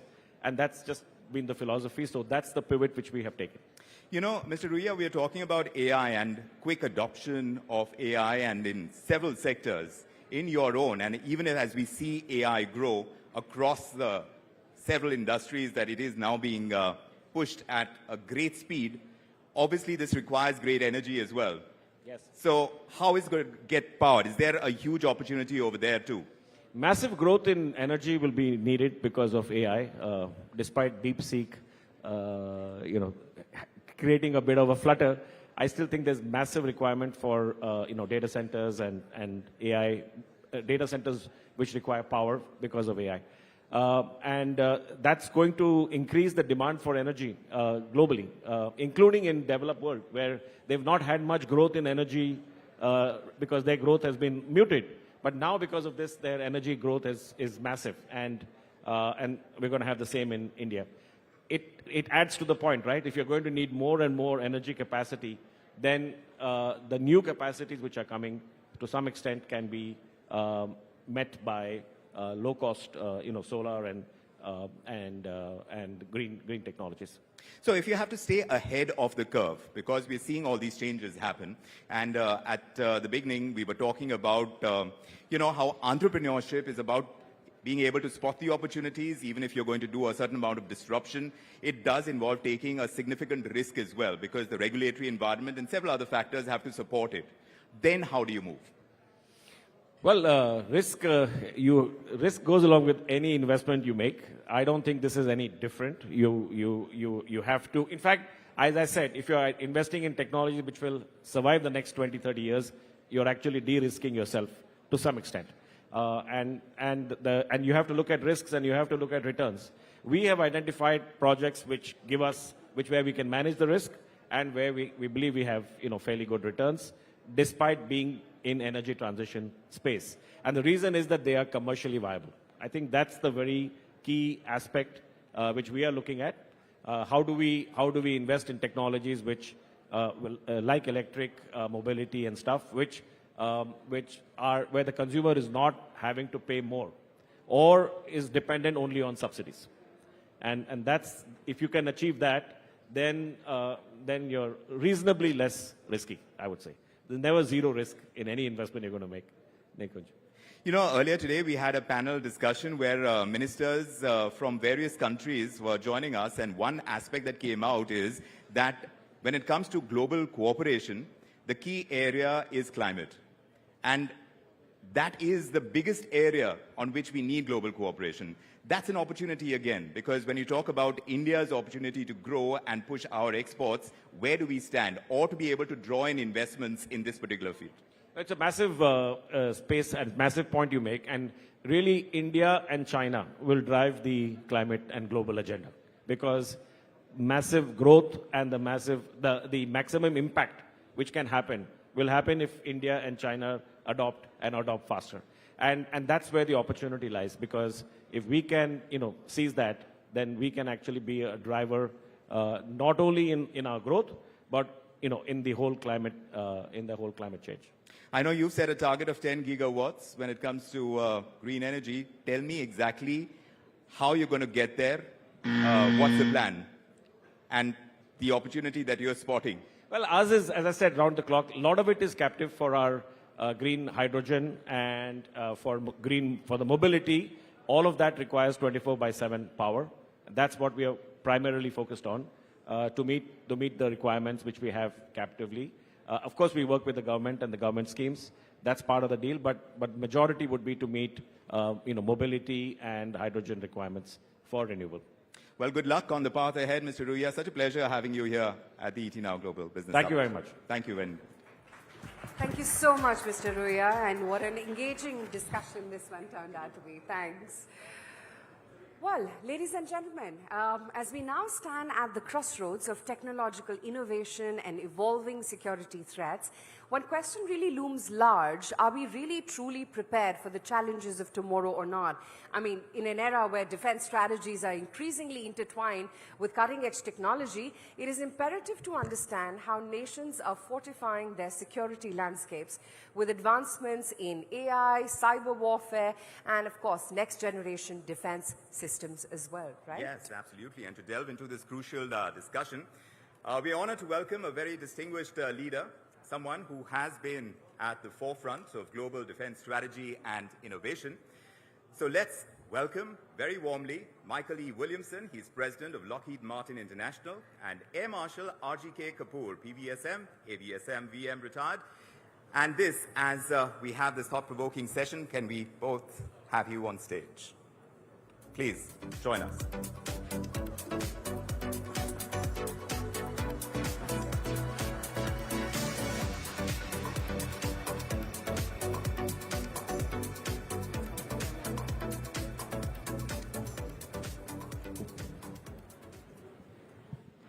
Good evening, ladies and gentlemen. I am Air Marshal Kapoor, and it's my pleasure to welcome General Michael Williamson, who is the president of Lockheed Martin International.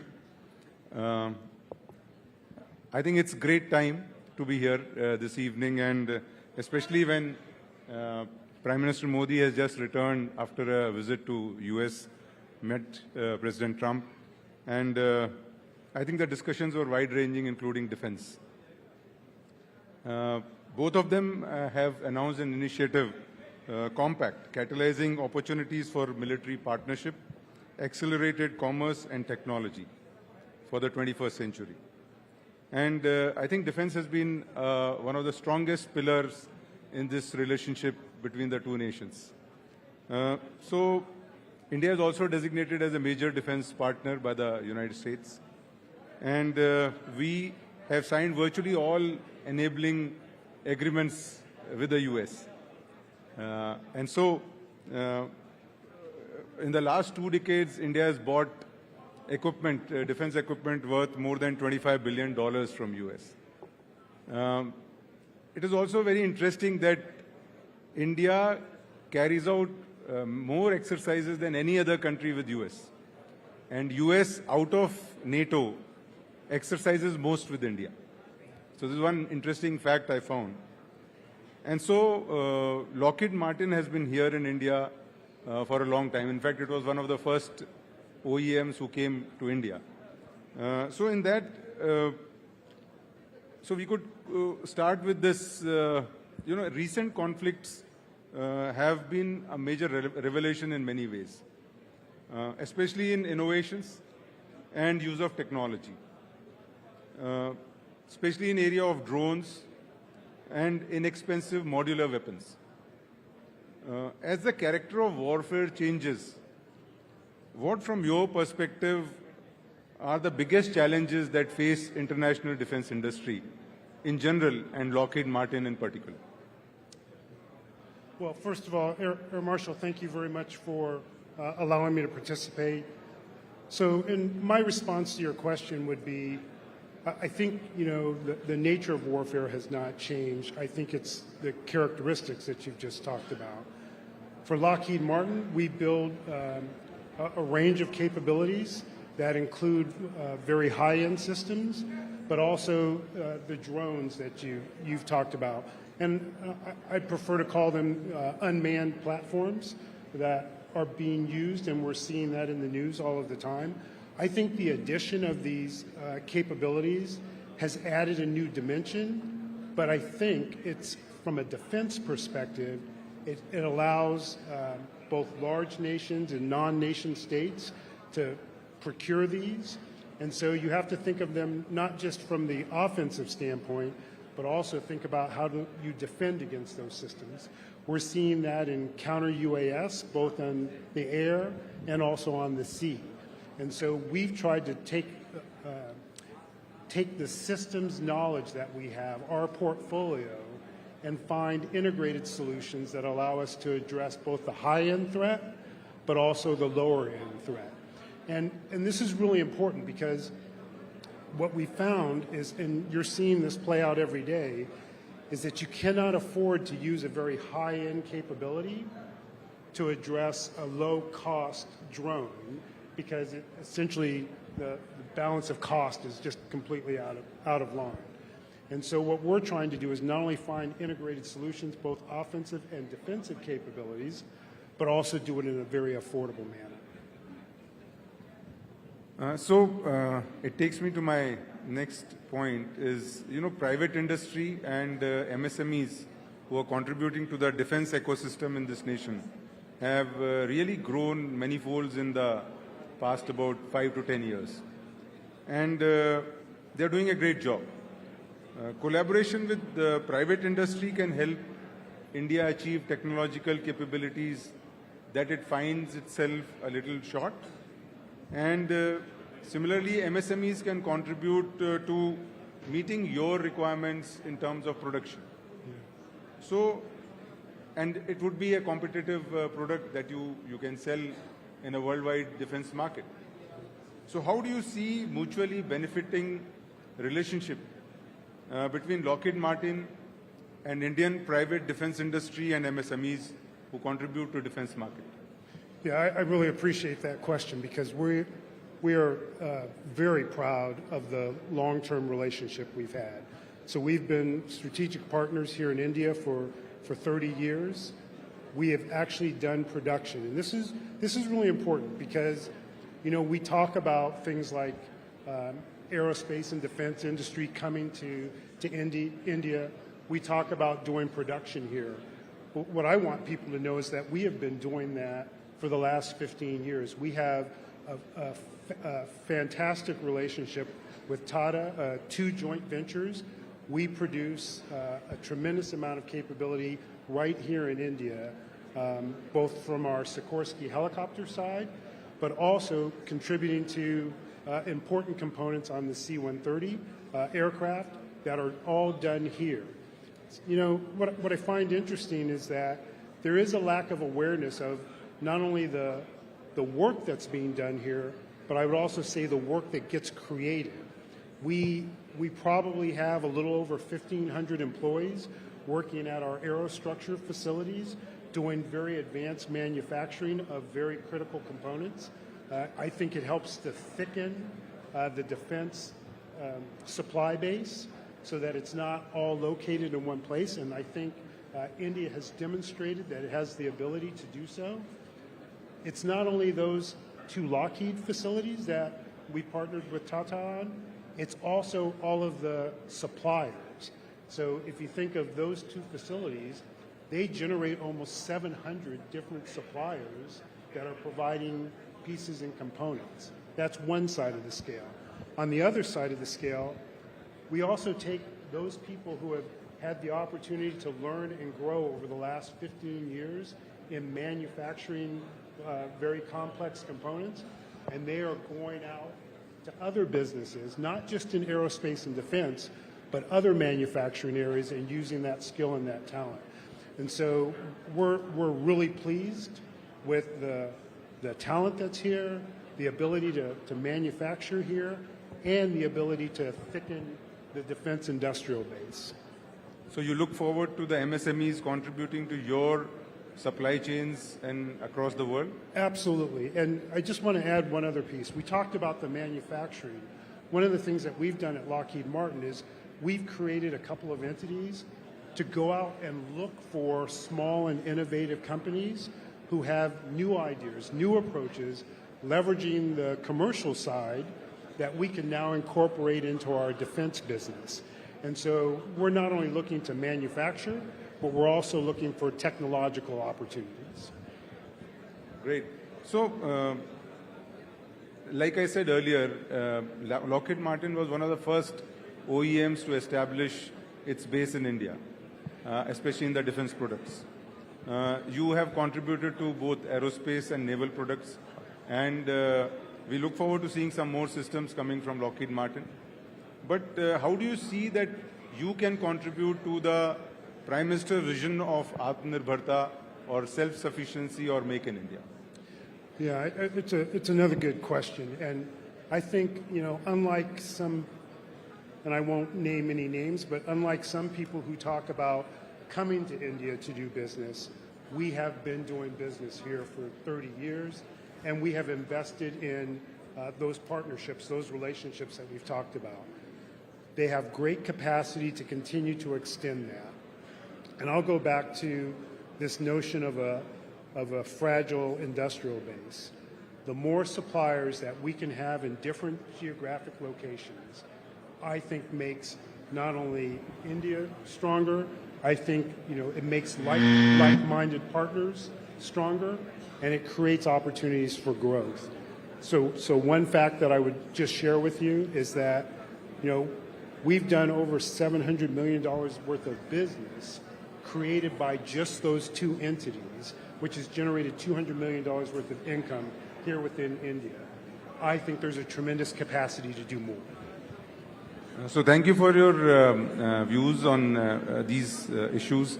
And finally, the parting thought. President Trump said that he is wanting to offer F-35s to India. Any comments on that?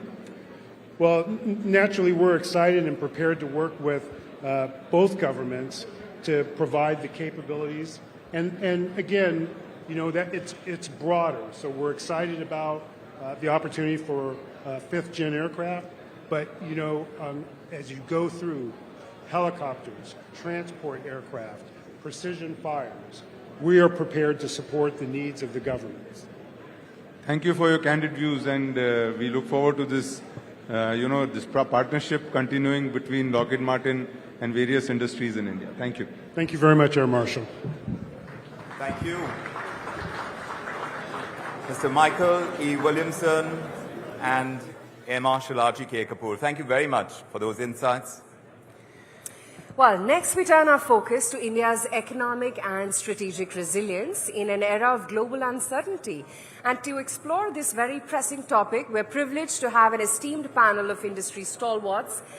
Who better than Naveen Jindal, Chairman, Jindal and Steel and Power, Member of Parliament, and Mr. Dilip Shangvi, Founder, Chairman and Managing Director, Sun Pharmaceutical Industries, to talk about exactly that. Yes, this is going to be a fascinating conversation, and of course we're all clued in. Indeed, for this session, we have Nikunj Dalmia, Editor-in-Chief, ET Now and ET Now Swadesh, joining us. So let's look forward to what is going to be discussed over here as we watch India's economic and strategic resilience in this era of global uncertainty. There are exciting times ahead. Nikunj, over to you.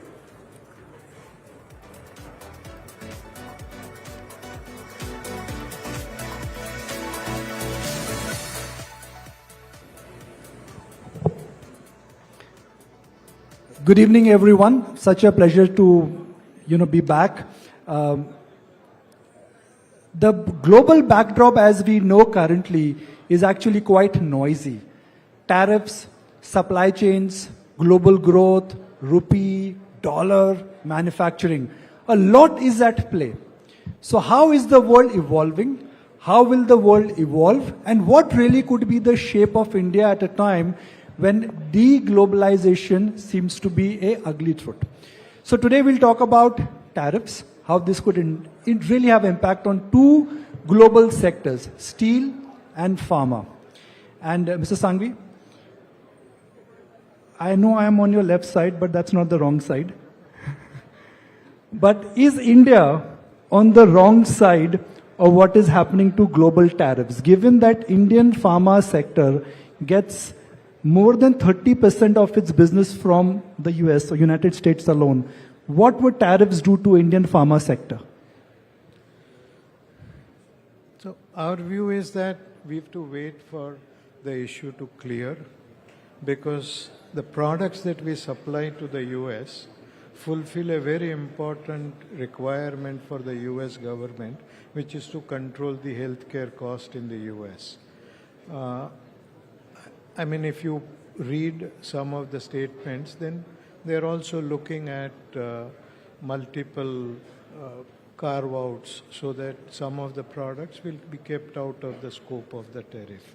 I mean, we have to wait for PM to share with us what has been his understanding. But I believe that pharma generic products will be spared.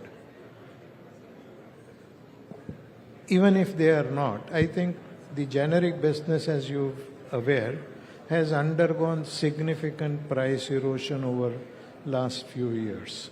So in case if tariffs are levied, I think most of those tariffs will be passed on to customers. So I'm not seeing a significant negative impact of the tariff on the industry, because the competitive advantage that we have as a country is long term. It's not going to go away overnight. And even if some manufacturing was to start, in pharma business it takes at least 5 to 7 years to bring a new manufacturing facility online, get products approved, start manufacturing. So it's a long-term process. So I expect no immediate short-term impact on tariff in pharma industry. So if I can pick from your initial answer, Mr. Sanghvi, can I say that Indian pharma sector has nothing to worry? In fact, this actually would be an opportunity for Indian pharma sector, because tariffs are coming on China, they're not coming on India. No, I think you're reading more than what I said. What I said is that our products fulfill a very important healthcare need in the US. So I expect this to be kept up out of the scope of tariff. And even if they are not, I think most of the tariff will be passed on to consumer. But what impact it has on the business, very difficult to predict. But we fulfill an important role, and that gives me the confidence that in case if there is a negative, it will be minimum. Mr. Jindal, that is not the story for the steel sector. For steel sector, tariffs already have been announced, and we know how tariffs, in a sense, could impact steel demand. Is Indian steel sector ready to deal with this reboot in global steel tariffs? Good evening, everyone.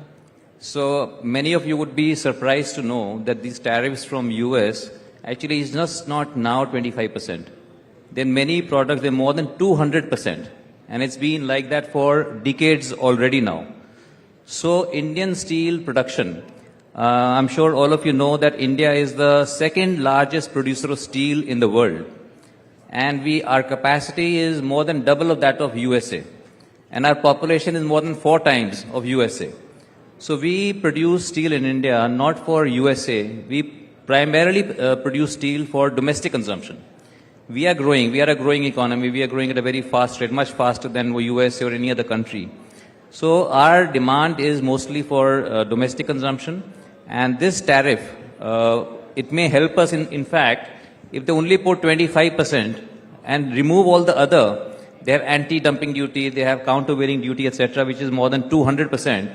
If they removed all that and put only 25%, and that equates us with every other steel producer in the world, then maybe it may work to our benefit, in fact. But are Indian steel companies globally competitive? Because the view, at least in the stock markets and those who track steel sector, is that China is better, Russia is cheaper. Indian steel is, like I said, is now second largest producer of steel in the world after China. We are very competitive. We have built up plants now. So we have very, very modern plants. And we are able to compete with everybody. There's hardly any protection that Indian steel industry has. But obviously with this, all the countries that were exporting to USA, they might start wanting to dump in India because we have a huge demand. So for that, Indian steel industry would have to be protected from unfair exports happening into India. So for that, we have already, as the Indian Steel Association, we are already in talks, we have already, filed applications. So DGTR, they are already reviewing, and we hope that in the near future, we are expecting the Commerce Ministry to put countervailing duty duty on all imports from every country. So I'll come to what India should do, but I'll just turn Sorry, safeguard duty. Safeguard duties, yeah, of course. When do you see that coming? Sorry? When do you see the duties coming? Because there is an indication that duties are coming. We've been waiting for it for some time now. So I hope soon. Mr. Sanghvi, just to introduce Sun Pharma for the audience here and for millions of our viewers who would be watching this show. Sun Pharma is India's largest pharma company. Sun Pharma is India's largest pharma exporter. Sun Pharma has the largest market share in the branded market. Sun Pharma has the highest spend on R&D. Am I missing on anything? It's good. Sun Pharma has the highest market cap in terms of a pharma We believe that our performance should talk for us rather than us talking for the performance. Indian pharma sector has really moved up the value chain from oral and generic, then to complex, and now to specialized. Where do you see the Indian pharma sector moving, evolving, and expanding? No, I think as you rightly say, Indian companies which were essentially inward-looking in last 20 years have started focusing on international business, and we have done quite well. Almost, let's say, 4 or 5 tablets out of 10 consumed in the US are produced or linked with the Indian API. So that's a remarkable achievement in a relatively short period of time. So what it to me reflects is that as an industry and as people working in the industry, we are able to do whatever that we wish to and focus on doing.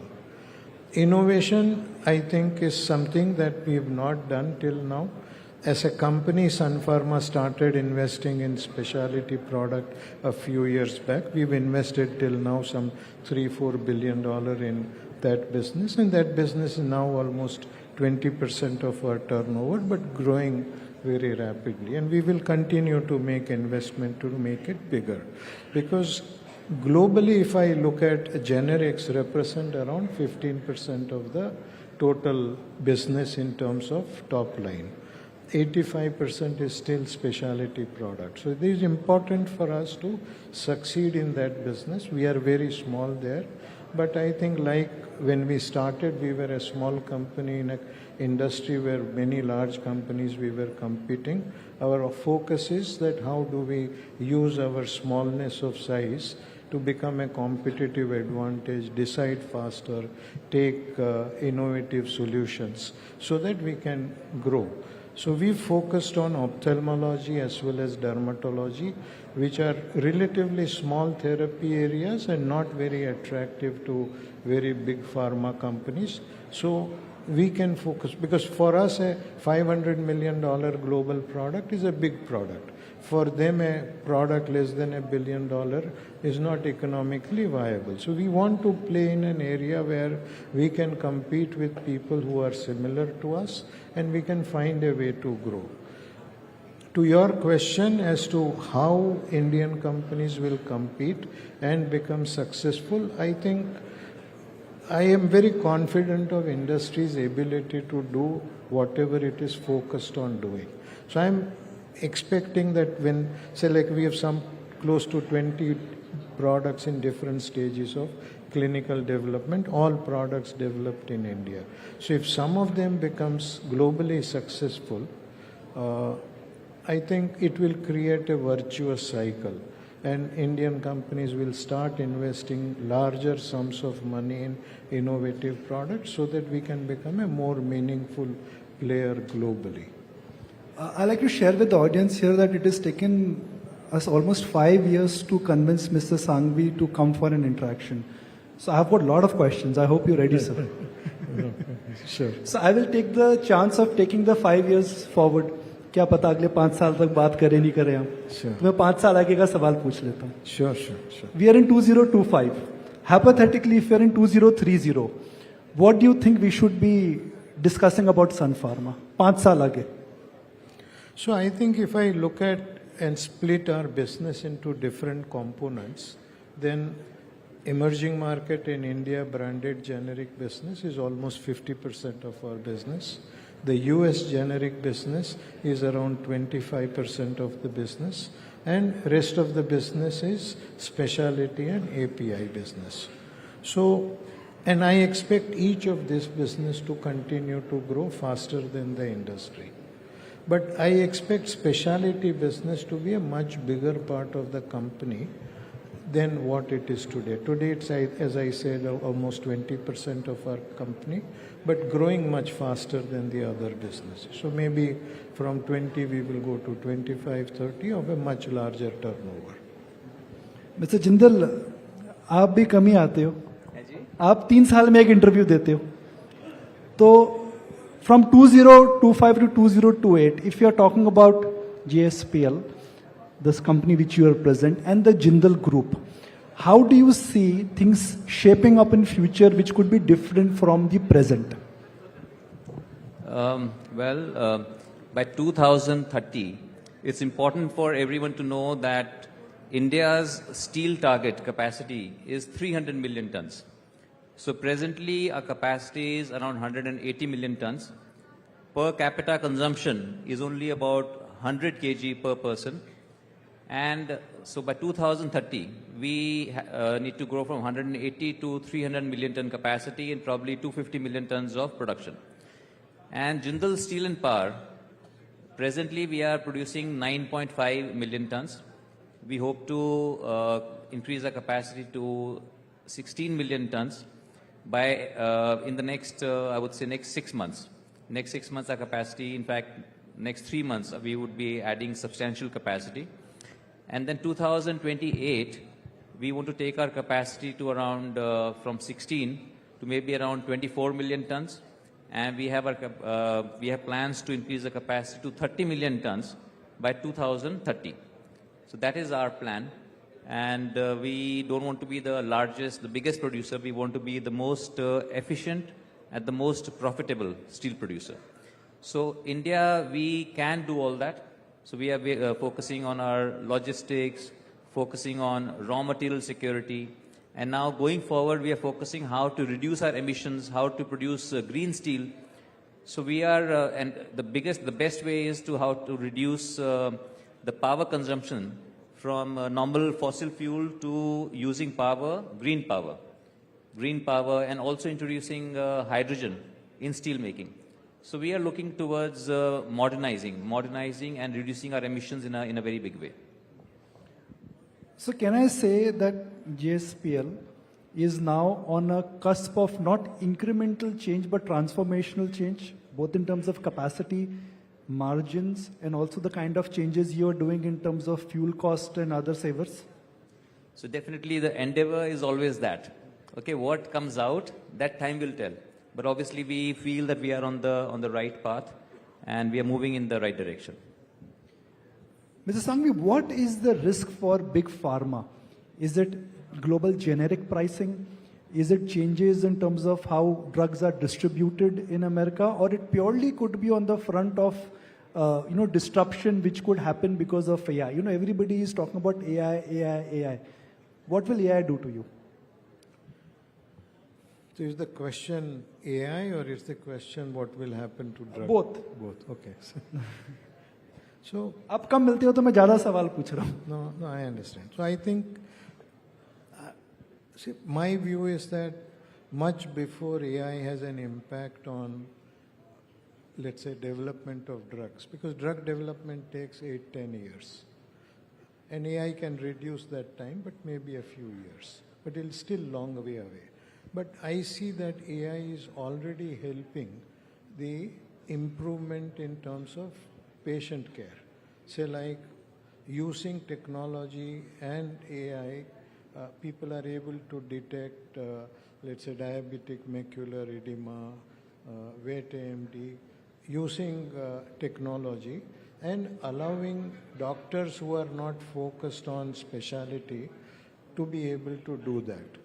In the same way, I am seeing that better understanding of infection, so that, say like typically today when you have an infection, you have to do culture, and culture takes 3, 4, 5 days to get result.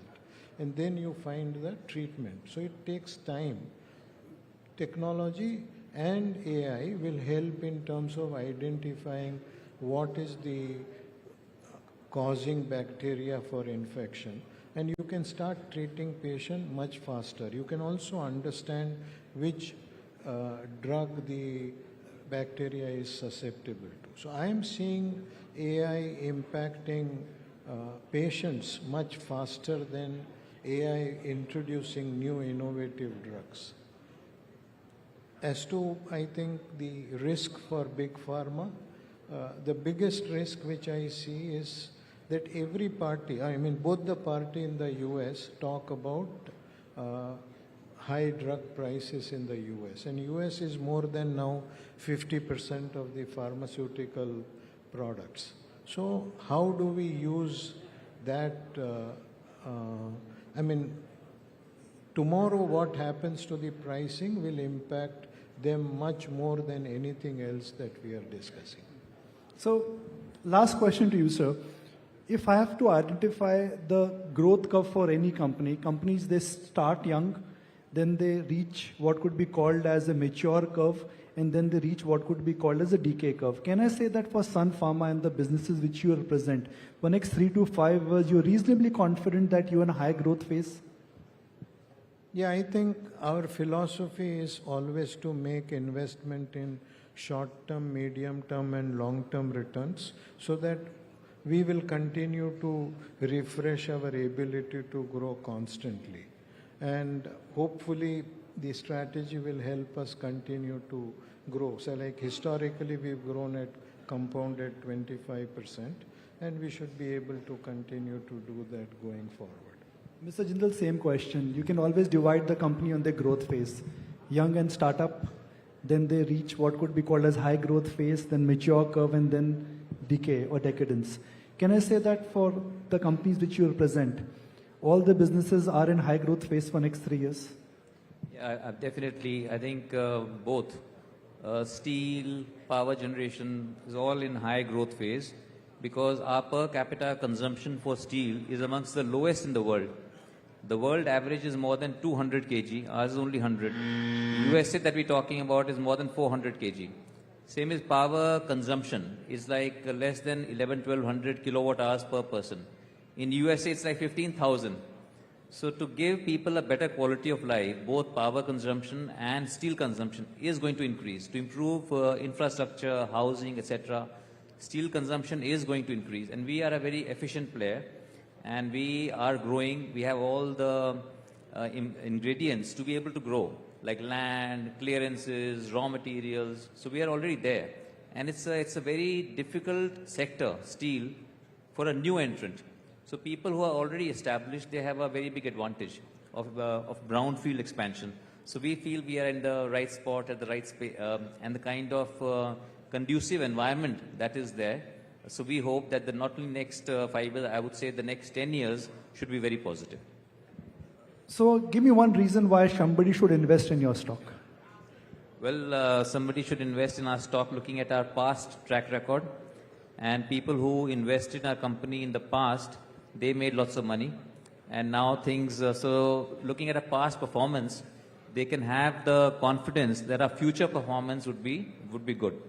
So, and people who know we work very, very sincerely and honestly in the company, and that's why they should invest in us. You know, I've had the pleasure of tracking your company for almost 2 decades now. I can see that how I've had the pleasure of tracking your company for over 2 decades now, and it's absolutely amazing that despite representing a commodity sector which is cyclical in nature, how you've really managed to move the value chain and manage the debt. So it's quite incredible. Mr. Sanghvi, final question. If Dilip Sanghvi of 2025 meets Dilip Sanghvi of 1980 when you started Sun Pharma, what would you like to change?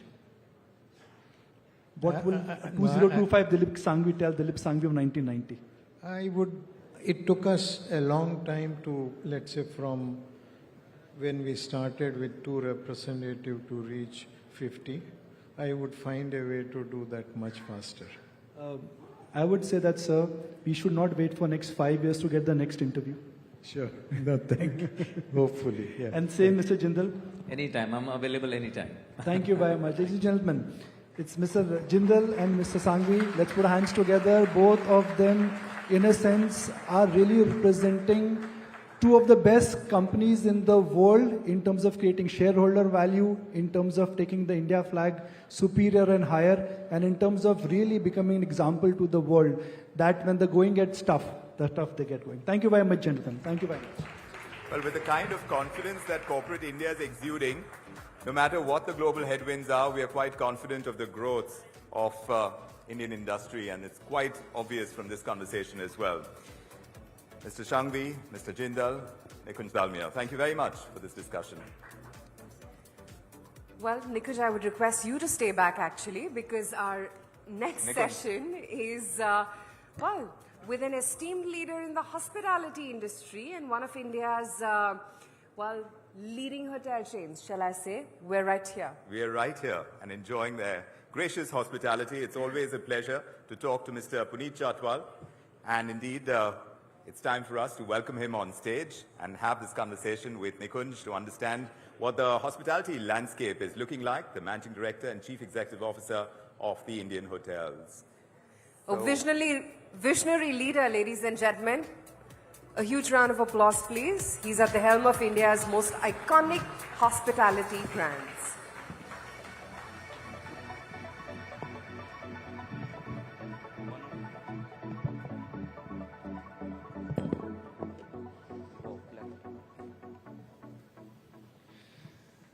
Guys, if you're loving the hospitality, let's clap for this man, CEO of Indian Hotels. ये तो आधी clap है, मजा नहीं आ रहा hospitality में, तो और जोर से ताली बजाते हैं.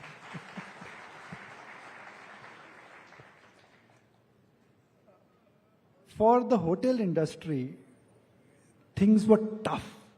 It was almost like a dark zone in COVID. So from a brink of survival, it was revival, it's flourish, and now it's high growth. What is happening and why is it happening? Thank you, Nikunj. I think there are several factors. Let me first say India changed. The way India managed the crisis was possibly exemplary for the world. And then coming out of the crisis, the world also started changing. You know, people started calling it YOLO, or they called it Zindagi Na Milegi Dobara, or whatever you want to. So that's factor number 1. Factor 2, hardly any new supply got built during COVID. So when your demand is strong and supply is restrained, then obviously your ability to charge is higher because the occupancy rates are good. So I think that's the second most important factor. The third, I think, is as good as it seems, I still feel the best is yet to come, because we are still very seriously lagging on the pre-COVID foreign tourist arrivals.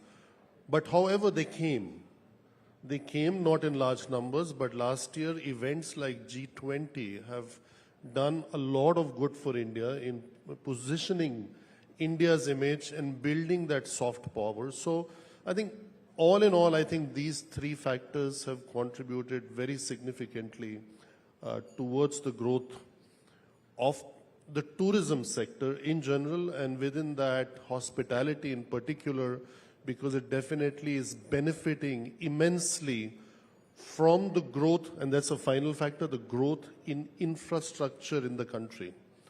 When I see here in the audience, right in the first row, the contributions to the infrastructures, to the building of the airports, to the renaissance of the train stations, to this wonderful highways that are coming up, that's creating ease of travel. And it's just the beginning. I think we will see very large momentum coming our way in the next 5 to 10 years. So if anybody is planning a conference, a wedding, a birthday party, a staycation for next 2 or 3 years, prices will not come down. That is what matters.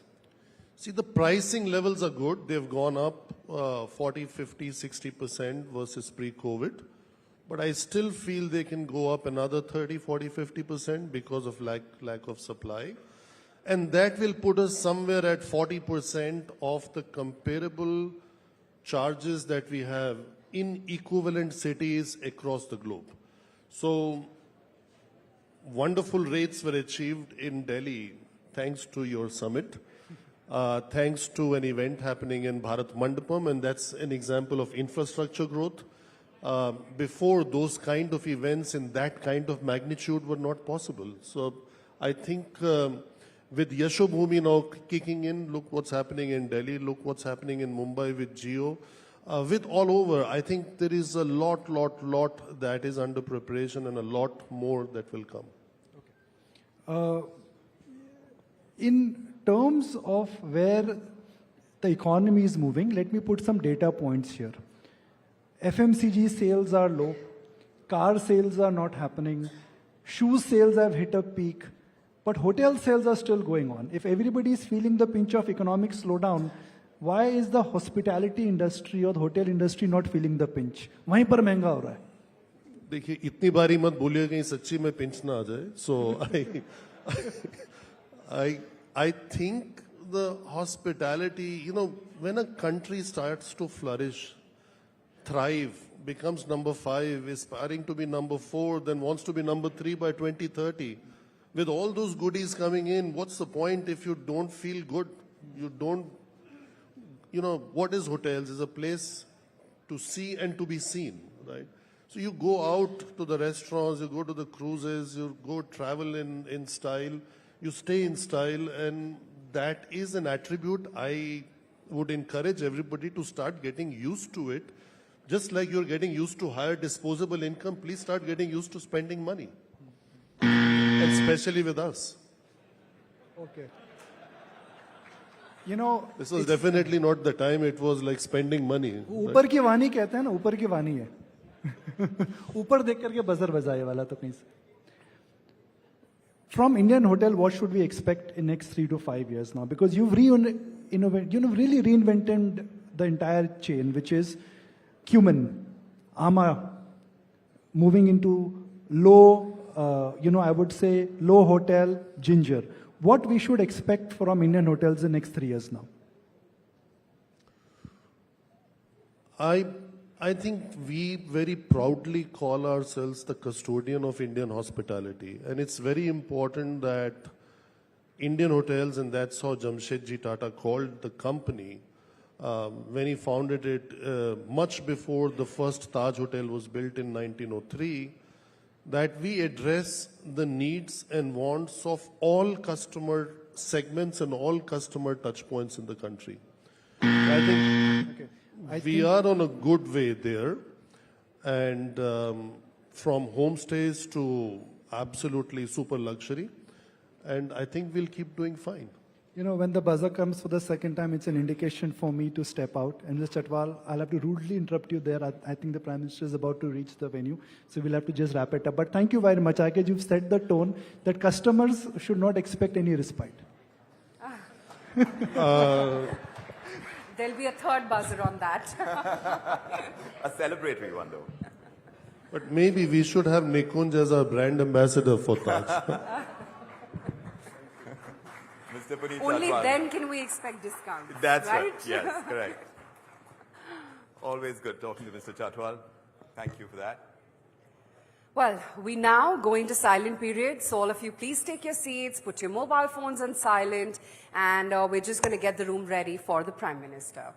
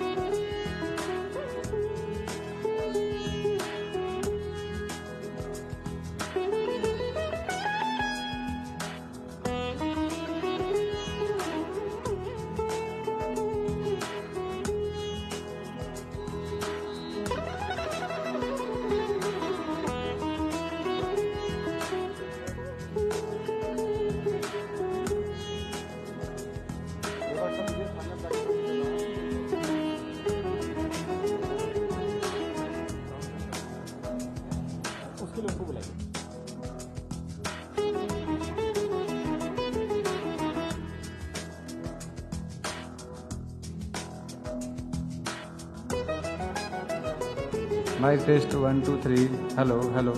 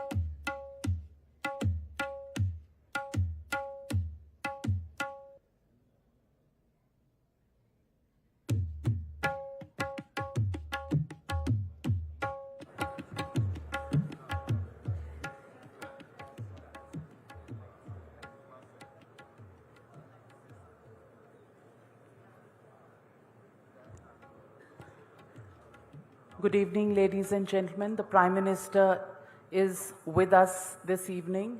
In the next 3 or 4 minutes, he will be arriving on stage. May I request all of you to put your phones on silent.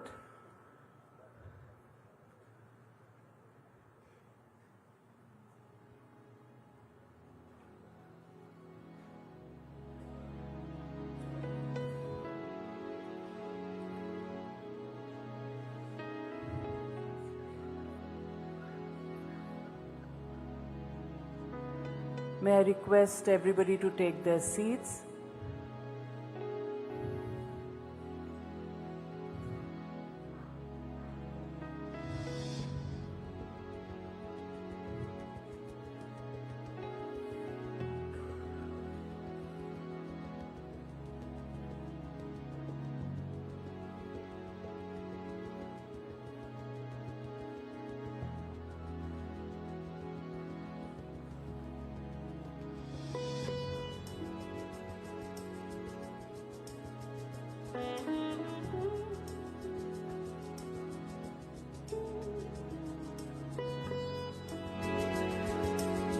Ladies and gentlemen, may we welcome Prime Minister Narendra Modi.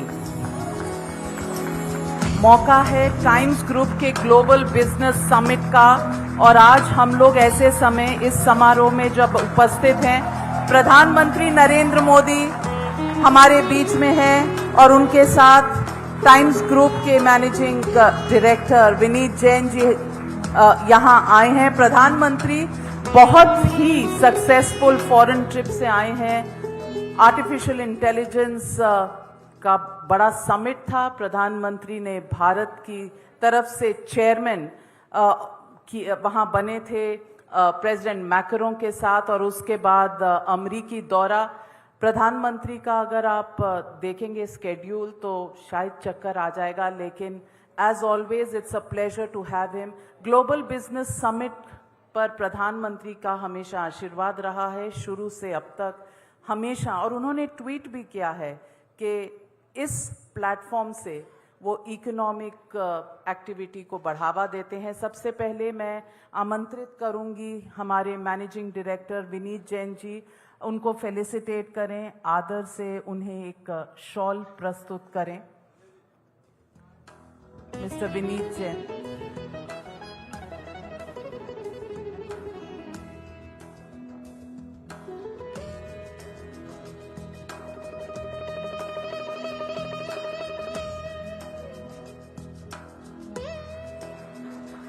Big round of applause, ladies and gentlemen.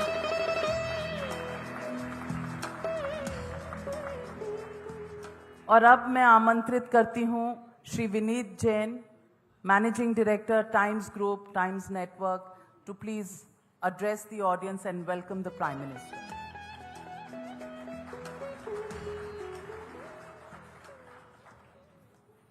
Honorable Prime Minister, Shri Narendra Modi ji, Excellencies, distinguished guests, it is my privilege to welcome you to the 9th edition of the ET Now Global Business Summit 2025, a summit that always sets the agenda for business, economy, and society.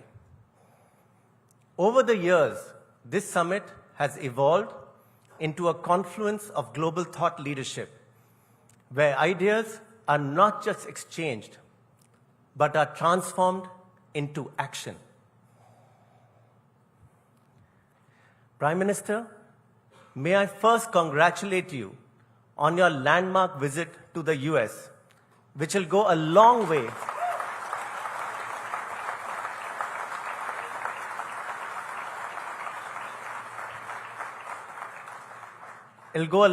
in resetting relations across trade and investment, energy security, technology, and defense.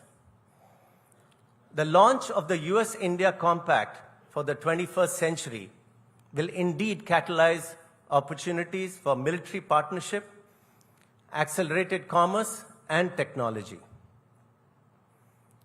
Your mantra of MAGA plus MIGA, which is Make India Great Again, is equal to mega partnership between the two economics powerhouses and the world's biggest democracies has resonated very well. Today, the world is looking at India with admiration and anticipation. Once spoken of in terms of potential, India is now defined by its performance. We are not just part of global economic conversations. We are shaping them.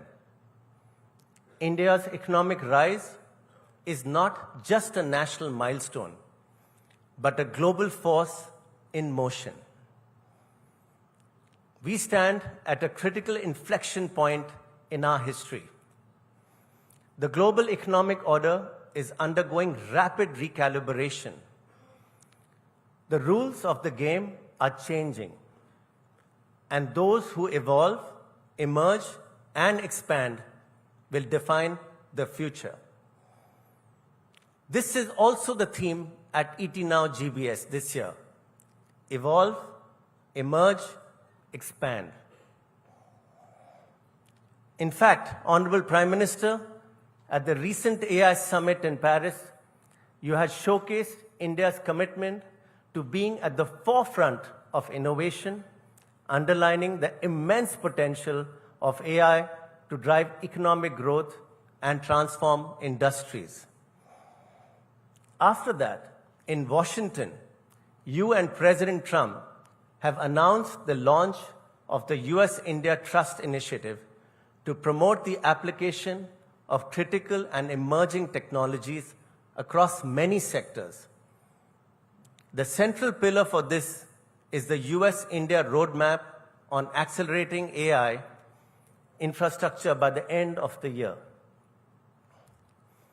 May I mention here that this summit also reaffirms our dedication to building a tech-driven future and positioning India as a global leader in the AI revolution.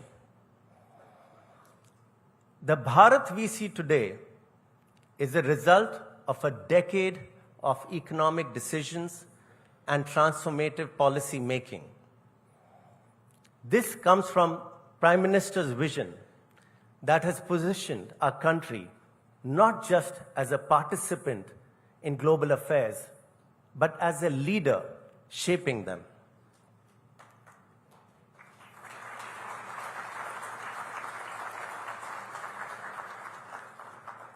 Under his stewardship, India has become one of the fastest growing major economies in the world. Today, India's economic expansion is not only driven by consumption, but by investment, innovation, and integration with global value chains. India is also making rapid strides in infrastructure development, which is not just about roads and ports, but also about economic corridors that are seamlessly integrating manufacturing, logistics, and technology hubs. The financial sector is not just about banks and traditional lending. It is about a digital revolution that is democratizing access to capital and reshaping investment behavior. Our startup ecosystem is not about random success stories. It is a systematic mind shift towards entrepreneurship-led growth. India's successful space missions and the well-planned mega spiritual odyssey Mahakumbh 2025 underscore the country's dual focus on scientific advancement and cultural heritage.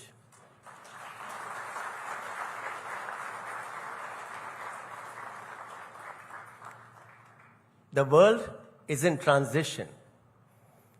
The United States is adjusting to policy shifts. Europe is going through difficult adjustments, and China is navigating economic recalibrations.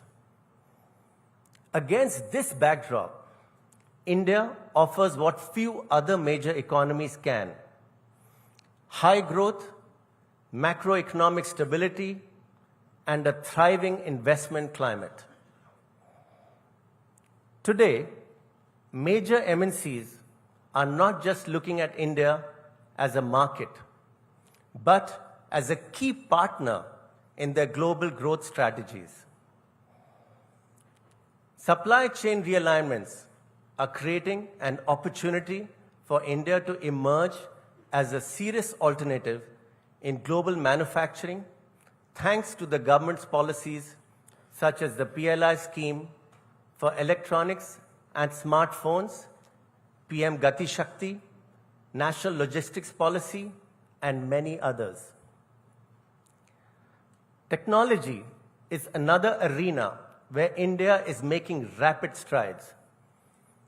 From space exploration to advanced semiconductor manufacturing and fintech, India is setting benchmarks that the world is watching closely.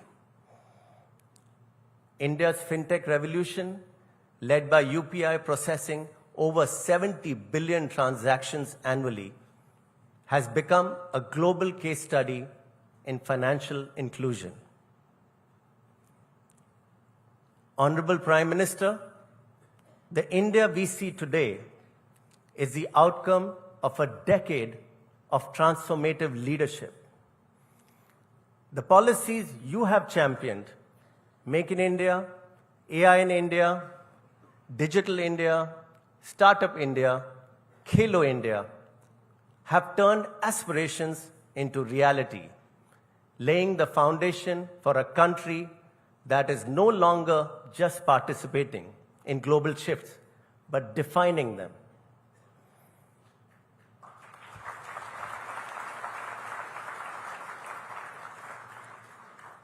Further, your visionary initiatives, including Pradhan Mantri Jan Dhan Yojana and Ayushman Bharat, have empowered millions of citizens with financial inclusion and accessible healthcare, driving India towards a more equitable future. Your leadership has thus ensured that India is not just an economy of scale, but also an economy of impact.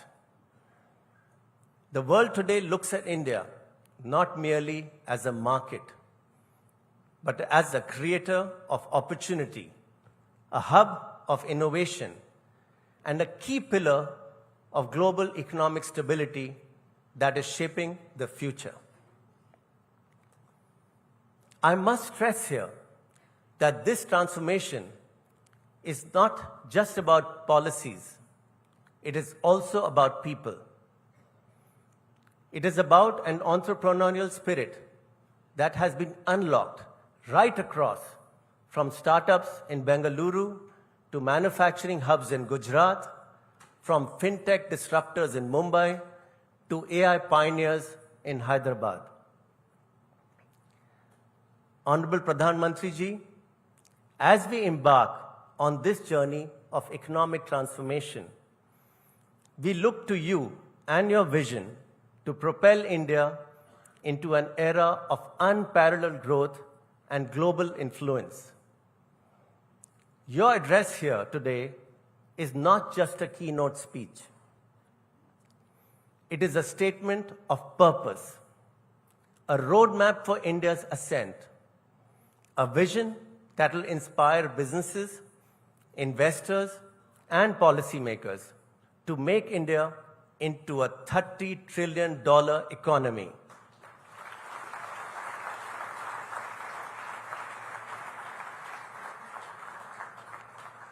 Ladies and gentlemen, it is with immense pride and deep respect that I welcome the Honorable Prime Minister, Shri Narendra Modi Ji, to address this distinguished gathering. Thank you.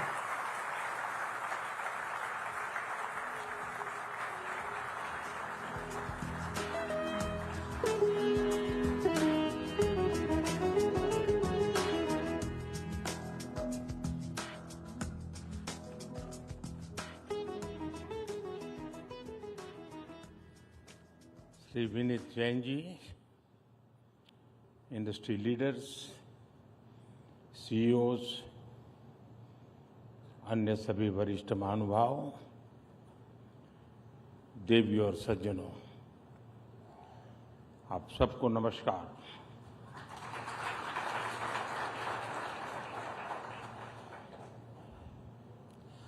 Last time जब मैं ET summit में आया था तो चुनाव होने ही वाले थे और उस समय मैंने आपके बीच पूरी विनम्रता से कहा था कि हमारे तीसरे टर्म में भारत एक नई स्पीड से काम करेगा।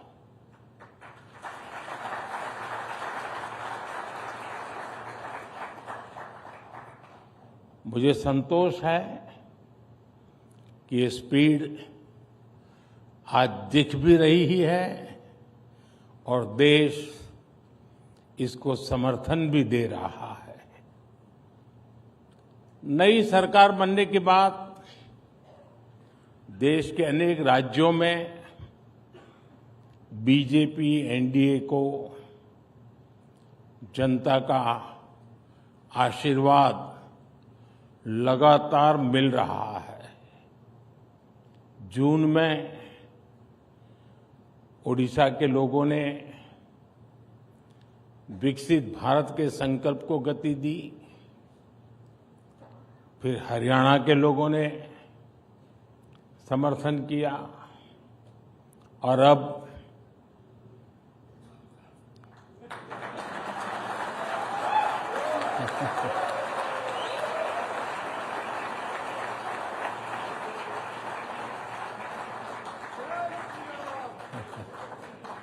दिल्ली के लोगों ने हमें भरपूर समर्थन दिया है।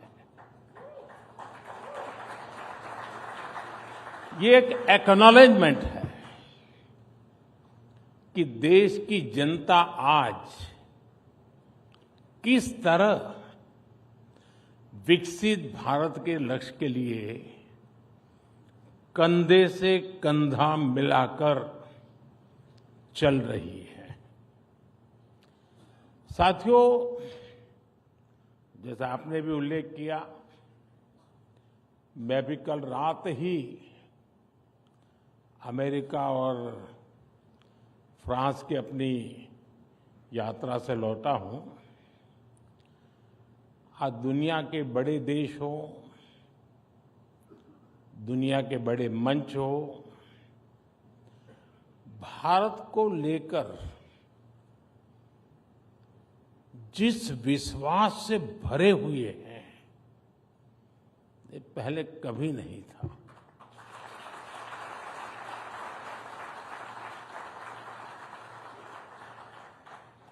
ये पेरिस में एआई एक्शन समिट के दौरान हुए डिस्कशन में भी रिफ्लेक्ट हुआ है। आज भारत ग्लोबल फ्यूचर से जुड़े विमर्श के सेंटर में है और कुछ चीजों में उसे लीड भी कर रहा है। मैं कभी-कभी सोचता हूं, अगर 2014 में देशवासियों ने हमें आशीर्वाद न दिए होते, अब आप भी सोचिए,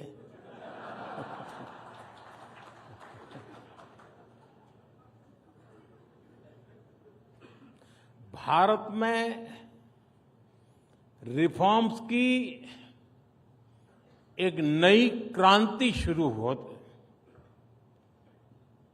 यानी मुझे नहीं लगता है कि हो सकता है, ये कतई नहीं होता। आप भी इस बात को यानी सिर्फ कहने को नहीं, कन्विंस होंगे। क्या इतने सारे बदलाव होते क्या? आप में से जो हिंदी समझते होंगे उनको मेरी बात तुरंत समझ में आई होगी।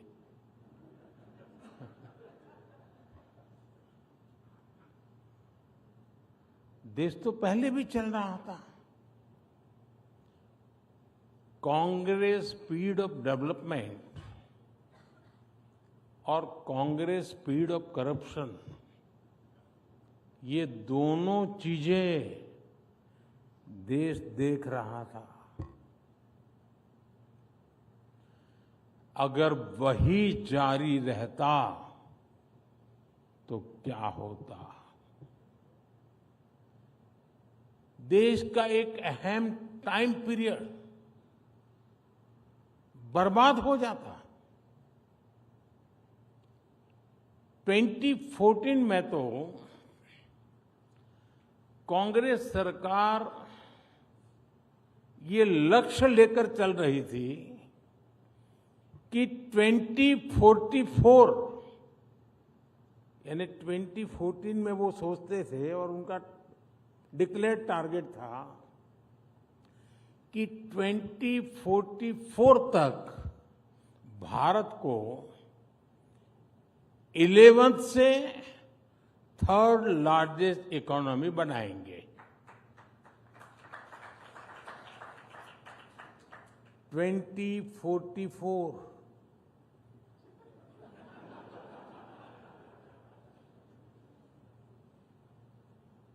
यानी 30 साल का टाइम पीरियड था।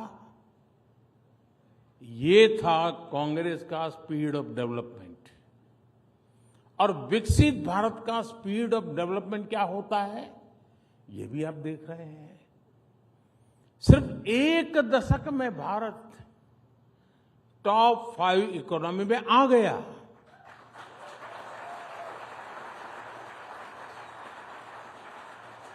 और साथियों, मैं पूरी जिम्मेवारी से कह रहा हूं, अब अगले कुछ सालों में ही आप भारत को दुनिया की 3rd लार्जेस्ट इकोनॉमी बनते देखेंगे।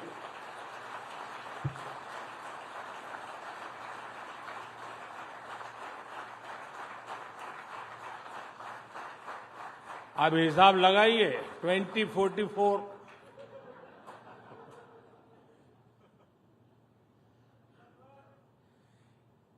एक युवा देश को यही स्पीड चाहिए और आज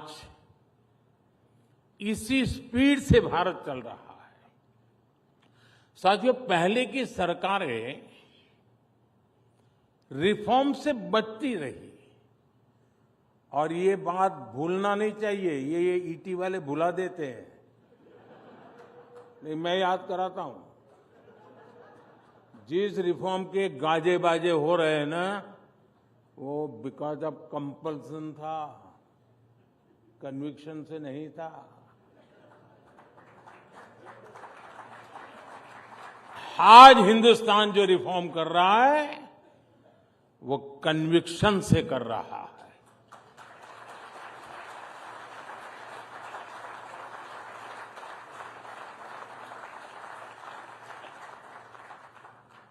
उनमें एक सोच रही, अब कौन इतनी मेहनत करे, रिफॉर्म की क्या जरूरत है। अब लोगों ने बिठाया है, मौज करो यार, 5 साल निकाल दो, चुनाव आएगा तब देखेंगे। अक्सर इस बात की चर्चा ही नहीं होती थी कि बड़े रिफॉर्म से देश में कितना कुछ बदल सकता है। आप व्यापार जगत के लोग हैं, सिर्फ हिसाब किताब आंकड़े नहीं लगाते, आप अपनी स्ट्रेटेजी को रिव्यू करते हैं, पुरानी पद्धतियों को छोड़ते हैं। एक समय में कितने ही लाभकारक रही हो उसको भी छोड़ते हैं आप। जो काल बाह्य हो जाता है उसका बोझ उठाकर कोई उद्योग चलता नहीं है जी, उसे छोड़ता ही है। आमतौर पर भारत में, जहां तक सरकारों की बात है, गुलामी के बोझ में जीने की एक आदत पड़ चुकी थी। इसलिए आजादी के बाद भी अंग्रेजों के जमाने की चीजों को ढोया जाता रहा। अब हम लोग आमतौर पर बोलते भी हैं, सुनते भी हैं, और कभी-कभी तो लगता है कि ये जैसे कोई बड़ा महत्वपूर्ण मंत्र है, बड़ा श्रद्धापूर्ण मंत्र है, ऐसे बोलते हैं, justice delayed is justice denied. ऐसी बातें हम लंबे समय तक सुनते रहे, लेकिन इसको ठीक कैसे किया जाए, इस पर काम नहीं हुआ। समय के साथ हम इन चीजों के इतने आदी हो गए कि बदलाव को नोटिस ही नहीं कर पाते। और हमारे यहां तो एक ऐसा इकोसिस्टम भी है, कुछ साथी यहां भी बैठे होंगे, जो अच्छी चीजों के बारे में चर्चा होने ही नहीं देते। वो उसको रोकने में ही ऊर्जा लगाए रखते हैं, जबकि लोकतंत्र में अच्छी चीजों पर भी चर्चा होना, मंथन होते रहना, ये भी लोकतंत्र की मजबूती के लिए उतना ही जरूरी है। लेकिन एक धारणा बना दी गई है कि कुछ नेगेटिव कहो, नेगेटिविटी फैलाओ, वही डेमोक्रेटिक है। अगर पॉजिटिव बातें होती हैं तो डेमोक्रेसी को कमजोर करार कर दिया जाता है। इस मानसिकता से बाहर आना बहुत जरूरी है। मैं आपको कुछ उदाहरण दूंगा। साथियों, भारत में कुछ समय पहले तक जो पीनल कोड चल रहे थे, वो 1860 के बने थे, 1860 के। देश आजाद हुआ कि हमें याद नहीं आया, क्योंकि गुलामी की मानसिकता में जीने की आदत हो गई थी। इनका मकसद 1860 में जो कानून बने, मकसद क्या था? उसका मकसद था भारत में गुलामी को मजबूत करना, भारत के नागरिकों को दंड देना। जिस सिस्टम के मूल में ही दंड है, वहां न्याय कैसे मिल सकता था? इसलिए इस सिस्टम के कारण न्याय मिलने में कई साल लग जाते थे। अब देखिए, हमने परिवर्तन किया, बहुत बड़ा कड़ी मेहनत करनी पड़ी है, ऐसा नहीं हुआ है। लाखों ह्यूमन आवर्स लगे इसमें, और भारतीय न्याय संहिता को लेकर के हम आए, भारत की संसद ने इसको मान्यता दी। अब ये न्याय संहिता को लागू हुए अभी 7-8 महीने ही हुए हैं, 7 to 8 मंथ हुए अभी तो, लेकिन बदलाव साफ साफ नजर आ रहा है, अखबार में नहीं। अब लोगों में जाएंगे तो बदलाव नजर आएगा। न्याय संहिता लागू होने के बाद क्या बदलाव आया है, मैं बताता हूं। एक ट्रिपल मर्डर केस में एफआईआर से लेकर फैसला आने तक सिर्फ 14 दिन लगे। इसमें उम्र कैद की सजा हो गई।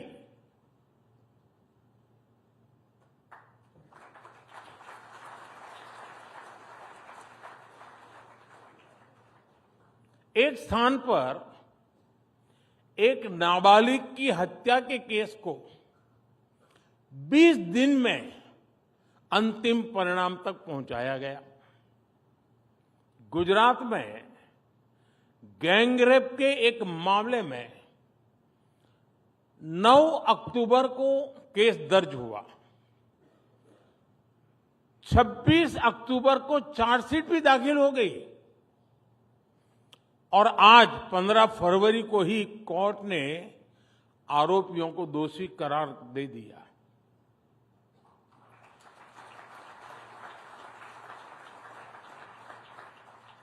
आंध्र प्रदेश में 5 महीने के एक बच्चे से अपराध के मामले में अदालत ने दोषी को 25 वर्ष की सजा सुनाई है। इस केस में डिजिटल सबूतों ने बहुत बड़ी भूमिका निभाई।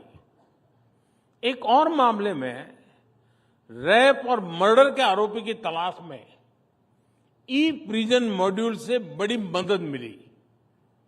इसी तरह एक राज्य में रेप और मर्डर का केस हुआ और तुरंत ही पता चल गया कि संदिग्ध दूसरे राज्य में एक क्राइम में पहले जेल जा चुका है। इसके बाद उसकी गिरफ्तारी में भी समय नहीं लगा।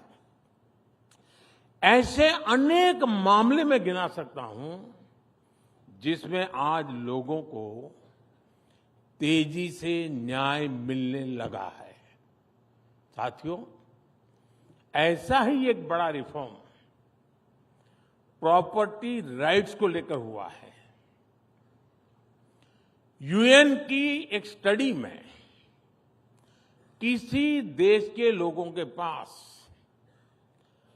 प्रॉपर्टी राइट्स का न होना एक बहुत बड़ा चैलेंज माना गया है। दुनिया के अनेक देशों में करोड़ों लोगों के पास प्रॉपर्टी के कानूनी दस्तावेज नहीं है, जबकि लोगों के पास प्रॉपर्टी राइट्स होने से गरीबी कम करने में मदद मिलती है। ये बारीकियां पहले की सरकारों को पता भी नहीं था। और कौन इतना सरदर्द उठाए जी, कौन मेहनत करे? ऐसे काम कोई ईटी की हेडलाइन तो बनने वाली नहीं है, तो करेगा कौन? ऐसी अप्रोच से न देश चला करते हैं न देश बना करते हैं।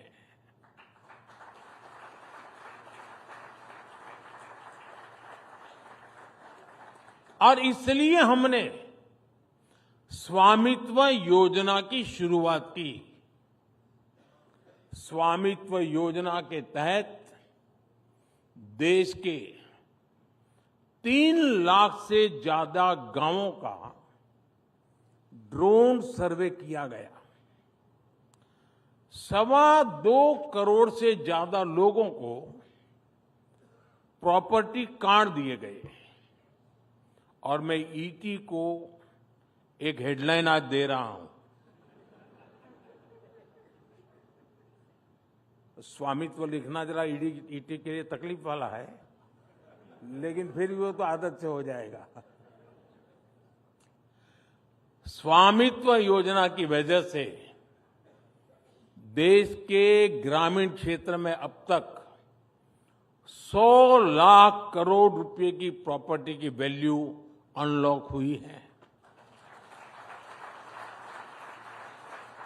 100 लाख करोड़ यानी 100 लाख करोड़ रुपयों की प्रॉपर्टी पहले भी गांव में मौजूद थी, गरीब के पास मौजूद थी, लेकिन इसका उपयोग आर्थिक विकास में नहीं हो पाता था।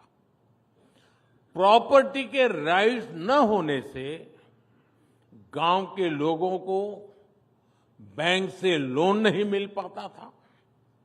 अब ये दिक्कत हमेशा हमेशा के लिए दूर हो गई है। आज पूरे देश से ऐसी खबरें आती हैं कि कैसे स्वामित्व योजना के प्रॉपर्टी कार्ड से लोगों का फायदा हो रहा है। अभी कुछ दिन पहले राजस्थान की एक बहन से मेरी बातचीत हो रही। उस बहन को स्वामित्व योजना के तहत प्रॉपर्टी कार्ड मिला हुआ है। इनका परिवार 20 साल से एक छोटे से मकान में रहता था। जैसे ही प्रॉपर्टी कार्ड मिला तो उनको बैंक से करीब 8 लाख का लोन मिला। 8 लाख रुपए का लोन मिला कागज मिलने से। इस पैसे से उस बहन ने एक दुकान शुरू की। अब उससे हुई कमाई से वो परिवार अब अपने बच्चों की हायर एजुकेशन के लिए सपोर्ट कर पा रही है। एंड अब देखिए कैसे बदलाव आता है। एक और राज्य में एक गांव में एक व्यक्ति ने प्रॉपर्टी कार्ड दिखाकर बैंक से 4.5 लाख का लोन लिया। उस लोन से उसने एक गाड़ी खरीदी और ट्रांसपोर्टेशन का काम उसने शुरू कर दिया। एक और गांव में एक व्यक्ति ने प्रॉपर्टी कार्ड पर लोन लेकर अपने खेत में मॉडर्न इरिगेशन फैसिलिटी तैयार करवाई। ऐसे ही कई उदाहरण हैं जिनसे गांवों में गरीबों को कमाई के नए रास्ते बन रहे हैं। ये रिफॉर्म, परफॉर्म, ट्रांसफॉर्म की असली स्टोरीज हैं जो अखबारों और टीवी चैनल्स के हेडलाइन में नहीं आती है। साथियों, आजादी के बाद हमारे देश में अनेकों ऐसे जिले थे जहां सरकारें विकास नहीं पहुंचा पाई और ये उनके गवर्नेंस की कमी थी। बजट तो होता था, डिक्लेयर भी होता था, सेंसस के रिपोर्ट भी छपते थे, ऊपर गया कि नीचे गया। करना ये चाहिए था कि इन जिलों पर खास फोकस करते, लेकिन इन जिलों को पिछड़े जिले, बैकवर्ड डिस्ट्रिक्ट, इसका लेबल लगाकर उन जिलों को अपने हाल पर छोड़ दिया। इन जिलों को कोई हाथ लगाने को तैयार नहीं होता था। यहां सरकारी अफसर भी अगर ट्रांसफर होती थी तो ये मान लिया जाता था कि पनिशमेंट पोस्टिंग पर भेजा गया है। साथियों, इतना नेगेटिव एनवायरनमेंट, उस स्थिति को मैंने एक चुनौती के रूप में लिया और पूरे अप्रोच को ही बदल डाला। हमने ऐसे देश के करीब 100 से ज्यादा जिलों को आइडेंटिफाई किया, जिसको कभी बैकवर्ड जिला कहते थे। मैंने कहा ये एस्पिरेशनल डिस्ट्रिक्ट है, ये बैकवर्ड नहीं है। हमने यहां देश के युवा अफसरों को वहां पर ड्यूटी देना शुरू कर दिया। माइक्रो लेवल पर गवर्नेंस को सुधारने का प्रयास शुरू किया। हमने उन इंडिकेटर्स पर काम किया जिसमें ये सबसे पीछे थे। फिर मिशन मोड पर कैंप लगाकर सरकार की फ्लैगशिप योजनाओं को यहां लागू किया। आज इनमें से कई एस्पिरेशनल डिस्ट्रिक्ट्स देश के इंस्पिरेशनल डिस्ट्रिक्ट्स बन चुके हैं।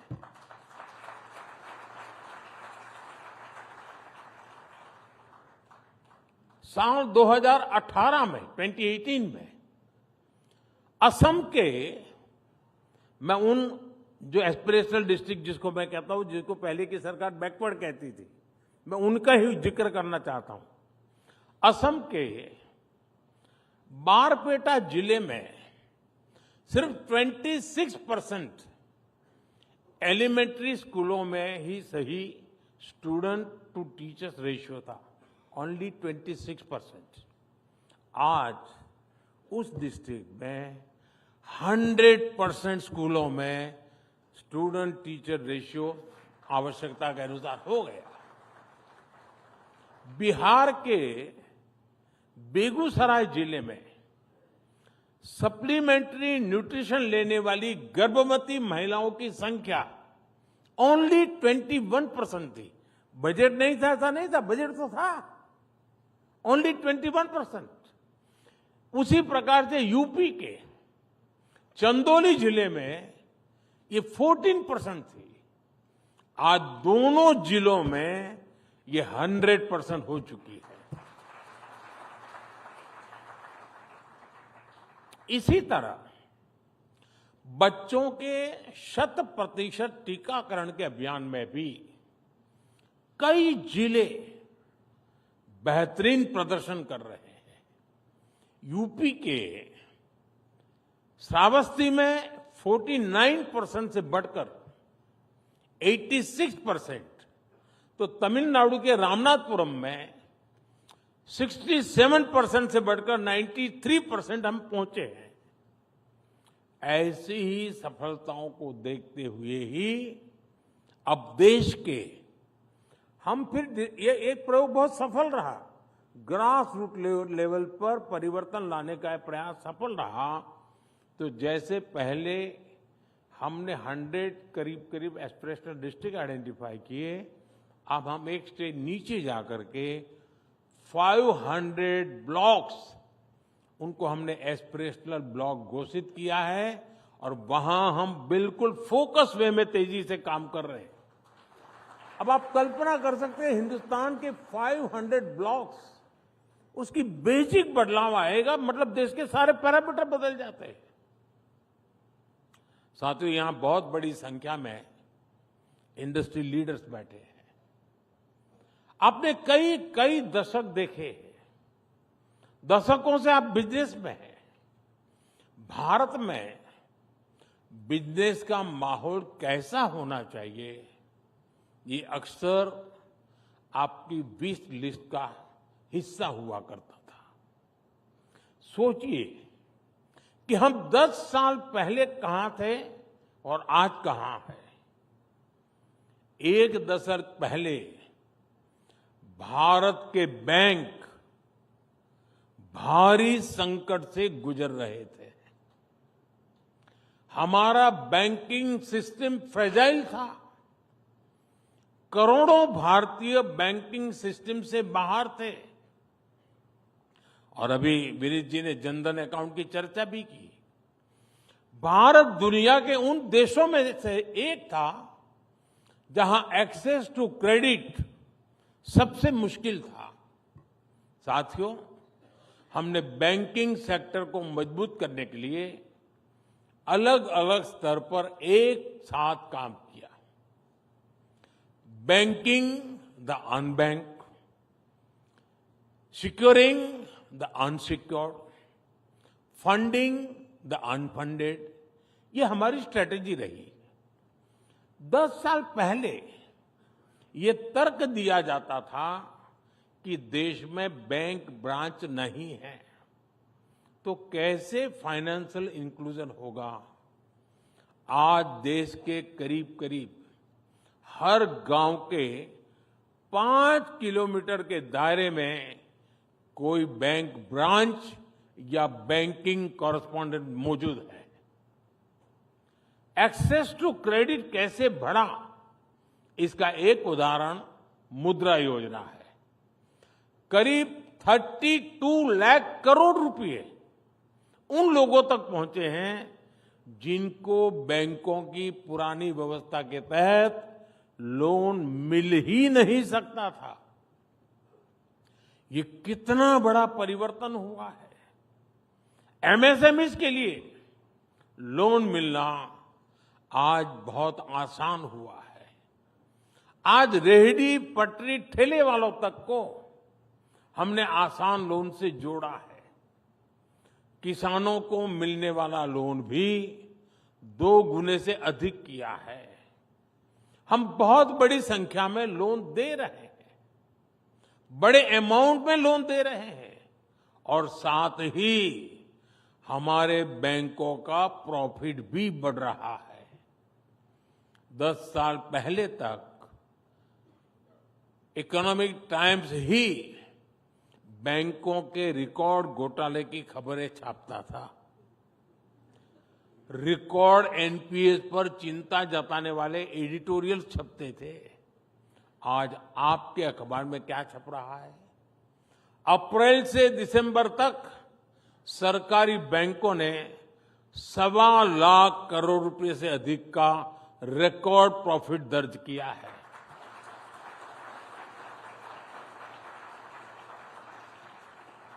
साथियों, ये सिर्फ हेडलाइंस नहीं बदली है, ये सिस्टम बदला है, जिसके मूल में हमारे बैंकिंग रिफॉर्म्स है।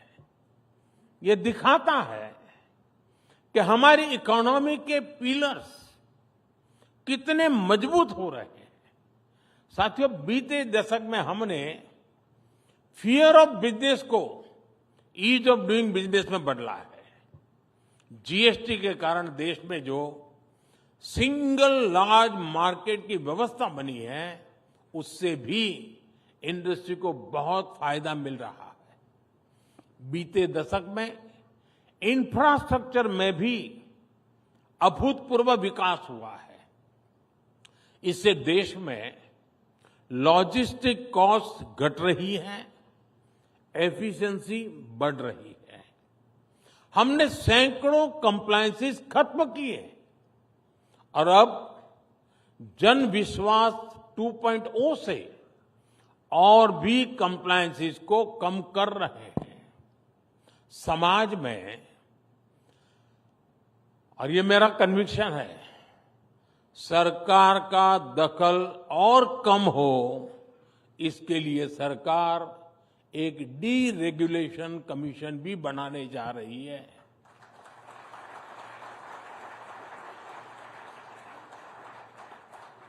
फ्रेंड्स, आज के भारत में एक और बहुत बड़ा परिवर्तन हम देख रहे हैं। ये परिवर्तन फ्यूचर की तैयारी से जुड़ा है।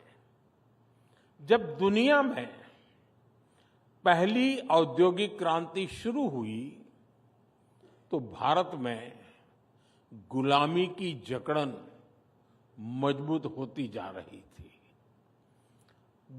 दूसरी औद्योगिक क्रांति के दौरान जहां दुनिया में नए नए इन्वेंशंस, नई फैक्ट्रियां लग रही थी, तब भारत में लोकल इंडस्ट्री को नष्ट किया जा रहा था।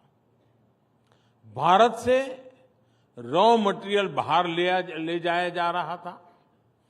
आजादी के बाद भी स्थितियां ज्यादा नहीं बदली। जब दुनिया कंप्यूटर क्रांति की तरफ बढ़ रही थी, तब भारत में कंप्यूटर खरीदने के लिए भी लाइसेंस लेना पड़ता था। पहली 3 औद्योगिक क्रांतियों का उतना लाभ भले ही भारत नहीं ले पाया, लेकिन चौथी औद्योगिक क्रांति में भारत दुनिया के साथ कदम से कदम मिलाने के लिए तैयार है।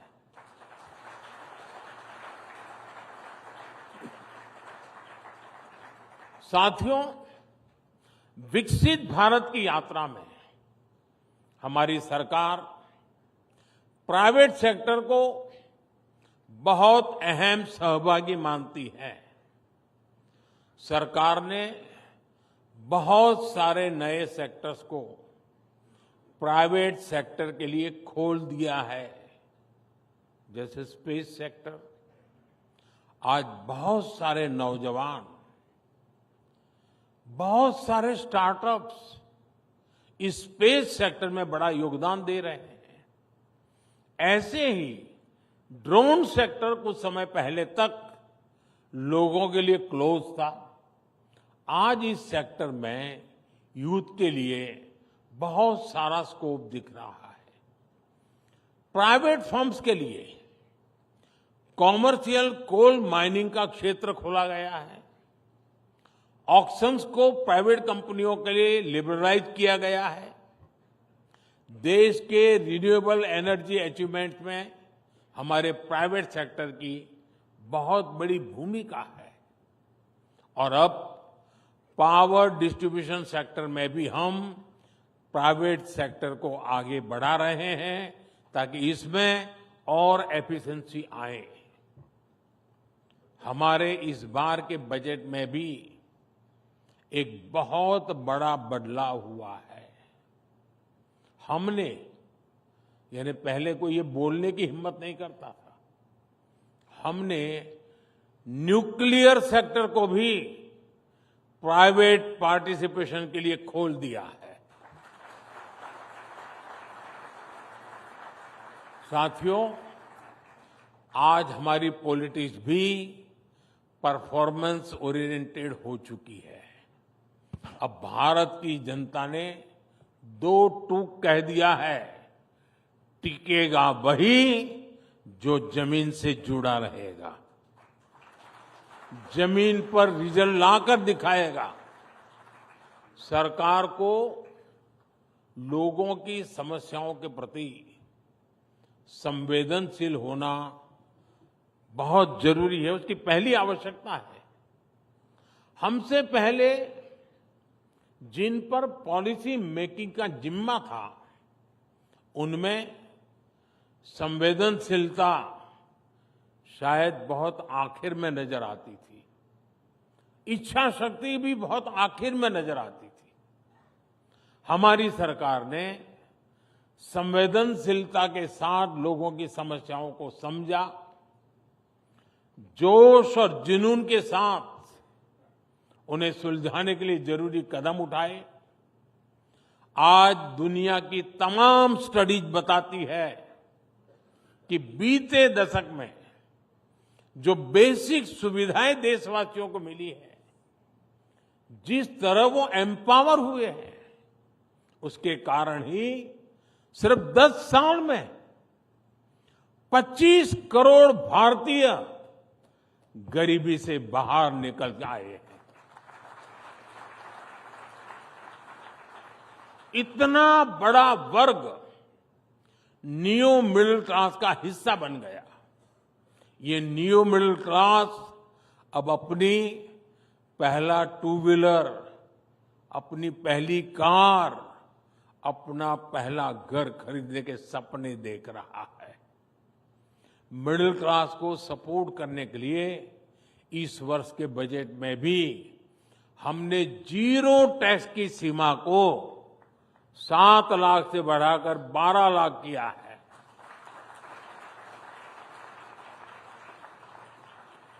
इस फैसले से पूरा मिडिल क्लास मजबूत होगा, देश में इकोनॉमिक एक्टिविटी भी और बढ़ेगी।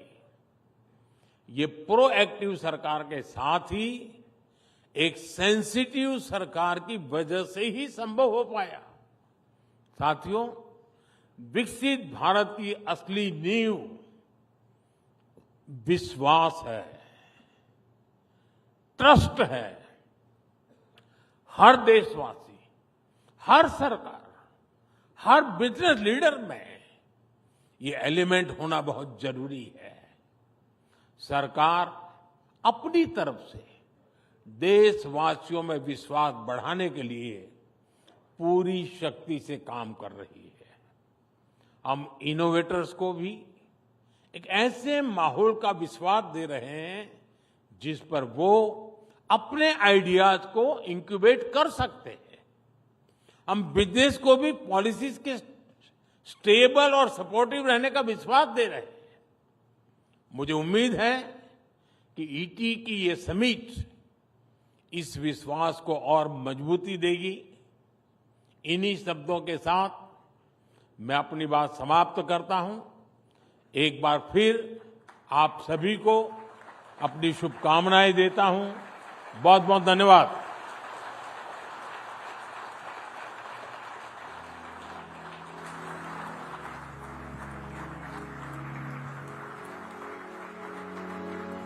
प्रधानमंत्री नरेंद्र मोदी जी, भारत मिशन मोड में विकसित भारत के टारगेट पर चल रहा है। ये उसका हकदार बहुत वर्षों से था, लेकिन अब उसे अपने इस नेतृत्व पे भरोसा है। और मैं सिर्फ ये कहूँगी, मशहूर कवि केदारनाथ अग्रवाल की पंक्तियाँ, मैंने उसको जब जब देखा, लोहा देखा, लोहे जैसा तपते देखा, लोहे जैसा गलते देखा, लोहे की तरह अटूट ये भरोसा आज इस देश को आप पर है। हमारे बीच में आने के लिए और इस ऑडियंस को संबोधित करने के लिए आपका बहुत बहुत धन्यवाद। Huge round of applause for the Prime Minister of India, Mr. Narendra Modi.